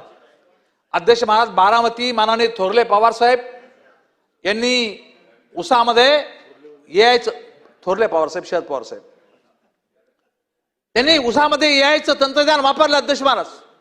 मी आपल्या माध्यमातून, या सभागृहाच्या माध्यमातून निश्चितपणे शेतकरी बांधवांना आवाहन करणार आहे की हे AI तंत्रज्ञान निश्चितपणे तुम्हाला उन्नतीकडे घेऊन जाणार आहे अध्यक्ष महोदय. आम्ही आता असं ऐकतो अध्यक्ष महाराज की जो ऊस शेतकऱ्याला 40 टन 50 टन होतो, AI तंत्रज्ञान वापरल्यानंतर तो 120 टन 130 टनाच्या पुढे जाऊ लागला अध्यक्ष महाराज. ही क्रांती सुद्धा आमच्या सरकारच्या कालखंडामध्ये राज्यातल्या शेतकऱ्यांसाठी या ठिकाणी होऊ लागली अध्यक्ष महाराज. मला निश्चितपणे आपल्याला सांगितलं पाहिजे अध्यक्ष महाराज. एकच मिनिट संपू का? वा माझ्यानंतर येणार द्या 2 मिनिट फक्त. विकासासाठी आर्थिक, भौतिक, नैसर्गिक, सांस्कृतिक परिस्थितीचाही विचार करावा लागतो अध्यक्ष महाराज. सर्व बाबीचा पडताळून बघून तो साधावा लागतो अध्यक्ष महाराज. आणि यामध्ये तर निश्चितपणे पाणी पुरवठा खातं बिलकुल पुढे आहे. जलजीवनची परिस्थिती बघा काय चाललंय अध्यक्ष महोदय. आणि पण प्रयत्न करतात आमचे मंत्री महोदय, जेणेकरून जो भक्कम, निरंतर व अक्षय राष्ट्र राज्याला कायमोपयोगी देऊ शकेल अध्यक्ष महाराज. राष्ट्र, राज्य, समाज, संस्कृती, उन्नती, उत्कर्ष व प्रगतीचा ठरेल हीच आमची प्रामाणिक भावना अध्यक्ष महोदय. आपण वेळ दिला त्याबद्दल आपले आभारी. या दोघांना तुम्ही ताकीद दिली नाही अध्यक्ष महाराज. महाराष्ट्र विधानसभा नियम 293 अन्वय विरोधी पक्षाच्या प्रस्तावावरील चर्चा आता संपली आहे. शासकीय विधेयके पूर्वस्थापनार्थ सन 2026 चे विधानसभा विधेयक क्रमांक 8 महाराष्ट्र खाजगी विद्यापीठे स्थापना व विनिमय सुधारणा विधेयक 2026. महोदय, सन 2026 चे विधानसभा विधेयक क्रमांक 8 महाराष्ट्र खाजगी विद्यापीठे स्थापना व विनियमन सुधारणा विधेयक 2026 मांडण्यास मला सभागृहाची अनुमती मिळावी.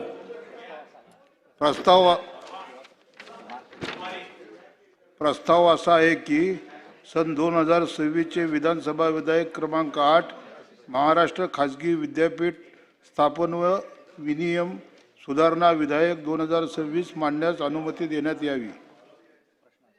प्रश्न असा आहे की सन 2026 चे विधानसभा विधेयक क्रमांक 8 महाराष्ट्र खाजगी विद्यापीठ स्थापना व विनियम सुधारणा विधेयक 2026 मांडण्यास सभागृहाची अनुमती आहे काय? अनुकूल असतील त्यांनी होय म्हणावे, प्रतिकूल असतील त्यांनी नाही म्हणावे. होयचं बहुमत. प्रस्ताव संमत झाला. महोदय, मी आपल्या अनुमतीने सन 2026 चे विधानसभा विधेयक क्रमांक 8 महाराष्ट्र खाजगी विद्यापीठे स्थापना व विनियमन सुधारणा विधेयक 2026 मांडतो. सन 2026 चे विधानसभा विधेयक क्रमांक 8 महाराष्ट्र खाजगी विद्यापीठे स्थापना व विनियमन सुधारणा विधेयक 2026 मांडण्यात आले. विचार खंडशः विचार व संमत करणे. सन 2026 चे विधानसभा विधेयक क्रमांक 6 महाराष्ट्र विनाअनुदानित खाजगी व्यावसायिक शैक्षणिक संस्था प्रवेश व शुल्क यांचे विनिमय सुधारणा विधेयक 2026. महोदय, सन 2026 चे विधानसभा विधेयक क्रमांक 6 महाराष्ट्र विनाअनुदानित खाजगी व्यावसायिक शैक्षणिक संस्था प्रवेश व शुल्क यांचे विनियमन सुधारणा विधेयक 2026 विचारात घेण्यात यावे असा मी आपल्या अनुमतीने प्रस्ताव मांडतो. प्रस्ताव असा आहे की सन 2026 चे विधानसभा विधेयक क्रमांक 6 महाराष्ट्र विना अनुदानित खाजगी व्यावसायिक शैक्षणिक संस्था प्रवेश व शुल्क याचे विनियम सुधारणा विधेयक 2026 विचारात घेण्यात यावे.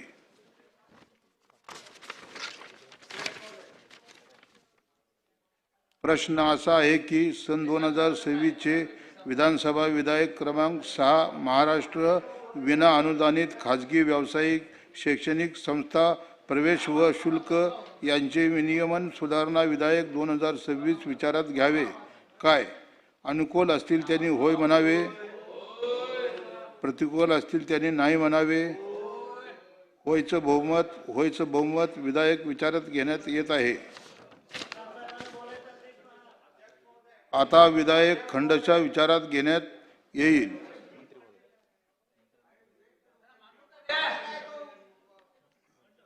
खंड 2 ते 26, खंड 1 संपूर्ण शीर्षक आणि हेतुवाक्य हे विधेयकाचे भाग समजण्यात यावेत. अनुकूल असतील त्यांनी होय म्हणावे, प्रतिकूल असतील त्यांनी नाही म्हणावे. होयचं बहुमत. खंड 2 ते 26, खंड 1 संपूर्ण शीर्षक आणि हेतुवाक्य विधेयकाचे भाग झाले. 2026 चे विधेयक क्रमांक 6 महाराष्ट्र विना अनुदानित खाजगी व्यावसायिक शैक्षणिक संस्था प्रवेश व शुल्क यांचे विनियमन सुधारणा विधेयक 2026 संमत करावे असा मी आपल्या अनुमतीने प्रस्ताव मांडतो.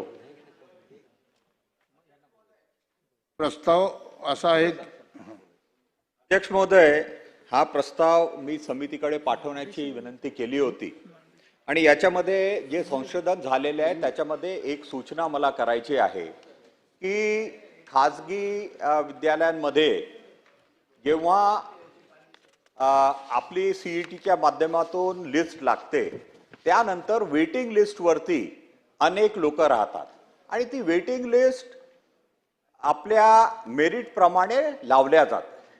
पण असं माझ्या अनुभवातून मी सांगतो आहे की खाजगी जे आपले विद्यालय आहेत ते जे मेरिटचे विद्यार्थी असतात त्यांचं नाव सोडून दुसऱ्यांकडून पैसे घेऊन त्यांचे ऍडमिशन करून घेतात आणि मग मेरिटवाले स्टुडंट जेव्हा जातात तेव्हा त्यांना सांगण्यात येतं की तुम्हाला बोलावण्यात आलं होतं आणि तुम्ही आले नाही म्हणून आम्ही दुसऱ्यांना दिली. याच्यावरती काय उपाययोजना सरकार करणार आहे किंवा या विधेयकामध्ये दुरुस्ती करणार का, हा प्रश्न मंत्री महोदयांना माझा आहे. माननीय अध्यक्ष महोदय, थांबा एक मिनिट. अध्यक्ष महोदय, की ते जे म्हणतात ती सूचना मागच्या अधिवेशनात करून त्याची अंमलबजावणी झाली, ते म्हणतात ते बरोबर आहे. आपण जेव्हा कॅप राऊंड घेतो, कॅप 1, कॅप 2, कॅप 3, तर कॅप 3ला आपण थांबायचो. ते म्हणतात ते बरोबर आहे की काही ऍडमिशन्स उरायच्या. मग यावेळेला आपण कॅप 4 सुद्धा घेतलं, तरी काही उरल्या, मग कमी उरल्या, तर त्याला सुद्धा आपण सीईटीकडे ऍप्लिकेशन करायचं कंपल्शन केलं. हे तुमच्या लक्षात आलं? उरलेल्या जागांसाठी सुद्धा. आणि त्या सुद्धा ऍडमिशन्स आपण त्या संस्थेवर न सोपवता त्याची मेरिट लिस्ट ही आपण सीईटीच्या यंत्रणेतून केली. अनेकांनी जेव्हा असं म्हटलं की ही आम्ही करतो, तेव्हा आम्ही असं म्हटलं की ती करून ती आपल्याला तुमच्या साईटला टाकावे लागेल की तुम्ही किंवा अनेकांना त्याला मॅनेजमेंट कोटा म्हणू किंवा उरलेल्या जागा म्हणू, त्यात अर्जच द्यायचे नाही. तर अशांनी सीईटीकडे अर्ज करायचा आणि सीईटीने ते अर्ज पुन्हा कॉलेजकडे पाठवायचे. असं करून एकाही विद्यार्थ्याला त्या शिल्लक राहिलेल्या जागेमध्ये अर्ज दिला गेला नाही असं होणार नाही अशी व्यवस्था आपण केली. त्याची ऍडमिशन सुद्धा मेरिटवर झाली की नाही ही त्यांना पब्लिश करायला लावली. आणि त्यामुळे ह्या वेळेला असा विषय आला नाही. आणि ते म्हणतात ती करेक्शन्स ऑलरेडी कायद्यात होऊन त्याची अंमलबजावणी पण झाली. विधेयक क्रमांक 6 वर माननीय दादांनी आता जो प्रश्न माननीय मेश्राम साहेबांनी जो विचारला तो प्रश्न आहेच. पण पहिली लिस्ट, दुसरी लिस्ट, तिसरी लिस्ट आणि चौथी लिस्ट याच्या नंतर पण अनेक जागा रिकाम्या आहेत. आणि त्या ज्या जागा रिकाम्या असतात त्या जागा अक्षरशः विकल्यासारख्या होतात. विकतात, लोक विकतात. म्हणजे मी अनुभव सांगतोय. म्हणून माझी चंद्रकांत दादांना विनंती एवढीच आहे आपल्या माध्यमातून माननीय अध्यक्ष महोदय, की म्हणजे पात्रता असल्यावर त्या कॅप राऊंडला तो माणूस जातो, कारण त्याला त्याच्या मनाप्रमाणे कॉलेज मिळत नसल्यामुळे तो वारंवार राऊंडमध्ये जातो. आणि ज्या वेळेला ती सीट त्याच्याकरता येते त्यावेळेला ते कॉलेज किंवा ते कॉलेजचं मॅनेजमेंट एकतर भरघोस फी सांगते आणि ती त्याची भरायची पात्रता नसते. दुसरं, आधीच काहीतरी कॉलेज बुकिंग करून ठेवते. म्हणजे नवीन पद्धत सुरू झाली आहे की पहिलेच म्हणजे सीईटी किंवा स्पर्धा परीक्षा व्हायच्या आधीच सीट बुकिंग करण्याचा एक प्रघात सुरू झाला आहे. त्यामुळे याच्यावर आपण जर कुठे या कायद्याद्वारे या विधेयकाद्वारे आपण अंकुश आणू शकलो तर त्या प्रामाणिक गोरगरीब प्रामाणिक विद्यार्थ्याला त्याच्या पात्रतेप्रमाणे योग्य कॉलेज मिळेल, योग्य फीमध्ये मिळेल. त्यामुळे याच्यात ही सुधारणा आपण करणार आहोत का? आणि जे कॉलेज अशा पद्धतीने वागतं की आधी बुकिंग घेऊन घेतं आणि त्याच्यामुळे प्रामाणिक विद्यार्थ्यांवर अन्याय होतो, अशा खाजगी गैर अनुदानित कॉलेजवर किंवा विद्यापीठांवर आपण काही अंकुश आणण्याकरता यात काही नियम अटी शर्ती टाकणार आहोत का? नंबर 3, जे खाजगी विद्यापीठं तयार झाल्यात, म्हणजे एकीकडे काय होतं की एकीकडे अनुदानित कॉलेज तिथेच असतं आणि त्याच्याच बाजूला खाजगी विद्यापीठ चालतं त्याच प्रिमायसेसमध्ये. आणि ते चालत असताना खाजगी विद्यापीठात कशा ऍडमिशन वाढतील आणि अनुदानित कॉलेजमध्ये कशा कमी होतील याचा प्रयत्न सुरू झाला आहे. त्यामुळे हा प्रयत्न हाणून पाडण्यासारखा आहे, कारण गरीब विद्यार्थी असतात ते जे जेमतेम फी देऊ शकतात, पण त्यांना खाजगी विद्यापीठामध्ये आणून आमिष दाखवून किंवा काय ते कॅम्पस हे करण्याचा प्रयत्न करून मोठ्या प्रमाणात मोठी फी भरण्याकरता म्हणजे दबाव आणला जातो आणि त्याच्यामुळे अनेक लोक या शिक्षणातनं बाहेर राहतात जे उत्तम स्पर्धा परीक्षेत मार्क मिळवतात. त्यामुळे अशा सगळ्या विषयांमध्ये माझा माननीय दादांवर विश्वास आहे. अनेक वर्षापासून या क्षेत्रात ते स्वतः काम करतात. अखिल भारतीय विद्यार्थी परिषदेपासून त्यांनी आंदोलनात्मक भूमिका या विषयात त्यांनी घेतली होती. म्हणून माझा दादांवर विश्वास आहे की अशा विद्यापीठांच्या याच्यावर ते नक्की कारवाई करतील आणि ते नक्की कारवाई करतील का, एवढाच माझा प्रश्न. मंत्री महोदय,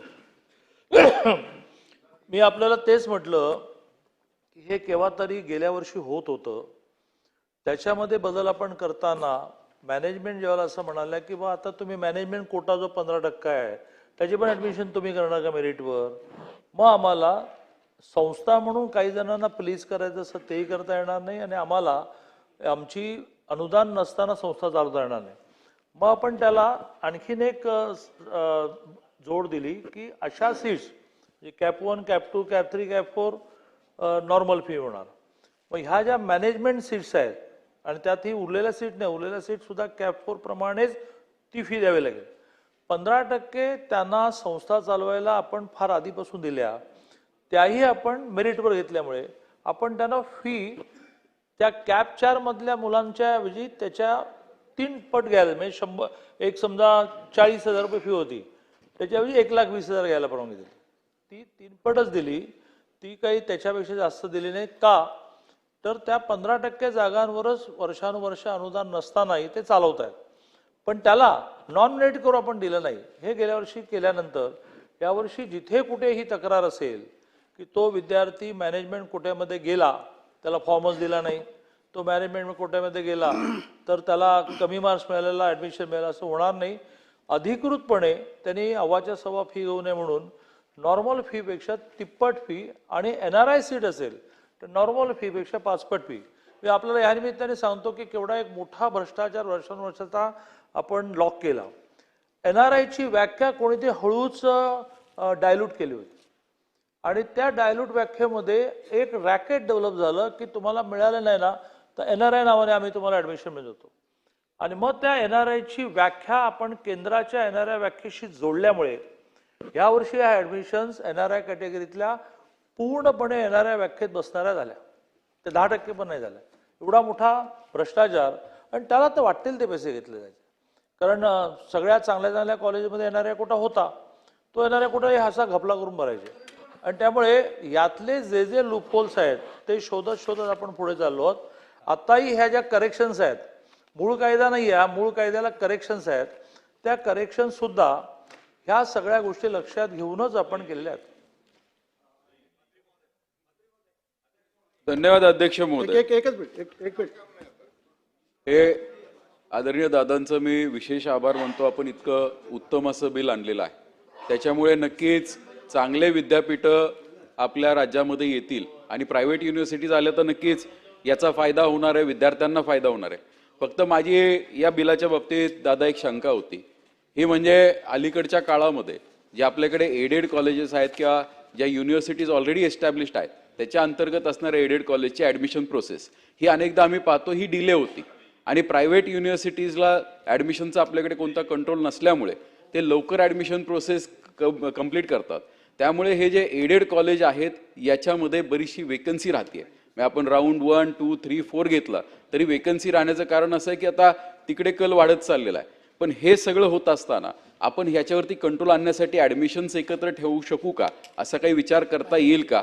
आणि त्याचबरोबर दुसरा एक माझा प्रश्न होता की तो म्हणजे हे जे आपण त्यांना फीस ठरवून देतो तर हे फी रेग्युलेटरी याच्यावरती आपण म्हणलं या बिलामध्ये तर अनेकदा आम्ही पाहतो पूर्वी मेडिकलला डोनेशन्स घेतले जायचे आणि राजरोसपणे कोणी बोलत नव्हतं, पण काय म्हणतात जाकली मूठ 1.25 लाखाची अशी परिस्थिती होती. पण आता जर पाहिलं आपण तर पूर्वीचे मेडिकलचे फीज म्हणजे MBBSचे फीज असतील किंवा जे तत्सम कोर्सेस आहेत याची फीज काही पटीने आता प्रायव्हेट युनिव्हर्सिटीजमध्ये वाढलेली आहे. तर याची ही जी डिस्पॅरिटी आहे ही आपण कशी कंट्रोल करणार आहोत, हा एक माझा दुसरा स्पेसिफिक प्रश्न होता. त्याचबरोबर मायनॉरिटीचे जे काही आता प्रायव्हेट युनिव्हर्सिटीज याच्या माध्यमातून येऊ शकतील तर ह्या युनिव्हर्सिटीजमध्ये आपल्या शिक्षणावरती काही कंट्रोल असणार आहे का? कारण काय होणार आहे की प्रायव्हेट युनिव्हर्सिटी ॲक्टनुसार त्या युनिव्हर्सिटी स्वतःचा सिलेबस आणू शकतात, स्वतःचे कोर्सेस आणू शकतात. मग जर यांनी स्वतःचे कोर्सेस आणले तर या कोर्सेसवरती आपल्या सरकारचं काही कंट्रोलिंग राहील का? कारण मध्ये आपण एक मराठीचा विषय झाला होता की मराठी भाषा ही अभिजात भाषा आहे, त्यामुळे नक्कीच ही भाषा राज्यामध्ये शिकवली गेली पाहिजे. उद्या जर आपण याच्यामध्ये असे काही प्रोव्हिजन्स ठेवले नाहीत तर नक्कीच या युनिव्हर्सिटीज या भाषेला पूर्णपणे अलिप्त करू शकतात अशी शंका मला वैयक्तिक वाटते. धन्यवाद.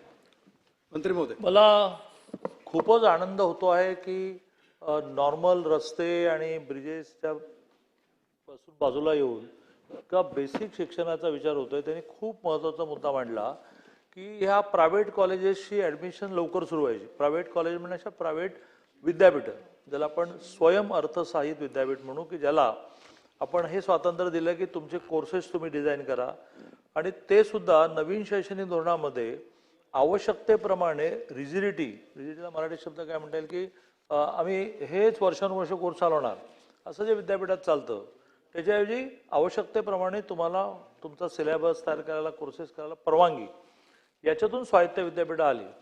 त्यांची ॲडमिशन्स त्यांचं तसं मर्यादित कारोबार असल्यामुळे पटकन होते आणि आपली मग CETची निकाल लागून ॲडमिशन्स व्हायला सप्टेंबर उजाडतो. आपण ह्या वर्षी 2दा सीईटीचा निर्णय केला. एक सीईटी होईल आणि लगेचच दुसरी सीईटी होईल. ज्याच्यामध्ये विद्यार्थ्यांचं पण भलं काय झालं की त्याला समजा तो 2 सीईटीला बसला तर एका सीईटीला त्याला आधीच्या कमी मार्क्स मिळाले तर तो दुसऱ्या सीईटीमध्ये नाहीतर मग एकच चान्स होता त्याला. आता ह्यामुळे आपली ह्या वर्षी आपली जी कॉलेजेस आहेत, अनुदानित कॉलेजेस आणि विना अनुदानित कॉलेजेस, स्वयंअर्थसहाय्यित विद्यापीठं नाहीत जे लवकर घेतात ॲडमिशन, तर ती ॲडमिशन्स पण लवकर होते. आता त्याच्यामध्ये त्या स्वयंअर्थसहाय्यितला असं कंट्रोलच करता येईल का की सगळ्यांची ॲडमिशन्स एका वेळेला करू, याच्यावर पण विचार करू. पण ऑलरेडी ह्या वेळेला आपण 2 सीईटीचा निर्णय केल्यामुळे आपली ॲडमिशन सुद्धा लवकर होतील. अध्यक्ष महोदय, माझा प्रश्न मंत्री महोदयांना आहे की मी जी बाब उपस्थित केली त्याच्यामध्ये काय होतं, मेरिट लिस्ट असतं. आता तुम्ही म्हणाले की 3 पट आपल्याला फीस भरावी लागते, तर मेरिट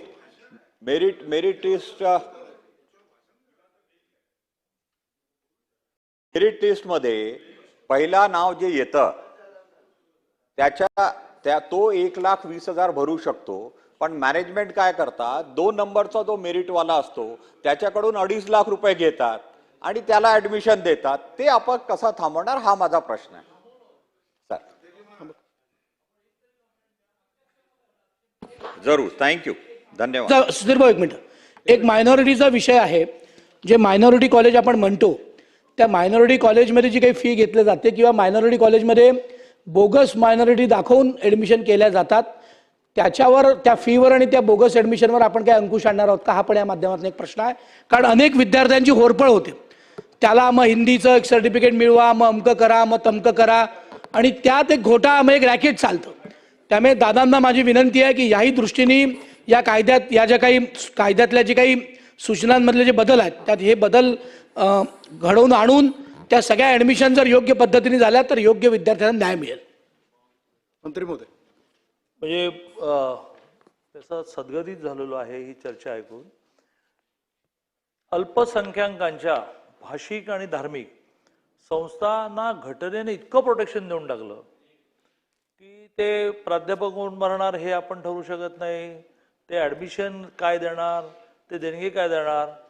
एकच आता आशेचा किरण असा दिसायला आला की सुप्रीम कोर्टामध्ये एक निर्णय आता असा आला की ह्या अल्पसंख्याक संस्थांमध्ये 51% भाषिक किंवा धार्मिक अल्पसंख्याक झाल्यानंतर ती अल्पसंख्याक मानली जाईल. ते एकदा चेक करा, नाहीतर 10% अल्पसंख्याक आहे तरी अल्पसंख्याक. त्यामुळे आता आम्ही तो निर्णय करतो की या सगळ्या अल्पसंख्याक संस्थांमध्ये खरंच 51%च्या अल्पसंख्याकाने बघा असं एक. दुसरा एक सुप्रीम कोर्ट डिसिजन मिळाला की त्यांच्याकडे प्राध्यापक भरती असेल, शिक्षक भरती असेल, तर आपली नॉर्मल पद्धती अशी आहे की त्याचं आपल्याकडे 9 जणांचं पॅनल तयार होतं. विद्यापीठाचे लोक येतात, शासनाचा येतो. त्यांनी सोय अशी मानली की मी अल्पसंख्याक आहोत तर आम्हाला कोणी घेण्याची आवश्यकता नाही. सुप्रीम कोर्टाने निर्णय दिला की त्या जर शासनाचं अनुदान घेत असतील तर त्यांना शासनाचा प्रतिनिधी इंटरव्ह्यू पॅनलवर घ्यावा लागेल, हा नवीन निर्णय झाला. अशा काही गोष्टी आहेत, पण मूळ घटनेमध्येच ती तरतूद आहे. ती का आहे, ती का ठेवली, हा त्या वेळेला सुप्रीम कोर्ट काही प्रमाणात त्याला ओव्हररूल करतच आहे. आणि हे ओव्हररूल त्यांनी केलं, तुम्ही रिक्रुटमेंटला गव्हर्नमेंटच्या प्रतिनिधी घ्यायलाच लागेल. मला असं वाटतं की यातल्या अशा एखाद्या राज्याच्या कायद्यामध्ये त्याच्यात बदल करताच येणार नाही, मूळ घटनेमध्येच त्यांना प्रोटेक्शन मिळालं.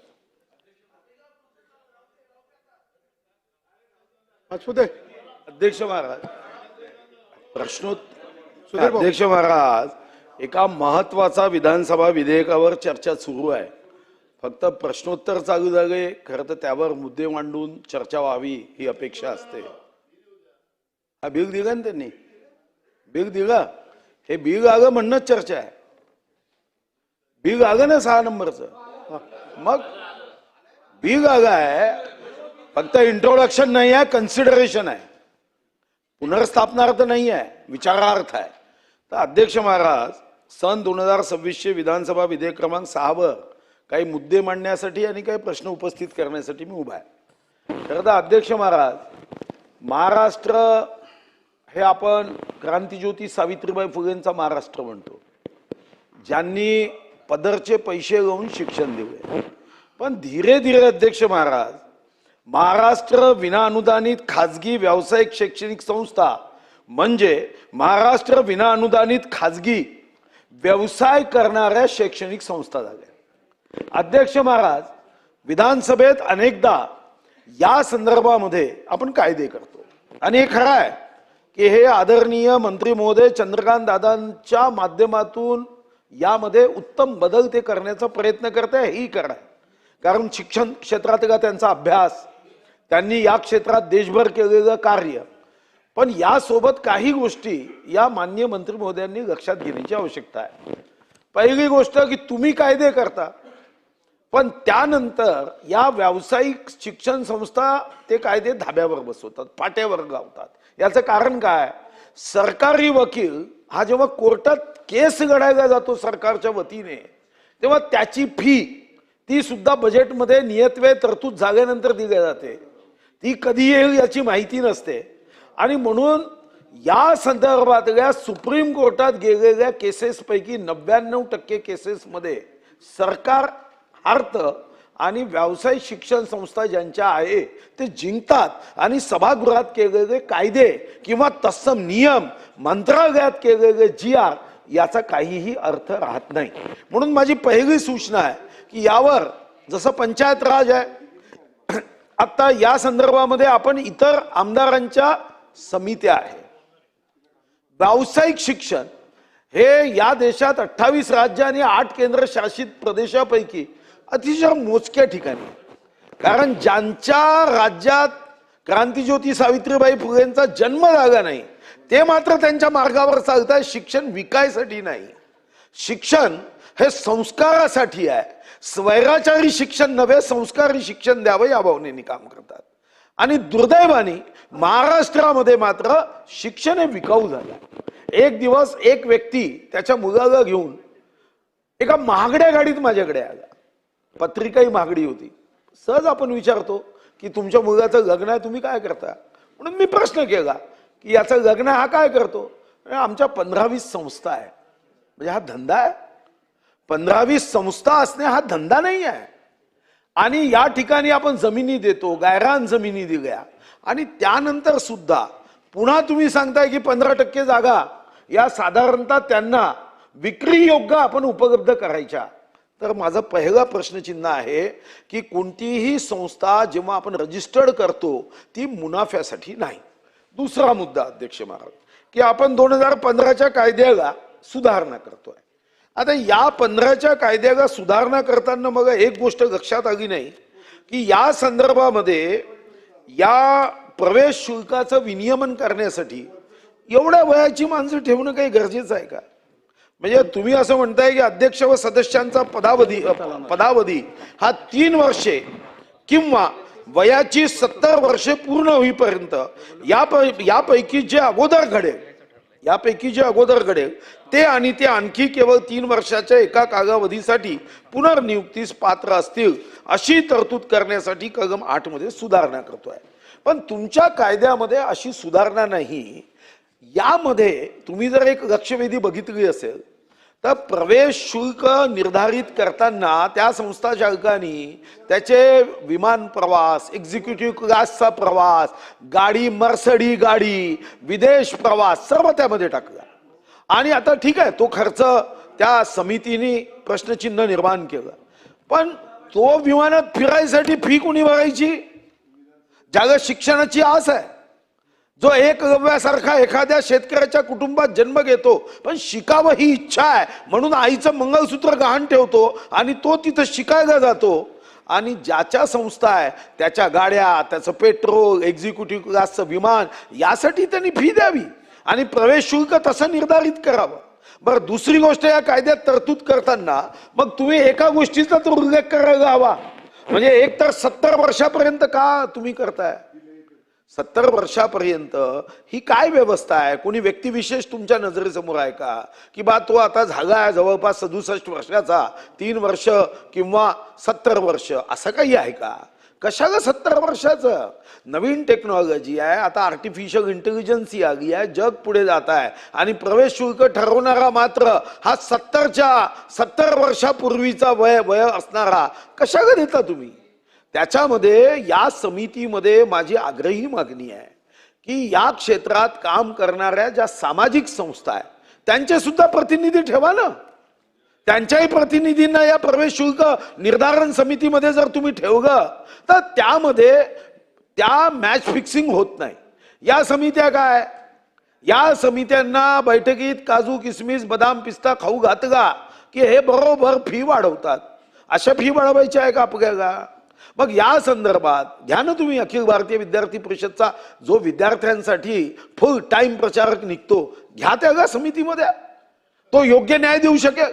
काँग्रेसच्या एखाद्या समितीमध्ये सेवादलचा एखादा सदस्य घ्या जे न्याय देऊ शकेल. पण शेवटी तुम्ही यामध्ये आता बरं दुसरं, आता मागच्या वेळी समितीमध्ये जे सदस्य नियुक्त केले त्यांच्या विभागीय चौकशा झाल्या होत्या. असे लोक ज्यांच्यावर डाग आहे असे लोक या समित्यामध्ये नियुक्त करायचे का? या समितीमध्ये मग तुम्ही कायदा बदल करत असताना वयोमान जसं केलं तेव्हा सरकारी किंवा इतर ठिकाणी सदस्य नियुक्त करायचा असेल तर बेदाग राहायला पाहिजे. त्याच्यावर त्याच्या कामाच्या आयुष्यामध्ये त्यांनी जे काम केलं त्या आयुष्यामध्ये त्याची कोणती विभागाची चौकशी असता कामा नये. कायद्यात तरतूद करा. तुम्ही फक्त समिती तयार केली, निवड समिती मुख्य सचिव महोदयांची ही केली, चांगली केली. पण अध्यक्ष महाराज आपण मागच्या वेळी बघितलं ना, MPSC मध्ये एक पोलीस अधिकारी ज्याच्यावर डाग होता, ज्याच्या चौकशा होत्या, भ्रष्टाचाराची ज्याच्यावर तक्रार झाली, भ्रष्टाचाराची चौकशी झाली, तो MPSCचा सदस्य झाला अध्यक्ष महाराज. म्हणजे तो MPSC मध्ये बसून प्रामाणिक पोलीस अधिकाऱ्याची निवड करणार आहे. अध्यक्ष महाराज, मला आपल्याला माननीय मंत्री महोदयांना आग्रहाने सांगायचं आहे की या समितीच्या संदर्भात वय वाढवा, 70 करा, 80 करा, 90 करा, पण कमीत कमी त्याच्या कार्यकक्षेला आणि त्यामध्ये असणाऱ्या त्याच्या व्यक्तिमत्वाला काहीतरी त्या कायद्याच्या चौकटीमध्ये तुम्ही अध्यक्ष महाराज केलं पाहिजे. अन्यथा अध्यक्ष महाराज, या ठिकाणी शिकणारे जे लोक आहे ते शिक्षण नक्की घेईल, पदवी घेईल, पण अध्यक्ष महाराज या संदर्भात आयुष्यभर त्यांच्या मनामध्ये खंत असेल, भावना असेल की मी फुकट शिकलो नाही, मी 3 पट पैसे देऊन शिकलो, मी 5 पट पैसे देऊन शिकलो. आणि शिक्षणाचा आधार काय, जो माननीय मंत्री महोदय म्हणाले NRI कोटा म्हणजे काय माहितीये का अध्यक्ष महाराज? तिथं असणाऱ्या एखाद्याच्या घरी असणारा काम करणारा नौकर जरी असेल ना, त्याच्याशी दुरून नातं काढायचं आणि सांगायचा NRI कोट्यामध्ये आहे. आता माननीय मंत्री महोदयांचं मी अभिनंदन करेन. ज्येष्ठ मंत्री आहे, अनुभवी मंत्री आहे, अभ्यासू मंत्री आहे, पण कधी कधी आपण कामाचा व्याप इतका मंत्री महोदय आपल्या मागे असतो मंत्री म्हणून की या छोट्या छोट्या गोष्टी दिसणाऱ्या ज्या आहे त्या अधिकारी करून आणतात. आणि आपणही तुम्ही बघितलं असेल, मी तर कधी मंत्री ॲफिडेव्हिट कोर्टाचं मंत्र्याला दाखवलं जातं हे मी कधीच पाहिलं नाही. फक्त मी स्वतः जेव्हा अफजल खानाच्या कबरीचं अतिक्रमण हटवलं तेव्हाच ॲफिडेव्हिट मी स्वतः पाहून केलं. पण जनरली अधिकारी ॲफिडेव्हिट आपल्याला दाखवत नाही. आणि आपण जे कायदे करतो मंत्री अध्यक्ष महाराज, ते कायदे सुद्धा ते कोणत्या उद्देशाने करतात एवढं माहीतच होत नाही. फक्त उद्देश व कारणे देतो, त्या उद्देश व कारणाच्या 10 लाईनीमध्ये अजून महाराष्ट्रामध्ये शिक्षण कशा पद्धतीने विक्री योग्य आहे अशा व्यवस्था तिथं जातात. मग आता तुम्ही जर बघितलं असेल काय, गुजरातमध्ये बुद्धिमान लोक नाही आहे का? पण गुजरातमध्ये कुठे आहे खाजगी विना अनुदानित? आता पहिल्यांदा तुम्ही विना अनुदानित म्हटलं, मग त्या ठिकाणी ज्यांना आपण विद्यार्थी पाठवतो त्याचे पैसे आपणच देतोय. मग विना अनुदानित राहिलंच कुठं? ते 80% विद्यार्थीचं अनुदान आपणच देतोय. आणि त्याचा परिणाम काय झाला मंत्री महोदय? जे सरकारी इंजिनिअरिंग आहे, सरकारी पॉलिटेक्निक आहे, मेडिकल आहे, त्याला पैसेच नाही आहे. म्हणजे तुम्हालाही जाणीव आहे, तुम्ही या सभागृहात आश्वासन दिलं की मी गोंडवाना विद्यापीठाचं उपकेंद्र देईल आणि तुम्ही असंही म्हणाले काही होऊ द्या मी देईल. पण तुम्ही बघितलं की आता त्या एक वीट सुद्धा गाऊ शकलो नाही. खरं तर ते 3 महिन्यात तुम्ही देणार होते, आता वर्ष झालं. मी अडचण समजू शकतो तुमची की तुमच्या खात्याला पैसे दिले जात नाही, मला माहिती आहे म्हणून तुम्ही दिले नाही. नाहीतर तुम्ही शब्दाचे पक्के आहे याची जाणीव मला पूर्ण आहे, पूर्ण जाणीव आहे. कारण या विधानसभेत आश्वासन देऊन तुम्ही पूर्ण करू शकले नाही. पण अध्यक्ष महाराज, शिक्षणाची अशी अवस्था, विक्री योग्य शिक्षण हे अध्यक्ष महाराज आपल्याला निश्चितपणे अपेक्षित नाही.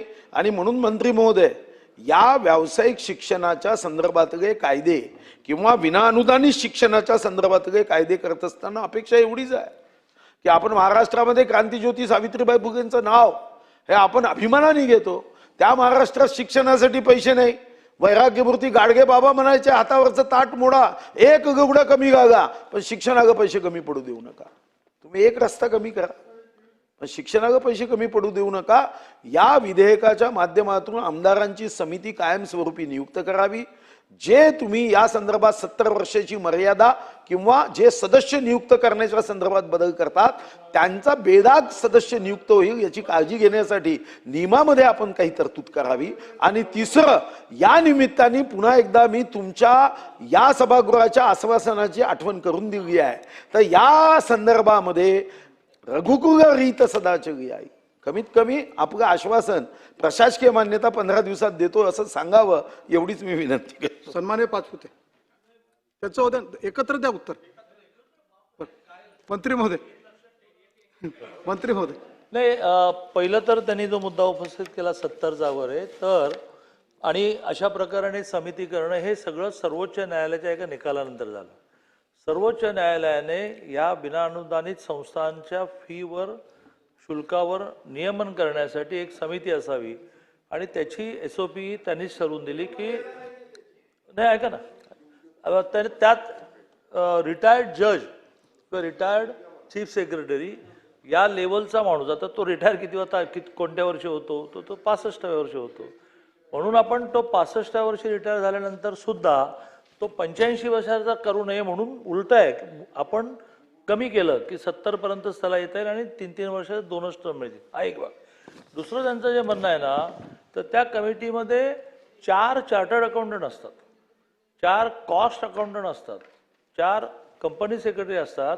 असे सगळेजण मिळून प्रस्ताव जो येतो त्या प्रस्तावाचं एका अर्थाने विश्लेषण करून त्यांना एका अर्थाने क्वेरी करून, जसे विमान प्रवास वगैरे याची विचारणा करून नंतरच ती फी ठरते. सुधीर भाऊंनी कायद्यामधले सगळे क्लॉजेस वाचले नाहीत, त्यामुळेच ती फी ठरल्यानंतर आता त्या शुल्क नियंत्रण समितीच्या फीला चॅलेंज नव्हतं. आम्ही ह्या सुधारणेमध्ये त्या शुल्क नियंत्रण समितीमध्ये समजा एखाद्या कॉलेजला कमी फी ठरवून दिली कोणत्या ना कोणत्या कारणाने, तर त्याला अपील करता येईल अशी व्यवस्था केलेली आहे. ज्यांचा त्या संस्थेशी संबंध नाही त्याने ह्याला जास्त फी ठरवून दिली अशा प्रकारची केस दाखल केली तर त्याची प्रोव्हिजन नव्हती, ती प्रोव्हिजन उभी केली. आणि सुधीर भाऊंच्याच आग्रहाप्रमाणे ही समिती आता आम्ही आणखीन एक विचार करतोय की मोठ्या प्रमाणावर एक 400-500 CA ICWA अशांचं पॅनल आपल्याला तयार करता येईल का, आणि जे कॉलेज शुल्क वाढवून पाहणी करता येईल का. आता ती यंत्रणा कमी आहे आपल्याकडे, आपण त्यांनी जी माहिती दिली त्याच्या आधारे निर्णय करतो. तर आपण टी प्रोव्हिजन करतोय. सगळ्यात महत्त्वाचं म्हणजे ही प्रोव्हिजन करतोय की त्याला चॅलेंजच नव्हतं, त्यांनी निर्णय दिला की संपला विषय. अशा खूप करेक्शन्स आणतो. त्यांनी जो मुद्दा मांडला की केसेस ॲफिडेव्हिट वगैरे विषयात, तर हा जो आपण NRIच्या विषयामध्ये कायदा केला तो संस्थाचालकांना आणि असे जे एजंट होते त्यांना फार महागात पडला. आणि त्यावेळी याची केस नागपूर खंडपीठात चालली, संभाजीनगर खंडपीठात चालली, मुंबई खंडपीठात चालली.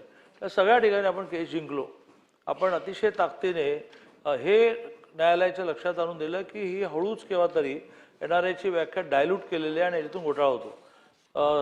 त्यांचा विषय वेगळाच आहे.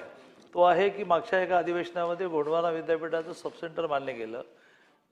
फायनान्सने, अर्थ विभागाने अशी त्याच्यातली असा मुद्दा काढलाय की मूळ गोंडवाना विद्यापीठामध्ये खर्च झाला नाही आहे, त्याच्यापेक्षा जास्त तुम्ही चंद्रपूरला उपकेंद्रावर कसा मागताय. तर तो विषय या अधिवेशनाच्या काळातच एक बैठक करून आम्ही सॉर्ट आउट करणार. धन्यवाद अध्यक्ष महोदय. मी दादांचे विशेष आभार मानतो की जे काही आम्ही प्रश्न विचारले त्याचे बहुतेक सर्व त्यांनी समाधानकारक उत्तर तर नक्कीच दिलेली आहेत. माझं फक्त एकच या ॲक्टमधली दादा शंका आहे की आपण जसं मगाशी म्हणालात की या संस्थेला एक स्वायत्त असणार आहे की कोणताही कोर्स ते चालू करू शकतात. तर आपल्याकडे धार्मिक शिक्षण जर उद्या ह्या संस्थेंनी चालू केलं तर उद्या धार्मिक शिक्षणाचा प्रसार याचा गैरवापर काही ठराविक समुदाय करू शकतील. तर असं काही आपण ॲक्टमध्ये काही प्रोव्हिजन्स करतोय का? कारण शेवटी काय म्हणलं आपण की अनएडेड प्रायव्हेट प्रोफेशनल एज्युकेशन, आज धार्मिक प्रॅक्टिस सुद्धा काही प्रमाणामध्ये प्रोफेशनल झालेली आहे. तर उद्या याच्यावरती काही आपल्याला बंधनं आणता येतील का, किंवा काही अंकुश आणता येतील का, किंवा असे काही प्रोव्हिजन्स ऍक्टमध्ये असतील तर आपण सांगितलं तर खूप बरं आहे. ही असं एखादं स्वायत्त विद्यापीठ घेण्याची एक मोठी प्रक्रिया आहे. 10 एकर जागा पाहिजे, 1.25 लाख स्क्वेअर फीट बांधकाम पाहिजे, अनेक प्रकारच्या समित्या जाऊन त्याच्या चौकशा करतात, त्याचे अहवाल करतात, करत करत करत कॅबिनेटमध्ये विषय होतो. मग तो आपल्या विधानसभा आणि विधान परिषदेमध्ये त्याचा कायदा होतो. प्रत्येक वेळेला सगळी मुद्दे येऊ नयेत चर्चेला, म्हणून मग आपण त्याचा एक अमरेला ऍक्ट केला आणि मग त्या अमरेला ऍक्ट मान्य आहे सगळा. असं झाल्यानंतर मग आपण फक्त एक लाईनचा, आजही त्यातला एक विषय आहे, तो एक लाईनचा फक्त आपण त्याच्यामध्ये ॲडिशन करतो. आणि म्हणून कुठलं शिक्षण देणार आहेत, प्रामुख्याने शेवटी स्वायत्त विद्यापीठं ही प्रोफेशनल कोर्सेससाठीच असतात. त्याशिवाय ते चालतील कसे? ते समजा टेक्नॉलॉजीमधले काही कोर्सेस काढणार असतील, AI बेस काही करणार असतील तरच मुलं येतील, नाही तर बाकी आपल्या संस्था खूप आहेत. त्यामुळे ऑलरेडी हे चेकिंग करून तुम्ही काय प्रकारचे कोर्सेस सुरू करणार आहात, मगच त्यांना परवानगी दिली जाते. आणि त्या परवानगीचे मंत्रिमंडळ, विधानसभा, विधान परिषद, राज्यपालांची सही इतके टप्पे आहेत. सन्मान्य सदस्य नाना. अध्यक्ष महाराज, खरं तर मायनॉरिटीचे जे काही आता आपण कॉलेजेसला मान्यता दिल्यात, आता त्याच्यामध्ये तुम्ही मगाशी म्हणालात की कायद्या घटनेमध्येच त्या पद्धतीच्या व्यवस्था आहेत. पण आपल्या राज्यामध्ये आता खूप साऱ्या त्या तक्रारी आमच्याकडे आहेत, तर येईल वेळेप्रमाणे विधानसभेत मांडू आम्ही. अनेक कॉलेजेसमध्ये त्यांनी ते आपल्या परिवाराची सगळे बहीण, बायको वगैरे सगळे अशा पद्धतीचे समिती केले. त्याची संख्या जो तुम्ही सांगितला तो तिथं प्राध्यापकांच्या भरती वगैरे ह्या सगळ्या मोठा गोळ आहे. त्याला फुल ग्रँट आपण देऊन टाकल्यात त्यांना. आणि कॉलेजेस अशा छोट्या छोट्या इमारतीमध्ये भरवले गेले. त्याला तुम्ही ते पाहिलं पण नाही, त्याचे नेमके कॉलेजेस कुठं चालतात, काय भरती झालेली आहे, किती विद्यार्थी आहेत, याचं कुठेही माहिती तुमच्याजवळ नाही. पेमेंट चाललेलं आहे मंत्रालयातही. काही लोकांनी तर मग तुम्हाला मान्यता देतो, माझ्या कुटुंबाला लावून द्या. तर काही लोक, मंत्रालयातले लोक गडचिरोली जिल्ह्यामध्ये काम करतात आहे कागदावर. अशा पद्धतीच्या तक्रारी आमच्याकडे आहेत. तुम्हाला ते पाठवूया आम्ही. पण तुम्हाला महाराष्ट्रामध्ये कसं शिक्षणाचा व्यापार सुरू झाला आणि राज्याची तिजोरी कशी लुटली जाते त्याचं एक छोटं उदाहरण सांगितलं. सावित्रीबाई फुल्यांचं हा महाराष्ट्र, महात्मा ज्योतिबा फुल्यांचा महाराष्ट्र, सगळ्यांना अपेक्षित होतं की शिक्षण हे मोफत असलं पाहिजे. मधल्या काळात त्याला व्यापारीकरण झालं, आपण सगळेच पाहतोय. केरळ राज्याने परवा निर्णय घेतला, जसं सुधीर भाऊने आता सांगितलं त्याप्रमाणे केरळ राज्याने निर्णय घेतला की तिथं शिक्षणच मोफत करून टाकलं. मग महाराष्ट्रासारख्या राज्यांनी शिक्षण मोफत देण्याच्या बाबतचं काही भूमिका स्पष्ट केली पाहिजे. म्हणजे हे सगळ्या गोष्टी आपल्याला त्याच्यातून बाहेर काढता येईल. पण आज व्यापारीकरणाच्या दृष्टिकोनातून सर्वसामान्याचे मुलं मुली शिकू शकत नाही, हे गोष्ट तेवढी सत्य आहे, हे कोणी नाकारू शकत नाही. पैसे नसेल तर त्याच्या मुलामुलीला शिकताच येत नाही, ही परिस्थिती आहे. आपल्याकडून अपेक्षा सगळ्यांच्याच आहे दादा. त्यामुळे तुम्हाला याच्यातला मोठा अनुभव पण आहे असं सांगण्यात येत आहे. पण मला असं म्हणायचं की हा जो व्यापारीकरण जे सुरू झालेलं आहे महाराष्ट्रात, ते व्यापारीकरण थांबण्यासाठी आपण काय तरतुदी या ठिकाणी आणणार, हा माझा स्पेसिफिक प्रश्न आहे. आणि मोफत शिक्षणाचं जसं केरळ राज्याने परवा धोरण घेतलं तसं महाराष्ट्र राज्य घेईल का? आदरणीय मंत्री महोदय. मुळात आपल्याकडे प्रोफेशनल कोर्सेस सोडले तर आर्ट, सायन्स, कॉमर्स कॉलेजला फी नके बरोबर 600 रुपये वर्षाला वगैरे वगैरे अशीच आहे. मग कशाला फी आहे तर प्रोफेशनल कोर्सेसला. त्याच्या बाबतीमध्ये आपण नानासाहेब आपण निर्णय केला की 8 लाखापेक्षा कमी उत्पन्न असणाऱ्या मुलींना फीस नाही, ती त्या संस्थेला त्या मुलीच्या वतीने सरकार भरणार. आणि 8 लाखापेक्षा कमी उत्पन्न असणाऱ्या मुलांना 50% आपण भरतो. त्या मुलींना फीस नाही येत आपल्या महाराष्ट्रात कुठल्याच कोर्सेस नवीन. 842 कोर्सेस आपण काढले असे की जे नॉर्मली या मुली घेतात, त्यांना आपल्या राज्यामध्ये फी नाही, मोफत शिक्षणच आहे. तर आता मग राहिलं कोणतं, त्याची डिमांड सुरू झाली आहे की मग मुलांचं पण 100% फ्री करा. संख्या मोठी आहे. जसं जसं राज्याच्या बजेटला हा भार सहन होईल, मुलींच्या याच्यामध्ये सुद्धा निर्णय केला तर आपल्याला 1800 कोटी जास्त भरावं लागले. म्हणजे निम्मी भरायचो, त्याच्यापेक्षा 1800 कोटी जास्त भरल्यानंतर सगळ्यांची पूर्ण फी माफ झाली. आता एक त्या मुलींच्या फीमध्ये मुद्दा आला आहे की अदर फीच्या नावाने कॉलेज वसूल करतं. मग ती अदर फी सुद्धा आपल्याला शुल्क नियंत्रणमध्ये टाकता येईल का? आणि शुल्क नियंत्रणने ठरवायचे की अदर फी किती आहे. आणि मग ट्युशन फी जशी ट्युशन फी आणि परीक्षा फी नाना दोन्ही आपण भरतो, तर अदर फी सुद्धा सरकार भरू शकलं. ऑलरेडी आपण जी पंजाबराव देशमुख त्यांच्या हॉस्टेलसाठी जी योजना केली आहे त्यात तर मोठ्या शहरात 6000 रुपये पर मंथ 10 महिन्याला 60,000 देतो. हॉस्टेल नाही मिळालं तर त्याने रूम घेऊन राहावी आणि मेस लावावी. करत करत करत आपल्या एखाद्या जिल्हा केंद्रामध्ये सुद्धा आपण 2800 रुपये पर मंथ म्हणजे 10 महिन्याचे 28,000 देतो. असं सगळ्या बाजूने हॉस्टेल फ्री, नसेल मिळत तर निर्वाह भत्ता देणार, परीक्षा फी भरणार सरकार, ट्युशन फी भरणार. आता 8 लाख वर्षाला म्हणजे त्या कुटुंबाचं उत्पन्न दरमहा 70,000 रुपये. 70,000 रुपये सुद्धा उत्पन्न असेल तरी सुद्धा फी भरायची नाही. मुलांची फी एकदा भरायची नाही ठरलं तर मग विषय संपला. पण वस्तुस्थितीला ते नाही आहे ना खाली. म्हणून मगाशी सगळ्या सदस्यांनी ते सांगितलं की याच्यावर नियंत्रण ठेवणारी कुठली समिती आपली नाही. अरे तुम्ही वारंवार सभागृहात असं सांगता की एक उदाहरण द्या, पण तुम्हाला हे सगळीकडेच आहे, हे सगळीकडे आहे. आणि म्हणून तुम्हाला या सगळ्या गोष्टीचं कुठंतरी एक जिल्ह्याच्या स्तरावर कुठलं तरी नियंत्रण व्यवस्थेचं काहीतरी आपण केलं पाहिजे. कॉलेजला ठेवा, नाही करत ना, परिस्थिती नाही आहे, ती नाही आहे परिस्थिती. आणि हा जो बघा एक प्रश्नाचं उत्तर तुम्ही अजून नाही दिलं. मी तुम्हाला सांगितलं की तुमचं वस्तुस्थितीला नाही, आपला नियम असेल. दुसरा, या ज्या मायनॉरिटीच्या ज्या परमिशन आपण दिल्या तिथं कॉलेजेस नाही, बरोबर बसायला व्यवस्था नाही, मुलं नाही. मुंबईच्या मंत्रालयातले लोक त्यांचे रिश्तेदार तिथं नोकरीला आहेत गडचिरोली जिल्ह्यामध्ये. अशा पद्धतीची स्थिती आहे, तर त्याच्यावरही काही आपलं नियंत्रण आहे की नाही त्याचं उत्तर आपण दिलं नाही. मायनॉरिटी संस्थांना परवानगी दिली असं गेल्या अनेक वर्ष झालंच नाही आहे. आधीच्या आहेत, पण त्या मायनॉरिटींना घटनेनेच प्रोटेक्शन दिलेलं आहे की त्यांना त्यांची फी त्या ठरवतात, त्यांचे रिक्रुटमेंट ते करतात, त्यांचे ॲडमिशन ते करतात. हा घटनेमध्ये दिलेला त्यांचा अधिकार मायनॉरिटीना नाही आहे ना नियंत्रण. मी तेच मानतोय. आता एक सुप्रीम कोर्ट निर्णय झाल्यामुळे का सुधीर भाऊ सांगा, मायनॉरिटीजना रिस्ट्रिक्शन घटनेप्रमाणे आपण करूच शकत, त्यांना प्रोटेक्शन आहे. हाच तर आज मोठ्या प्रमाणात समाजामध्ये चर्चेचा आणि मागणीचा विषय आहे. पण सुप्रीम कोर्टाने दिलेल्या निर्णयामुळे एक तर एंट्री आत मिळाली की तुम्ही जर अनुदान घेत असाल आमच्याकडून तर रिक्रुटमेंटला आमचा प्रतिनिधी घेतला पाहिजे, असा एक निर्णय दिलाय. त्याची अंमलबजावणी आता करू. फक्त मुस्लिमच नाही आहे, जैन आहे, बौद्ध आहे, विविध आहे. मला तो मुद्दा नाही आहे, माझा तो मुद्दा नाही की हे पैसे चाललेत, त्याच्यावर खर्च होत आहे, मुलांना शिक्षण मिळतं की नाही, बोगस प्राध्यापक तिथं पगार घेतात काय, याच्यावरचं आपलं नियंत्रण नाही राहू शकत. म्हणजे काही केलं तरी चालेल.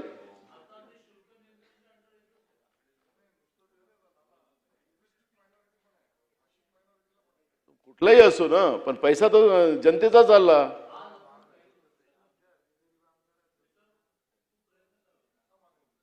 अरे पण हे तर लूट आहे ना. मुंबईत बसून लोक गडचिरोलीत पगार घेतात, आपण काहीच करू शकत नाही.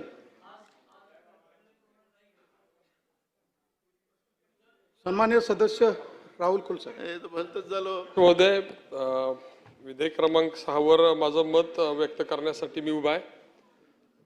महाराष्ट्र शैक्षणिक अधिनियम 2015 मध्ये सुधारणा करण्यासाठी हे विधेयक चर्चेमध्ये आहे.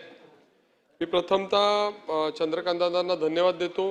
ABVP पासून आतापर्यंत शैक्षणिक क्षेत्रात केलेल्या कामाच्या माध्यमातून अतिशय आमूलाग्र बदल त्यांच्या माध्यमातून या शिक्षण व्यवस्थेमध्ये करण्याचा त्यांनी प्रामाणिकपणे प्रयत्न केला आणि त्यामुळे या सुधारणा होत आहेत. त्यांना मी धन्यवाद देतो की कलम 6 मध्ये बदल करून सामाजिक व शैक्षणिक दृष्ट्या मागासवर्गीय आरक्षण ज्याच्यासाठी आवश्यक ते बदल या विधेयकाच्या माध्यमातून केले जात आहेत.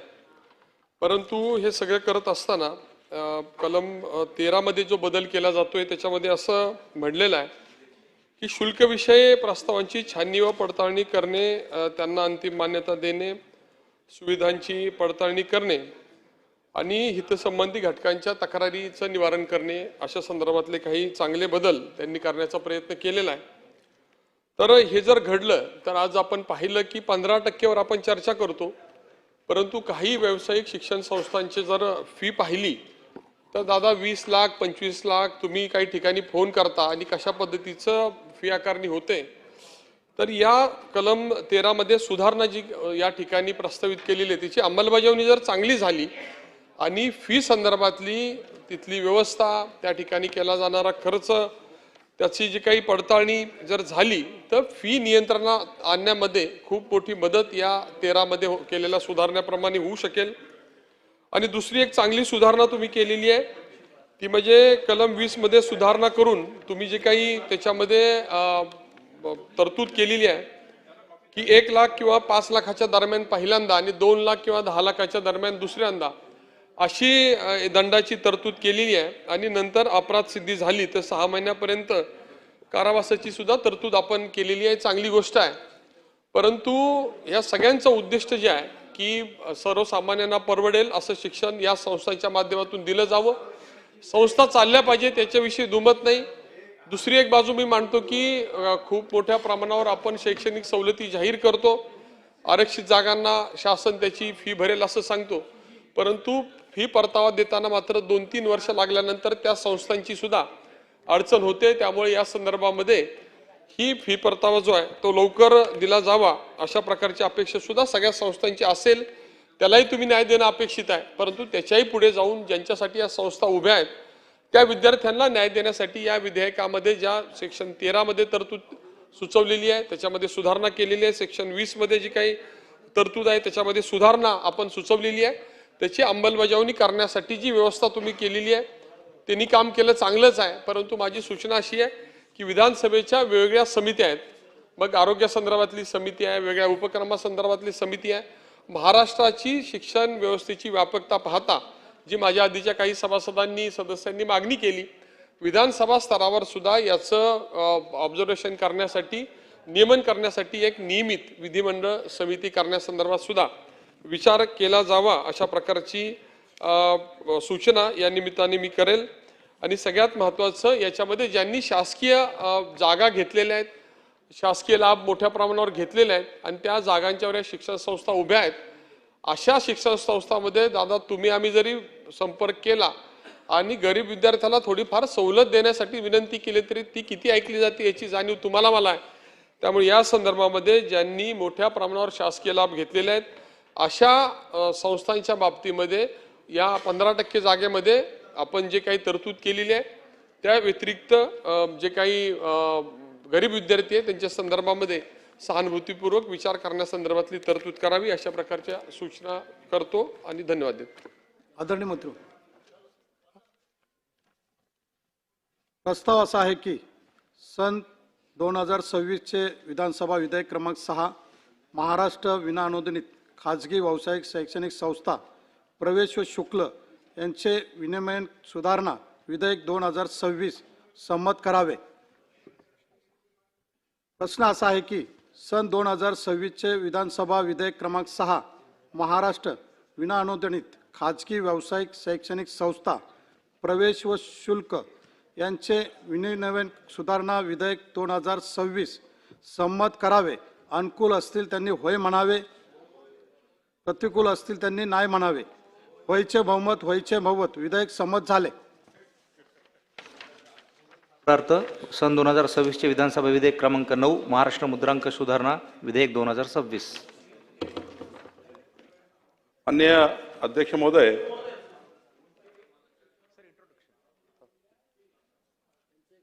विधान परिषदेने संमत केलेले सन 2026 हे विधान परिषद विधेयक क्रमांक 1 महाराष्ट्र सार्वजनिक विद्यापीठ सुधारणा विधेयक 2026 मी आपल्यामध्ये मांडतो. ते मी मांडतानाच सांगतो की त्याच्यामध्ये काही चर्चा करण्यासारखं नाही, म्हणजे पटकन होईल आणि मग बावनकुळे साहेब त्यांच्या विधेयकाकडे जातील. कारण आपण नवीन कॉलेजेसना जे इरादा पत्र देतो ते आचारसंहितेमुळे देता येत नव्हतं आणि त्यामुळे त्याची मुदत जी असते ती कायद्याने वाढवावी लागते. ते वाढवण्याचा एक लाईनचं खरं म्हणजे हे विधेयक आहे. हा नाही कायद्यामध्ये बदल आहे. तो मी काय बोलायचं नाही ना. तारीख दिली आहे. कुठलं तुम्ही त्या कायद्याची तारीख जेव्हा आपल्याला पार करायची असते तेव्हा तुम्ही सभागृहात येता. माझं व्यक्तिगत मत आहे की तुम्ही अधिकार का नाही घ्यायचा. हा अधिकार या बिलामध्ये मी सुधारणा सुचवतो की यानंतर ही तारीख वाढवण्यासाठी विधिमंडळाचं कामकाजाचं महत्वाचा वेळ घेण्याच्या ऐवजी जेव्हा उच्च शिक्षण मंत्र्यांना वाटेल तेव्हा ती तारीख वाढवता यावी. आता हे प्रत्येक गोष्ट अशा पद्धतीने इथं या जसं आपण आमदारांचा पगार असंच यावं लागायचं. आता यावं लागते का. आपोआप वाढते. आता 8वं वेतन आलं का आपोआप तसंच करायचं. जी सुदैवांची सूचना बिचारा दिन पण हा ऑर्डिनन्स काढला होता तो ऑर्डिनन्स कायद्यामध्ये कन्वर्ट करायला लागेल. त्यामुळे एक लाईनचं विधेयक आहे ते वाचून तुम्ही सभागृहाची संमती घेतलीत की आपल्याला पुढे जाते. प्रस्ताव असा आहे की विधान परिषदेने संमत केलेले सन 2026चे विधान परिषद विधेयक क्रमांक 1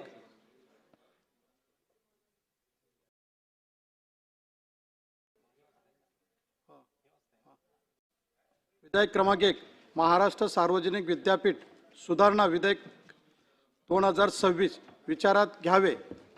प्रश्न असा आहे की विधान परिषदेने संमत केलेले सन 2026चे विधान परिषद विधेयक क्रमांक 1 महाराष्ट्र सार्वजनिक विद्यापीठ सुधारणा विधेयक 2026 विचारात घ्यावे काय.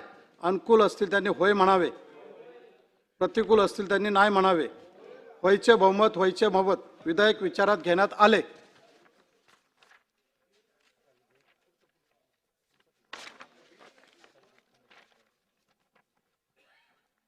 आता विधेयक खंडशः विचारात घेण्यात येईल.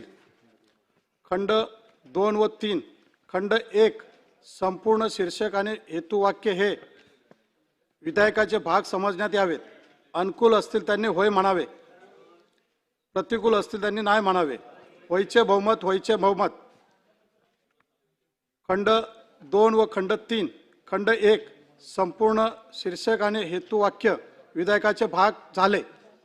महोदय, विधान परिषदेने संमत केलेले सन 2026 हे विधान परिषद विधेयक क्रमांक 1 महाराष्ट्र सार्वजनिक विद्यापीठ सुधारणा विधेयक 2026 संमत करण्यात यावे.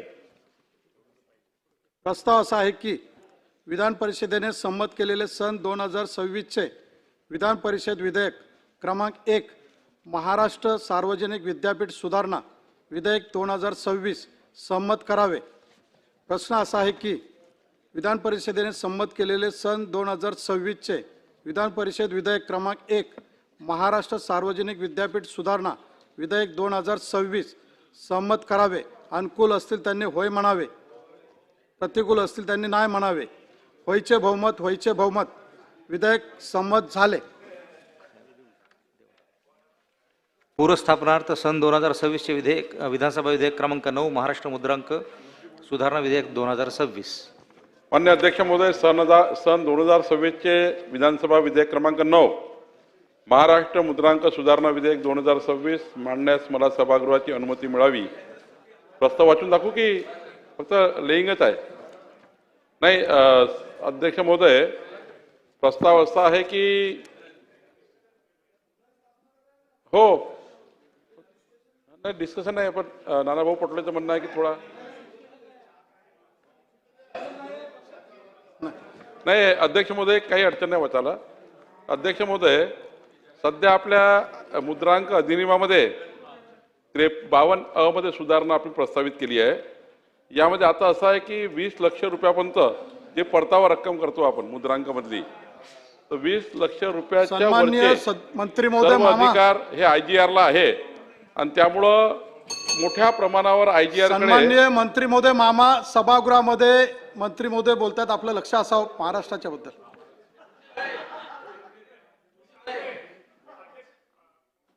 मंत्री महोदय. अध्यक्ष महोदय, मी नानाभाऊ सांगत होतो आपल्याला की 20 लाख रुपयाच्या वरच्या परताव्याच्या रकमा जे केसेस असतात त्या केसेस IGR-कडे येतात आणि त्यामुळं प्रचंड प्रलंबित प्रकरणं IGR-कडे तयार होतात. आणि म्हणून आपण सुधारणा काय करतोय की जो मुद्रांक जिल्हाधिकारी यांना 5 लाखाचे अधिकार आहे त्यांना 20 लाख रुपयापर्यंत द्यावे. नोंदणी उपमहानिरीक्षकाकडे 20 लाखाचे अधिकार आहे ते 50 लाख रुपयापर्यंत करावे. सहनोंदणी महानिरीक्षकाकडे सुद्धा तरतूदच नाही आहे त्यांचे अधिकार किती ते 1 कोटी रुपयापर्यंत करावे.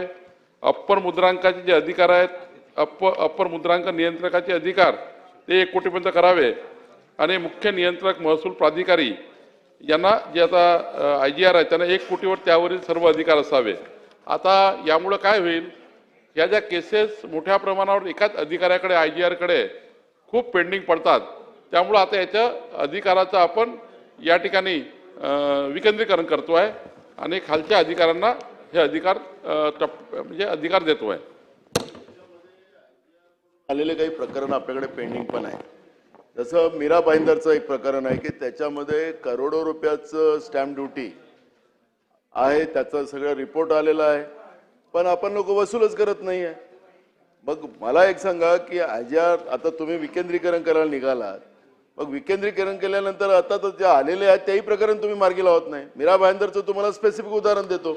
आता IGR-कडेच त्या ठिकाणी हे प्रकरण आहेत. 1 कोटीच्या वरचे प्रकरण हाताळण्याचे अधिकार IGR-ला राहतील आणि 1 कोटीच्या आतमधले जे प्रकरण आहेत ते 20 लक्ष 40 लक्ष जे काही सांगितले आहे त्याप्रमाणे ते अधिकार आता आपण खाली डेलिगेट करतो आहे. त्यामुळे मला असं वाटतं की आपण बिलाच्या वेळेस पूर्ण बोलू, बिलाच्या वेळेस संपूर्ण मांडू. फक्त मी इंट्रोडक्शन केलं आहे बिलाचं, त्यामुळे मला असं वाटतं की या प्रस्तावाला अनुमती मिळावी. सुधीर भाऊ.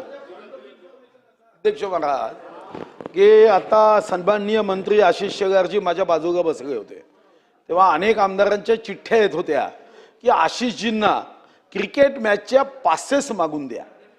अध्यक्ष महाराज बॅरिस्टर वानखेडे यांनी 11 अर्थसंकल्प दिले. अध्यक्ष महाराज त्यांच्या नावाचं स्टेडियम आहे आणि महसूल मंत्री इथं आहे. महसूल मंत्री सर्व फाईल जरी वाचू शकत नसले तरी मी त्यांच्या लक्षात आणून देतो की त्या स्टेडियमची एक तांत्रिक फाईल ही महसूल विभागामध्ये आहे की ज्यामध्ये ते स्टेडियम आपण परत घेऊ शकतो. तर अध्यक्ष महाराज या सभागृहामध्ये एवढा अधिकार असताना अध्यक्ष महाराज काही आमदार, मला क्रिकेटमध्ये रुची नाही, मला व्यक्तिगत रुची नाही, पण या सभागृहामध्ये अध्यक्ष महाराज 1-2 पासेससाठी आमदार जर मोहताज राहत असेल अध्यक्ष महाराज तर मग अध्यक्ष महाराज सर्वांना वाटतं की इंग्रजांना हाकलताना इंग्रजांचा पराभव पाहताना आम्ही होतो की नाही माहित नाही, पण आज इंग्रजांचा पराभव पाहताना साक्षीदार राहावं हा जर भाव आमदारांचा असेल, हा देशभक्तीचा भाव सरकारने लक्षात घेऊन अध्यक्ष महाराज तुम्ही महसूल मंत्र्यांना निर्देश द्या की 6:30 पर्यंत या पासेसची ज्या आमदारांना रुची आहे, मला पास नको आहे मी पुन्हा सांगतोय, पण ज्या आमदारांना रुची आहे त्यांना महसूल मंत्र्यांनी पासेस द्यावे.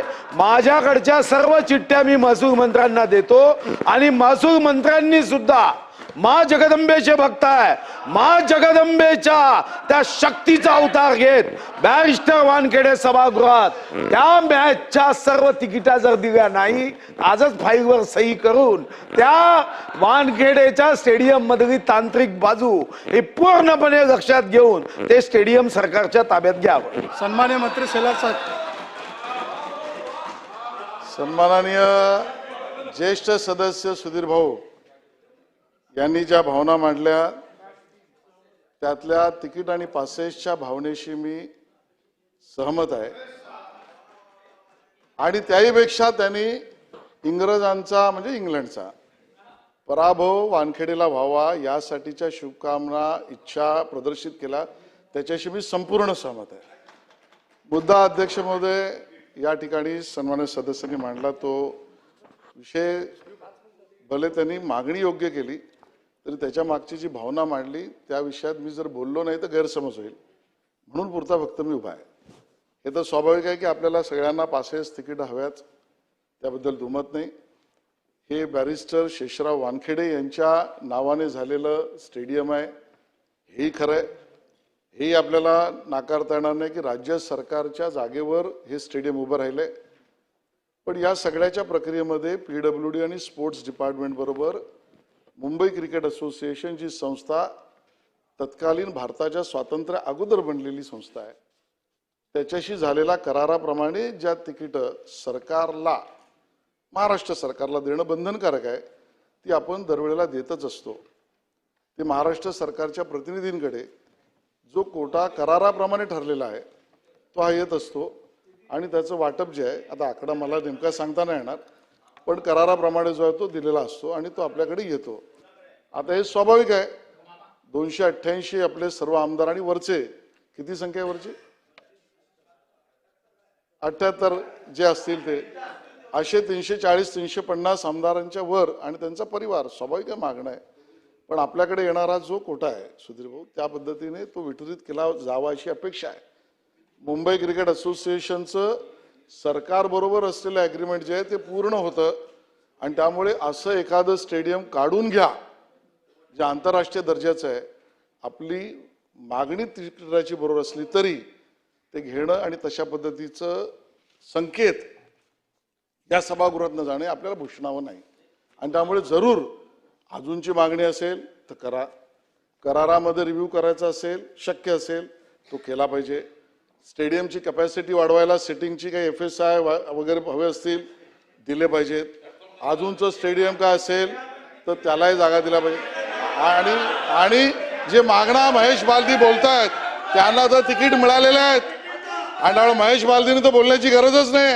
इथे बसलेल्यापैकी कोणाकोणाला तिकीट मिळालं आहे त्याची नाव मी सांगू शकतो. पण आणि त्यामुळे सभा अध्यक्ष महोदय, माझं या ठिकाणी स्पष्ट म्हणणं आहे, सभागृहाच्या भावनेशी सहमत असलं तरी कायदा कायदा आहे आणि आंतरराष्ट्रीय स्वरूपात आपल्या राज्याचं, मुंबईचं, देशाचं नाव ज्या स्टेडियमने होतं ते काढून घ्या असं म्हणणं मला संयुक्तिक वाटत नाही आणि म्हणून तेवढा पुरता मी स्पष्टता द्यायला उभा राहिलेलो आहे. सन्मान्य खोतकर आणि अध्यक्ष महोदय, माननीय अध्यक्ष महोदय, म्हणतो नाही स्टेडियम सरकारकडे आहे. सुधीर भाऊने ज्या विषयाकडे लक्ष वेधलं त्या संदर्भात मी बोलणार. अध्यक्ष महोदय, मला आठवतं अध्यक्ष महोदय 1995ला त्या दरम्यान माननीय मुख्यमंत्री जोशी सर, मनोहर जोशी त्या ठिकाणी होते. अध्यक्ष महाराज, आम्ही त्या सभागृहात होतो. अध्यक्ष महोदय, आणि 1995 अशाच प्रकारची आशिषभाई मागणी झाली. मुख्यमंत्र्यांनी 1 तासाच्या आत सर्वच्या सर्व जे इच्छुक आमदार आहेत त्यांना, त्यात मी पण होतो, त्या सर्वच्या सर्व आमदारांना त्या ठिकाणी तिकडची पासची उपलब्धता करून दिली. अध्यक्ष महोदय, तसं आशिषभाई कोण अपेक्षा आहे आमच्या, माझी पूर्ण करणार ते आता, माझी पूर्ण करणार आहे.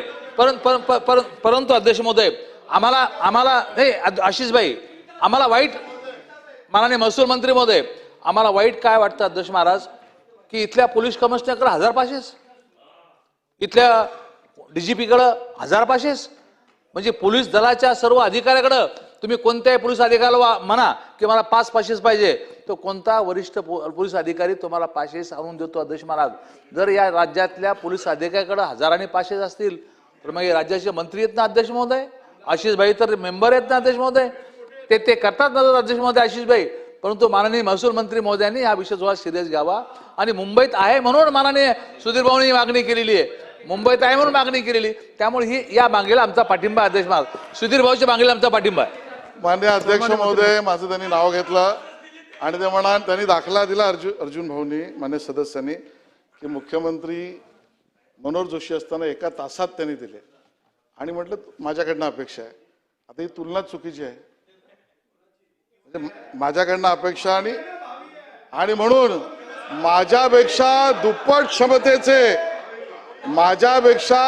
क्षमतेचे मुख्यमंत्री आज महाराष्ट्राला, किमान 4पट क्षमतेचे महाराष्ट्राला लाभलेत. मी तुमचा निरोप माननीय मुख्यमंत्र्यांना जरूर देईन, पण आपण सगळे म्हणून ही मनोकामना करूया की आज भारत हँड्स डाऊन इंग्लंडचा पराभव करेल आणि आपण सगळे आनंदोत्सव करू.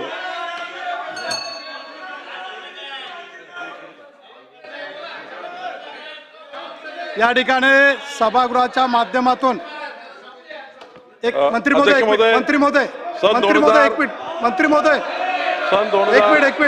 मिनिट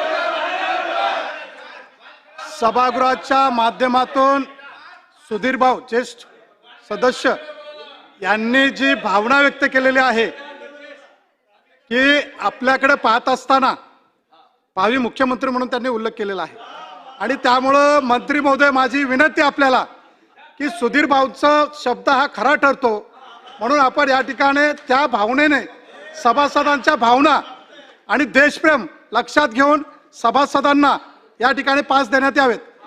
मंत्री महोदय। अध्यक्ष महोदय, सन 2026 चे विधानसभा विधेयक क्रमांक 9 महाराष्ट्र मुद्रांक सुधारणा विधेयक 2026 मांडण्यास मला सभागृहाची अनुमती मिळावी। हेच ना 9 नंबर प्रस्ताव असा आहे की सन 2026 चे विधानसभा विधेयक क्रमांक 9 महाराष्ट्र मुद्रांक सुधारणा विधेयक 2026 मांडण्यास अनुमती देण्यात यावी। प्रश्न असा आहे की सन 2026 चे विधानसभा विधेयक क्रमांक 9 महाराष्ट्र मुद्रांक सुधारणा विधेयक 2026 मांडण्यास सभागृहाची अनुमती आहे काय? अनुकूल असतील त्यांनी होय म्हणावे, प्रतिकूल असतील त्यांनी नाही म्हणावे। होयचे बहुमत प्रस्ताव संमत झाला। अध्यक्ष महोदय, मी आपल्या अनुमतीने सन 2026 चे विधानसभा विधेयक क्रमांक 9 महाराष्ट्र मुद्रांक सुधारणा विधेयक 2026 मांडतो। सन 2026 चे विधानसभा विधेयक क्रमांक 9 महाराष्ट्र मुद्रांक सुधारणा विधेयक 2026 मांडण्यात आले। मॅडम तयार आहे? सन 2026 चे विधानसभा विधेयक क्रमांक 7 महाराष्ट्र उद्वहन सरकते। आणि हे खरं आहे की माननीय मंत्री महोदय चंद्रशेखर बावनकुळे अतिशय कार्यक्षम ऊर्जावान असे मंत्री आहे, आदर्श मंत्री आहे। मला पहिल्यांदा म्हणजे मी अनेकदा पाहतो की एखादा स्थगन असेल तर ते उठून पटापट उत्तर देतात। आज असं काय झालं बावनकुळे साहेब की तुम्ही अजून उठलेही नाही आणि तुम्ही सभागृहाच्या ज्या आमदारांना, आम्हाला तर जायचं नाही आहे पण ज्यांना पाहिजे आहे, मला आठवतं की स्वर्गीय रमेश कानडे हे क्रीडा आणि शिक्षण सचिव असताना ते आमदारांना बोलून पासेस द्यायचे। स्वर्गीय रमेश कानडे। मंत्री महोदय बावनकुळे साहेबांना असं काय झालं? जास्त जेवण झालं की शुगर जास्त झाली आहे काय आहे? आता ज्या उत्साहात ते उत्तर देतात, सर्वात उत्साहात उत्तर देणाऱ्या मंत्र्यांपैकी एक आहे तू। अध्यक्षांच्या निर्देशानंतर इथे शांत का? काय त्यांना इंग्लंडचा पराभव भारत करत असताना त्याचे साक्षीदार आमदार होऊ नये असं वाटतं का? तुम्ही आमदारांना साक्षीदार करा आणि त्यांच्या हातात अधिकार आहे, मला माहिती आहे। बावनकुळे साहेब तुम्ही जरा निर्देश तर स्वीकारा एकदा। बावनकुळे साहेब एक मिनिट मंत्री महोदय एक मिनिट। आदरणीय सुधीर भाऊ, आपण अतिशय ज्येष्ठ आहात। मी आपल्याला प्रत्येक वेळी आपल्या बाजूला बसताना सांगितलं की मला मार्गदर्शन करत जा आणि म्हणून भाऊने आपण ज्यावेळी मागणी केली त्यावेळी या मुंबई शहराच्या उपनगराचे पालकमंत्री आशिष शेलारकडे मागणी केली। आपण त्यांना सांगितले की तुम्ही भावी मुख्यमंत्री आहात। बावनकुळे साहेबांना भावी मुख्यमंत्री बोलले नाहीयेत। बावनकुळे साहेबांना आपण भावी मुख्यमंत्री बोललेले नाहीयेत। त्यामुळे या ठिकाणी आपण जी मागणी केली होती आशिष शेलारांकडे, त्यामुळे आशिष शेलारांनी मान्य करून ते बोललेले आहेत। आदरणीय मंत्री महोदय, या राज्यामध्ये देवेंद्र फडणवीसजीच आमचे सर्वांचे योग्य आणि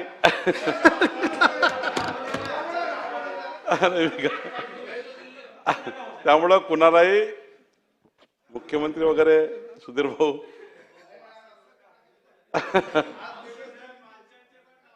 खरं तर मी या सभागृहाच्या भावना लक्षात घेता मी आशिष शेलारजी यांच्याही चर्चा करतो आणि विधिमंडळ सदस्यांना पासेस कशा मिळतील यावर निश्चितपणे लक्ष टाकतो। संपलं?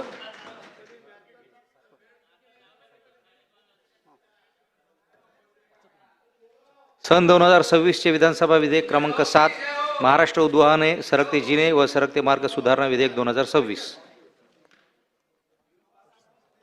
महोदय, सन 2026 चे विधानसभा विधेयक क्रमांक 7 महाराष्ट्र उद्वहने सरकते जिने व सरकते मार्ग सुधारणा विधेयक 2026 विचारात घेण्यात यावे असा मी आपल्या अनुमतीने प्रस्ताव मांडते.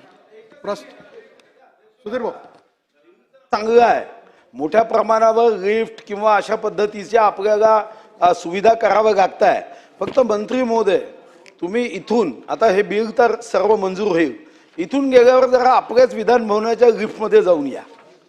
सुरक्षेच्या दृष्टिकोनातून कायद्यात तरतूद आहे की तिथं त्याचं इन्स्पेक्शन कधी केलं त्या इन्स्पेक्शनचा चार्ट गावला पाहिजे.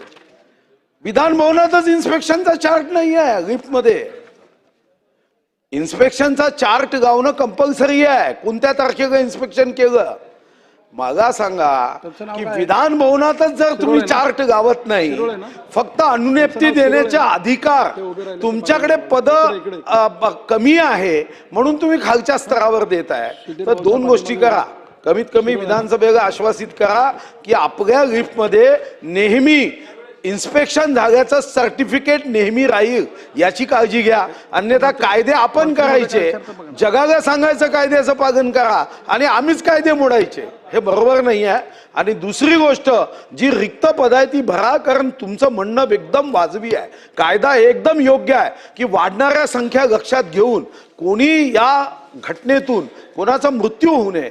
अतिशय चांगल्या पद्धतीचा कायदा आहे. फक्त एवढीच विनंती आहे, इथून जेव्हा केव्हा तुम्ही सभागृहाच्या बाहेर जाल तेव्हा उद्या कमीत कमी सर्टिफिकेट लागलं राहील याची काळजी घ्या. मंत्री महोदय, मला ह्या बिलचा मुख्य जो उद्देश आहे की आपण जे लायसन्सिंग आणि इन्स्पेक्शन पॉवर्स आहे हे डिसेंट्रलाइज करू इच्छितो. चीफ इलेक्ट्रिकल इन्स्पेक्टरपासून सुपरिटेंडेंट इंजिनियर्सपर्यंत रिजनली. तर ह्याच्यामध्ये आपण एक क्वालिटी अश्युरन्स मेकॅनिझम ही समजा आपण एन्श्युअर केली की बाबा जेव्हा डिसेंट्रलायझेशन होतं तेव्हा जी एफिशियन्सी आहे ती रुरल भागामध्ये आणि शहरी भागामध्ये समान असली पाहिजे. त्यामुळं क्वालिटी अश्युरन्स मेकॅनिझम असं आपण एक रोबस्ट इस्टॅब्लिश करावा अशी एक सूचना आहे. त्याच पद्धतीने जेव्हा आपण डिसेंट्रलायझेशन करतो तेव्हा आपल्याला जास्ती मॅनपॉवर लागते. तर ऑलरेडी आपण मेन्शन केलंय की आपल्याकडे ओव्हरबर्डन्ड आहे, म्हणजे आपलं जे ऑफिस आहे ते ओव्हरबर्डन्ड आहे. त्याच्यामुळं त्याच्यामध्ये नवीन टेक्निकल पोस्ट, कारण आपण डिसेंट्रलायझेशन करणार असेल तर जास्ती आपल्याला कर्मचारी लागतील, तर त्यासाठी नवीन टेक्निकल पोस्ट तयार करणे किंवा आपण जे ॲडिशनल चार्ज एक्झिस्टिंग इंजिनियर्सला देणे, अशा प्रकारे समजा आपण त्याचं मॅनपॉवर प्लॅनिंग जसं सुधीर भाऊ म्हणले तसं केलं पाहिजे. तिसरं म्हणजे आपण काही थर्ड, कारण 2 लाख लिफ्ट याच्या फायर सेफ्टी ऑडिटचा विषय आहे. त्यामुळं आपल्या कर्मचाऱ्यांवरती नुसता तो होणार आहे का थोडंसं हायब्रिड मॉडेल करून आपल्याला थर्ड पार्टी सेफ्टी ऑडिट्स असा आपल्याला काही विचार करता येईल तर त्याचा पण विचार करावा. आणि शेवटी ह्याच्यात ट्रान्सपरन्सी असावी आणि त्याच्यामुळे आपल्याला सेंट्रलाइज डिजिटल पोर्टल हे समजा आपण तयार केलं तर रिअल टाइम ट्रॅकिंग करता येईल, जेणेकरून नागरिकांना हे कळेल की त्यांच्या लिफ्टची फिटनेस सर्टिफिकेट आहे का त्याला रिन्युअल करायला जायला पाहिजे. तर या काही सूचना समजा आपण याचा विचार करावा अशी माझी विनंती. अध्यक्ष महोदय, बोला एकत्र देते.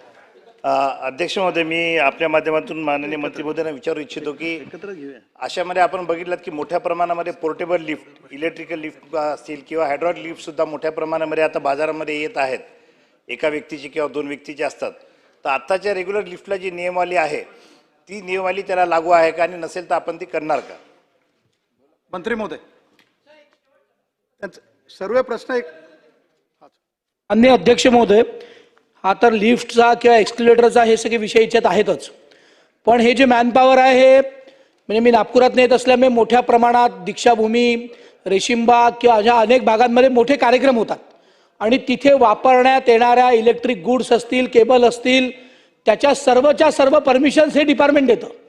पण या डिपार्टमेंटजवळ म्हणजे एक उदाहरणार्थ राष्ट्रपतींचा कार्यक्रम असेल, माननीय पंतप्रधानांचा असेल, मुख्यमंत्र्यांचा असेल, त्या सगळ्या कार्यक्रमाच्या इलेक्ट्रिक केबल्सपासूनच्या सगळ्या परमिशन हे डिपार्टमेंट देतं.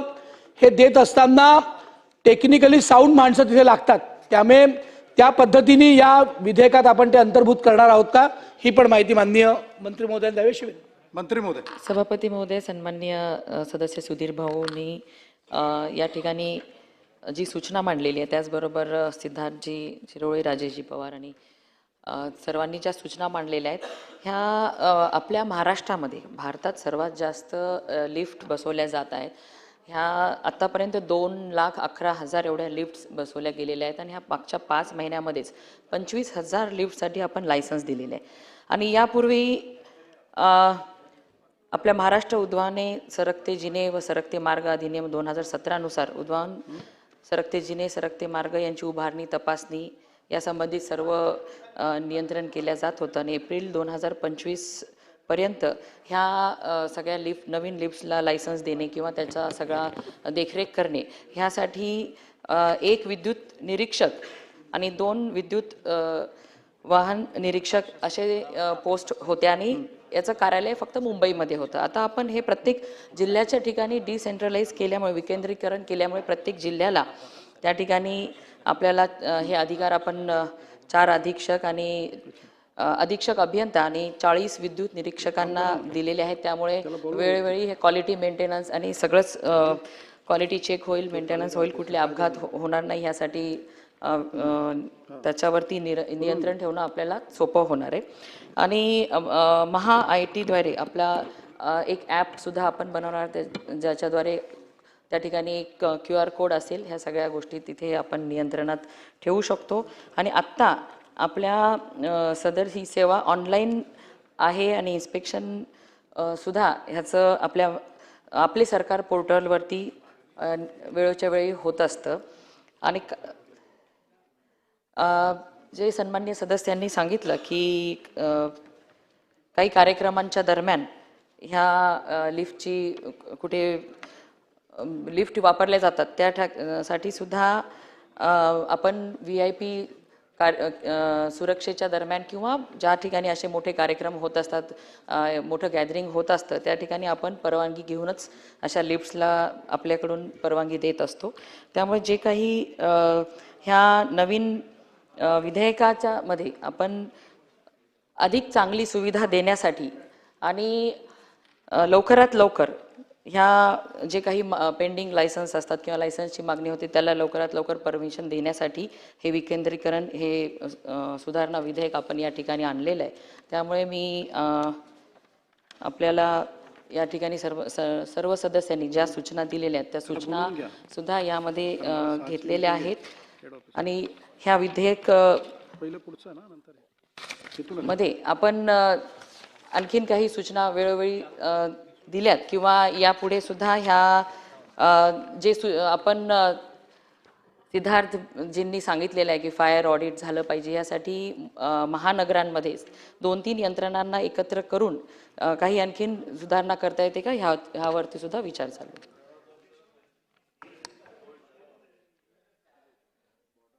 मंत्री महोदय, मी जो उल्लेख केला आपल्याला विचारलं की जे घरी सरासरी अशा लिफ्ट बसवतात पिटलेस लिफ्ट जे नवीन इलेक्ट्रिक लिफ्ट आले त्या ह्या नियमावली त्यांना लागू आहेत का? लिफ्ट्सला ह्या नियमावली लागू आहेत.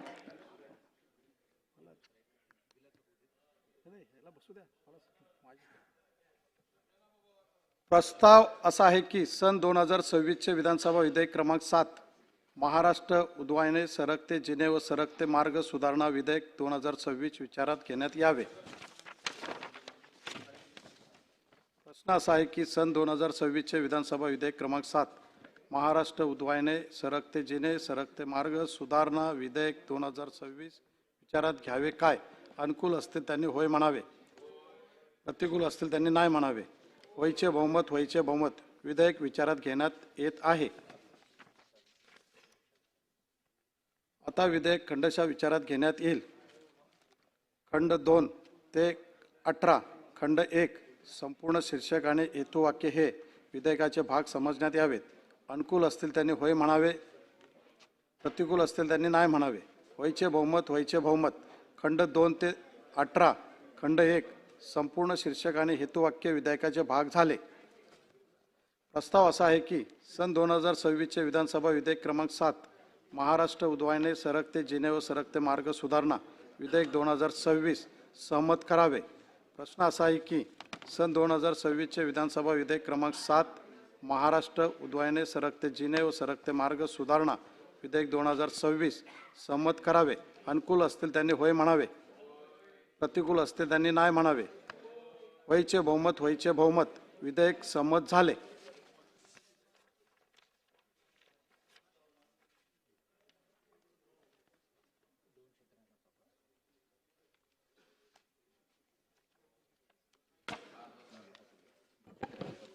प्रस्ताव 293 सन्मान्य सदस्य नाना पटोले.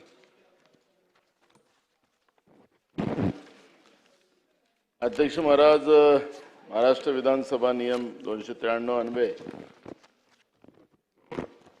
मी प्रस्ताव मांडतो. अध्यक्ष महाराज, राज्यातील सार्वजनिक आरोग्य विभागात 2026 पासून मोफत उपचार सेवा बंद होऊन केस पेपर व शस्त्रक्रियासाठी शुल्क आकारणी सुरू झाल्याने गरीब रुग्णाचे हाल होत असणे, त्यातच औषधाचा विशेषतः प्रतिजैविक आणि मनोरुग्णाच्या गोळ्यांचा जवळपास 1 ते 1.5 वर्षापासून असलेला तुटवडा चिंतेचा विषय असणे, 1400हून अधिक डॉक्टरांची रिक्त पदे आणि भूलतज्ञांचा अभावामुळे ग्रामीण भागातील गर्भवती महिलांना शेजारील राज्यातील उपचार जावे लागत असणे, अनेक ग्रामीण रुग्णालयाची गळती छते, अस्वच्छता आणि फायर NOCचा अभाव यामुळे रुग्णाची सुरक्षा धोक्यात आली असणे, राज्यातील औषधी पुरवठ्यामध्ये होत असलेल्या अनियमितता, प्राथमिक आरोग्य केंद्रे, उपकेंद्रे याची झालेली बिकट परिस्थिती, काही ठराविक औषधांसाठी खरेदी होणे, 108 वरील रुग्णवाहिका वेळेवर उपलब्ध न होणे, पुण्यातील BJ वैद्यकीय महाविद्यालय, ससून रुग्णालय, नागपूर येथील शासकीय विद्यालय, महाविद्यालय व रुग्णालय आणि मुंबईतील ग्रँड मेडिकल कॉलेज जे रुग्णालय या 3 शासकीय महाविद्यालयांना स्वायत्ततेचा दर्जा देण्याबाबत माननीय मुख्यमंत्री यांनी दिनांक 8 ऑगस्ट 2025 रोजी वैद्यकीय शिक्षण विभागाच्या सचिवांना दिलेल्या सूचना, या संदर्भात वैद्यकीय शिक्षण विभागाने अद्यापर्यंत समितीची स्थापना न करणे, राज्यातील शासकीय वैद्यकीय महाविद्यालय शासनाच्या अखत्याखाली असून विद्यार्थ्यांच्या परीक्षा घेणे व पदवी देण्याची जबाबदारी महाराष्ट्र आरोग्य विद्यापीठ नाशिक यांच्याकडे असणे, स्वायत्ता दिल्यास दोन्ही बाबी एकाच यंत्रणेकडे राहणार असणे, फलटण जिल्हा सातारा येथील शासकीय रुग्णालयातील एका महिला डॉक्टरांनी माहे ऑक्टोबर 2025 मध्ये हॉटेलमध्ये गळफास घेऊन केलेली आत्महत्या करण्यापूर्वी महिला डॉक्टरांनी 2 आरोपीची उघड केलेली नावे या संदर्भात SIT आणि न्यायिक चौकशी करण्याचा शासनाने घेतलेला निर्णय, दोन्ही चौकशी त्वरित पूर्ण करून आरोपीस कडक शिक्षा देण्याची आवश्यकता, राज्यात विशेषतः ग्रामीण भागातील महिला वैद्यकीय अधिकाऱ्यांच्या सुरक्षिततेसाठी शासनाने करावयाची उपाययोजना, तसेच राज्यातील रस्त्यांची स्थिती ही दयनीय असणे, ग्रामीण भागातील रस्त्याची निधी अभावी असलेली दुरवस्था, शहरी भागात काँक्रिटीकरणाच्या कामामुळे वाहतूक कोंडी वाढली असून घोडबंदर रस्ता अपघाताचा सापळा बनला असणे, निकृष्ट डांबरीकरण, अवघड वाहतूक आणि विविध विभागामधील समन्वयाअभावी नवीन रस्तेही लवकर खराब होत असणे, यामुळे नागरिकांना मणक्याचे आजार जडत असून इंधन आणि वाहनाच्या दुरुस्तीवर मोठा खर्च होत असणे, मुंबई पुणे एक्सप्रेस वेवर 30 तास वाहतूक ठप्प होणे, अन्न पाण्याविना नागरिकांचे अतोनात हाल होणे, राज्यातील शासकीय व स्थानिक स्वराज्य संस्थांच्या शाळांमध्ये मोठ्या प्रमाणावर शिक्षकांची पदं रिक्त असल्याने अध्यापन कार्यावर परिणाम होत असणे, शासनाने कंत्राटी पद्धतीने शिक्षक भरती पुन्हा सुरू करण्याचा निर्णय घेणे, याला शिक्षक संघटना व विविध संघटनांकडून तीव्र विरोध होत असणे, कंत्राटी भरतीमुळे शिक्षकांना नोकरीची हमी, वेतनातील समता व सेवास्थैर्य मिळत नसणे, त्यामुळे राज्यातील विद्यार्थ्यांना गुणवत्तापूर्ण शिक्षण मिळत नसणे, गुणवत्तापूर्ण शिक्षण विद्यार्थ्यांना मिळण्यासाठी कंत्राटी पद्धतीने शिक्षकाची नियुक्ती करण्याऐवजी कायमस्वरूपी पद्धतीने शिक्षकाची नियुक्ती करण्यात यावी, याबाबत शासनाने करावयाची कारवाई व उपाययोजना विचारात घेण्यात यावी, या पद्धतीचा प्रस्ताव आम्ही विरोधी पक्षाच्या वतीने या ठिकाणी मांडलेला आहे. अध्यक्ष महाराज, खरं तर आता राज्यातली सार्वजनिक आरोग्य व्यवस्था आपण पाहिली तर हे स्वतः सलाईनवर आलेली आहे. अध्यक्ष महाराज, तिला ऑक्सिजनची गरज आहे. आज आरोग्याचं खऱ्या अर्थानं हा जनतेचा अधिकार महाराष्ट्रासारख्या प्रगत राज्याला आज या सरकारच्या चुकीच्या धोरणामुळे आज मोठ्या प्रमाणात सर्वसामान्याला साधा उपचार मिळत नाही अशी परिस्थिती आज राज्यामध्ये निर्माण झालेली आहे. राज्यातील सार्वजनिक आरोग्य विभागात 2026 पासून मोफत उपचार सेवा बंद होऊन केस पेपर व शस्त्रक्रियासाठी शुल्क आकारणी सुरू झाल्याने गरीब रुग्णाचे हाल होत आहे. अध्यक्ष महाराज, सरकारने एक नवीन धोरण आणलं आणि त्या धोरणामध्ये केस पेपर तयार करण्यासाठी त्याच्यावर शुल्क आकारणीचं काम सुरू केलं आणि त्याच्यातूनच अध्यक्ष महाराज मोठ्या प्रमाणात सर्वसामान्य लोकांना पैशाबिना आता शासकीय दवाखान्यातही उपचार मिळत नाही अशी परिस्थिती निर्माण झालेली आहे. अध्यक्ष महाराज, आपण पाहतोय की जे कॅन्सर असेल, हार्टचा आजार असेल, अनेक जघन्य आजार असतात, त्या आजारावर आपण राज्य सरकारच्या वतीनं त्या गरीब पेशंटला आर्थिक मदत करण्याचं काम आपल्या माध्यमातून केलं जात होतं सरकारकडून. पण अनेक प्रकरणात अध्यक्ष महाराज आज आपण पाहतोय की ऑपरेशन होऊन जातात, पैसे मिळत नाही आणि त्याच्यामुळे त्या लोकांना आपली जमीन विकून किंवा आपलं घरं गहाण ठेवून या पद्धतीनं त्यांना आपला उपचार करावा लागतं आणि ज्याच्याजवळ पैशाची व्यवस्था नसतील तर ते लोकांचा मृत्यू होतो. अशा पद्धतीची परिस्थिती आज आपल्या राज्यामध्ये निर्माण झालेली आहे. अध्यक्ष महाराज, हे सरकार आपल्याला सातत्यानं सांगते की आम्ही जनतेसाठी काम करतोय. आरोग्याच्या व्यवस्थेमध्ये या सरकारचं संपूर्ण दुर्लक्ष या ठिकाणी निर्माण झालेलं आहे. अध्यक्ष महाराज, जिल्ह्या ठिकाणी आपण आता मेडिकल कॉलेज काढलेले आहे. आता हे मेडिकल कॉलेज आपण काढले जिल्ह्यामध्ये अध्यक्ष महाराज, अनेक कॉलेजमध्ये व्यवस्थाच नाही. डीनची नेमणूक झाली पण लेक्चररची नेमणूक त्या ठिकाणी झाली नाही. अध्यक्ष महाराज, त्या ठिकाणी त्या नवीन MBBSच्या मुलांना जे काही त्यांना जे व्यवस्था पाहिजे त्या व्यवस्था सुद्धा त्या ठिकाणी नाही. अशी परिस्थिती आज त्या ठिकाणी निर्माण झालेली आहे अध्यक्ष महाराज. आणि मग ही जी काही मुलं त्यांना या प्रॅक्टिकलची व्यवस्था नाही, शिक्षणाची व्यवस्था नाही आणि डिग्री घेऊन ती पोरं पास होऊन येतील तर अध्यक्ष महाराज त्या पोरांचं भविष्य खराब करण्याचं काम या सरकारच्या वतीनं सुरू झालंय का, हा प्रश्न या ठिकाणी निर्माण झालेला आहे. आणि अध्यक्ष महाराज, आपण पाहतोय की सामान्य कष्टकरी आणि गरीब जनतेचा आधारस्तंभ ही जी काही रुग्णालय होती ती आता जवळपास सर्व मोफत उपचार सेवा बंद करण्याचं काम या सरकारने केलेलं आहे. आणि त्याचा परिणाम आज या राज्याच्या कष्टकरी आणि गरीब जनतेला भोगावं लागतंय. लोक सरळ जातात आणि आडवे होऊन बाहेर निघतात. अशी परिस्थिती आज आरोग्य व्यवस्थेची या महाराष्ट्रात झालेली आहे. अध्यक्ष महाराज, सर्वांसाठी आरोग्य ही फक्त घोषणा नसून ही शासनाची जबाबदारी आहे. पण आज सरकारने ही जबाबदारी झटकून टाकलेली आहे. अशी परिस्थिती आपण पाहतोय.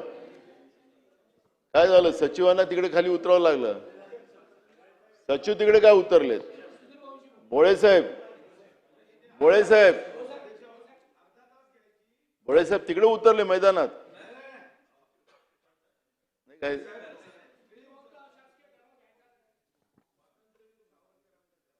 तुम्ही काही घेऊ शकता, तुम्हाला त्याच्यात काही आमचा विरोध नाही. पण भोळे साहेब तिकडे मैदानात उतरले हे आम्हाला आश्चर्य आहे. काय झालं की फडणवीस साहेबांनी आपले 2-3 PA इकडे आमदार केलेत. काही दिवस हे पण PA होते त्यांच्याकडे. नाही म्हणजे काही तसे काही त्याची नाही माझी नाही सदिच्छा. मी कोण नाही म्हटलं. आता अध्यक्ष महाराज, आता मी आरोग्य व्यवस्थेच्या बद्दलचं या ठिकाणी बोलतोय. अध्यक्ष महाराज, काय आमचा प्रस्ताव आम्ही मांडायचा की आम्ही ऑनलाईन उभं राहायचं, त्यांना बोलू द्यायचं, काय काय काय निर्णय काय घेतला आपण? 1 तास लागेल. हा अध्यक्ष महाराज, आपण पाहिलं की मी मगाशी म्हणालो की आरोग्य व्यवस्थाच ही सलांवर निर्माण झालेली आहे. इथं सगळे बसलेले सत्ता पक्षाचे आमदार असतील, म्हणजे सुधीर भाऊ तर त्यांच्या मेडिकल कॉलेजचं सातत्याने विषय या विधानसभेत आणतातच चंद्रपूरच्या. म्हणजे जिल्हा रुग्णालय असतील, मेडिकल कॉलेज असतील, आता जिल्ह्यात इथे मेडिकल कॉलेज आपण निर्माण केलेलं आहे. पण अध्यक्ष महाराज, हे फक्त घोषणा आहे, ही सरकारची जबाबदारी आहे. सरकार समजून घेत नाही, त्याला झटकून टाकत आहे. आणि अध्यक्ष महाराज, जवळपास डॉक्टरांची पदं जी खाली आहेत महाराष्ट्रामध्ये, ज्याचा उल्लेख मगाशी मी प्रस्तावात केला, हजारो पदं या महाराष्ट्रामध्ये डॉक्टरांची पदं खाली असताना आपण पाहतोय जवळपास 1400हून अधिक डॉक्टरची पदं या हॉस्पिटलमध्ये खाली आहेत असं आपल्याला पाहायला मिळतं. अध्यक्ष महाराज, केंद्र सरकार आणि राज्य सरकारच्या वतीनं मग एक्सरे मशीन असतील, विविध जे काही मशिनरीज असतात त्याची खरेदी डायरेक्ट केली जाते. अध्यक्ष महाराज, तुम्ही या दवाखान्यामध्ये पाहिलं, आपण या दवाखान्यामध्ये सिटी स्कॅन मशीन असतील, एक्सरे मशीन असतील, अशा काही टेक्निकल ज्या मशिनी असतील त्याचा टेक्निशियन राहतच नाही. आणि ह्या सगळ्या मशिनी धूळ खात असलेली पाहतोय. रुग्ण अगर समजा शासकीय दवाखान्यात गेला, शासकीय मेडिकल कॉलेजमध्ये गेला, तर अध्यक्ष महाराज त्याला ते डॉक्टरच लिहून देतात की सिटी स्कॅन तू बाहेर काढून आण. आणि त्या सिटी स्कॅनचं एक लिंक शासकीय दवाखान्याचे डॉक्टर आणि ते प्रायव्हेट सिटी स्कॅन असेल की एक्सरे मशीन असतील त्यांचा लिंक असते. आणि जवळपास 17,700 की 2,500-3,000 रुपयाचं एक सिटी स्कॅन करण्याची त्या ठिकाणी होते. आणि त्या गरीब रुग्णालयाकडे ते पैसे नसतात. आणि अशा पद्धतीची लूट त्या ठिकाणी सातत्याने होताना आपण पाहतो. अध्यक्ष महाराज, या ठिकाणी ही जी काही जो अधिकार या महाराष्ट्राच्या जनतेचा आरोग्याचा होता त्या या सरकारने काढायचा निर्णय घेतलाय का, त्याचं उत्तर आम्हाला या ठिकाणी अपेक्षित आहे. अध्यक्ष महाराज, सरकारी रुग्णालय ही नफा कमवण्यासाठी नसतात, ती समाज कल्याणासाठी असतात. मग सरकारने ही आरोग्य सेवा न ठेवता व्यवसाय बनवलेली आहे का, हा प्रश्न या ठिकाणी निर्माण झालेला. अध्यक्ष महाराज, आज एखाद्या गरीब आईला आपल्या मुलाच्या उपचारासाठी पैसे नसतील तर ती काय करणार. एखादा वृद्ध व्यक्तीला शस्त्रक्रियेची गरज असेल, त्याच्याकडे शुल्क भरण्याची ताकद नसेल तर त्यांनी असंच मरावं का, त्याला जगण्याचा अधिकार नाही का, हे सगळे प्रश्न या ठिकाणी निर्माण झालेले. अध्यक्ष महाराज, आपल्याला लक्षात असेल अध्यक्ष महाराज की ही परिस्थिती निर्माण होण्यामागे सरकारची चूक या ठिकाणी आपल्याला लक्षात येते. आर्थिक प्राधान्यक्रमण ठरवण्याची पद्धत कारणीभूत आहे. अध्यक्ष महाराज, आज खऱ्या अर्थानं सबसिडीच्या माध्यमातून सरकारचे जे काही एनजीओ आहेत त्या एनजीओना जास्त फायदा कसा मिळेल याच्यावर हे सरकार काम करताना आपण पाहतो. पण आरोग्य व्यवस्थेसाठी सरकारजवळ पैसे नसतात असं चित्र आपण पाहतोय. राज्याची तिजोरी यांच्या एनजीओला लुटून द्यायचं आणि राज्यातल्या गरीब लोकांना ज्या आरोग्याच्या व्यवस्थेचा अधिकार त्यांचा आहे त्यांचा अधिकार यांना हिसकावून घेण्याचं काम हे सरकार करताना आपण पाहतोय. कुठलाही दवाखाना, आता राज्याचे मुख्यमंत्री नागपूरमध्ये राहतात, नागपूरमध्ये 2 आमचे गव्हर्नमेंट कॉलेज आहे, एक मेयो हॉस्पिटल आहे आणि मेडिकल कॉलेज आहे आणि एक मेडिकल कॉलेज आहे. या दोन्हीची परिस्थिती खराब आहे. अध्यक्ष महाराज, मी मगाशी म्हणालो की माणसं सरळ जातात आणि आडवे होऊन बाहेर निघतात अशी परिस्थिती या दवाखान्यामध्ये आपण पाहतोय. अध्यक्ष महाराज, या ठिकाणी कुठली शस्त्रक्रियाची व्यवस्था नसते, सगळे प्रायव्हेटला लोकांना पाठवतात. राज्यातले जेवढे डॉक्टर ज्या सरकारी दवाखान्यात असतील जे थोडेफार आहेत ते आपलं नर्सिंग होम उघडून बसलेले आहेत आणि या सगळ्या पेशंटला त्या आपल्या नर्सिंग होममध्ये नेऊन तिथून त्याच्याकडून पैसे घेऊन त्याला दुरुस्त करण्याचं काम करतात. पण शासकीय दवाखाने हे नाममात्र असतात आणि या डॉक्टरांना कुठलाही कंट्रोल सरकारचा नाही असं आपल्याला चित्र पाहायला मिळतं. अध्यक्ष महाराज, ही परिस्थिती मी मगाशी सांगितलं की जो काही निधीचं जे काही परिस्थिती आहे त्याला प्राधान्यक्रम या आरोग्य विभागाला दिलं जात नाही, शिक्षण विभागाला दिलं जात नाही आणि त्याच्यामुळे आरोग्य विभागाची परिस्थिती भयावह झालेली आहे अशी परिस्थिती आपण पाहतोय. अध्यक्ष महाराज, मी विशेषतः प्रतिजैविक आणि मनोरुग्णाच्या उपचारासाठी लागणाऱ्या गोळ्या उपलब्ध त्या सुद्धा नाहीत, अशी परिस्थिती आपल्याला पाहायला मिळते. अध्यक्ष महाराज, हे जे काही मनोरुग्ण असतात याला घरच्या लोकांनी सोडले असतात. गरीब असेल तर त्याची परिस्थिती अजूनच वेगळी असते आणि जेव्हा त्याला त्या हॉस्पिटलमध्ये जातात त्याच्यावर ते उपचार करायच्या गोळ्या तिथं नसतात, तर आपल्याला रस्त्यानी पागल फिरणारी आणि मग ते दुसऱ्या कुठल्या व्यक्तीला त्रास देणारी लोक आपण पाहतोय आणि त्याची सगळी जबाबदारी या सरकारची जाते, अशी बाब या ठिकाणी चिंताजनक मी आपल्या समोर मांडतोय.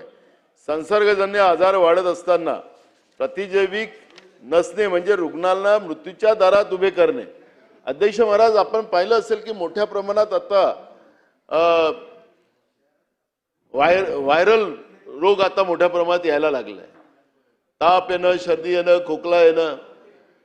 आता अध्यक्ष महाराज, हे मोठ्या प्रमाणात या पद्धतीचा आजार आणि मग त्याचे परिणाम मोठ्या प्रमाणात शरीरावर होणं. कुठल्या डॉक्टरकडे गेलं तर त्यांनी ते जे औषध दिली त्या औषधीवर त्याचा उलट त्याला रिॲक्ट होतं आणि त्याच्या माध्यमातून चांगल्या माणसाची तब्येत खराब करायची व्यवस्था होते. शासकीय दवाखान्यामध्ये औषधी उपलब्ध राहत नाही आणि म्हणून या सगळ्या व्यवस्थेचं त्याचे परिणाम सर्वसामान्य लोकांना भोगावं लागतं, आपल्याला या ठिकाणी पाहायला मिळते. अध्यक्ष महाराज, एक गोष्ट आपल्याला मी या ठिकाणी सांगतो अध्यक्ष महाराज, की नागपूर उच्च न्यायालयाने एका या सगळ्या विषयावर सरकारला स्पष्ट शब्दात फटकारलेलं आहे. न्यायालयाने विचारले, जर सरकारी रुग्णालयामध्ये मूलभूत औषधच उपलब्ध नसतील तर गरिबांनी उपचारासाठी कुठं जावे, हे नागपूर उच्च न्यायालयाने या सरकारला फटकारलं. अध्यक्ष महाराज, हे सरकार ना न्यायालयाचं ऐकत ना उच्च न्यायालयाचं ऐकत, अशा पद्धतीची परिस्थिती आपण पाहायला मिळते. न्यायालयांचा हस्तक्षेप करावा लागतो म्हणजे परिस्थिती किती बिघडलेली आहे याचा अंदाज येतो. या दुर्दैवाने सरकार मात्र अजूनही निष्क्रिय आहे, अशा पद्धतीचं चित्र या ठिकाणी आपल्याला पाहायला मिळत आहे. राज्यात आज मी मगाशी सांगितल्याप्रमाणे 1400 पेक्षा जास्त डॉक्टरांची पदं रिक्त आहेत. अनेक ग्रामीण रुग्णालयामध्ये वैद्यकीय अधिकारी नाहीत, तज्ज्ञ डॉक्टर नाहीत आणि विशेषतः भूलतज्ज्ञ उपलब्ध नाहीत. भूलतज्ज्ञाविषयी शस्त्रक्रिया होऊ शकत नाही, मग प्रसूतीची जटिल प्रकरणे कशी हाताळावी. अध्यक्ष महाराज, डिलिव्हरी अशी असतं अध्यक्ष महाराज की त्या महिलेचा दुसरा जन्म असतो. आज कुठल्याही शासकीय हॉस्पिटलमध्ये जा अध्यक्ष महाराज, मग PSC असो, तालुक्यातलं ग्रामीण रुग्णालय असो, उपजिल्हा रुग्णालय असो, जिल्हा रुग्णालय असो किंवा मेडिकल कॉलेजमध्ये जा अध्यक्ष महाराज, त्या गरोदर महिलांना खाली झोपवलं जातं आणि सरकारजवळ ना बेड असतात, त्या ठिकाणी कुठल्या व्यवस्था नसतात आणि अध्यक्ष महाराज इतकी भयानक परिस्थिती असते अध्यक्ष महाराज, ती अनेक बाळ वेळेवर उपचार नाही झाला तर अनेक बाळ पोटातच आईच्या गर्भातच मरतात आणि त्या पर्यायानं मग आईचा मृत्यू होताना आपण पाहतोय. गरोदर महिलांचा मृत्यू मोठ्या प्रमाणात वाढतोय महाराष्ट्रामध्ये. अध्यक्ष महाराज, काय हे परिस्थिती दुरुस्त हे सरकार करू शकत नाही काय? या सरकारने मी मगाशी म्हणालो त्याप्रमाणे की आरोग्य व्यवस्थेकडे दुर्लक्ष करायचं, लोकांनी जगायचं मरायचं काय करायचं त्यांनी ठरवा, असं या सरकारची भूमिका आहे. सुधीर भाऊ, तुम्ही नेहमी सांगता, मगाशी मी म्हणालो की ते बिना ते कोणतं बर्फाच्या चाकूनी खून करता, तुमचं जे वाक्य आहे हे तशा पद्धतीने लोकांचं खून करताय. प्रवीण, तुमच्या इथं मेडिकल कॉलेज आणि मेयोची तीच अवस्था आहे. मी तेच सांगतोय, मी राज्याच्या जनतेची भूमिका मांडतोय, मी सरकारवर टीका करतो असं नाही. कुठल्याही सरकारची जबाबदारी जाते की आरोग्य व्यवस्था ही त्या पद्धतीची करायला व्यवस्थित केली पाहिजे. आज PSC डॉक्टर नाही तुमचा ग्रामीण रुग्णालयात ती परिस्थिती आहे, जिल्हा रुग्णालयात ती परिस्थिती आहे, मेडिकल कॉलेज तुम्ही प्रत्येक जिल्ह्यात उघडले, तुम्ही बघा तिथं जाऊन काय अवस्था आहे. हे तुम्ही नवीन विद्यार्थी जे तयार करतात, मेरिट विद्यार्थी आहेत, ते गेलेत बिचारे आपल्या मेरिटवर तिथे ऍडमिशन केलं पण तिथं त्यांच्या सुविधा नाही. काय त्याला प्राधान्य देणार की नाही? आता उद्या बजेट आहे, उद्याच्या बजेटमध्ये सरकारने आरोग्य आणि शिक्षणावर पुन्हा दुर्लक्ष केलं तर सरकार हे यांनी हायकोर्टाने तुम्हाला ताशेरे ओढले असतील, तुम्हाला फटकारले असेल तरी तुम्हाला हायकोर्टाचं ऐकायचं नाही आणि तुमचे जे NGO आहेत त्यांनाच पैसे आम्हाला तिजोरीतून लुटून द्यायचे आहेत विविध योजनांसाठी, हेच तुम्ही ठरवलेलं आहे असं त्या ठिकाणी मान्य केलं जाणार आहे. अध्यक्ष महाराज, या ठिकाणी आपण डॉक्टर केव्हा उपलब्ध करून देणार, रेग्युलर डॉक्टर केव्हा उपलब्ध करून देणार? आपण कंत्राटी डॉक्टरांची नेमणूक करता. जे काही कंत्राटी लोक आहेत त्यांचं आंदोलन चालतंय. मग एएनएम असतील, डॉक्टर असतील, तिथला स्टाफ असेल, हे इथं आझाद मैदानावर बसले असतात अध्यक्ष महाराज, आणि दवाखान्यामध्ये सगळे बंद असतात. का तुम्ही रेग्युलर करणार होते या लोकांना, का रेग्युलर करत नाही? इतके वर्ष तुम्हाला सेवा दिली, त्यांनी काम केलं, कोरोनाच्या काळात त्यांनी काम केलं, त्यांना का रेग्युलर करत नाही? आणि मग ते आपल्या हक्कासाठी लढतात आणि तिथं दवाखान्यामध्ये उपचार करायसाठी कोणीच राहत नाही. तर सरकारने या पद्धतीचा एक निर्णय घेतला पाहिजे, ही भूमिका या ठिकाणी आहे. अध्यक्ष महाराज, मी मगाशी सांगितल्याप्रमाणे गर्भवती महिलांच्या अवस्था अत्यंत वेदनादायक आहेत. प्रसूतीच्या वेळी गुंतागुंत निर्माण झाली तर जवळच्या सरकारी रुग्णालयात सुविधा नाहीत. भूलतज्ञ नसल्यामुळे सिझेरियन शस्त्रक्रिया करता येत नाही. परिणामी त्या महिलांना शेजारी राज्यातील उपचार घ्यावा लागतं, अशी परिस्थिती आज आहे. हे जेवढ्या बॉर्डरच्या भागामध्ये अध्यक्ष महाराज ही परिस्थिती आज निर्माण झालेली आहे की महाराष्ट्रासारख्या प्रगत राज्यामध्ये आरोग्य व्यवस्थेचे 3 तेरा वाजलेत. महिलांच्या गरोदर महिलांना सुद्धा आम्ही त्या ठिकाणी त्यांचं बाळंतपण सुखरूप करू शकत नाही, अशी परिस्थिती आज महाराष्ट्रामध्ये निर्माण झालेली आहे अध्यक्ष महाराज. आणि म्हणून आपल्या राज्यातील माता सुरक्षित नसतील तर आपण विकासाच्या कोणत्या गोष्टी सांगणार, हा प्रश्न या ठिकाणी निर्माण झालेला आहे. गर्भवती महिलांच्या वेदनांच्या अवस्थेत 100 ते 150 किलोमीटर प्रवास करावा लागतो. कारण की जसं मी ज्या भागात राहतो अध्यक्ष महाराज, तिथून नागपूर आम्हाला 100 किलोमीटर अंतर, आणि नागपूर आमच्या गावालाहून तिथून यायला 100 किलोमीटर. समजा ह्या प्रसूती वेदना चालू झाल्या असतील आणि त्याचा उपचार होऊ शकला नाही तर त्याला नागपूरला त्या पेशंटला आणावं लागतं, आणि 100 किलोमीटर अंतरावर त्याला मग तिथले डॉक्टर, आणि त्या दिवशी त्या डॉक्टर तिथं नसतील तर झालं, अजून संपलं कार्यक्रम. अशी परिस्थिती त्या ठिकाणी आपल्याला पाहायला मिळते अध्यक्ष महाराज.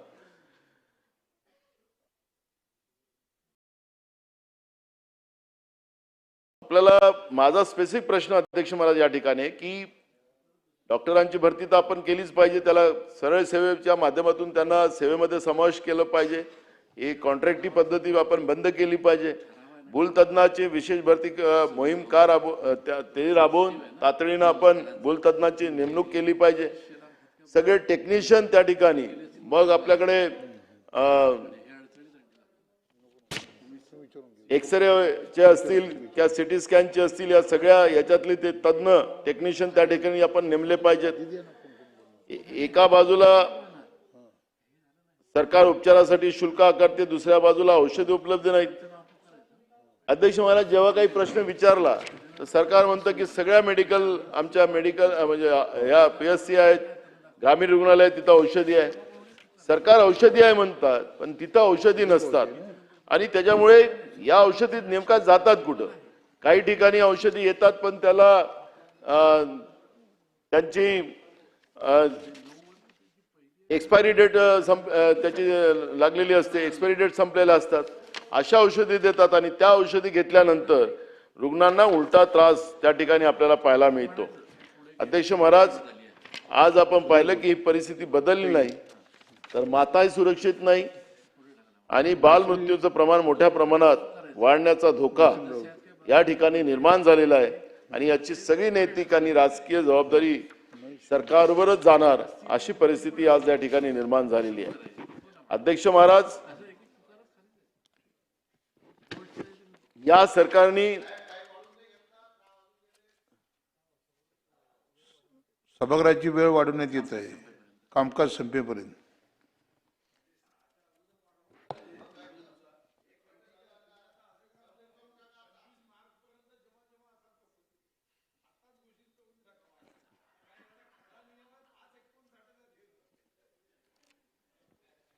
अध्यक्ष महाराज, सरकारने कायदाच केला पाहिजे आणि कायदा करण्याची गरज आहे आता सरकारला, पण ते अधिकार आहेत. पण जो आम्हाला आरोग्याचा अधिकार आहे, पण मातांसाठी सुरक्षित प्रसूती ही हमी सरकारने जाहीर केली पाहिजे, कारण की फार वाईट परिस्थिती आहे. आणि त्याच्यामुळे मला असं वाटतं की आपण जे प्रोत्साहन भत्ता देतो ते प्रोत्साहन भत्ता त्याला देतो आणि त्याच्या आधारावर हे करतात, पण या सुरक्षिततेची हमी या ठिकाणी सरकारने दिली पाहिजे. अध्यक्ष महाराज, अजून दुसरा एक महत्त्वाचा प्रश्न की कुपोषित बालकांचे प्रमाण वाढत चालले.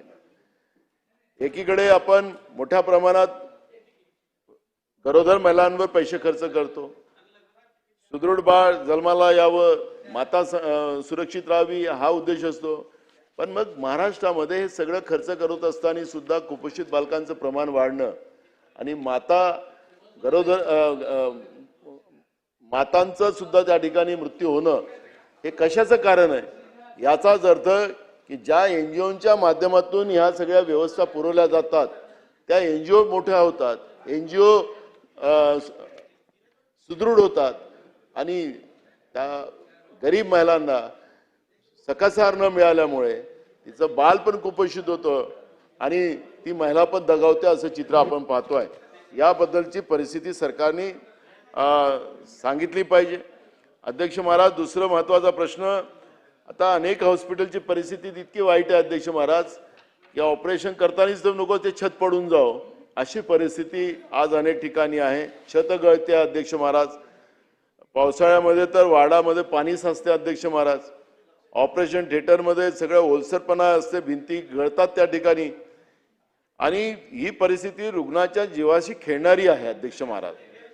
संसर्गजन्य आजार वाढण्यास यामुळे खतपाणी मिळतंय आणि म्हणून या सगळ्या इमारती आपण चांगल्या कधी करणार, त्याच्यासाठी काय निधी उपलब्ध करून देणार, उद्याच्या बजेटमध्ये त्या पद्धतीची काय व्यवस्था सरकार करणार, ही सुद्धा भूमिका या ठिकाणी मी मांडतो अध्यक्ष महाराज. अस्वच्छता तर अनेक म्हणजे खऱ्या अर्थानं दवाखान्यामध्ये गेलं अध्यक्ष महाराज की त्याचा एक वेगळाच वास आपल्याला पाहायला मिळतो.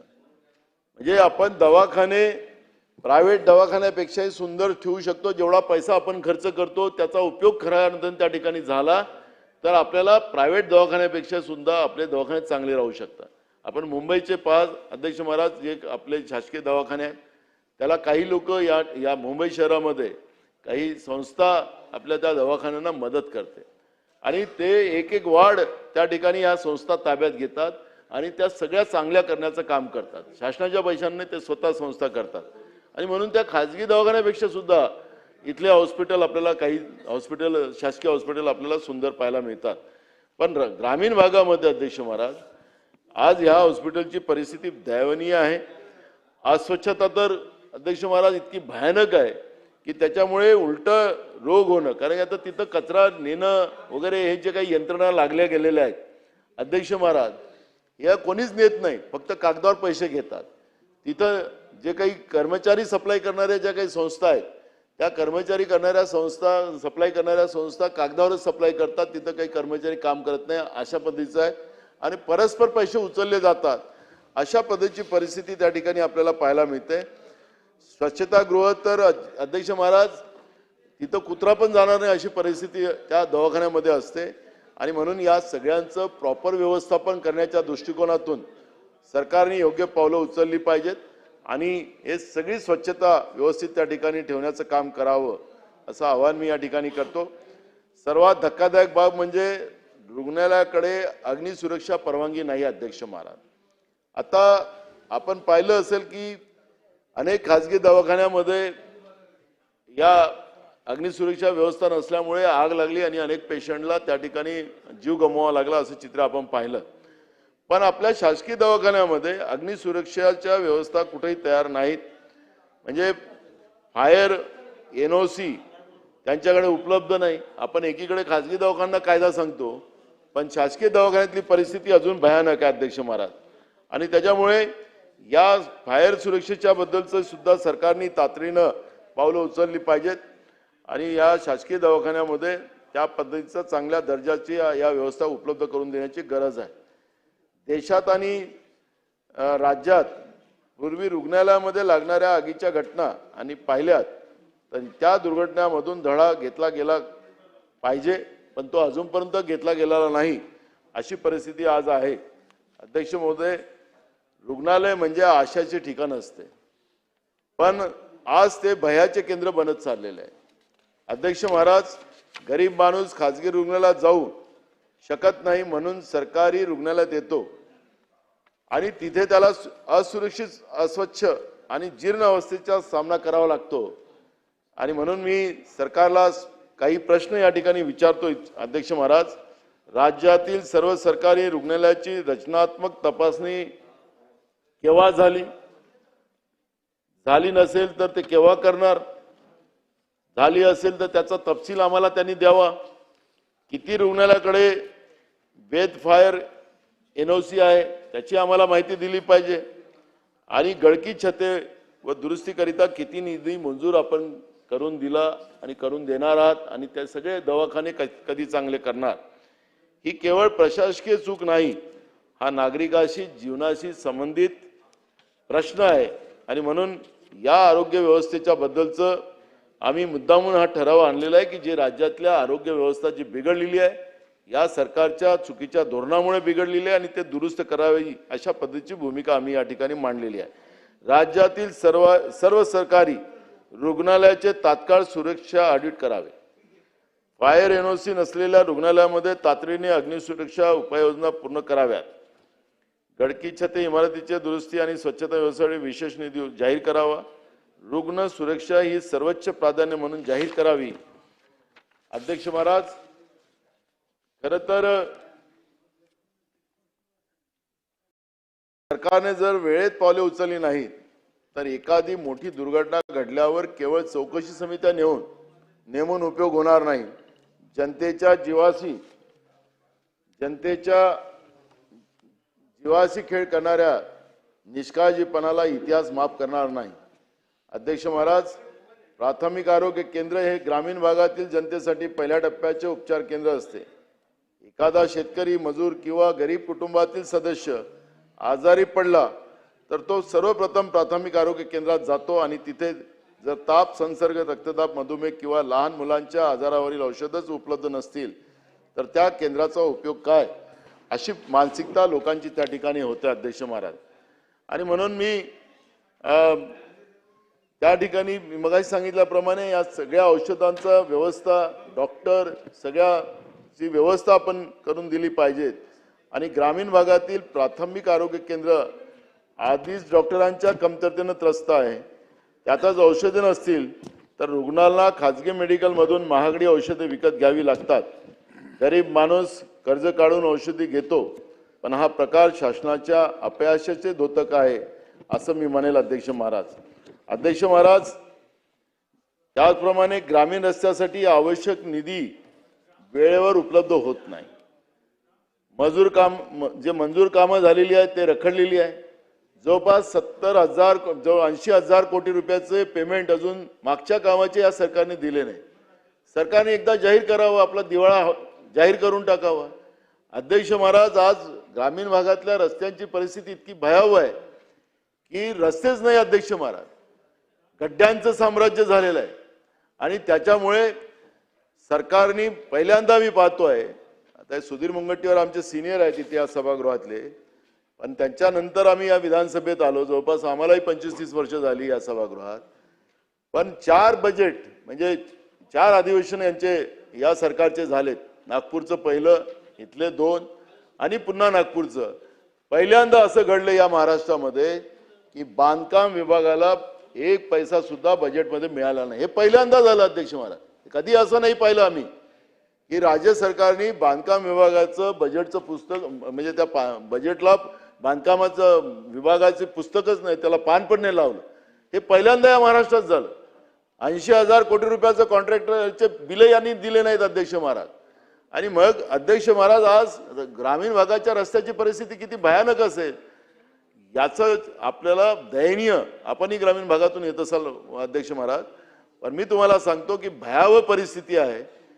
उद्याच्या बजेटमध्ये ग्रामीण भागाच्या रस्त्यांसाठी सरकार पैसे देणार का? मग ग्रामीण रस्ते असतील, ODR असतील, हे सगळे रस्ते जे आहेत या सगळ्यांना आणि VR असतील, सगळ्या रस्त्यांना पैसे देऊन या महाराष्ट्रातली सगळी रस्ते चांगली व्हावी ही संकल्पना आणि या प्रस्तावाच्या माध्यमातून मुद्दामून आम्ही हा विषय या ठिकाणी मांडलेला. अध्यक्ष महाराज, याच्यामुळे आपल्याला लक्षात असेल की अनेक लोकांना मणक्याचा त्रास झाला. अनेक लोक आता सगळे सरकारच आजार निर्माण करून देत आहे, लोकांचं आयुष्य कमी करायला निघालेलं आहे. अध्यक्ष महाराज, सरकार मोठ्या मोठ्या महामार्गाचं उद्घाटन करतात आहे, समृद्धी मार्गाचा गवगाव होतोय, आता शक्ती मार्गाचा चालूच आहे. अध्यक्ष महाराज, त्याचा विरोध तो लोक करतातच आहे. सरकार त्या रस्त्यावर पैसे खर्च करत आहे. यामध्ये अध्यक्ष महाराज, सरकारने मोठ्या प्रमाणात निधी दिली, पण ह्यामध्ये ज्या सत्ता पक्षाचे आमदार आहेत त्यांनाच दिली. पण अध्यक्ष महाराज, त्याही आमच्या रस्त्यामध्ये, कारण की बँकेचं कर्ज आहे, हे राज्याच्या बजेटमधलं नाही आहे. आणि या सगळ्या याच्यामध्ये अनेक भागामध्ये रस्ते खोदून ठेवलेले आहेत. ठेकेदारांनी काम सोडून चालले गेले की आमचा पैसाच दिलेला नाही. अशा पद्धतीची परिस्थिती त्या आमच्या रस्त्याची आहे. आणि आता तर तुम्ही त्याच्यासाठी एक नवीन अधिकारी आणून बसला, ब्रिजेश दीक्षित नावाचा. ब्रिजेश दीक्षित नावाचा अधिकारी हा सुधीर मुनगंटीवारांना जास्त पाठ आहे. ब्रिजेश दीक्षित ते आपलं मेट्रोमॅन, आता ते रस्त्या आणि बांधकामासाठी इकडे आणून बसलं. त्यांच्यासाठी वेगळी व्यवस्था केलेली आहे. आमच्या मतदारसंघामध्ये एक समाज कल्याणचं वसतिगृह मंजूर झालं आणि त्याला काय झालं की त्यांनी असा निर्णय केला की या सरकारने की राज्यातले जेवढे काही बांधकाम असतील हे सगळेच्या सगळे बांधकाम हे ब्रिजेश दीक्षित त्याचं टेंडर काढेल. काय असेल ब्रिजेश दीक्षितच म्हणू, आता ते मेट्रोमॅन ते आपलं नागपूरला मालक आहे तो, त्यांनी काढला टेंडर. आता मला वाटलं कॉम्पिटिशन होणार, टेंडर बिलो जाणार. टेंडर बिलो गेले नाही सुधीर भाऊ, 5% अभाव गेलं. तर नाशिकच्या माणसाला आमच्याकडे काम दिलं. कॉन्ट्रॅक्टर मी त्या अधिकाऱ्याला विचारलं आमच्या की बाबा हे काय झालं. म्हणलं साहेब 5% अभाव झालं. आपण नॉर्म्स ठरवले आहेत. गडकरी साहेबांचं कौतुकच केलं पाहिजे की त्यांनी टेंडर ते त्याचं असतं ते बिलो 10%, 15% बिलो होतात. हे या सरकारमध्ये तर उलटं केलं. आपणही आता काही स्पर्धात्मक जेव्हा टेंडर काढतो त्याच्यामध्ये बिलोच गेले पाहिजेत. अभाव कसं जाऊ शकेल, पण याच्यामध्ये अभाव केलं. ब्रिजेश दीक्षित सारखा विद्वान माणसाला आणलं, त्यांच्याकडे हे आमचे कामं दिलीत. आणि मला तर कळत नाही की काय पोचतात तुम्ही लोक. हे अधिकारी पहिलेच तुमच्या तिजोरीत पैसे नाहीत आणि त्याला अभाव देण्यासाठी तुम्ही लोकांनी असे माणसं नेमत असाल तर मला तर काही कळतच नाही की सरकारचा वाटा आहे का त्याच्यात, सरकारचा हिस्सा आहे का, सरकारची पार्टनरशिप आहे का. म्हणजे एकीकडे हॉस्पिटलला पैसे नाहीत तुमच्याजवळ, छतं गळतात आहेत, लोक जीव मुठीत घेऊन तिथं आहेत, डॉक्टर आहेत तिथं जीव मुठीत घेऊन, तुमच्याजवळ औषधीसाठी पैसे नाहीत लोकांसाठी, आणि तुम्ही ब्रिजेश दीक्षित सारख्या महामानवाला आणून त्या ठिकाणी तुम्ही सरकारची तिजोरी लुटताय. रेल्वेतून आणला त्या माणसाचा काय संबंध या बांधकामाशी. आणि म्हणून आणि कॅगचा त्याच्यावर विरोधात आहे. म्हणून मला असं कळतं की सरकारच भ्रष्टाचार व्यवस्था निर्माण करताय का असा मला त्याच्यातून अंदाज येतो. अध्यक्ष महाराज, मी मुद्दाम ब्रिजेश दीक्षितचा विषय आणणार नव्हतो, पण सरकार हे पैसे देत नाही अनेक ठिकाणी म्हणून मला आणावं लागला. आणि म्हणून मी आपल्याला या निमित्तानं सांगतो अध्यक्ष महाराज की अशा व्यवस्था निर्माण करून सरकार जनतेच्या कामाचे पैसे जीएसटीने या सरकारच्या तिजोरीत आलेले आहेत, ते पैसेच लुटायची व्यवस्था ब्रिजेश दीक्षित सारख्या लोकांच्या हातून करताय का हा प्रश्न या ठिकाणी निर्माण झालेला आहे. आणि भ्रष्टाचार झाला म्हणून मंत्रालयामध्ये भ्रष्टाचार चालते तर कोणाला पकडलं तर आमचा बिचारा आदिवासी जो मंत्री आहे त्याच्या कार्यालयातला कारकुनाला पकडलं, दीक्षितला नाही पकडलं. हे नरहरी झिरवळच्या ऑफिस मधला म्हणजे आदिवासी मंत्री आहे म्हणून त्याला काळा काटा त्याचा. आम्ही भ्रष्टाचाराला समर्थन करताय ना ब्रिजेश दीक्षित, सरकार करताय ना. नाही मी पकडला दादा, बोला भाषा बोला. ब्रिजेश दीक्षित तुम्ही म्हणून राहिले, झिरवाळ साहेबावर तुम्ही सुई निवडून राहिले. झिरवाळ साहेबाचा तर संबंध नाही. तुम्ही मोठ्या पदावर होते, त्या क्लर्कनं जर भ्रष्टाचार केला असेल तर तुम्ही कौतुक केलं पाहिजे सरकारचं की आमच्याच मंत्र्याच्या स्टाफमधला कोणी जर चुकीचं काम करत असेल तर त्याला पण आम्ही स्पेअर केलं नाही. उलट याचं कौतुक व्हायला पाहिजे नाना भाऊ, याला विरोध नाही करून चालणार ना. मी तुमचं सावरकर साहेब तुमचा प्रस्ताव पण आणताय सुधीर भाऊ. सावरकर साहेब तुमचा मी धन्यवादच करतो, तुम्ही मला अजून संधी दिली. खरं तर या एकाच मंत्रालयात भ्रष्टाचार चाललेला असं नाही आहे. भ्रष्टाचाराची पराकाष्ठा ओलांडली तुमच्या सरकारने. प्रत्येक विभागात आहे, प्रत्येक विभागात आहे. इथं दलाल फिरतात मंत्रालयामध्ये. आम्ही पूर्ण रिपोर्टच देऊन टाकतो तुम्हाला सावरकर साहेब. सुधीर भाऊ जवळ पण आहे, ते बोलत नाही अनेक ठिकाणी, पण त्यांच्याजवळही आहे. आणि मी तुम्हाला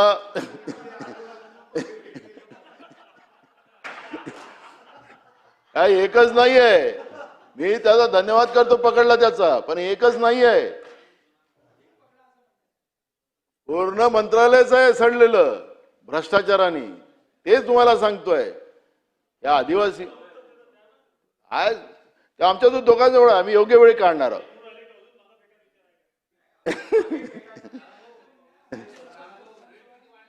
आणि रेट तर तुम्हाला माहित असेल सावरकर साहेब, रेट आता तुम्ही रेटला काही आता तुम्ही हेच करू नका. मर्यादा नाही राहिलेली आहे. रेटला रेक मारलेला आहे तुम्ही. म्हणून संधी देऊच नको जाऊ आम्हाला. भाषा तुम्ही आता आम्ही कसं आहे, आम्ही सुधीर भाऊ वगैरे आम्ही त्यांच्या त्या आखाड्यातले लोक, आम्हाला मदत कोणी बोलला की मग आम्हाला खूप मोठी संधी मिळतं.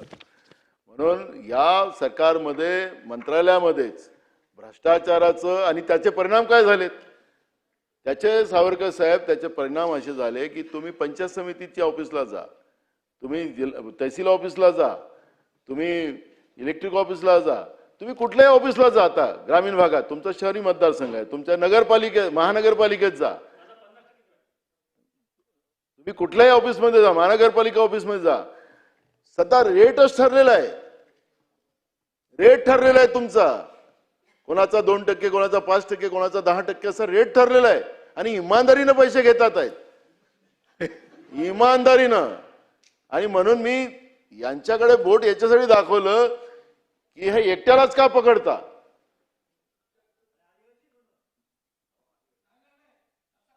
हा, कोणाला पकडलं? हो, नाव तर त्यांचं आज आलं पेपरला कारकुनापेक्षा जास्त. हा, तर म्हणून म्हणजे भ्रष्टाचाराचं कळस गाठलं तुम्ही लोकांनी, हे मला या ठिकाणी सांगायचं आहे. आणि एकीकडे लोकांसाठी, गरिबांसाठी औषधीला पैसे नाही तुमच्याकडे. म्हणून ब्रिजेश दीक्षितचं तुम्हाला एक छोटं कारण सांगितलं. अजून मला खूप सांगता येईल ब्रिजेश दीक्षितची कहाणी, ते आता नाही सांगायचं आपल्याला, थांबतो त्याच्यात. आणि आता पुढे ह्यामध्ये त्यांनी गडबड केलं का मग मी सोडणार नाही. मग त्याला काय, किती वय आहे त्याचं आता?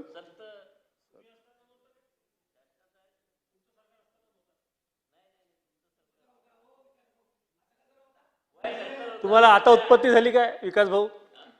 ब्रिजेश दीक्षितची उत्पत्ती आता झाली काय? नाना भाऊ तो अध्यक्ष होते, द्यायला होते तिथून निर्देश सरकारला. तेव्हा तुमचं सरकार असताना 2.5 वर्ष नव्हते काय? ते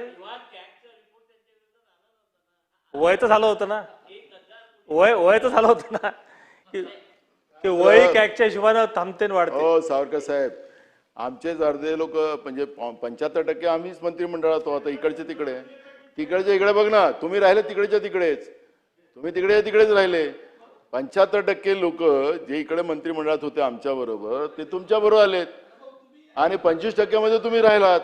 तुम्ही काही केला तरी सावरकर साहेब तिकडेच आहे, तुम्ही तिकडेच आहात. काही केला तरी तुम्ही तिकडेच आहात. आता 75% लोक ते आमच्या बरोबर होते, ते तुमच्याकडे आलेत. त्यामुळे आता अरे हो बाबा, मला तुम्ही शुद्ध व्हावं असं मला अपेक्षित होतं. तुम्ही अशुद्ध झाला. ते बिचारा सुधीर मुनगंटीवार सारखे विद्वान माणसाला, इतक्या सिनियर माणसाला बाजूला फेकून दिलं तुम्ही लोकांनी, बाजूला फेकून टाकलं. पण हे काही बरोबर नाही. मी तर कधी येत नाही. मला इकडची खुर्ची द्यायचं म्हटलं तर अजिबात येणार नाही. रेकॉर्डवर ठेवतो, हे अजिबात येणार नाही. मला मी जवळून पाहिलेलं आहे तिथं 2.5 वर्ष दिल्लीमध्ये.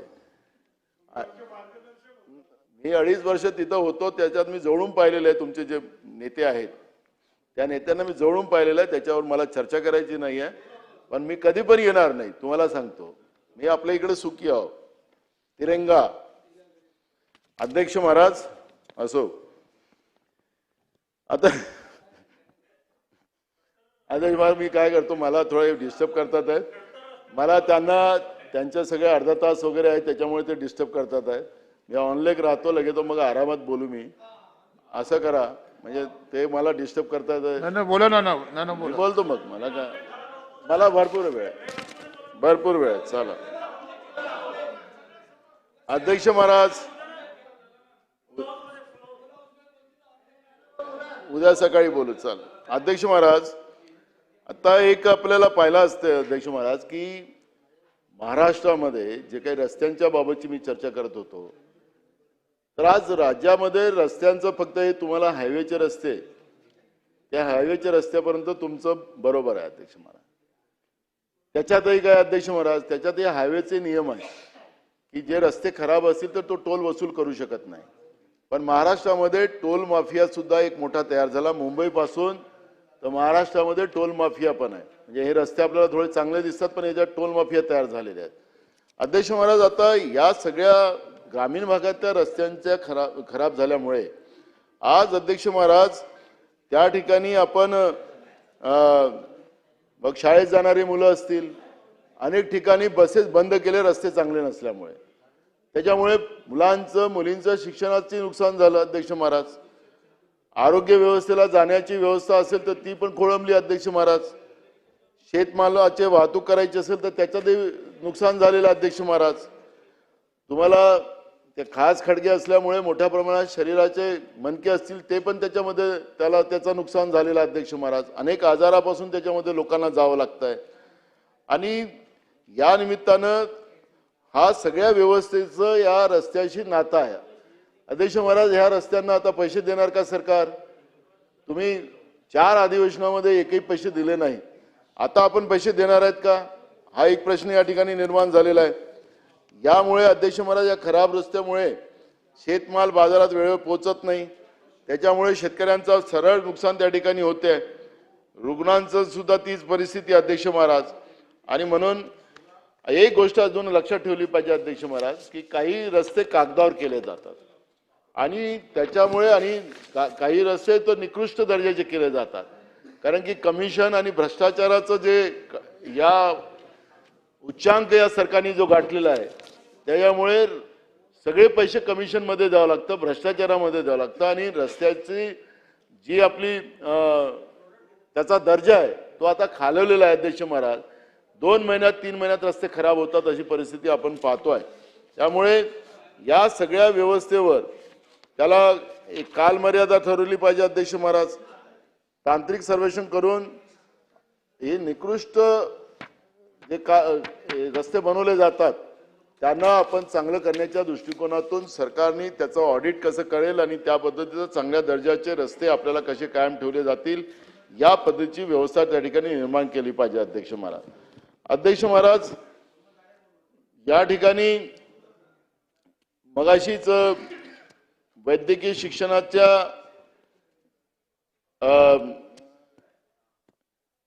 आपण पाहिलं की अध्यक्ष महाराज की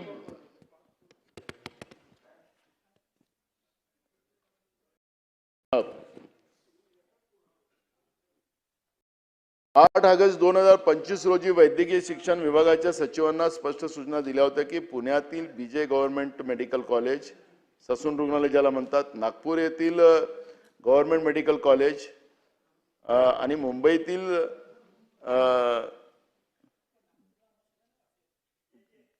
जे मेडिकल कॉलेज अशा अत्यंत प्रतिष्ठित आणि ऐतिहासिक शासकीय वैद्यकीय महाविद्यालयांना स्वायत्तेचा दर्जा देण्याबाबत आवश्यक कारवाई करावी अशा पद्धतीचं माननीय मुख्यमंत्र्यांनी सूचना दिलेल्या होत्या.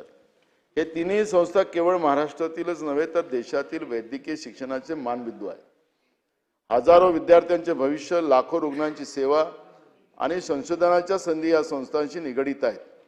परंतु अत्यंत दुर्दैवाची बाब म्हणजे माननीय मुख्यमंत्री यांनी दिलेल्या स्पष्ट सूचनांनंतरही आजपर्यंत वैद्यकीय शिक्षण विभागाने या संदर्भात समितीची स्थापना केली नाही. 7 महिने उलटूनही गेली तरी कोणीतरी ठोस पावले उचलली गेली नाहीत. म्हणजे अध्यक्ष महाराज, आता मुख्यमंत्र्यांनी सूचना देऊन सुद्धा म्हणजे इथं तर सचिवांची आता परिस्थिती काय, म्हणजे इथलं प्रशासकीय व्यवस्था काय झालेली आहे त्याचा अंदाज याच्यातून लागतोय अध्यक्ष महाराज. मुख्यमंत्र्यांनी स्वतः सूचना देऊन सुद्धा सचिवांनी त्या पद्धतीची कुठली समिती तयार केली नाही आणि याला जो दर्जा द्यायचा होता तो अजूनपर्यंत मिळालेला नाही अध्यक्ष महाराज. फक्त घोषणा ही ठरलेली आहे आणि म्हणून मुख्यमंत्री स्वतः सूचना देऊनही त्या अंमलात का आणल्या जात नाही हा एक प्रश्न या निर्माण झालेला आहे. वैद्यकीय शिक्षण आहे ते आता तर त्याच्यातही हीच परिस्थिती अध्यक्ष महाराज. या सरकारच्या आपसातल्या भांडणामुळे मुख्यमंत्र्यांनी दिलेल्या सूचनेचंही पालन होत नाही. अखेरी या सरकारमध्ये नेमकं चाललं काय? एकमेकाचे हेवे दावे, एकमेकाला ओढणं पण या सगळ्या यांचं काय व्हायचं त्यांनी होऊ द्या, यांना काय सुख भोगायचं लालटच्या गाडीचं एअर कंडिशन मध्ये भोगा, पण याचे परिणाम जनतेने काय भोगावेत, जनतेचा काय दोष, हे सगळे प्रश्न या ठिकाणी निर्माण झालेले अध्यक्ष महाराज. आणि म्हणून मी या ठिकाणी मुख्यमंत्र्यांनी सूचना देऊनही याचं पालन न होणं, या 3 महत्वाच्या वैद्यकीय संस्थांना स्वायत्ता देण्याबाबत सरकारची खरी भूमिका काय आहे ते माननीय मुख्यमंत्र्यांनी उत्तरात त्यांनी सांगावं, ही या ठिकाणी मी प्रामुख्याने मांडतोय अध्यक्ष. स्वायत्ताचा दर्जा मिळाल्यास या महाविद्यालयाला शैक्षणिक, प्रशासकीय व संशोधनाच्या बाबतीत अधिक स्वातंत्र्य मिळेल. आधुनिक वैद्यकीय संशोधन, नवीन अभ्यासक्रम आणि आंतरराष्ट्रीय स्तरावरील सहकार्य यासाठी मोठ्या संधी निर्माण होतील. त्यामुळे राज्यातील वैद्यकीय शिक्षणाची गुणवत्ता मोठ्या प्रमाणात वाढू शकते, असा अंदाज या स्वायत्ता मिळाल्यानंतर आहे. परंतु दुर्दैवाने आज सरकारच्या निर्णय क्षमतेच्या अभावामुळे ही प्रक्रिया पूर्णपणे ठप्प झालेली दिसते. मुख्यमंत्री सूचना देतात पण विभाग त्याची अंमलबजावणी करत नाही. ही प्रशासनातील गंभीर विसंगती या ठिकाणी लक्षात येते अध्यक्ष महाराज. आणि म्हणून मी या ठिकाणी ठामपणे आपली भूमिका मांडतो अध्यक्ष महाराज. तात्काळ समिती स्थापना करावी, समितीला निश्चित कालमर्यादा द्यावी आणि या 3ही वैद्यकीय महाविद्यालयांना स्वायत्तेचा दर्जा देण्याबाबत स्पष्ट धोरण जाहीर करावे, ही भूमिका या ठिकाणी मी अध्यक्ष महाराज मांडतो आहे. अध्यक्ष महाराज, राज्यातील सर्व शासकीय वैद्यकीय महाविद्यालये शासनाच्या अखात्याखाली चालवली जातात, परंतु विद्यार्थ्यांच्या परीक्षा घेणे, मूल्यमापन करणे आणि पदवी प्रदान करणे ही जबाबदारी सध्या Maharashtra university of health science या स्वतंत्र विद्यापीठाकडे आहे. अध्यक्ष महाराज, यामुळे शिक्षण देणारी संस्था आणि परीक्षा घेणारी संस्था हे वेगळी असल्याने एक प्रकारची शैक्षणिक पारदर्शकता आणि नियंत्रणाची व्यवस्था अस्तित्वात नाही, अशी परिस्थिती आज या ठिकाणी आहे अध्यक्ष महाराज. परंतु जर पुण्यातील BJ गव्हर्नमेंट मेडिकल कॉलेज, नागपूरमधील गव्हर्नमेंट मेडिकल कॉलेज आणि JJ हॉस्पिटल या 3ही कॉलेजला अगर स्वायत्ता मिळाली तर यांना शिक्षण देणे, परीक्षा घेणे आणि पदवी देणे या 3ही गोष्टी एकाच यंत्रणेकडे राहण्याची शक्यता निर्माण होणार. आणि अध्यक्ष महाराज, ही या गोष्टीवर आमचा भर आहे. आणि अध्यक्ष महाराज, ही परिस्थिती शैक्षणिक दृष्टीने अत्यंत संवेदनशील आहे, कारण अशा वेळी मूल्यमापनाची पारदर्शकता, उत्तरपत्रिकेचे निष्पक्ष परीक्षण आणि विद्यार्थ्याबाबतचा समान निकष राखले जाणे याबाबत प्रश्न निर्माण होऊ शकतात. अध्यक्ष महाराज, म्हणून सरकारने स्वायत्तेचा निर्णय घेताना काही मूलभूत प्रश्नाची उत्तरे देणे आवश्यक आहे. अध्यक्ष महाराज, स्वायत्ता दिल्यानंतर परीक्षा प्रणालीची पारदर्शकता कशी सुनिश्चित केली जाणार? शिक्षण देणारी आणि परीक्षा देणारी संस्था एकाच असल्यास स्वतंत्र नियंत्रण यंत्रणा कोणती असेल? विद्यार्थ्यांच्या गुणवत्तेचे आणि मूल्यमापनाचे निष्पक्षपणे संरक्षण कसे केले जाणार? या 3 मुद्द्याचं उत्तर सरकारने या ठिकाणी दिलं पाहिजे. या सर्व बाबीचा सखोल विचार केल्याशिवाय स्वायत्तेचा निर्णय घाईघाईत घेणे योग्य ठरणार नाही. विद्यार्थ्याचे भविष्य आणि राज्यातील वैद्यकीय शिक्षणाची गुणवत्ता याचा प्रश्न असल्याने सरकारने स्पष्ट धोरण आणि मजबूत नियंत्रण यंत्रणा जाहीर करावी.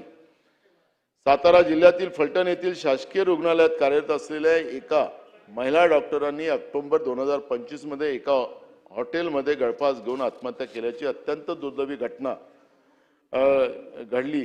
ही घटना संपूर्ण राज्यासाठी धक्कादायक होती. अध्यक्ष महाराज, ही तरुण विद्यार्थी आई वडिलांनी मेहनत करून या मुलीला डॉक्टर केलं अध्यक्ष महाराज, आणि या निमित्तानं आमच्या घराचे दिवस बदलतील, आमची पोरगी एक मोठी डॉक्टर होईल.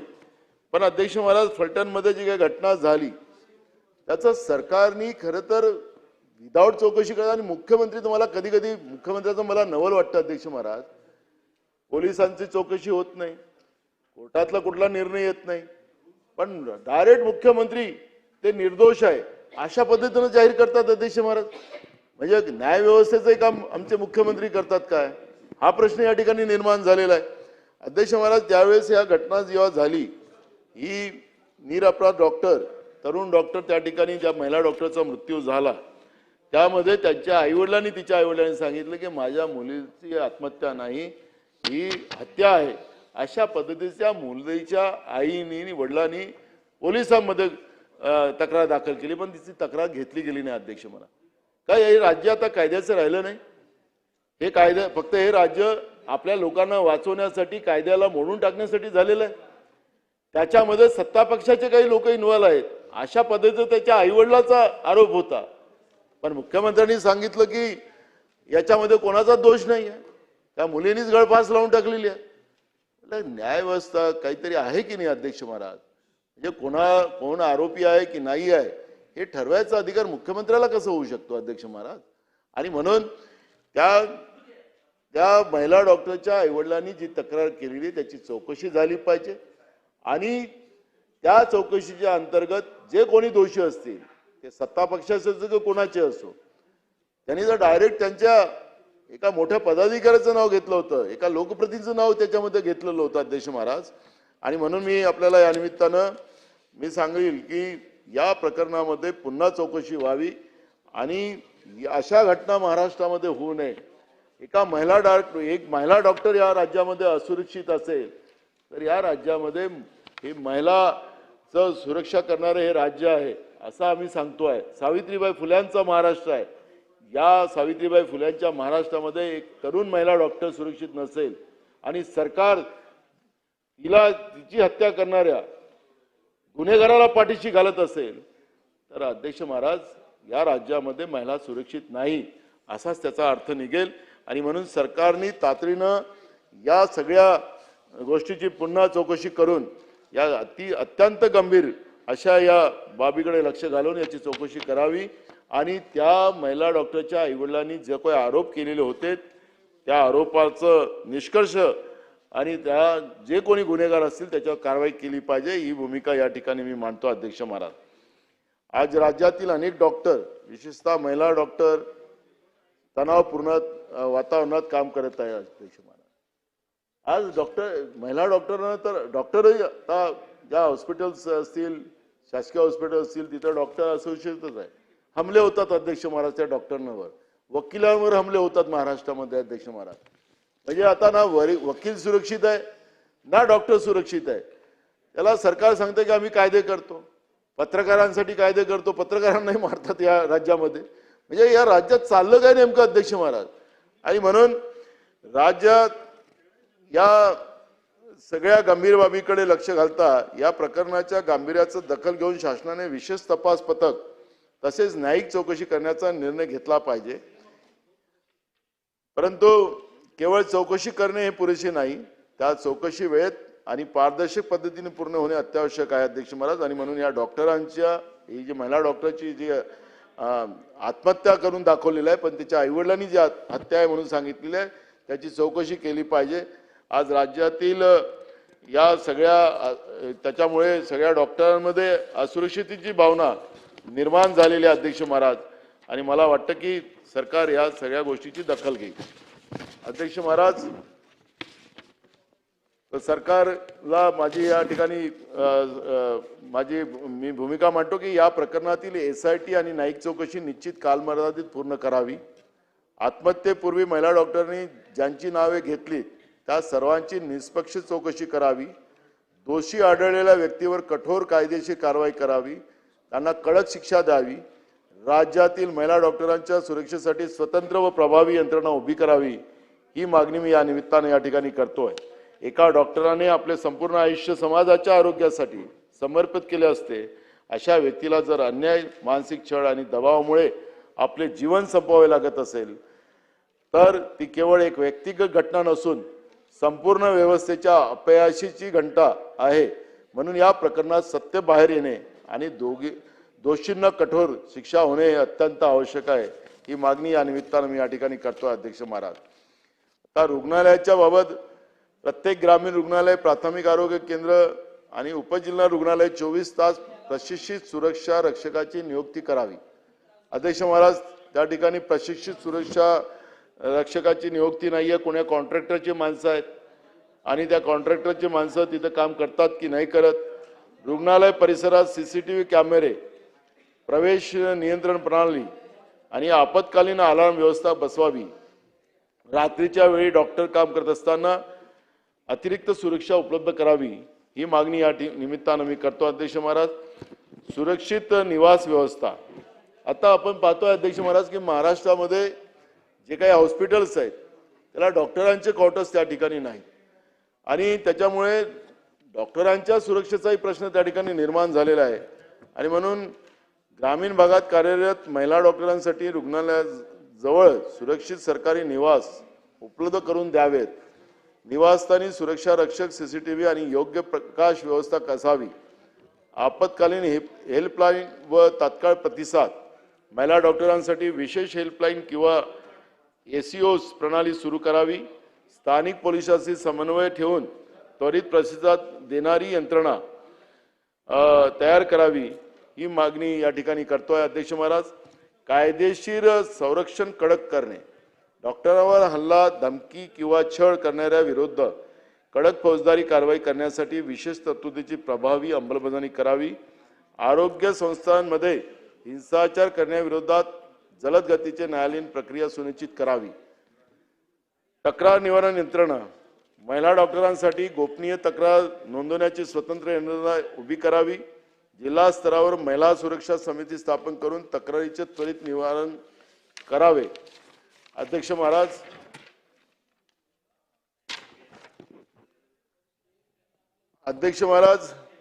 राज्यातील सर्व शासकीय वैद्यकीय महाविद्यालय या शासनाच्या अखातीखाती चालवले जातात, परंतु विद्यार्थ्यांच्या परीक्षा घेणे, मूल्यमापन करणे व जबाबदारी. अध्यक्ष महाराज, या निमित्तानं मी जे काही भूमिका या ठिकाणी मांडली अध्यक्ष महाराज, आमचा जो विरोधी पक्षाचा जो ठराव होता त्यामध्ये खूप सारे मुद्दे होते अध्यक्ष महाराज, पण सरकारने जे काही मी आरोग्य, शिक्षण, रस्ते आणि राज्याच्या कायदा व्यवस्थेबद्दल आणि जे काही भ्रष्टाचार या सरकारमध्ये मोठ्या प्रमाणात फोफावलेला आहे खालपर्यंत ते मंत्रालयापर्यंत, या सगळ्या गोष्टीची सुधारणा करावी अशा पद्धतीची भूमिका मी या ठिकाणी मांडतो अध्यक्ष महाराज. आपण मला वेळ दिली त्याबद्दल धन्यवाद. बाबासाहेब देशमुख. अध्यक्ष महाराज, आज मी विरोधकाच्या 293 प्रस्तावावरती पाठिंबा देण्यासाठी उभारलेलो आहे. आज या राज्यामध्ये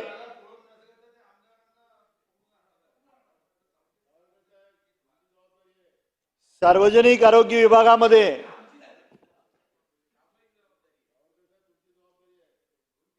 मोफत उपचार बंद केलेले आहेत आणि मोफत उपचार बंद केल्यामुळं आज केस पेपर असतील आणि शस्त्रक्रिया असतील, या सर्व गोष्टींसाठी शुल्क आकारणी केली जाते आणि त्यामुळं गोरगरिबांचं हाल होते. आज आपण मोफत उपचार या शासनाने चालू का केले, त्याच्या मागची भावना काय होती, आज ते बंद केले गेले आणि त्याच्या मागचं कारण काय, हे शासनाने या गोरगरीब जनतेला सांगणं गरजेचं आहे. आज देशातील हे विकसित आणि गतिमान राज्य म्हणून महाराष्ट्राकडे पाहिलं जातं आणि आज या आपल्या राज्यातल्या किती प्राथमिक आरोग्य केंद्रामध्ये, किती उपकेंद्रामध्ये, किती ग्रामीण रुग्णालयामध्ये नॉर्मल डिलिव्हरी होत आहेत, हे संबंधित विभागाच्या अधिकाऱ्यांनी सांगणं गरजेचं आहे. आज या राज्यातल्या ग्रामीण रुग्णालयामध्ये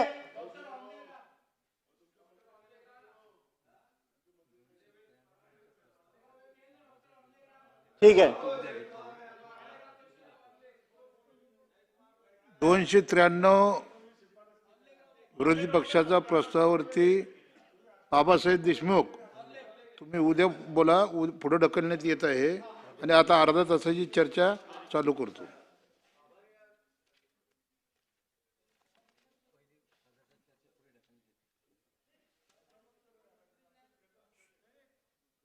पहिली अर्ध्या तासाची चर्चा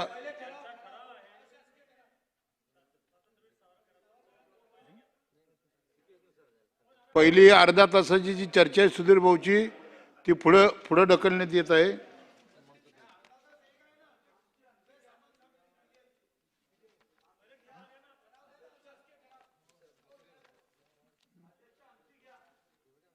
महेश शिंदे. सन्मान्य अध्यक्ष महोदय, आज या ठिकाणी अर्ध्या तासाची चर्चा सभागृहामध्ये करण्यासाठी आपण संधी दिल्याबद्दल प्रथमतः मी आपल्या सगळ्यांचं या ठिकाणी आभार मानतो.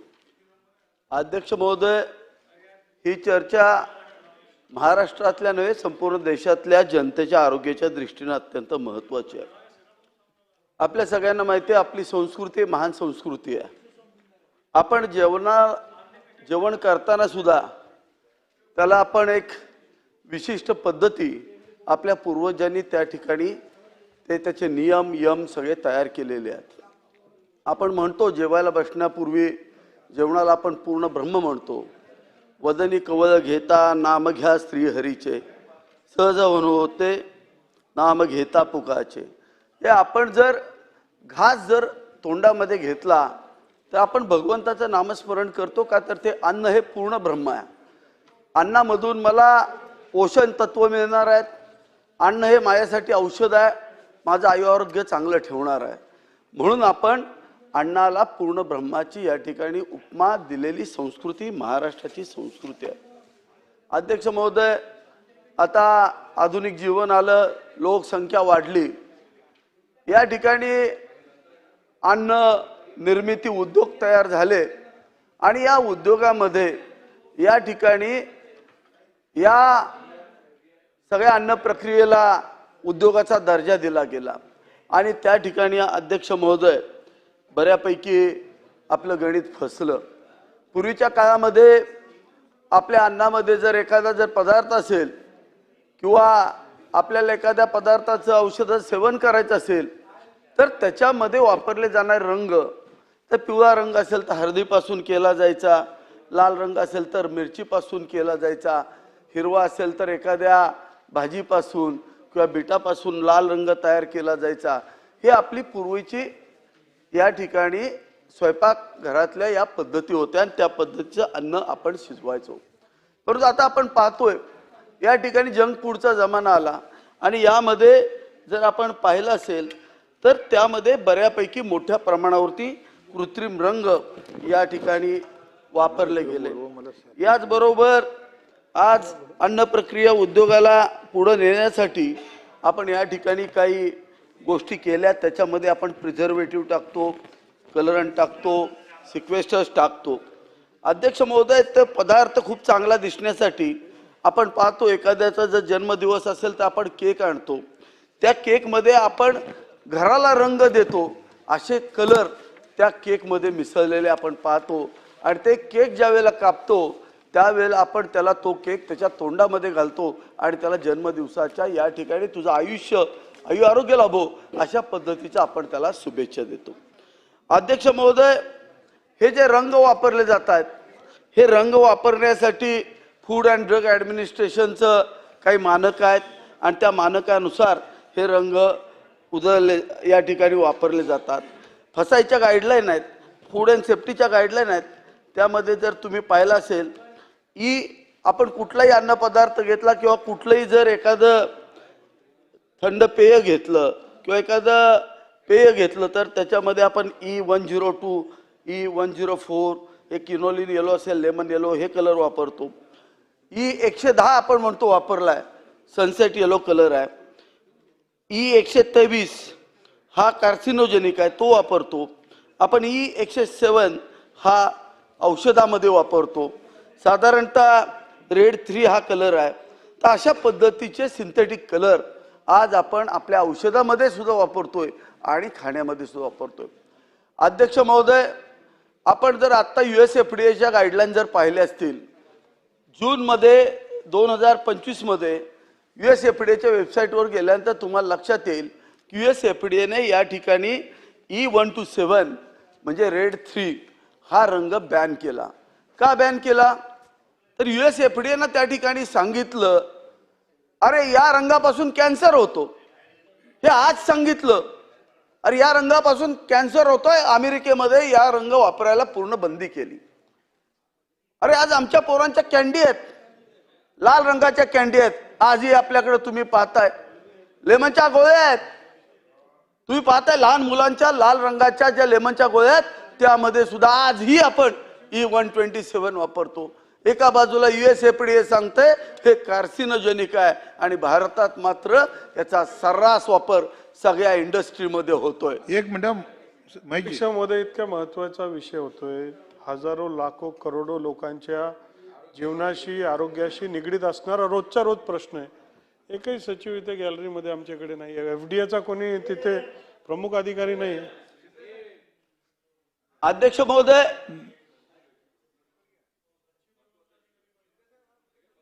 माननीय महेशजी, माननीय मंत्री महोदयांनी स्वतः ते cabinet minister is a government ते स्वतः कबूल करतायत की गॅलरीमध्ये कुठलेही अधिकारी उपस्थित नाही आहेत. त्यामुळे त्यांना एक तर तात्काळ बोलवा. या संदर्भात वारंवार सूचना देऊन सुद्धा अधिकारी उपस्थित नाही आहेत. मंत्री महोदय, जबाबदार अधिकाऱ्यांना सूचना द्या. तुम्ही वारंवार हे घडत आलंय.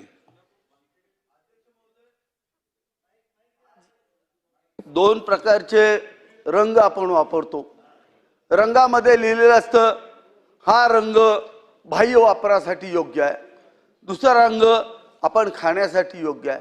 आता E110 हा सनसेट येलो कलर आहे. अध्यक्ष महोदय, E110 कुठं वापरता? तो एखादं फळ जर आपल्याला जर पिवळं करायचं असेल तर ते मोसंबी संत्र्यावरती तो रंग दिला जातो आणि ते चकचकीत सुंदर दाखवलं जातं. या ठिकाणी हे फळ आपली माता भगिनी तिथं जाते, ते रस्त्यावरून फळ घेते आणि त्या ठिकाणी ते फळ घरात आणते.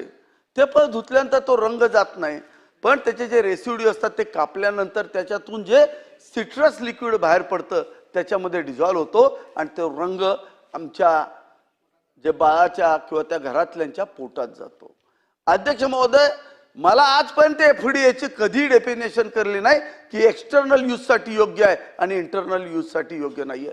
अरे एक्सटर्नल यूज साठी जर फळावरती तुम्ही रंग देण्यासाठी या ठिकाणी परवानगी देत असाल त्याच्या एवढं शोकांतिका कुठली नाहीये.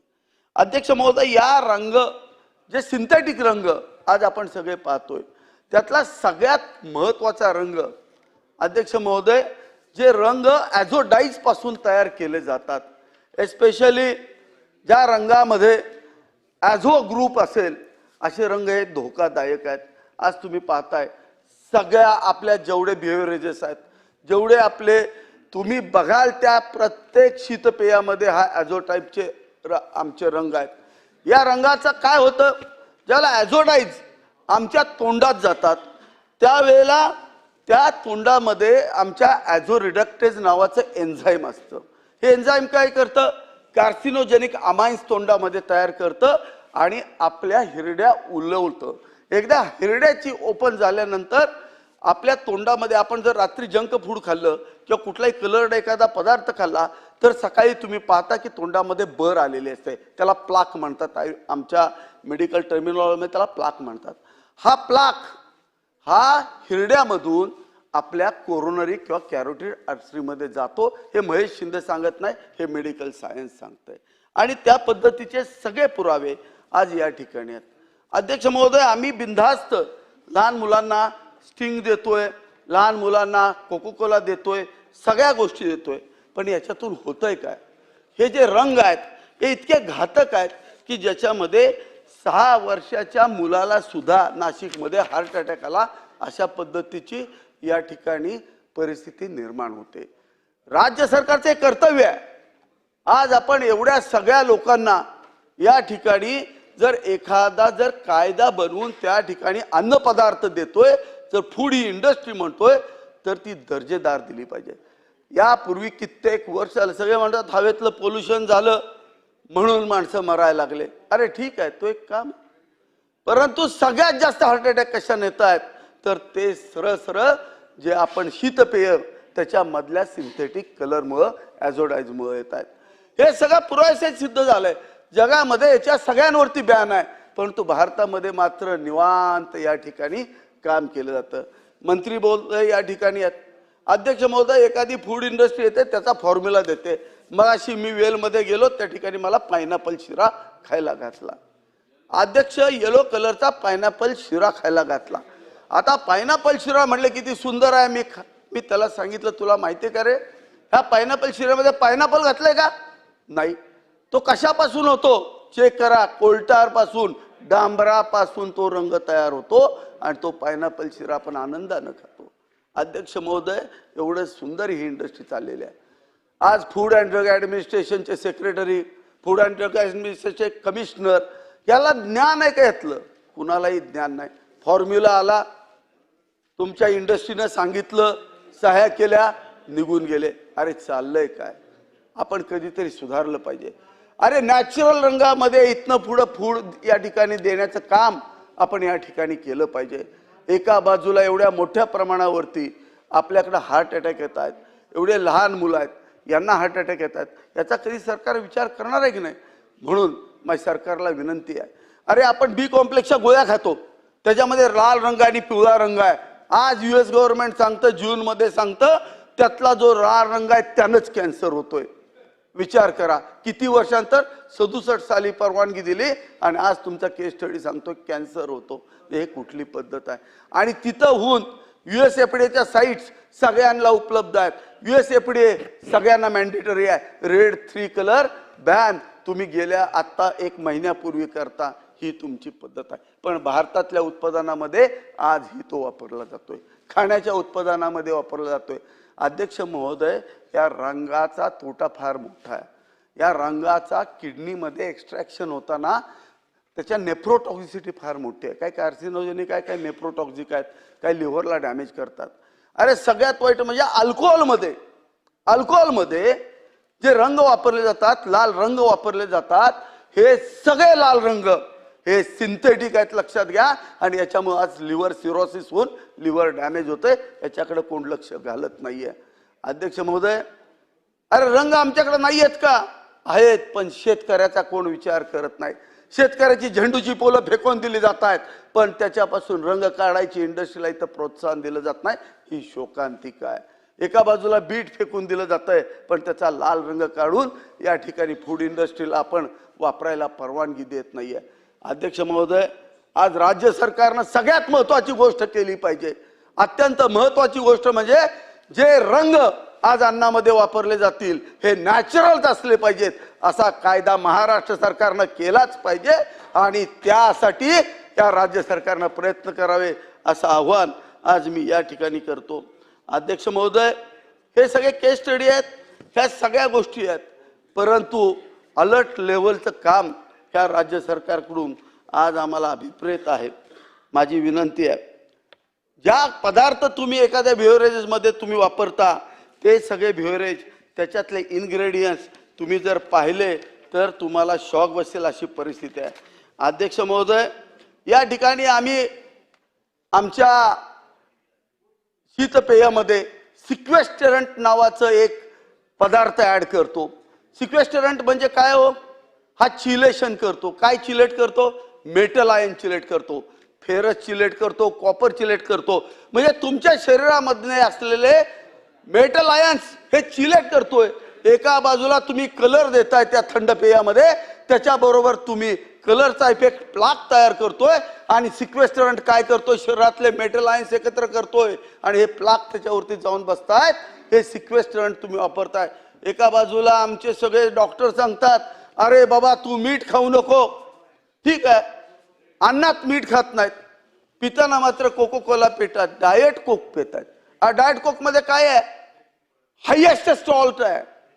सगळ्यात जास्त सॉल्ट हे त्या डाएट कोक मध्ये आहे. त्याच्यामध्ये कॅल्शियम आहे, तुमचं कॅल्शियम क्लोराईड आहे, कॅल्शियम ॲसिटेट आहे. तुम्ही E509 डाएट कोक मध्ये बघता किंवा तुम्ही E263 बघता, E452 बघता. अरे हे काय आहेत? हे सगळे सोडियम आणि कॅल्शियमचे कॉम्प्लेक्स सॉल्ट्स आहेत. म्हणजे तुम्ही मीठ खाऊन देत नाही आणि दुसऱ्या बाजूला मात्र तुम्ही त्यांना डाएट कोक घेतला चालेल, थंडा पिलं तरी चालेल. अरे ह्या चेतावण्या तुम्ही लिहिणार आहे की नाही त्याच्यावरती?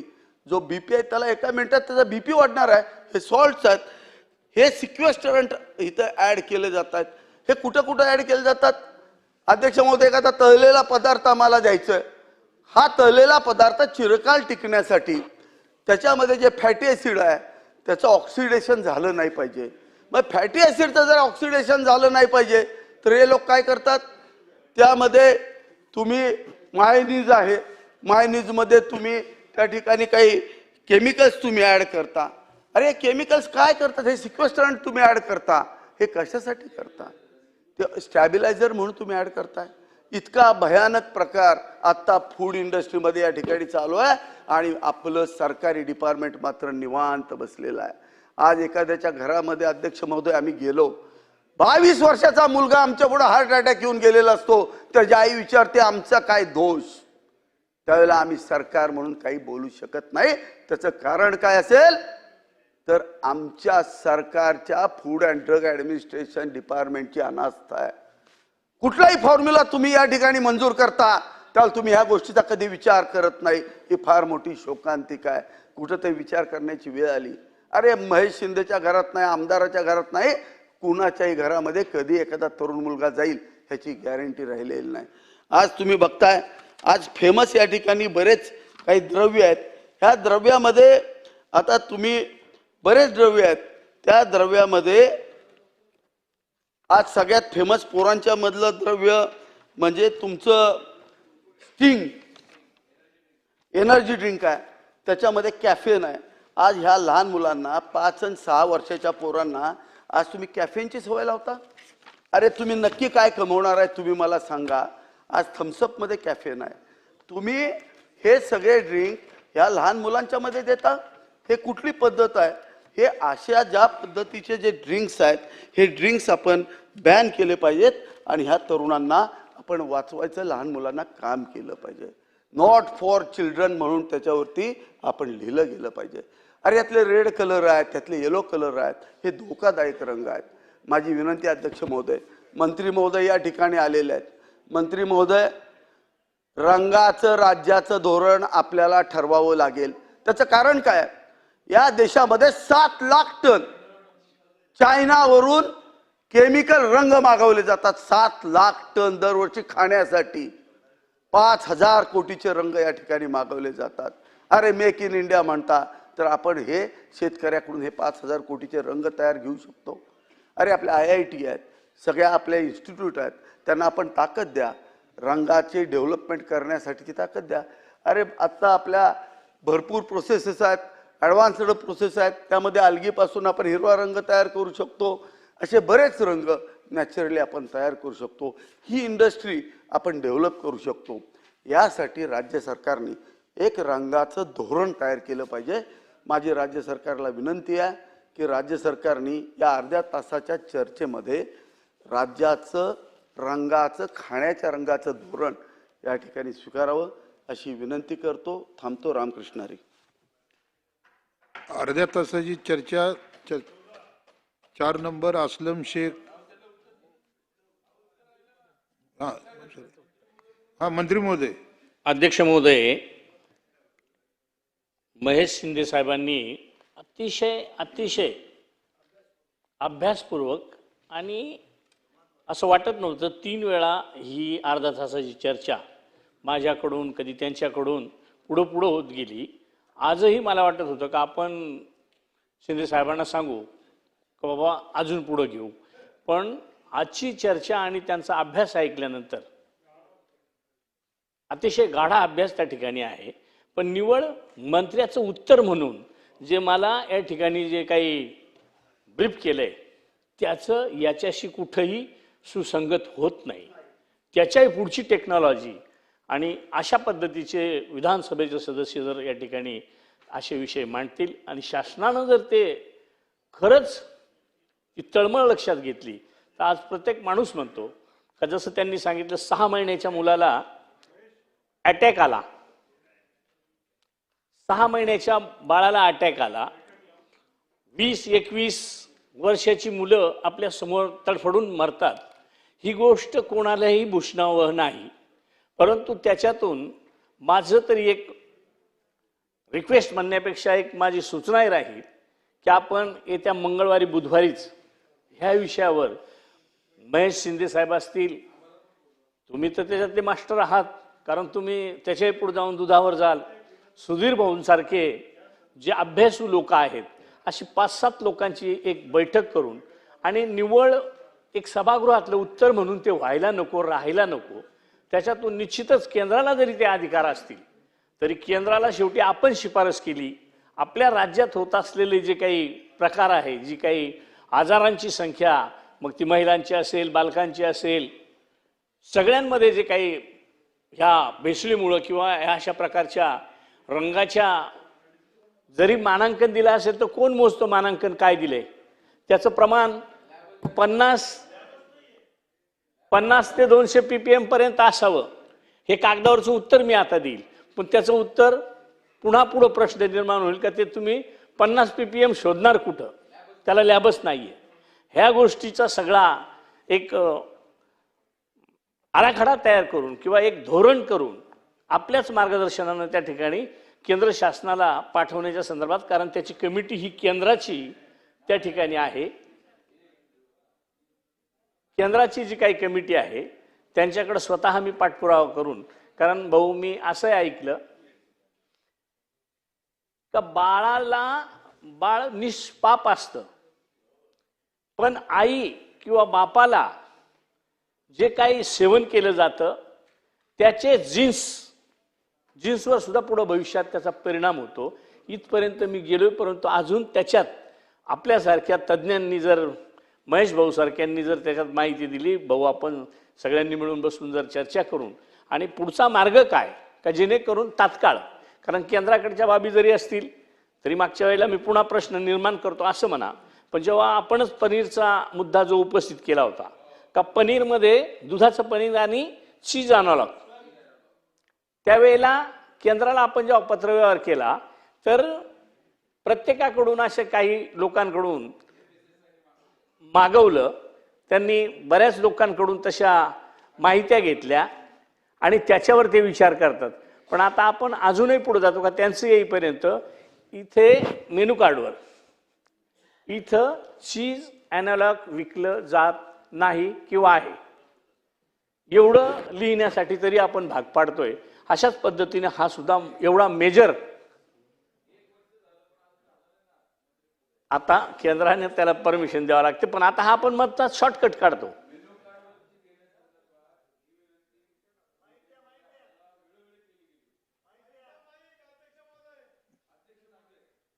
अध्यक्ष महोदय, ॲनालॉग चीज आणि पनीरचा विषय मंत्री महोदयांनी काढला. गेल्या वर्षभरापासून आपण विनंती करतो, याचा केंद्राशी तीळ मात्र संबंध नाही. आपण राज्य कायदा करू शकतो, आपण इम्प्लिमेंटेशन सुद्धा करू शकतो.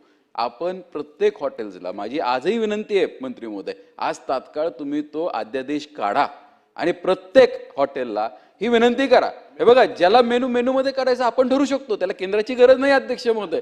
आणि हा सगळ्यात महत्वाचा आहे, खाणाऱ्याला ठरू द्या ना, त्याला ॲनालॉग चीज खायचंय का पनीर खायचंय, खाणाऱ्याला ठरू द्या. आज अध्यक्ष महोदय हे छोटे छोटे विषय आहेत, म्हणजे महेशजींनी जी तळमळ व्यक्त केली ना ही अतिशय महत्वाची आहे. खरंच मंत्री महोदय आपले विशेष आभार मानतो की आज आपण या मुद्द्याला संवेदनशील पद्धतीने हाताळायची सकारात्मकता दर्शवलेली आहे. पण याचे 2 पावलं पुढे जावं लागणार आहे, नुसती चर्चा राहून चालणार नाही. जर आपली खरंच याच्यामध्ये सकारात्मकता असेल ना, माझी विनंती आहे की आजच्या आज तुम्ही अध्यादेश काढा, मेनू कार्डमध्ये पनीर किंवा ॲनालॉग चीज काय आहे हे लिहून द्या. ॲनालॉग चीज घातक आहे, काही प्रमाणापेक्षा जास्त खाल्लं तर खाणाऱ्याला ठरू द्या ना की त्याला त्याच्या जीवावरती खायचंय का काय करायचंय. त्यामुळे तुम्ही तो निर्णय तुमच्या अध्यात्मिक आहे आणि तुम्ही करू शकता. झालेल्या चर्चेप्रमाणे महेश शिंदे साहेबांचा विषय असेल किंवा चीज ॲनालॉगचा असेल किंवा अजून इतर काही भरपूर विषय या FDAच्या अंतर्गत करता येण्यासारखे आहेत.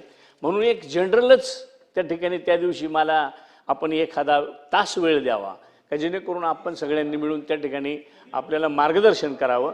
त्या पद्धतीनं विभागाचे सचिव असतील, आयुक्त असतील त्यांची एक बैठक लावून निश्चित त्याची कार्यवाही करण्याच्या संदर्भातलं कार्यवाही करू.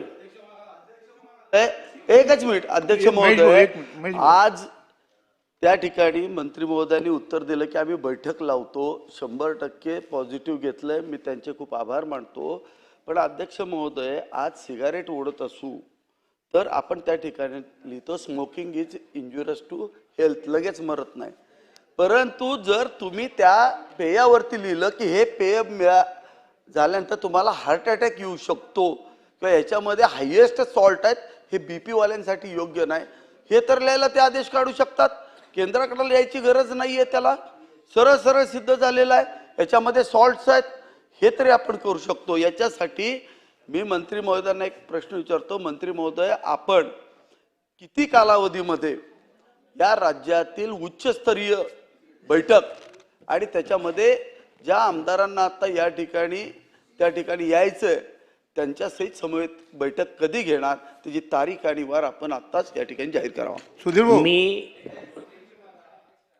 मी पहिल्यांदा तर महेश शिंदेजींचं अभिनंदन करेन की विधानसभेत अतिशय उत्तम अभ्यासपूर्ण उदाहरणासहित आणि तेही टेक्निकल शब्दासहित त्यांनी या ठिकाणी अर्धा तास चर्चा उपस्थित केली. माननीय मंत्री महोदय संवेदनशीलतेने उत्तर देत आहे, पण त्याला पण आहे. पण हा आहे की बैठक घेऊन मंत्री महोदय तुमच्या दालनात बैठक घेतली तरी हे प्रश्न इतर लोक सोडवू देणार नाही. कारण प्रश्न काय, एक बैठक तुम्हाला माहिती आहे, आम्ही होतो त्या बैठकीत, असं ठरलं की बजेटमध्ये तुम्हाला 203 कोटी रुपये द्यायचे. दिले का?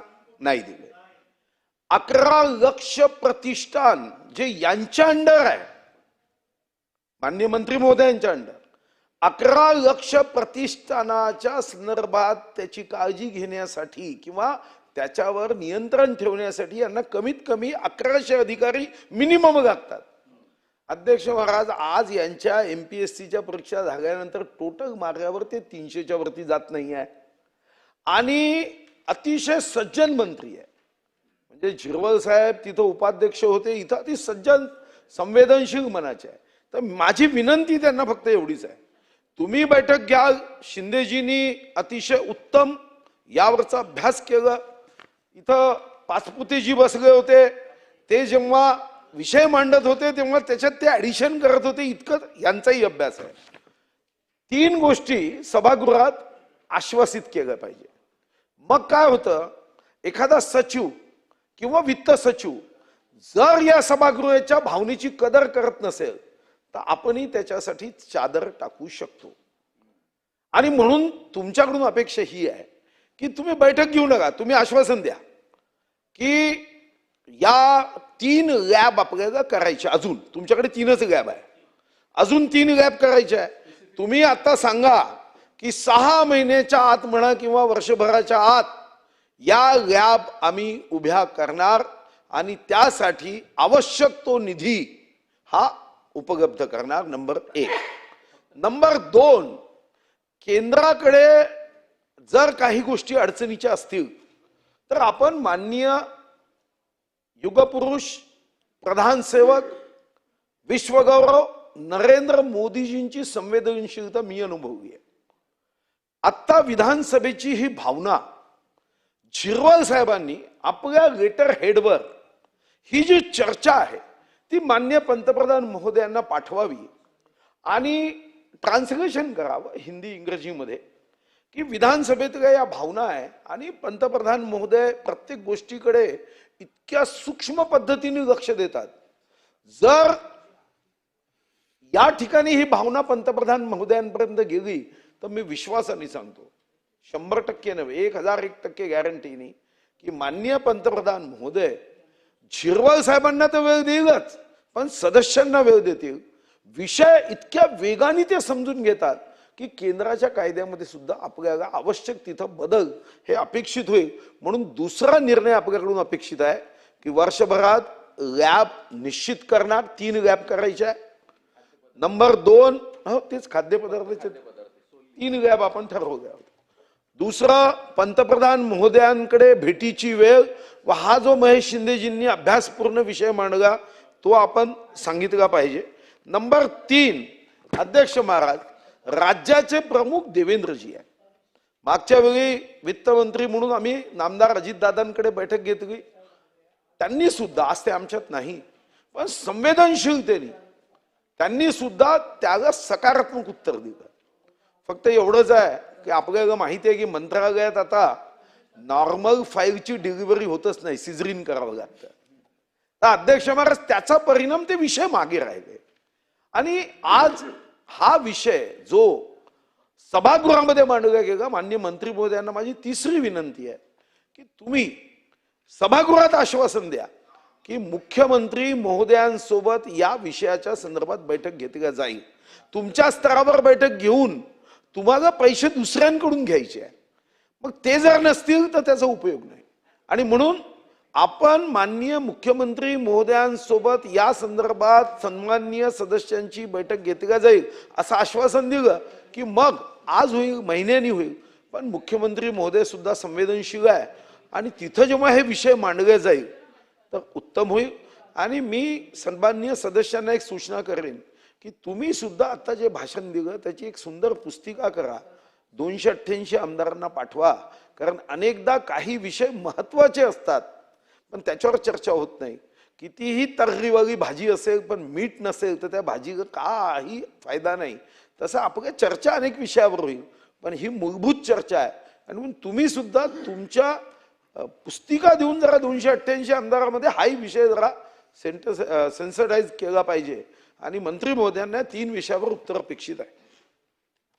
सन्माननीय अध्यक्ष महोदय, सुधीर भाऊंनी पाठीमागच्या मीटिंगचा आधार घेऊन, तर ते अगदी खरं आहे का त्यावेळेला ठरलं होतं का तुम्हाला 200 कोटी रुपये तात्काळ देऊ. त्याच्यात ते मला वाटतं 37 कोटी रुपये काहीतरी 35 कोटी रुपये दिले.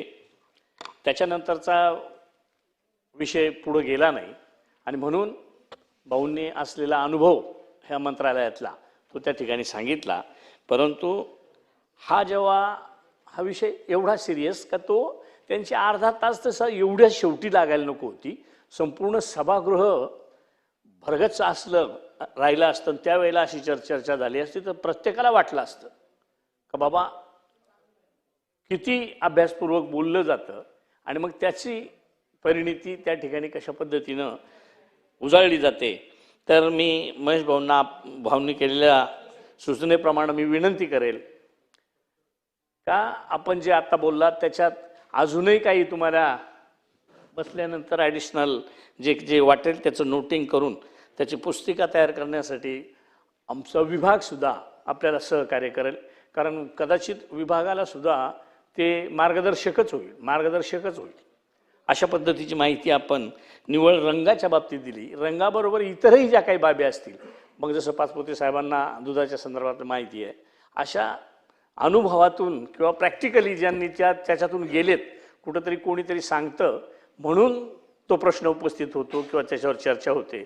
त्यापेक्षा जसं रावल साहेबांनी 4 वेळा त्यांना, बरोबर ना, तर अशी काहीतरी एक सर्टिफिकेट त्या ठिकाणी मिळतं तर ते अभ्यासपूर्ण त्यांनी ते तयार करावं अशा पद्धतीची मी त्यांना विनंती करतो. आणि भाऊंनी 3 सूचना केल्या, तर उद्याच मी मुख्यमंत्री महोदयांना पत्र देऊन त्यांची वेळ मागतो, जेणेकरून ती अधिवेशन संपण्यापूर्वी जर झाली तर अतिशय उत्तम होईल का, जेणेकरून अजूनही 4 लोक त्याच्यात अनुभवी लोक येतील आणि मुख्यमंत्री महोदय सुद्धा ह्या भेसळ किंवा ह्या अशा प्रकारात, कारण असा विषय हा कोणाला नको का जो आपण कितीही रोड रस्ते बांधले, माणसं जगली तर त्याचा उपयोग होणार आहे. आणि म्हणून साठी PM साहेबांचा भाऊंनी उल्लेख केला, मुख्यमंत्री महोदयांचीच मदत घेऊन आणि मी माझं स्वतःचं पत्र तयार करून त्या ठिकाणी पंतप्रधान महोदयांना त्या ठिकाणी ते फॉरवर्ड करतो. आणि आपली जी काही 4-2 लोकांची 10 लोकांची जी बैठक आहे ती तर मला वाटतं आपल्याला कोणाची परवानगी घेण्याची गरज नाही. म्हणून मंगळवार बुधवार केव्हाही आपण ती बैठक जर घेतली का जेव्हा तुमच्या बजेटवर चर्चा नसेल तुमची कोणाची, त्यावेळेला त्या ठिकाणी वेळ द्यावा. अशा पद्धतीने मग आपल्याला त्या ठिकाणी विनंती करतो. निश्चित मी आश्वस्त करतो की उद्याच्या पत्रातच मी ज्या 3 लॅब त्या संदर्भात सुद्धा उद्याच का जे मागच्या वेळेला आपल्याला 200 कोटी रुपयाची एक आश्वासित केलं होतं त्या पद्धतीचा उल्लेखही त्याच्यात करतो. आणि जेणेकरून उद्या लगेच स्पीचमध्ये देतील नाही देणार, परंतु कुठंतरी ते ॲडजस्टमेंट करून, कारण परिस्थिती एवढी गंभीर आहे का नाशिकची एक 15-20 कोटीसाठी ती लॅब थांबून आहे. पुण्याची ती परिस्थिती आहे. म्हणजे बरंचसं काही आहे, फक्त त्याचा फॉलोअप त्या ठिकाणी होत नाही. आता मी आजच दुपारी नाशिकच्या संदर्भात बोललो का DPCतून 15 कोटी रुपये द्यावेत, पण ते होत नाही आहे. म्हणूनसाठी आपण मुख्यमंत्री महोदयांना ते सिरियसपणे जर सांगितलं तर मला वाटतं निश्चित त्यातून आपल्याला रिलीफ मिळेल. अशा पद्धतीची मी निश्चित उद्याच विनंती करतो. मंगळवारी बुधवारची आपली बैठक झाली की त्याच्यातच आपण चर्चा करून काढू. प्रवीणजी काढू आपण. माननीय मंत्री महोदयांचा धन्यवाद देतो, सुधीर भाऊंचे धन्यवाद देतो आणि महेश भाऊंचे धन्यवाद देतो. पण मोठ्या प्रमाणात आता लहान मुलांच्या खाद्यांमध्ये जे हॉटेलमध्ये जातात त्यात मेयोनीजचा मोठ्या प्रमाणात वापर व्हायला लागला आहे. म्हणजे मॅकडॉनल्ड असेल, KFC असेल, ज्या ठिकाणी महानगरातले लहान लहान मुलं, शाळेत शिकणारे मुलं 1ली पासून 10वी पर्यंत सगळे मोठ्या प्रमाणात जातात.